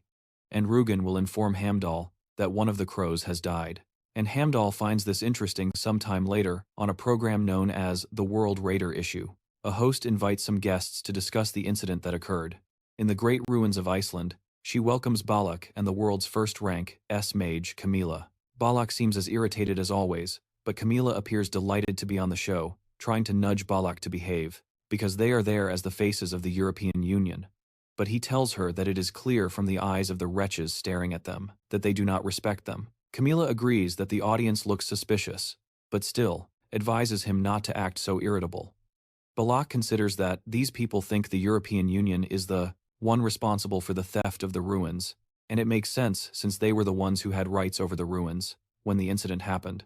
The host soon announces that the topic to be discussed today is the recent theft of the great ruins of Iceland, and Balak gets agitated, but Camilla nudges him to calm down. Moving on, the host asks why 2-level S invaders could not protect the ruins, and why the European Union could not get through the ruins first when they claim to be the strongest in the world. She states that these 2 points are what people are commenting on and asks for their opinions on the matter. Eventually, Camilla admits that they were not skilled enough and does not say anything more.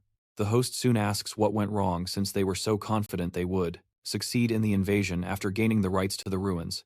And this time, Balak responds. He asks the host if she has heard of the invader, and she arrogantly replies that it is the person they say passed the qualification test that the Union could not and invaded the ruins. However, she claims that people want the truth, which irritates Balak, who asks if she is insinuating that he is lying when his expression changes. The host becomes scared, but Camilla scolds Balak to stop joking regardless. Balak leans closer to the camera and tells the whole world to listen carefully. He explains that the invader they nicknamed the Black Cloak was strong, and was strong enough to still win, even when he and Camilla attacked him together, instead of trying to blame them for their failures. He tells them to do something about the invader whom he knows for sure will appear again. Meanwhile, at the outdoor event, an instructor tells the students that this event will influence what their lives will be like in thousands of years to come. He explains that this excursion will last a week, and they must cooperate with the members of their circle, but will only receive survival kits that are being distributed for each circle.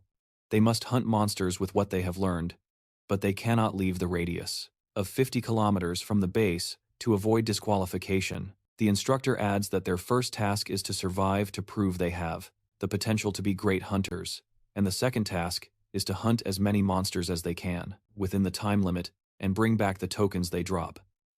The higher the ranking of the monster, the more points they will earn, but they are warned not to be so careless as to get hurt during the hunt. In case of emergency, they are informed not to worry, as there will be an instructor nearby at all times. The instructor tells them not to hide in emergency, but to go to the instructor. Once the announcement is made, everyone receives rings that are a symbol of solidarity, and our protagonist tells the members of his circle to move according to the plan. As they move, Rugos watches them closely and states that it has begun. Shortly after, they find a good place to use as a base, and Jason believes they will be able to avoid high-ranking flying monsters there. However, Soyol mentions that there might be insects in the area, and she does not like that kind of environment. Jae-sung tries to advise her not to hate insects so much, but Soyol tells him to shut up because insects are the worst. They start arguing again, and Jae-sung retreats behind our boy. Eventually, he interrupts them and tells them to stay alert. They are in a city that has been blocked and isolated due to the monster invasion. However, Jung hopes they will accumulate many points again, so they can buy a lot of ice cream and visit the restaurant they wanted. As she talks excitedly about food, she notices that Jerry does not seem as enthusiastic as she is, which makes her quiet. Our boy is thinking about how the event is not a big deal for some of the others, especially for them since they are at the top of the new students. However, the most dangerous enemy they will face here is Heimdall. So our boy decides to stay focused as he is sure Heimdall is coming. Ina also notices that he is worried, but he says he is fine when she suddenly asks.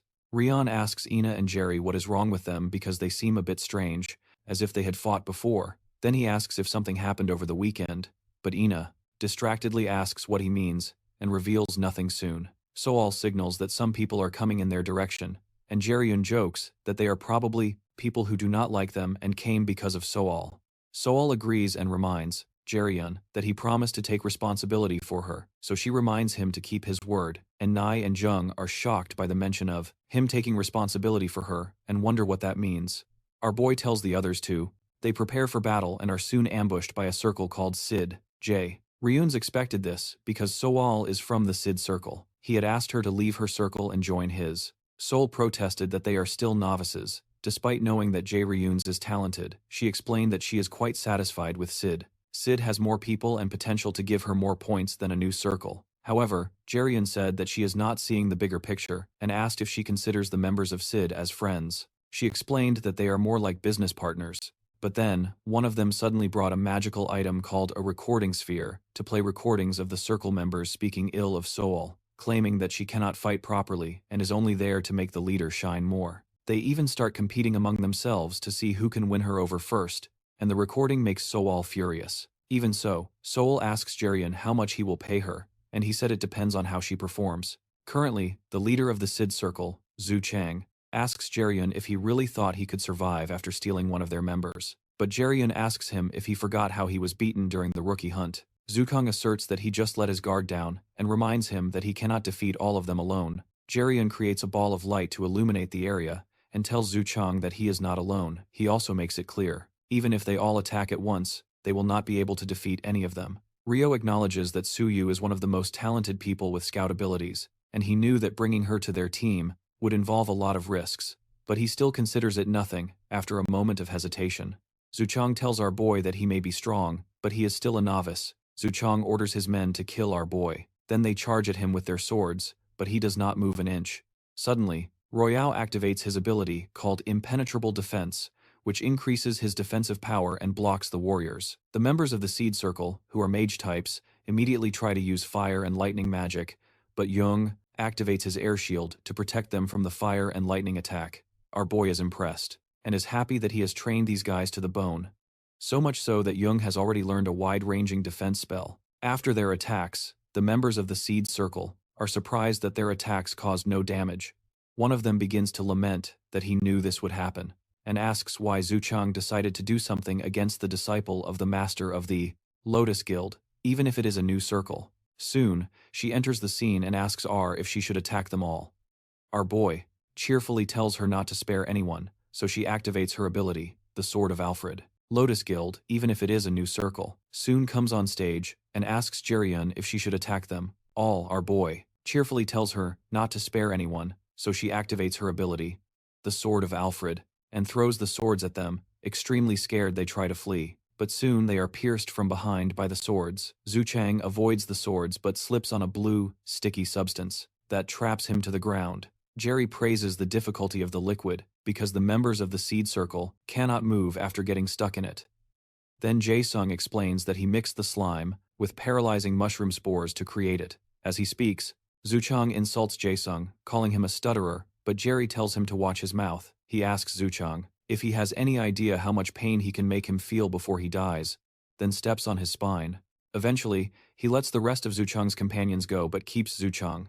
Zuchang begs his circle to wait for him, but they just call him a crazy bastard and ask why they should wait for him. After they leave, Jerry tells Soyuk that he decided to make Zuchang fail in this event. Soyul calls Zuchang a piece of trash, but Zuchang tries to convince her that he did all this for her. She tells him to stop with the nonsense and reminds him how he called her a parasite who has no other use besides being a punching bag. She soon takes out her knife and cuts Zhu Chang until he is eliminated. Shortly after, an instructor appears and is shocked to learn that Circle 9 took down the guys from the Seed Circle.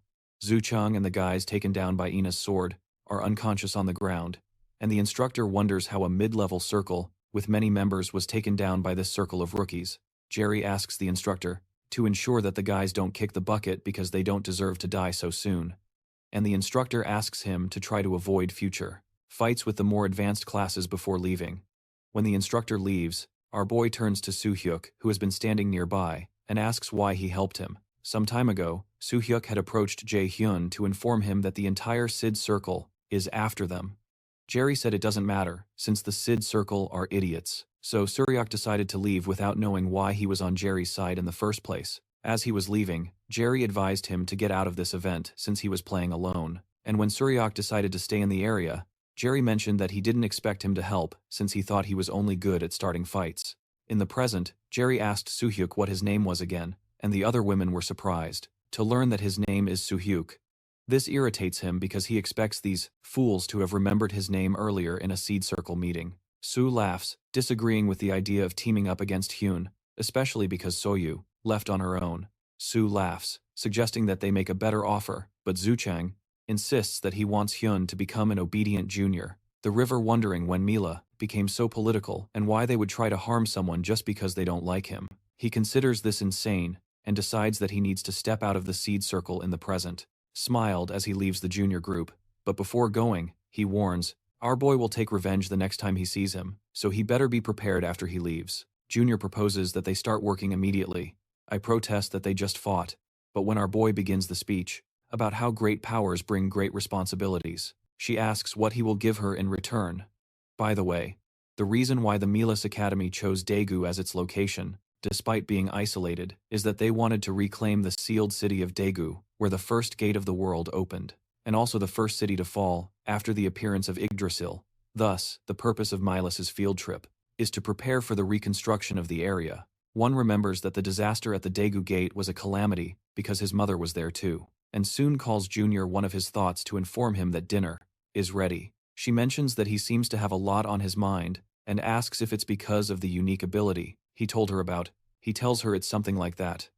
Our boy remembers how Hela told him he would never be able to defeat Heimdall as he is now, but that he would have a chance if he awakened his unique ability and transcended his limits. Apparently a unique ability manifests through the user's will, and she mentioned that he will have to think about what he truly desires and why he needs that power. He wonders how he should understand what she meant, and Ina confesses that maybe she doesn't understand either, but is sure he can do it as she is trying to help. Jerry assures her that he will do his best. Sometime later, Royong cuts a monster resembling a worm. Elsewhere in the area, after he defeats the worm, a bird-like monster attacks Soyu, and she defends herself with her blade. After she takes down the monster, Jung observes that this place is very different from Milas, and agrees that the difference in the amount of mana in the air is quite significant, and seems worse than the 10th level of the mansion's test. They are in a place called a field, a term for areas dominated by monsters due to a dungeon outbreak where corrupt energy seeps in and causes even more dangerous monsters to appear. Soyul doesn't know what a field is, and when Jason teases her for never paying attention in class, she tries to kill him. Junior explains that a field is a place abundant in mana but unsuitable for human sustenance. They can handle this as invaders, but ordinary people are at risk when exposed to a little mana. He reminds everyone to be careful because anything can happen here, and when a huge monster appears before them, I ask if he will really kill him. He assures yes, but reminds to do her job as the team's explorer. She asks him to promise to help her escape if something happens, because she doesn't want to die young, and Jerry just smiles at her then. She calls him a bastard for not promising directly, so our boy suggests that she stay behind and let them search alone, even if it takes longer, and they earn fewer points since they will encounter weaker monsters. Soyul calls him master and says he has the final word here while they are examining the area, and Jung finds it amazing that a large part of the isolated area has been recovered, and she assumes it is thanks to a famous person. Ina doesn't know who the person is, so I provoke her for not paying attention in class either, and propose that they become friends. Royan points out that Jung was referring to the first awakened, June, and Jason mentions that even his father said June is someone he couldn't defeat. That's where the first portal opened, and monsters spread while endless screams of agony echoed through the air, and humans were crushed like ants. A human with special powers appeared. Zhuao. The first awakened from Korea, when Jerry defeats the formidable monster that scared Soyul. He thinks about how Jun became famous worldwide and how no one like him has appeared since, but he suddenly disappeared shortly after, when he defeats the monster. And Jung tells Jae-hyun that he knows he chose this path because of Zhuao. Zhuao's disappearance was so abrupt that people presumed he died to the monsters, and he was also the first person to use the power of the system to that. Our boy wonders what kind of person Wang was, and how he was able to use that power before everyone else. Shortly after, Jae-sung, Soyu, and Royoung set up a tent for them to stay, and soon returns, and our boy informs her that there are harpies, worms, and goblins like Soyul had said. He said she is very good, and I point out that she has to be, because he would have abandoned her here if she were wrong. Our boy asks how she knew he would abandon her, and when she tries to insult him, he reminds her of the payment, so she goes back to calling him master again. While Royeon and Jae-sung talk about Soyul's impressive skills, Jae-sung says something, and Soyul intimidates again, reminding them not to talk about her because only Jae-hyun is paying for her services. Jerry asks where Jung is. Then Royeon replies that she said she was going to prepare something when she appears. Jerry asks where she has been, and he is surprised to see a scary-looking pot in her hands. Their faces immediately turn pale while Yoon praises himself for the pain he went through to prepare this when they take the sinister-looking substance out of the pot. Our boy asks if this is supposed to be food, and Yoon proudly says he added a special sauce to the worm they caught. Our boy can't believe she wants them to eat this, but she insists because she put a lot of effort into it. The only idea Jae-hyun has on how to deal with this is probably to feed Heimdall with it to easily kill him. Meanwhile, Jae-hyun somehow meets John. She asks him when he plans to act again. He tells her he doesn't know but thinks it's about time, because the great adversary is already on the move. Dion responds that the great adversary is still very young, but he is proving more and more that the prophecy is not false, so she tells John that they need his help. He responds that Heimdall is already on the move, so he sees no need to do anything but states he will take action if necessary. It crosses John's mind that things are about to get interesting at the field event. Jerry laments that this food could kill them, but Yo-jung insists that the food isn't that bad.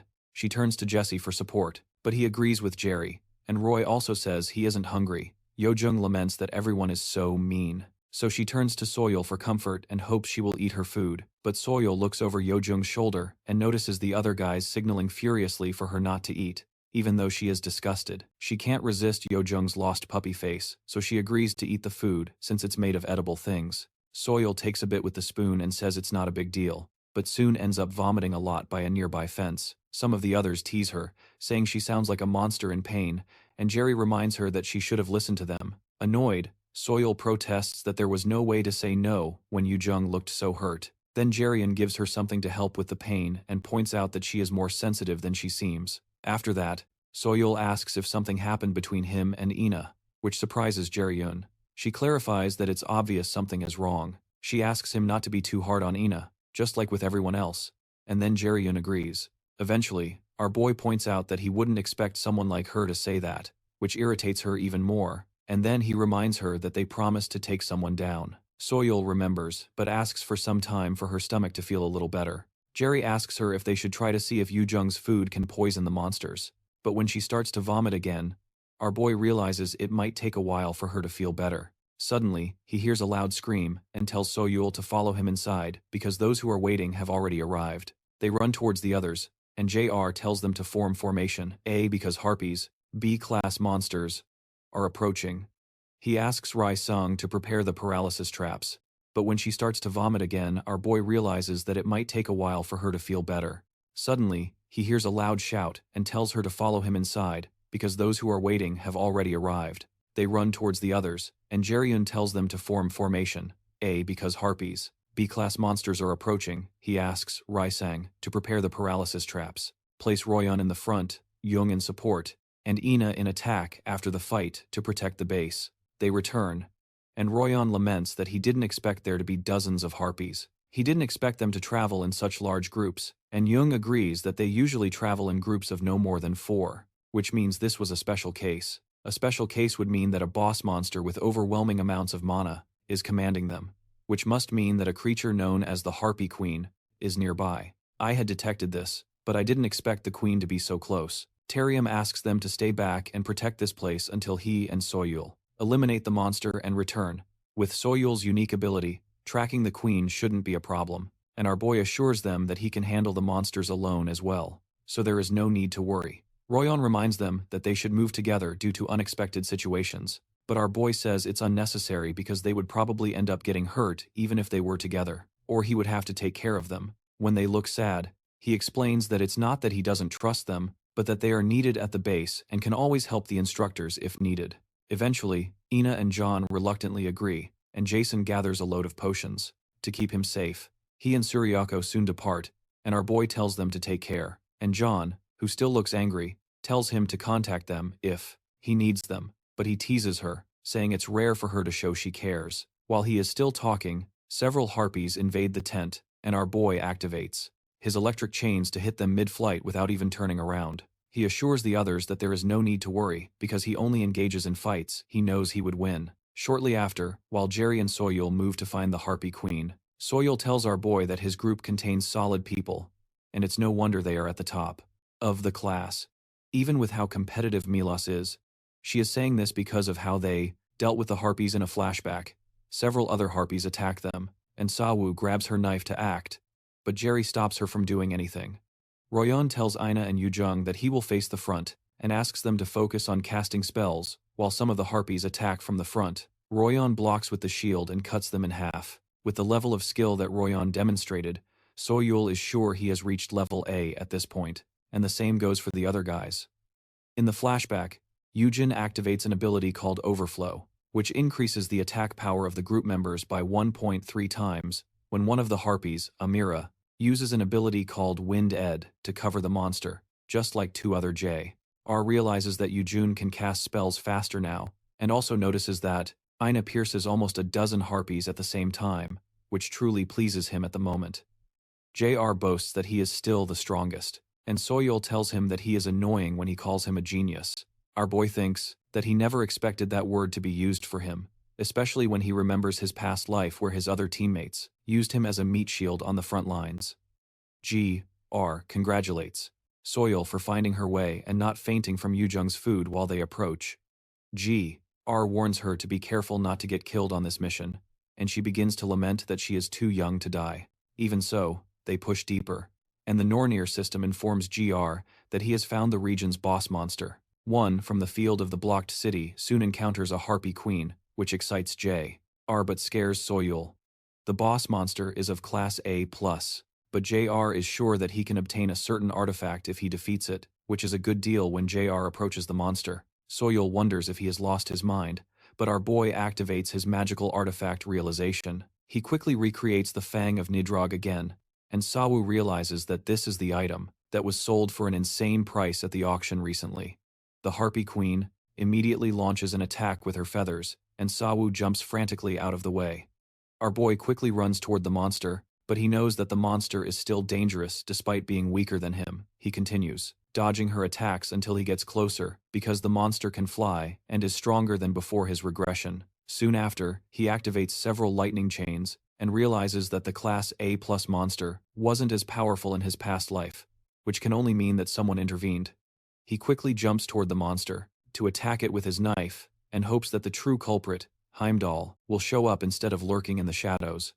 Meanwhile, Hulk observes from somewhere and says that his prediction is correct and something is imminent, but he is worried if Randall will be able to do his job properly. Shortly after, our boy successfully defeats the Harpy Queen, the boss of the first region of the quarantine city, and his reward is placed in the Harpy Queen's nest. J.R. is satisfied to finally have obtained the item called Storm Wings, but when he turns to Soyul, who is having trouble keeping up, she asserts that Jung is right, that our boy is out of his mind.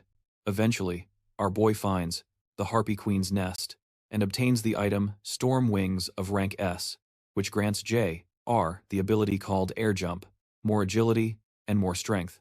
The Air Jump is a level A+ skill that creates a false wall of wind while the user is in the air to give another chance to jump, and can be used twice in a row. Suddenly they notice a pair of gloves on the ground, and upon checking, they discover that it is something called Dragon Gloves, and the system informs that it is updating information about the first clever one in the Nornir system. Sometime later, after fighting against a few more Royum Harpies, mentions that they seem to be quite close to the maximum record established, which means they are incredible, and Jung agrees that it is expected since she is there with him. Jerry, one who is nearby, remembers that he obtained information about June, the first to awaken in the whole world, and wonders why the Nornir system is updating information about him. He realizes that it probably has something to do with the system, knows he needs to find out why those gloves were there. Shortly after, Jung exclaims why he left behind his embedded necklace, which is bad while she is crying. Jerry hands her the same necklace. Then she asks how he knows she left it behind and states that it is scary. Our boy informs that forgetting things is a habit of hers. Besides, her mother told him to take care of her. Jerry then tells Jung to grow up and stop forgetting things, but Jung protests that he needs to stop preaching. They get into another argument again, and Ryan asks if they are dating. Jerry denies, and Jung asks Ryan if he wants to die. Curiously, Ina touches Ryan with a dangerous look and tells him to drop it, since they have already denied it. Meanwhile, in Valhalla, the Great Palace of Aesir, also called the Great House of Warriors and House of Joy, the Aesir gods gather for a banquet. Thor enjoys the celebration because the preparations for war are going well, and Heimdall said he will get rid of the great adversary. He believes that the Aesir will become the masters of the 9 realms, and the great Odin will be pleased. Another god, calls Thor an insincere bastard for holding a banquet while Odin is absent, and asks Thor if Ragnarok means nothing to him. Thor does not believe he is mentioning this and soon reminds how Fenrir ate his right arm during Ragnarok. He also reminds Thor of the piece of coal stuck in his forehead by a giant Vil, and states that he would have killed himself if he were him annoyed. Thor proposes that they fight to see which of them is stronger, but Freya tells them to stop if they don't want to be put under observation. A little later, Frigg declares that the forces of Valhalla have decreased significantly, and the soul collection is not going very well. Freya interrupts, saying it is because Ragnarok has pressured them too much, and it is clearly a mistake of Odin. Irritated, Frigg corrects for speaking like that about the master of Asgard, but Freya explains that she does not intend to kiss Odin's feet. He may have power, but in her eyes, he is nothing but trash. When Frigga asks how she dares to say that, Freya becomes hostile and reminds Frigga of what Odin did to her.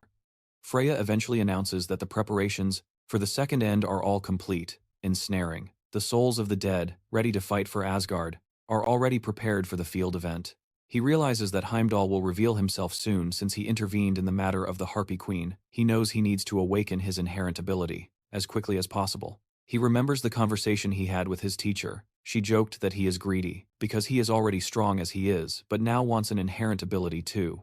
In the flashback, she explains that she doesn't think she can be of much help with that because her own case was quite sudden. Apparently, there was desperation on the day a gate opened in the middle of the road, and people began to fall like flies. In the midst of the chaos, there was a child running for their life, and her heart felt powerless. She ran to help the child but couldn't save them, despite being awake because she was simply too weak.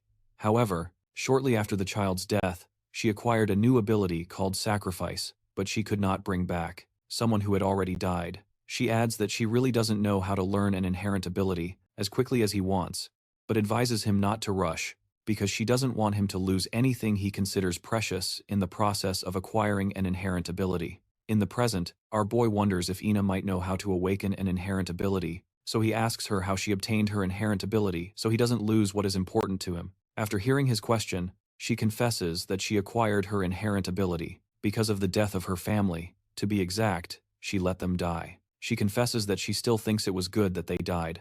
Apparently, when she was 5 years old, she lost her parents and was left alone afterward. She and her grandmother went to live with her aunt.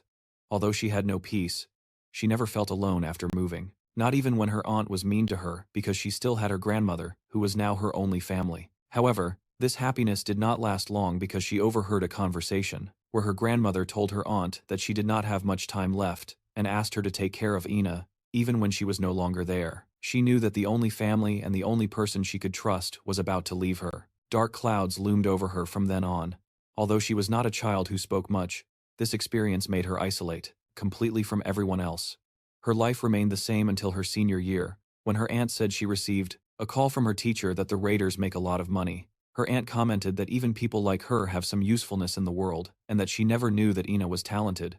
Her aunt reminded her that they spent a lot of money to raise her, and that she would have to reimburse them for that.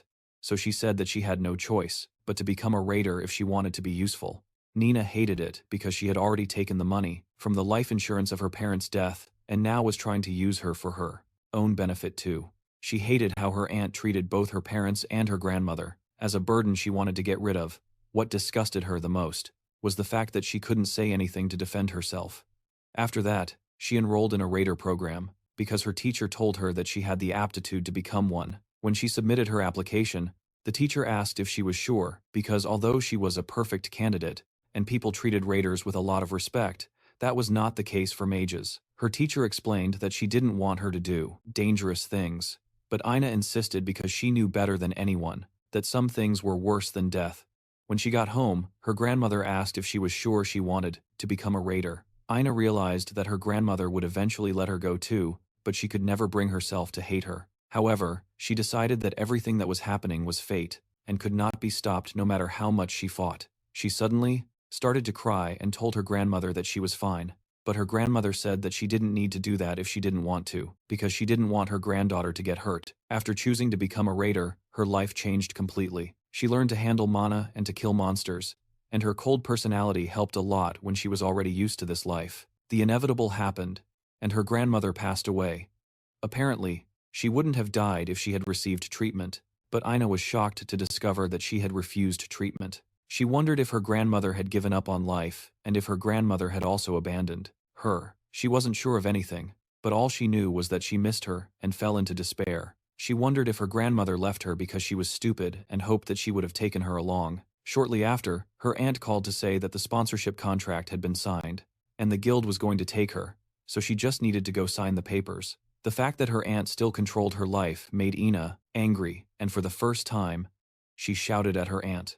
When her aunt protested that she should be grateful for not being sold, she decided to run away from home. She waited until dawn to go back home and get her things.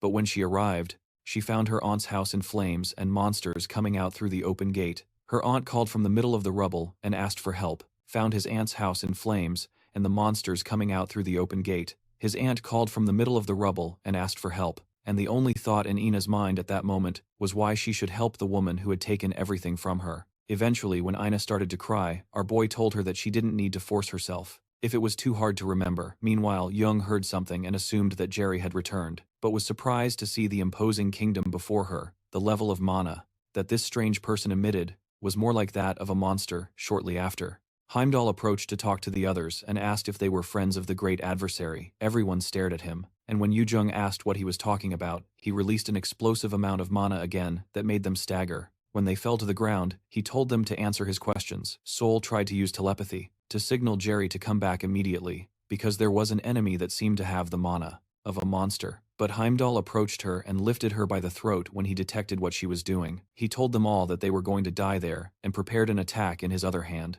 He said to blame the great adversary for this, but Jarium soon appeared and said he wouldn't let him do anything. Our boy activated his absolute calculation ability and disabled Heimdall's attack meanwhile, while an instructor lamented to his colleague about having to take care of the students. After already having eliminated the monsters in the event area, they noticed a huge cloud of purple mana that scared them. Before they knew what was happening, a huge monster appeared behind them and devoured the guy who was lamenting, giving immediate PTSD to the other before he could reach his walkie-talkie. The monster impaled him with its scorpion-like tail, but he managed to inform the others that there was danger before the monster completely drained his life. Ridiculously, huge monsters suddenly filled the whole place, and the situation did not look good while this was happening. Heimdall dropped the ground when Jeriun appeared. He turned to Jeriun and unleashed his storm of mana again, while demanding to know from Jeriun how he had the Eye of Odin. Heimdall realized how Jerry was able to grow so quickly because a mere human could never grow at that pace, but our boy told him to come take the eye.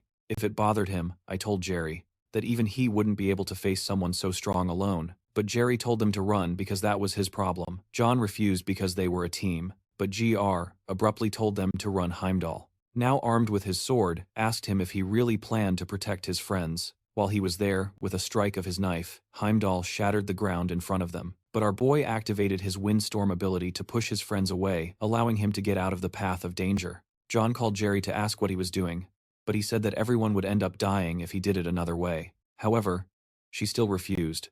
But Ina stopped and said that Jerry was right, because they had no chance against someone so strong. John insisted that was why they should help, but Ina told her that she was sure Jerry could do this. Then she proposed that they go to the entrance and inform the instructors about the situation. John still didn't seem convinced, but she told Jerry to stay alive before leaving. When his friends finally escaped, Jerry activated his frozen earth ability to freeze the entire area. The ability intrigued Heimdall, but he remembered Hieron, which is an ability that takes dozens of seconds to fully activate, and asked if he really thought he could stop him for that long. Hieron replied that there was no reason he couldn't, especially since he had thought of this plan for when he had to fight against Heimdall. Heimdall jumped towards him to launch an attack, and told our boy to continue with his tricks. Jerry realized that Heimdall's attack could hit his friends if he couldn't block it, so he activated the realization of the magical artifact. He brought out his sword Baomeng to block it.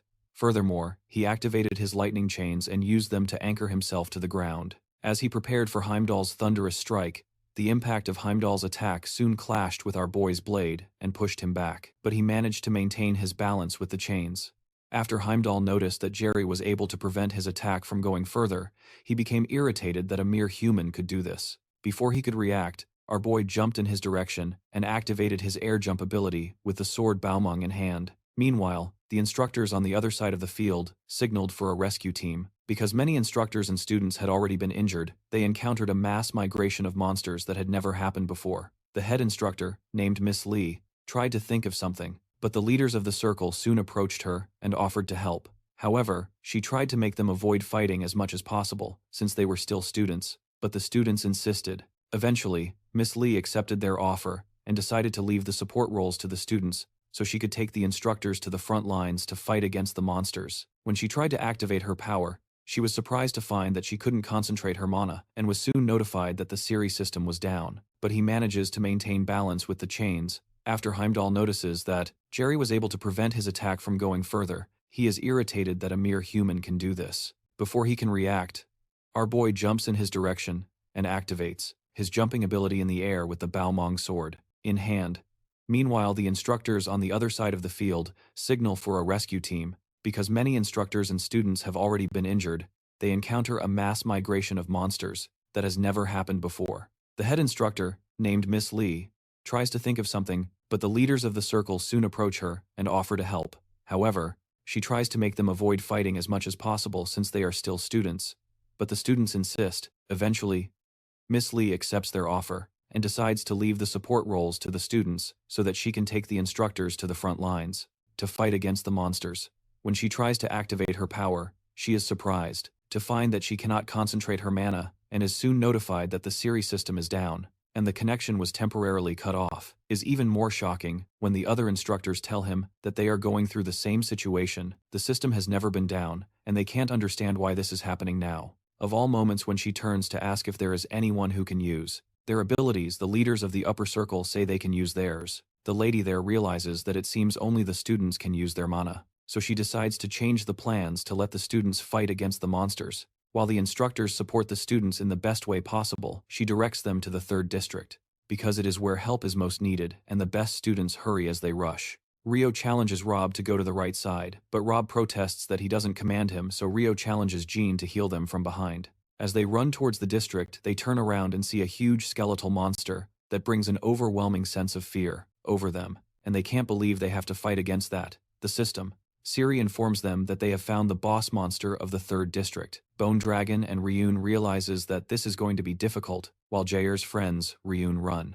A programmed message enters the ring assigned to Team Jair Ryun. He left a message to inform them that there is no need to worry about him, but that he needs them to do something. He informs that the city entrance is being attacked by a field boss monster and asks them to help the people there before he comes to join them soon. After hearing the message, and Jum is quite sure that Jari will be fine, so they decide to go help the others. Meanwhile, Jerry uses his jumping ability in the air to jump towards Rainbow. Heimdall realizes that there is a reason for JRUM to be called a great adversary, but he tells our boy that still he will lose. The god raises his sword and releases a wave of attack to test the strength of JRUM using his jump in the air. Our boy manages to dodge in midair and still advances to launch his attack, which Heimdall blocks, with his rainbow sword pushing him back, but our boy says he will regret that.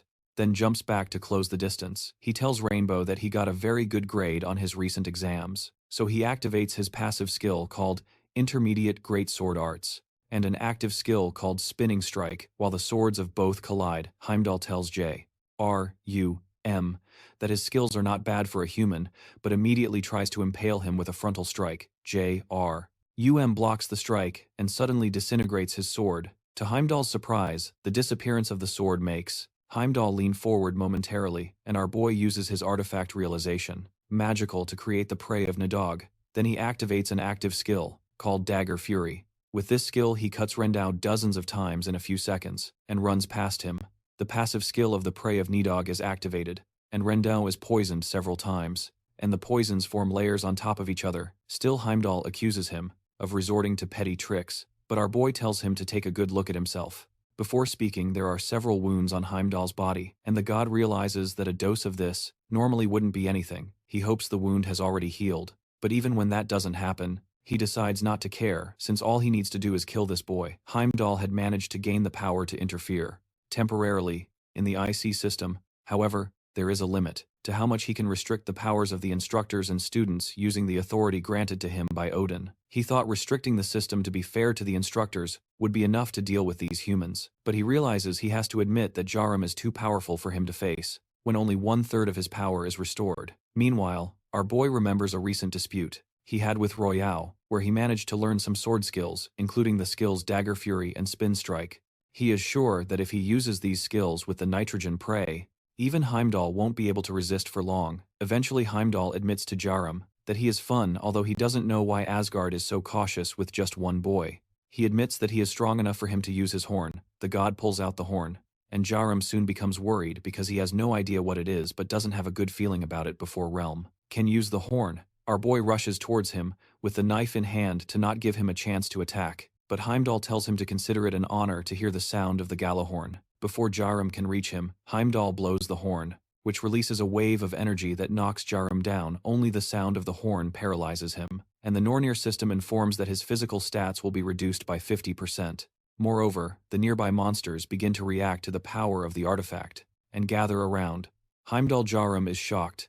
Then Heimdall tells him that he doesn't know how to control monsters like him, but that he is good at magic. When Realm down, creates a ball of lightning in his hands. Our boy tries to cancel it with his absolute calculation skill, but the system informs him that his level is too low, and failed to resist the effects of the artifact. The monsters soon gather around him, and Realm down hits Jarum with the lightning attack, making him scream in pain. This attack is Heimdall's specialty, and is called the Flow Reversal Spell, causing immense pain. Although it doesn't kill, as Jarum writhes in pain, Heimdall says he will rot in the dungeons of Asgard for the rest of his life. When he launches another attack at Jarum, he is suddenly stopped by some force that turns out to be a shield created by Ryla. Rindal is surprised to see Ryla, and Jarum asks Rila what is happening. When Rila realizes her body is disintegrating, she understands she cannot hold on for much longer. Heimdall was wondering where she was hiding, but he can see Ryla's divinity hovering over her. Ryla creates a wind attack, but our boy tries to stop her, because he realizes she will die if she uses Rila's divinity, just as Heimdall had said. After creating the attack, she launches it at Rainbow, who dodges and advances towards her. He tells her that the power is too much for her to control, and asks why she intends to sacrifice herself. He wonders if she believes the great adversary will be able to save the 9 worlds, but she says it is more of a certainty than mere belief. She is convinced that Jarum will kill Odin and end Ragnarok, but Hela jumps towards her to finish her off because of her irreverent words. She decides to put an end to this, and summons a huge serpent that tries to consume Hela. Regardless of this, our boy pleads with Ryla to stop what she is doing. Meanwhile, Rio defeats several monsters, and he also has to endure the explosion from the Bone Dragon's mouth. When the Bone Dragon attacks him again, he needs to stop fighting to block the attack. Meanwhile, the other students fight against other monsters, and Rio fights alongside them. While Dion heals the injured, some of the students lament that they will all be killed by this Bone Dragon. Dion tells the others that they cannot hold on much longer, but Rio insists they keep fighting, since they cannot establish a connection with the outside world. Eventually, Gil Rio runs out of mana and starts to weaken. As usual, Rio hopes they can get a few more people who can fight, and as if by providence, Jerry Rio's friends appear to lend a hand. However, Rio protests that this is too dangerous for the first-year students, and adds that a bone dragon of higher rank is very difficult. While he speaks, he is ambushed by a wolf-like monster from behind, but Rio activates his sword without blue splendors and cuts the monsters into small pieces. The others quickly join the action and collectively declare that they are here to fulfill the promise they made to help others, and one is surprised to see them facing the bone dragon and the other monsters head-on. Royong runs towards them and signals for Yujung to provide support. She activates her overflow ability and another ability called Mana Field to create support. While Ina activates her Sword of Alfheim, Royong activates his sword without blue splendors. Soon they start tearing the monsters limb from limb, and the other veterans quickly join them. And one realizes that he thought only he had insane talent, but it is clear that his friends are also on a different level when Royam encounters a bull monster that tries to crush him to the ground. He blocks the monster's axe with his shield, while Ina attacks the monster's limbs, and Riam has the chance to strike the monster's head. With the new support, the task of defeating these monsters seems feasible. Meanwhile, some students thank Jiazong for saving them with his potions, and Soil tries to lead the students to the exit. Eventually, the students are left with only the boss monster of Ranka, Rio, and Rio runs towards the monster to attack its leg and restrain its movements, and he asks the others to reach its core and destroy it. Royom immediately asks Yojung to use debuffs to reduce the dragon's strength, so she jumps into the air and uses a debuff on the dragon. Meanwhile, Jo Hyun laments that the newcomers will be the stars of the show at this rate, but Hyun tells him that there is nothing they can do, because the destructive power of Circle 9 is better than theirs. Irritated by this, Jo Hyub activates his Wheel Wind ability. Then he breaks the bones of one of the monster's legs. Hyun confirms his suspicions that Jo Hyub does not consider the allies around him. When attacking, then he activates his deadly piercing ability and cuts some bones of the monster. Once this is done, he signals for the other team to act, then he deactivates his